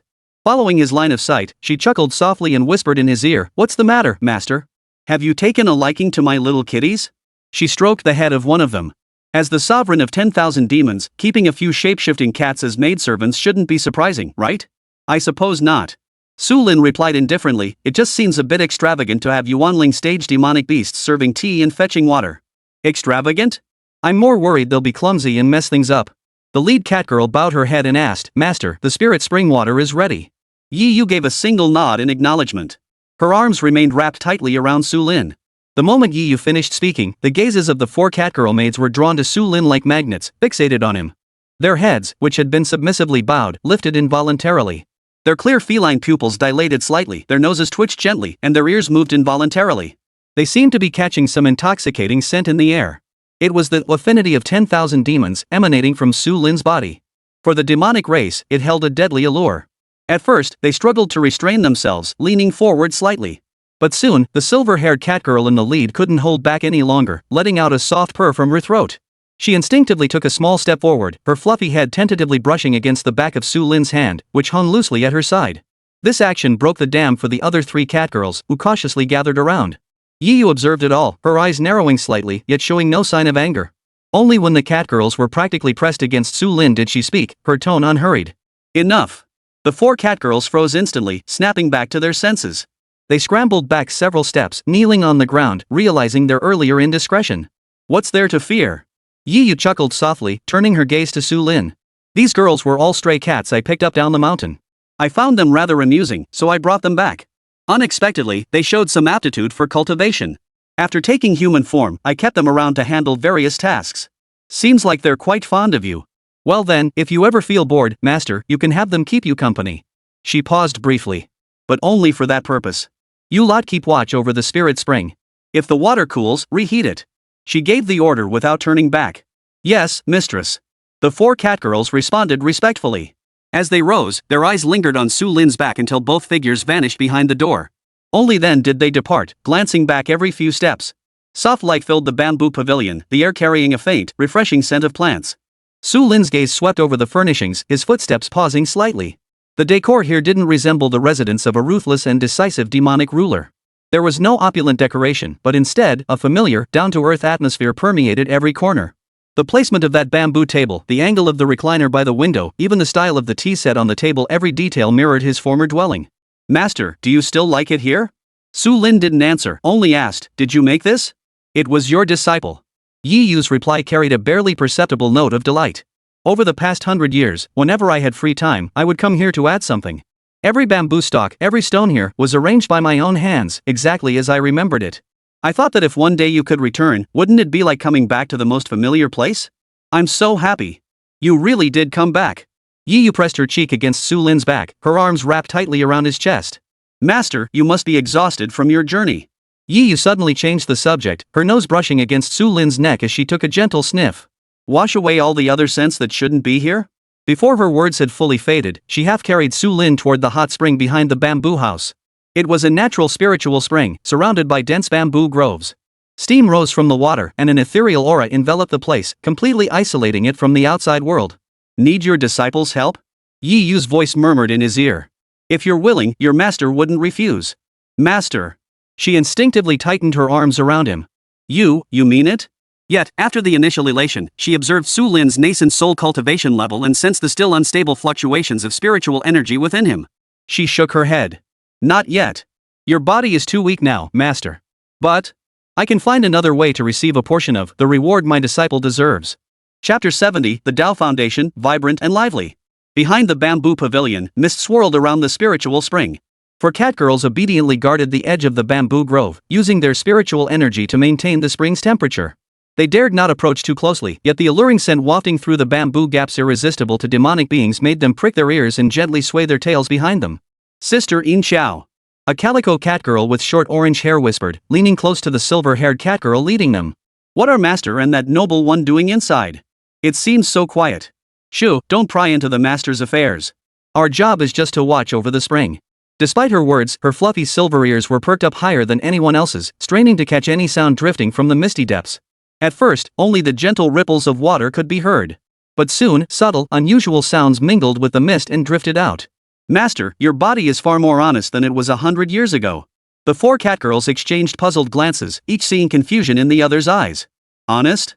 How could a body be honest? Immediately after, they sensed a rhythmic fluctuation of spiritual energy emanating from the depths of the spring. It didn't resemble ordinary cultivation, nor did it feel like healing. Stop fooling around. Su Lin's voice was low. This is no nonsense, my disciple. This is to check whether Master's foundation is solid. It looks quite good, very spirited. Foundation? Can one even inspect a foundation with one's hands? A tabby catgirl tilted her head, the tip of her tail curling into a tiny question mark in confusion. She murmured softly, Sister Qingxue, isn't inspecting the Tao Foundation supposed to be done with divine perception? Qingxiao's cheeks flushed slightly. She didn't know how to respond. Master's methods are naturally a bit different. Her own words sounded unconvincing. For the sounds drifting from the depths of the mist were growing increasingly strange. The frequency of spiritual energy fluctuations seemed to accelerate. After all, he is the Master. His foundation is truly profound. The spiritual energy accumulated within him is so vibrant. Accumulated? Foundations? The catgirls were utterly baffled. What exactly had the noble one accumulated that required the Master to examine him in the water? Sister Qingxue, why do I hear that noble one's breathing, sounding a bit labored? Is examining the Tao Foundation such an arduous process? It probably is. The Tao Foundation is the very root of a cultivator's path. Master is employing an unheard of supreme secret technique. It's only natural that it would be taxing. No sooner had she spoken than Su Lin's voice echoed from within, that's enough. Immediately after, Master Yi Yu's light laughter, filled with even greater delight, followed, enough? But we've only just begun. Your Tao Foundation is so solid, your disciple must naturally give her all to thoroughly clear it for you. See? You're feeling much more energetic now, aren't you? Truly worthy of being the Master. Even the act of inspecting one's Tao Foundation is earth-shattering. How utterly unshakable must that noble one's Tao Foundation be? Master, is this sufficient now? Yi Yu's voice carried a hint of uncertainty. Where are we going? Sister Qingxue, what's about done? Are we heading somewhere? But weren't they inspecting the Tao Foundation? Could it be finished already? Don't ask questions. Master means the inspection is nearing its most critical moment. Sister Qingxue, I sense that noble one's aura has grown heavier. This means the Master's secret technique is taking effect, Qingxiao affirmed. Master, relax. Leave everything to me. The violent roar of water abruptly ceased. All returned to stillness, save for the gentle rippling of the spring water. It seems to be flowing more smoothly now. Yi Yu sighed softly. Sister Qingxue, have you finished checking? I think so. Can't you smell the odor anymore? She sniffed the air. After an unknown amount of time, the bamboo house door creaked open. Yi Yu helped Su Lin out, or rather, half-carried him. She had changed into a more casual black dress. The domineering aura of the demon sovereign had faded, replaced by a touch of feminine grace. Su Lin, too, wore a moon-white robe woven from 10,000-year-old ice silkworm silk. The fabric felt cool to the touch and could absorb spiritual energy on its own, clearly a priceless treasure. The four catgirls immediately bowed in unison. Master.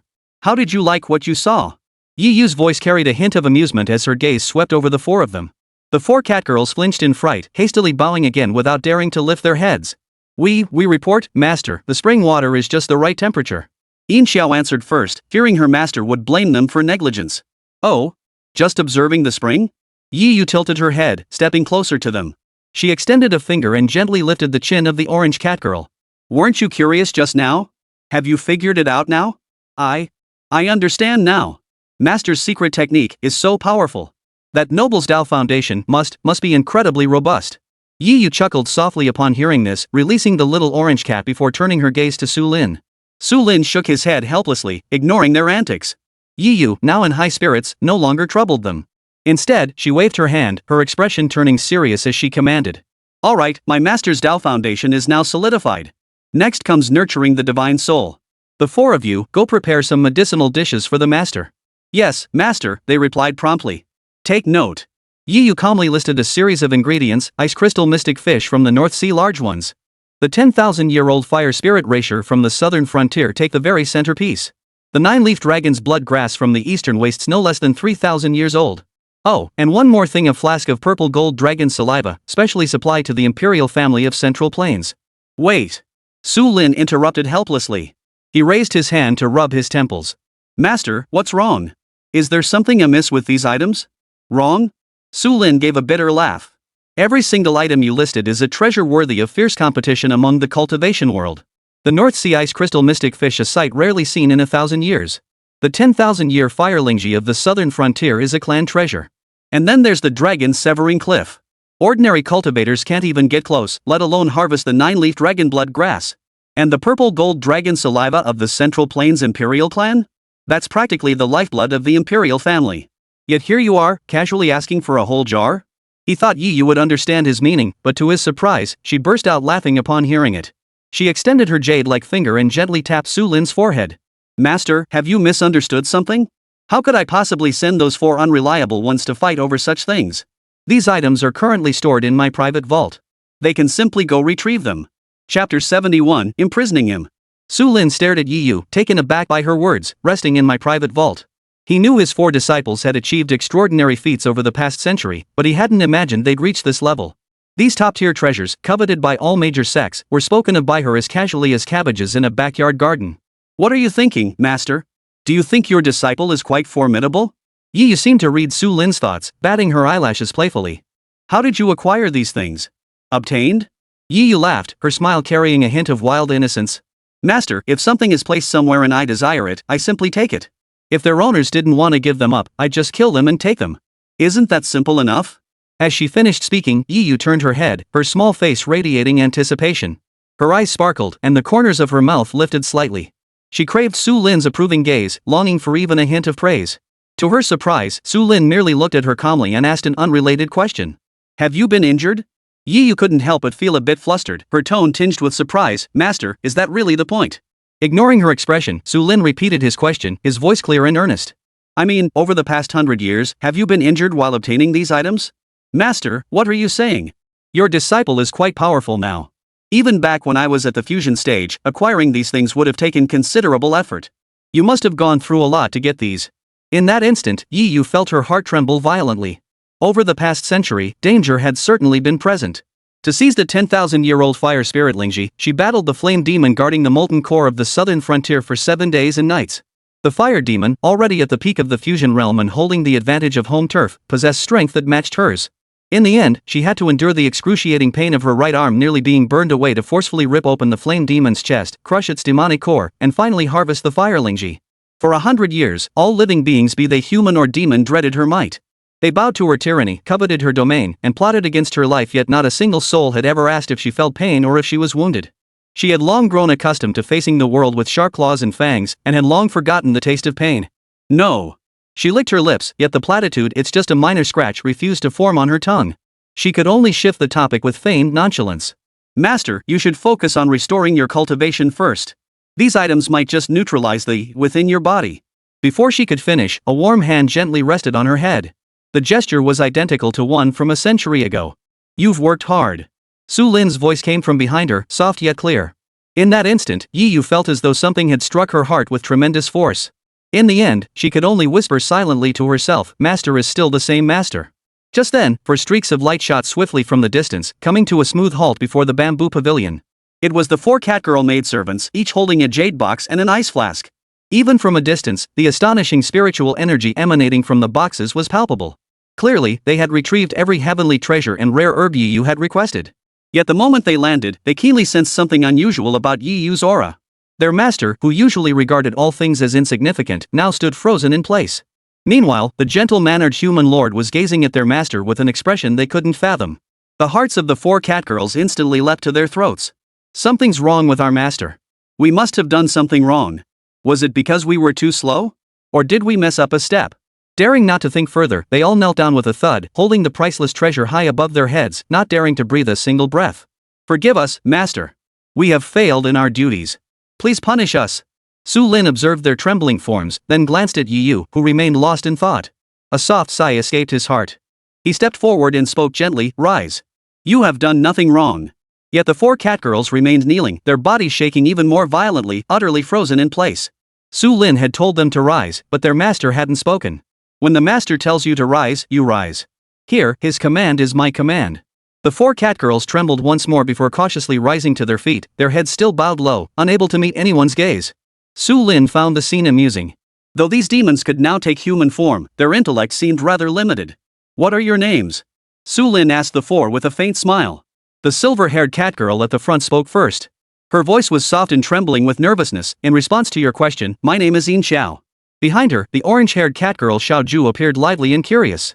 She couldn't help but glance up at Su Lin quickly before ducking her head again as if startled. Her voice hurried as she replied, I'm Xiao Ju.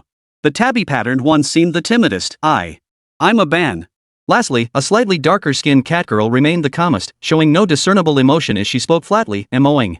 Watching their 4 starkly different reactions, Yi Yu remained silent. She simply watched quietly as Su Lin spoke to them gently.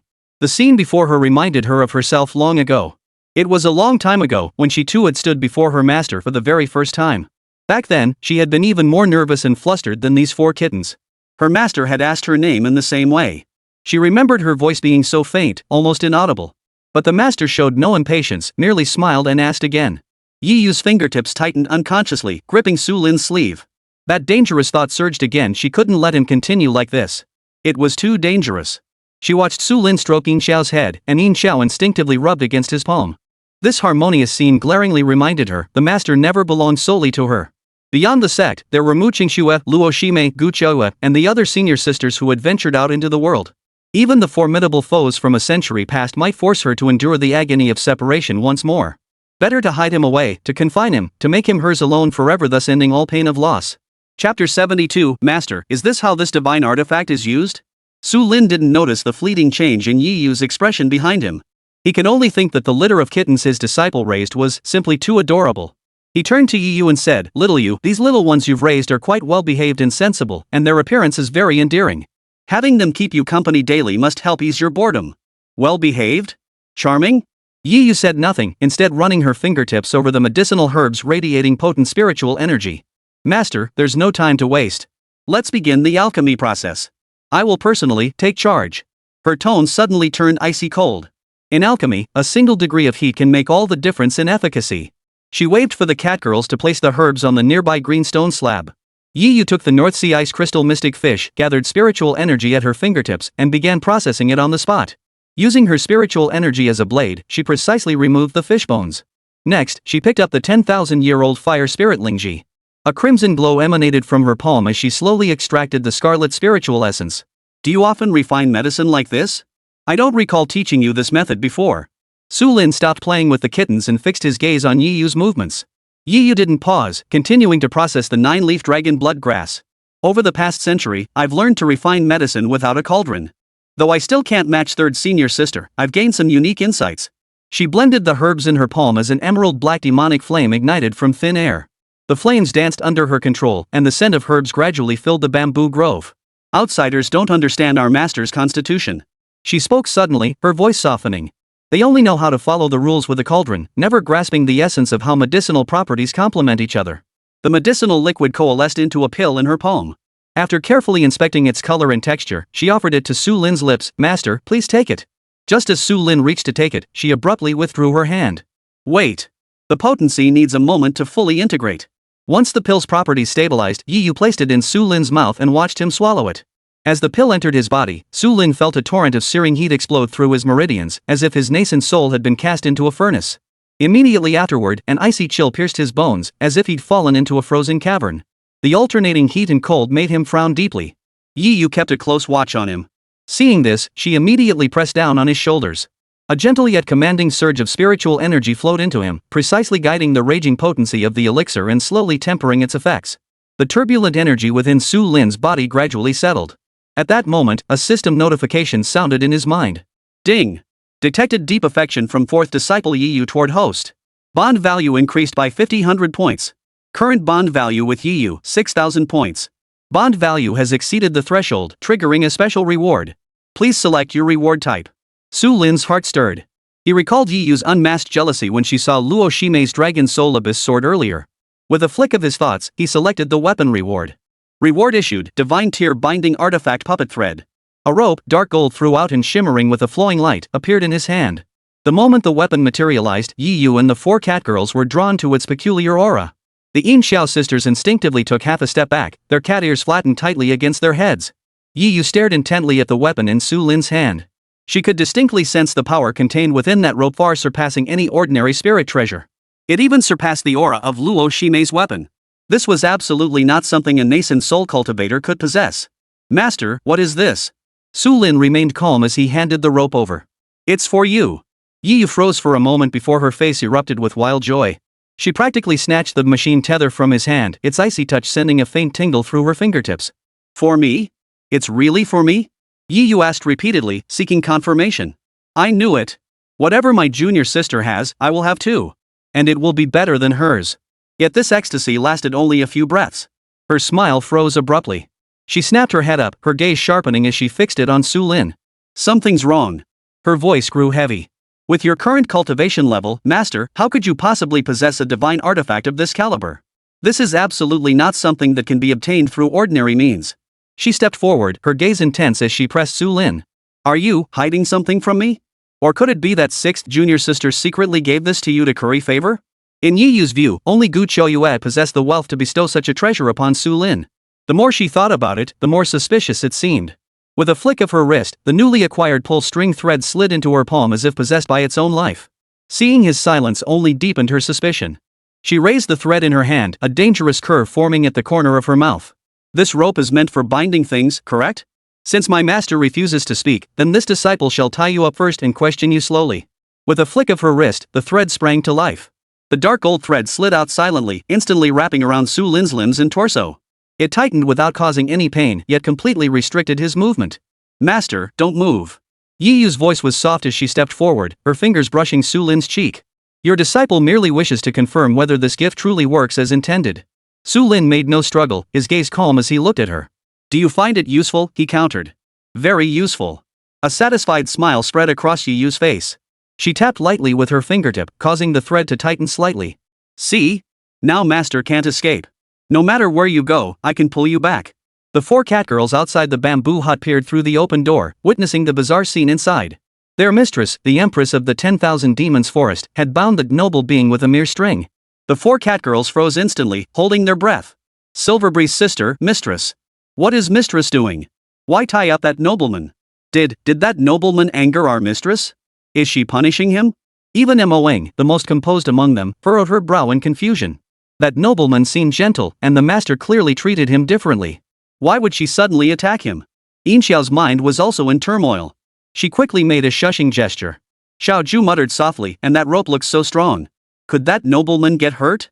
He won't, Moing judged softly. There was no killing intent in the master's movements. Qingxiao made a shushing gesture. Hush. None of you speak out of turn. How dare we discuss the master's affairs? Inside the bamboo hut, Yu overheard the muffled whispers outside. A smug smile spread across her face as she leaned close to Su Lin's ear and whispered.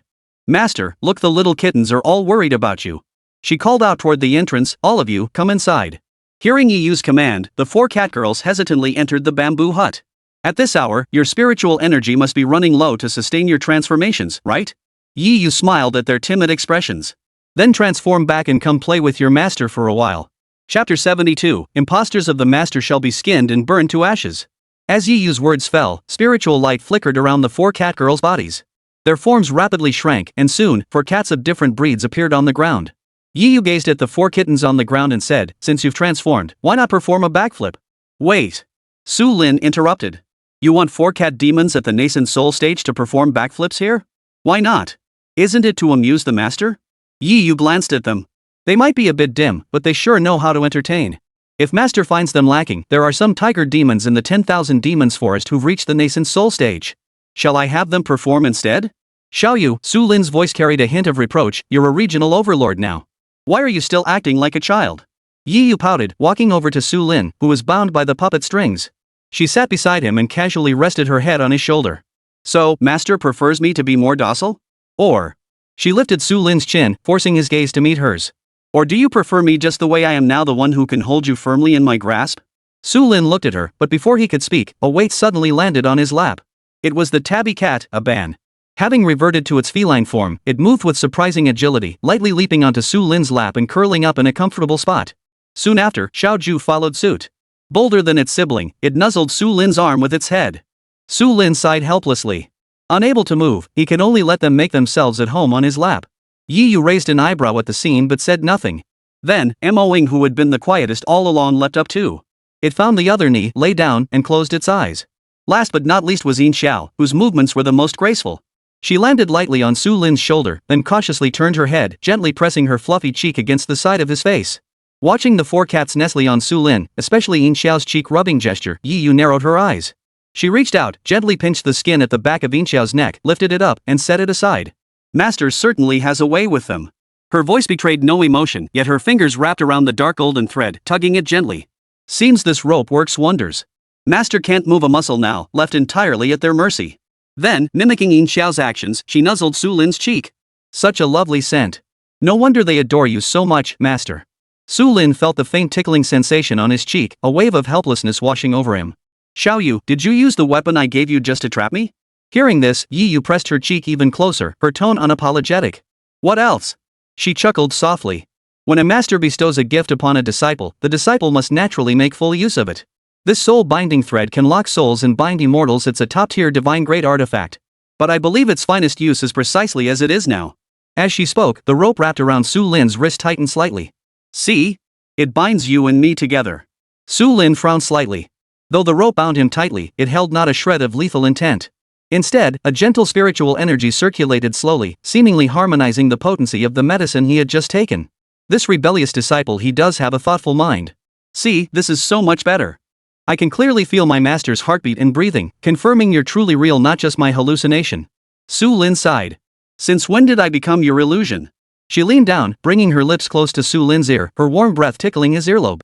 Master, do you know? Over the past 100 years, I've seen many people pretending to be you. Her change of subject was abrupt, her tone suddenly turning cold.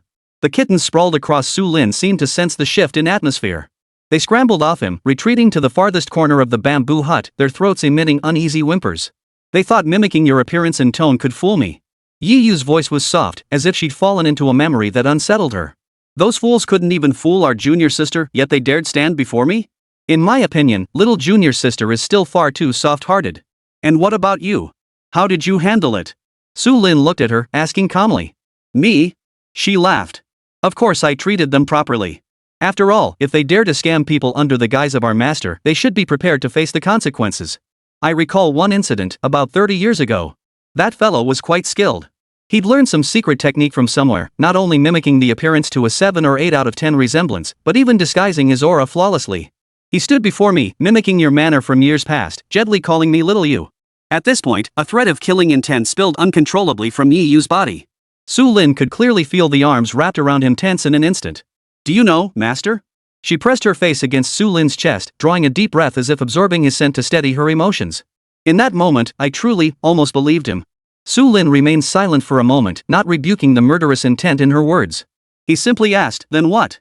Then I confirmed it. He was fake. Because the way he looked at me was wrong.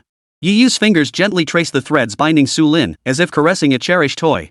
He looked at me with greed, desire, and calculation in his eyes. He wanted something from me. But you're different, master. Her voice grew even quieter. When you looked at me before, your gaze was pure. Now, though calm, your gaze holds resignation, indulgence, and a hint of pain you yourself haven't noticed. That fake couldn't learn it.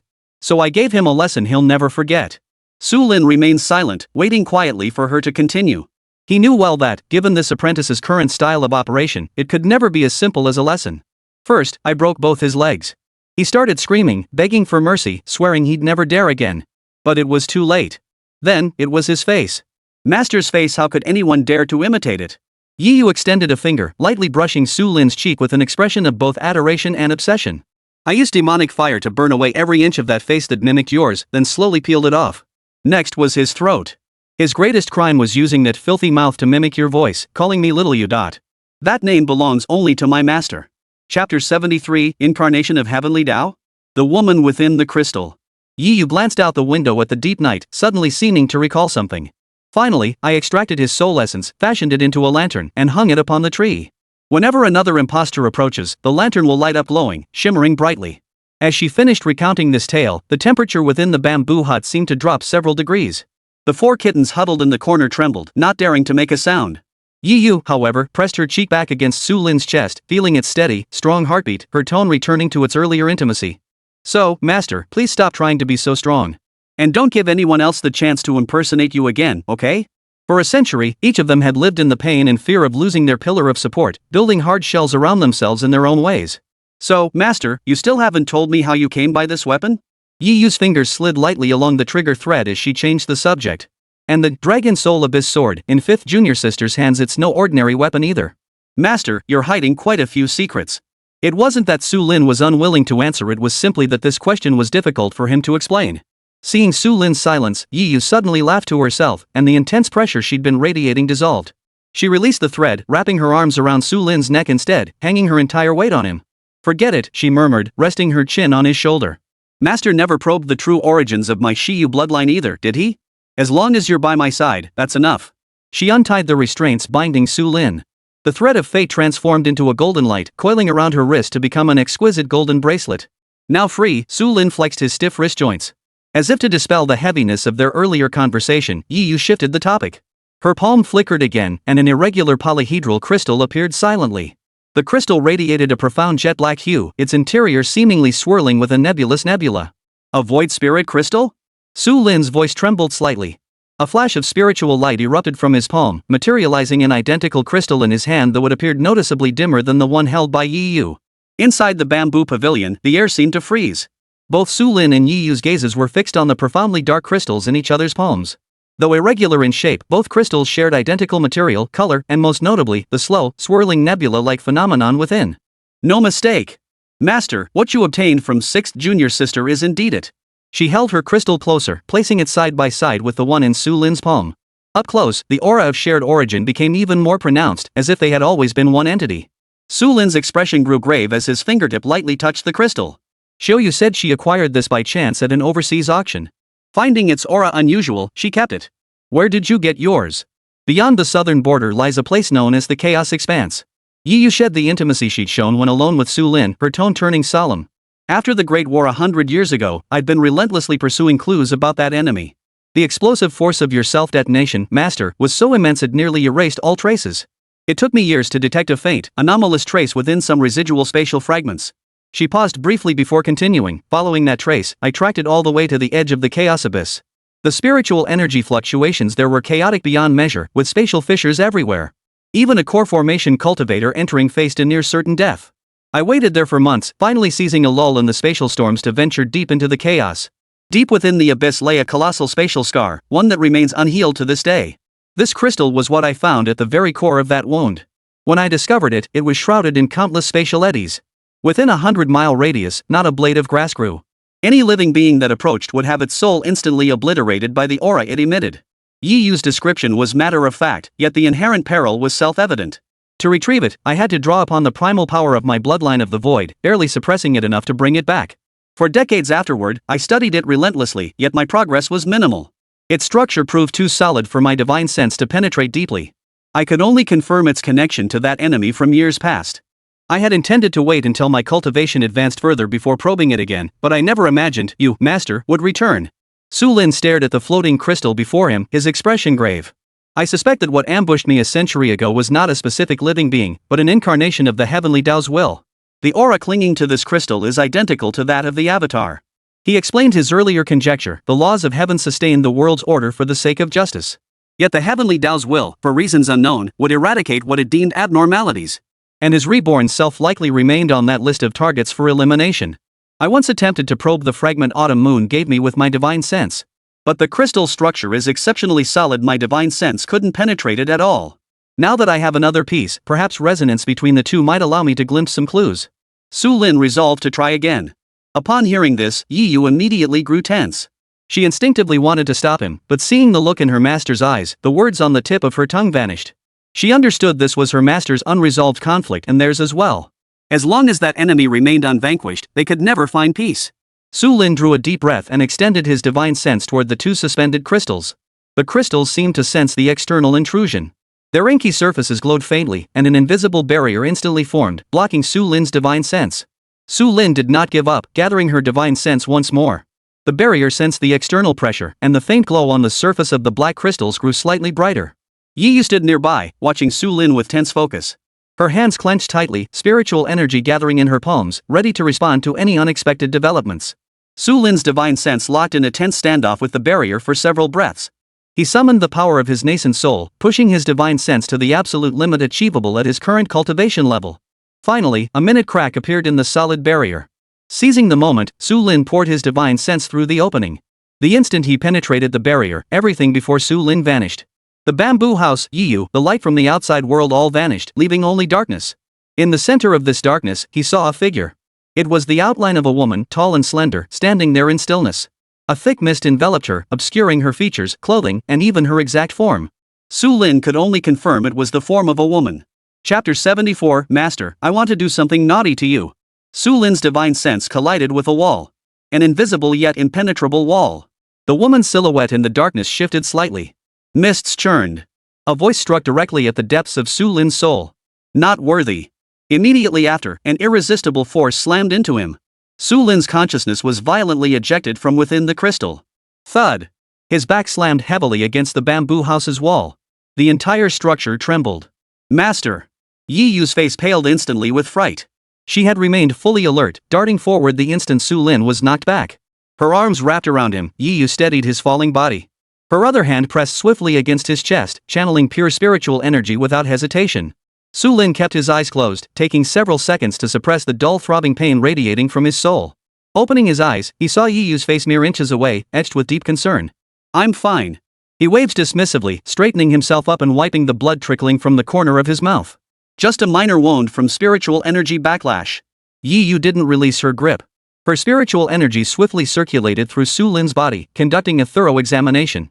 Only after confirming it was merely a minor disturbance to his divine sense with no damage to his organs, meridians, or cultivation foundation did her tense heart ease slightly. Yet her brows remained deeply furrowed. What did you see? She asked. Simultaneously, her gaze shifted to the two crystals floating quietly on the table, her eyes filled with deep apprehension. Su Lin found it difficult to describe what he saw. He walked over to the table and sat down. Yi Yu raised a hand, and a cup of warm, nourishing spirit liquid tea appeared before him. A woman's shadow. It's blurry. I couldn't make it out clearly. Su Lin recalled that fleeting encounter, gathering his thoughts. Then I was pushed out. She said. I wasn't qualified. Woman?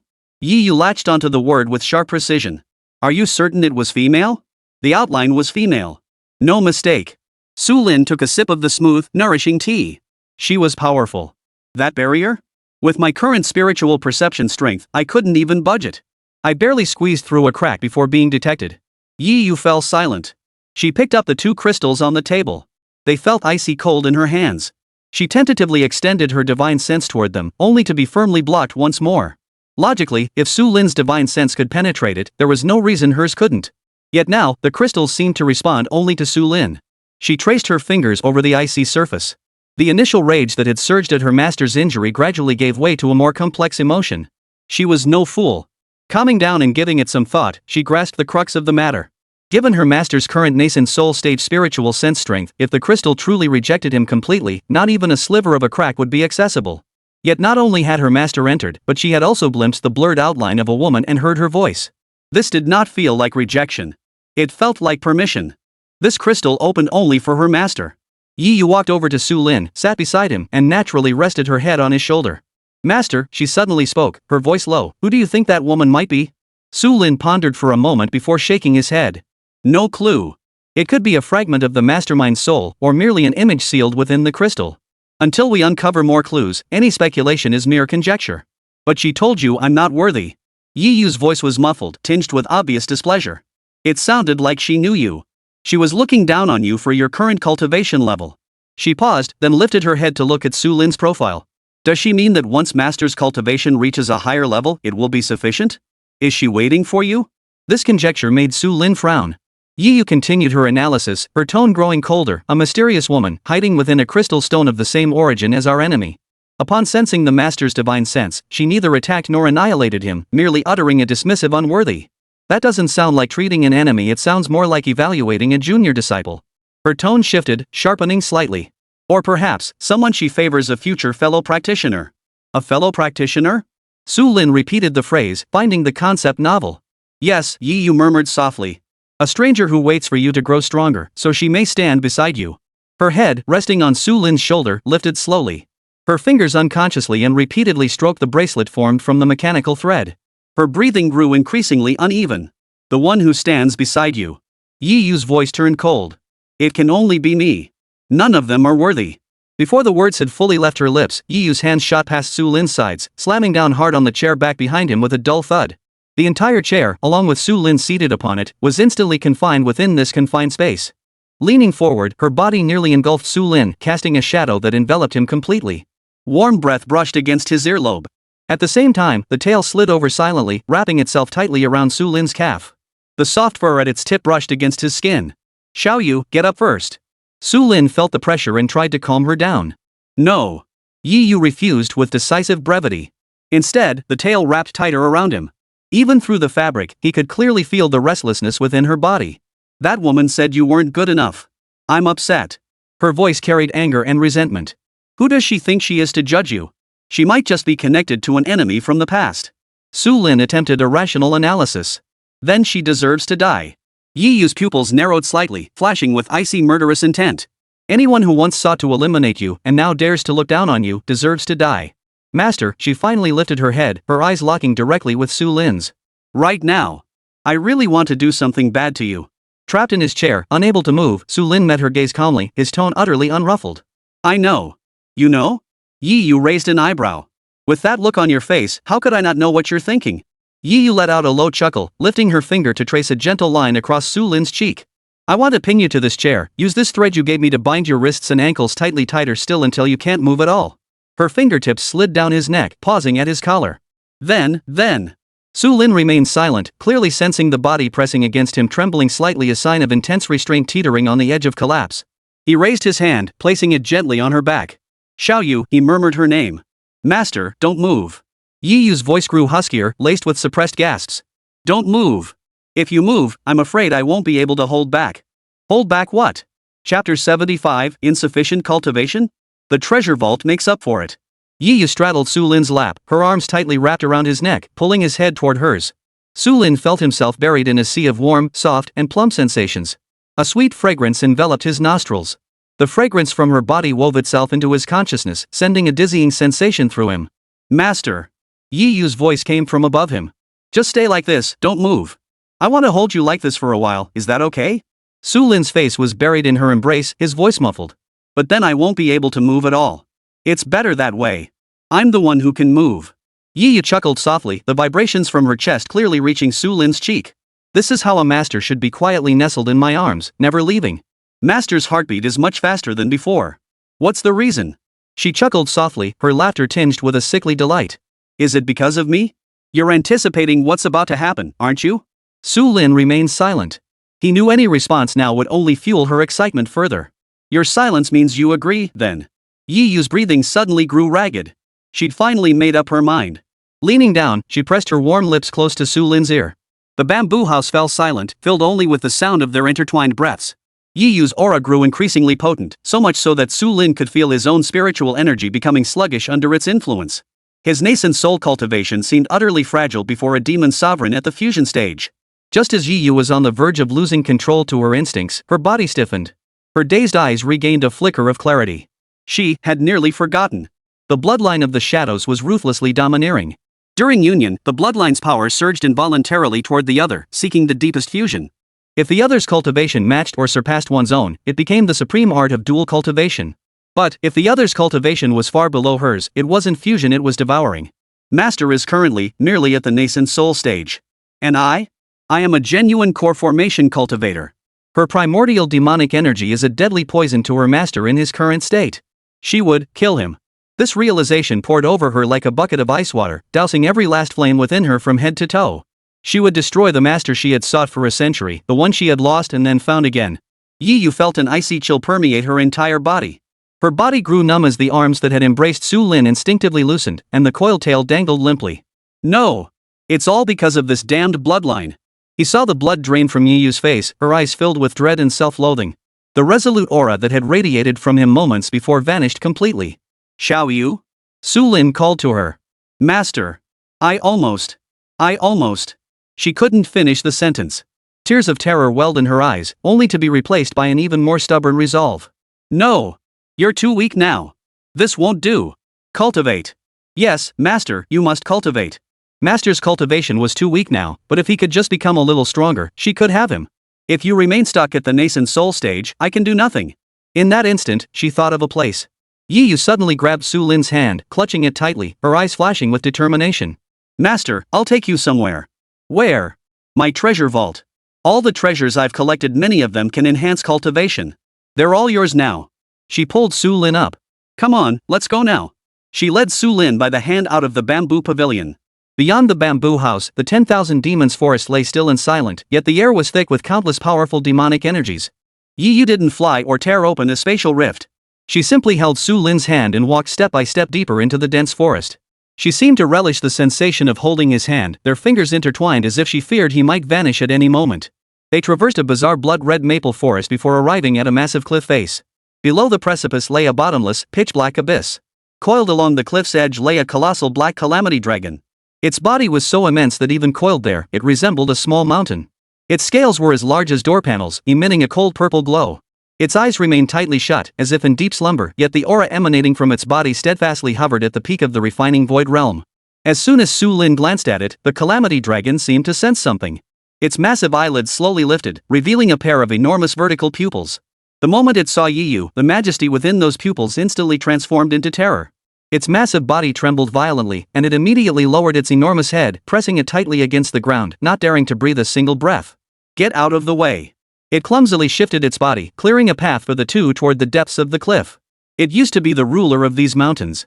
Yi Yu pulled Su Lin's hand, walking past the black dragon without a glance to the side. 80 years ago, I set my sights on this place.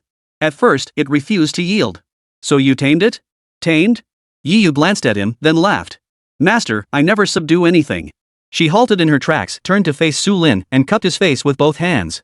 I only wish to tame you. Her gaze was intense and fiery, as if nothing else existed in the world but Su Lin before her. As for it, I merely shattered its dragon bones, severed its dragon tendons, and told it, either die, or kneel here as a gatekeeper. Su Lin let her hold his face, her warm fingertips pressing through his skin. His voice grew deeper and rougher, then think carefully. Taming your master will take far more effort than breaking a dragon's spine. So what? Breaking a dragon's backbone brings only momentary satisfaction. But if it means gaining you, it's worth every extra effort. Yi Yu abruptly turned her face away, releasing her hands from Su Lin's face. There's plenty of time ahead. For now, we must focus on enhancing our cultivation. Beneath the sheer cliff lay a passage concealed by a powerful barrier. Spirit stones lining both sides of the passage illuminated the path ahead. The deeper they ventured, the more potent the aura of the guardian beasts became. Yet regardless of their original state, whether slumbering or patrolling, the moment they sensed Yiyu's presence, they all without exception prostrated themselves on the ground, heads bowed low. The entire passage echoed only with the footsteps of Yiyu and Su Lin. Su Lin could distinctly sense the curiosity and bewilderment these beasts cast upon him amidst their reverence. After all, their king was now clasping the hand of a human cultivator in a manner bordering on possessiveness. The demon race's rules are simple: if you're strong enough, they'll acknowledge you. Chapter 76. I can tell you're trying to deceive your master. Yiyu led Su Lin through layer upon layer of barriers until they finally entered a vast natural cavern. The cave was saturated with spiritual energy, while precious ores and spiritual herbs lay scattered carelessly nearby. Su Lin's gaze swept over the scene, instantly discerning the intricate arrangements. This is actually a natural spirit gathering formation, modified later with protective and concealment arrays nested within. No wonder such an ordinary-looking place outside holds such dense spiritual energy. Hearing the praise, Yiyu felt immensely proud. Master discerned it at a glance? It took me over a decade to fully master the array nodes here. She turned to Su Lin. Truth be told, if not for your teachings back then, I never would have discovered this place. Su Lin smiled faintly, his gaze sweeping over the cave's intricate network. It's arranged quite ingeniously, with excellent spirit-gathering effects. However, if you redirect 3 layers of spiritual energy from the Sun position to the Ken position, the array's flow would become smoother, allowing the spiritual energy here to circulate more freely. Indeed. Your mastery of arrays has already surpassed Xiaoqi's by quite a margin. Yiyu nearly beamed with pride upon hearing her master praise her as more skilled than Mu Qingxue. The pride in her eyes nearly overflowed. Of course. That ice-cold face of Xiaoqi only knows how to cultivate day in and day out. How could she possibly understand such intricate formations? Though her words were boastful, her hands moved with utmost precision. Following Su Lin's guidance, she carefully channeled the spiritual energy at the array's core. She slowly channeled the 3 layers of spiritual energy from the Sun position toward the Kan node. A faint resonance sounded. The flow of spiritual energy throughout the vast cavern shifted instantly. The originally dense spiritual energy now seemed to come alive. It flowed faster and became purer. The spiritual energy concentration within the cavern surged by a full 30%. Yiyu sensed this astonishing change, and the look in her eyes toward Su Lin grew more intense with a mix of fervor and astonishment. Incredible! Who would have thought that a single casual instruction from the master could enhance the array's effectiveness so dramatically? Master, you truly are the all-powerful one. Master, wait for me here. Yiyu felt happier than ever before. She walked to the deepest part of the cave, stood before a stone wall, and formed hand seals. A beam of spiritual light struck the stone wall. Silently, the stone wall slid open to reveal a true cave entrance. The moment the opening appeared, an unimaginable torrent of spiritual energy surged forth. This spiritual energy did not originate from the cave itself. It emanated purely from the mountains of rare treasures piled within the cavern. Su Lin stepped inside. The sight before him was enough to drive any cultivator mad. There were no elegant shelves, no neatly categorized treasure chests. Everything was piled in the most primitive, most brutal manner. To the left lay a small mountain formed entirely of top-grade spirit stones. Each stone was flawlessly pure, its spiritual light flickering so intensely it stung the eyes. To the right lay mountains of 10,000-year-old mystic iron, starlight gold, and deep-sea silver. These divine-grade alchemy materials, each piece capable of sparking bloody battles in the outside world, were casually discarded here like ordinary stones. Further away lay a field of medicinal herbs. Rare spiritual herbs, prized elsewhere, grew here like wild weeds. Beside it lay a patch of blood dragon fruit, its fruits of vivid crimson, radiating a colossal aura of vital energy. It seemed his 4th disciple's stockpile was hardly any smaller than that of his 6th disciple, Qingxue. But what he needed now wasn't about the grade, it was about whether it was the right fit. He strolled through the medicinal fields. Purple-veined dragon emperor ginseng, good age, but unfortunately too fiery. Heavenly heart lotus, excellent for calming the mind and focusing the spirit, but its medicinal properties are too mild. He appraised each one with the familiarity of a treasured collection. Yiyu followed behind, her eyes sparkling with wonder. These were treasures she had gathered over the years, many she couldn't even name herself. Yet with just a glance, her master could identify their origins and properties. Finally, Su Lin halted before an inconspicuous gray blade of grass. Soul-forging grass. He moved to another pile of minerals and picked up a fist-sized, unremarkable black stone. Spirit-anchoring stone. Finally, he approached a clear pool where a blue bead the size of a lychee lay resting on the bottom. Moon pearl. He took only these 3 items. Yiyu was puzzled. Master, is that all you're taking? The potency of the other treasures is too overpowering, they are unsuitable for your current condition. Su Lin explained calmly. Soul-forging grass can temper the spirit soul. The spirit stabilizing stone can fortify the nascent soul. Moon pearl, with its gentle properties, can harmonize the potency of the medicines. These 3 ingredients are sufficient to refine a solidifying essence and breaking barriers pill. It will help me digest the medicinal power within my body and break through the late nascent soul stage bottleneck in one fell swoop. Then I shall refine the medicine for my master. As the words fell, a wisp of primordial demonic flame ignited from her palm. The 3 spiritual treasures in Su Lin's hand were instantly drawn by an invisible force, flying straight into the flames.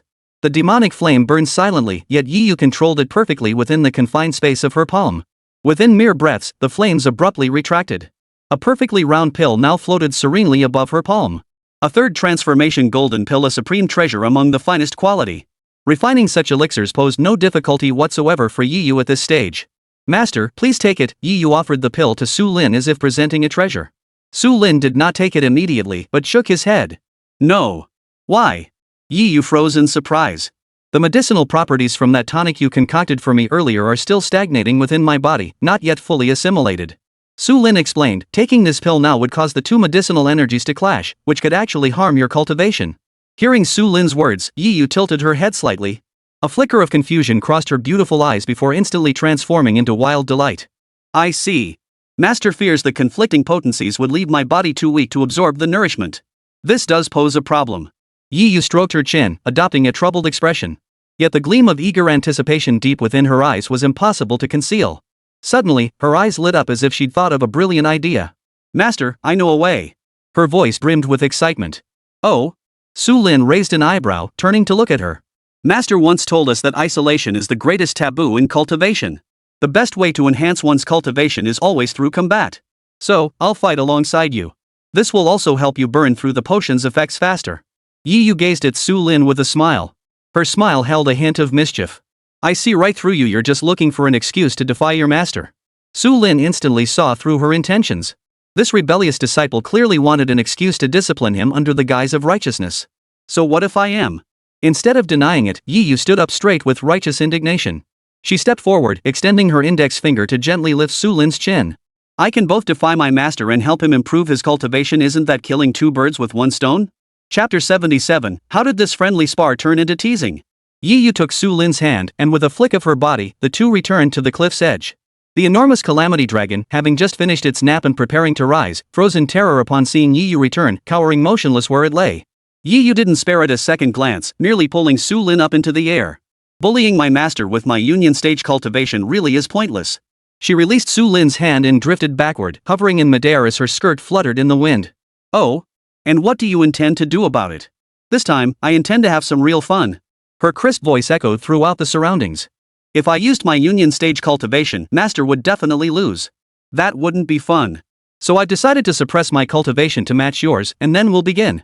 The moment she finished speaking, the overwhelming aura of the fusion stage vanished from her body.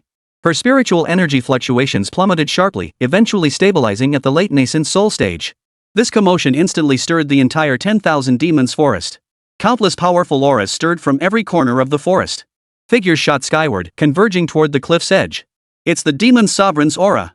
What is the demon sovereign intending to do? Her power has fallen to the nascent soul stage? Quick, look! Another aura, it's a human. Soon, the area below the cliff and the surrounding peaks were densely packed with demonic beings. Their forms varied wildly, some were massive, towering bears, others were strikingly beautiful fox demons. Yet without exception, they all gazed up at Yi Yu in the sky with eyes filled with awe and reverence. When they saw Su Lin confronting the demon lord, confusion instantly washed over them. Why would their king deliberately weaken his cultivation to battle a human cultivator? Some demonic beings recognized Su Lin at a glance. I know. That human is the one who fought the demon lord before. He seems to be the demon lord's master. What? He's the supreme Su? Over the years, many who claim to be the demon lord's master have perished. Could this one be the real deal? Is that the demon lord's master?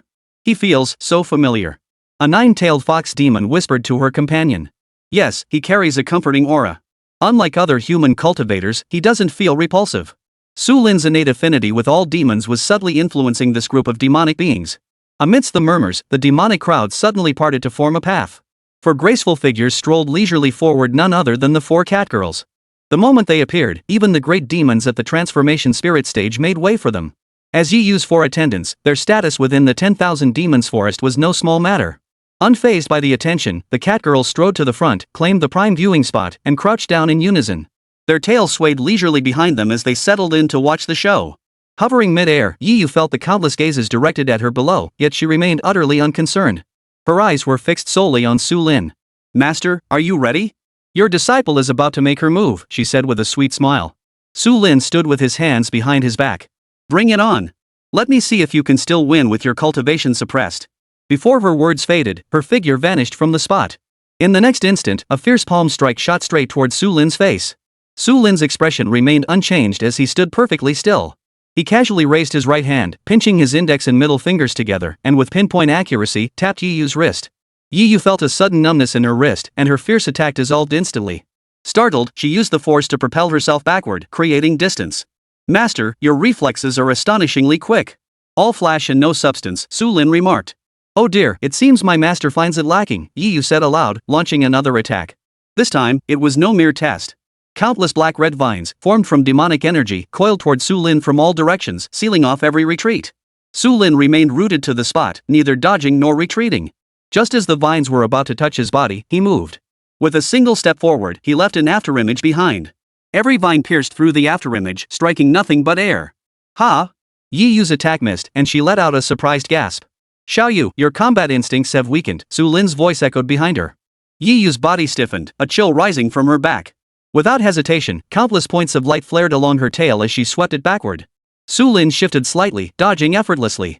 The tip of her tail, bristling with fine hairs, brushed past his nose. Master, why did you just dodge? Her strike missed, and Yiyu chuckled, let your disciple land a hit it won't break you. Yiyu licked her lips. Master, watch out. She charged forward again. This time she moved faster, gathering spiritual energy in her palm. Su Lin sidestepped. Yiyu transformed her palm into a claw, reaching for his collar.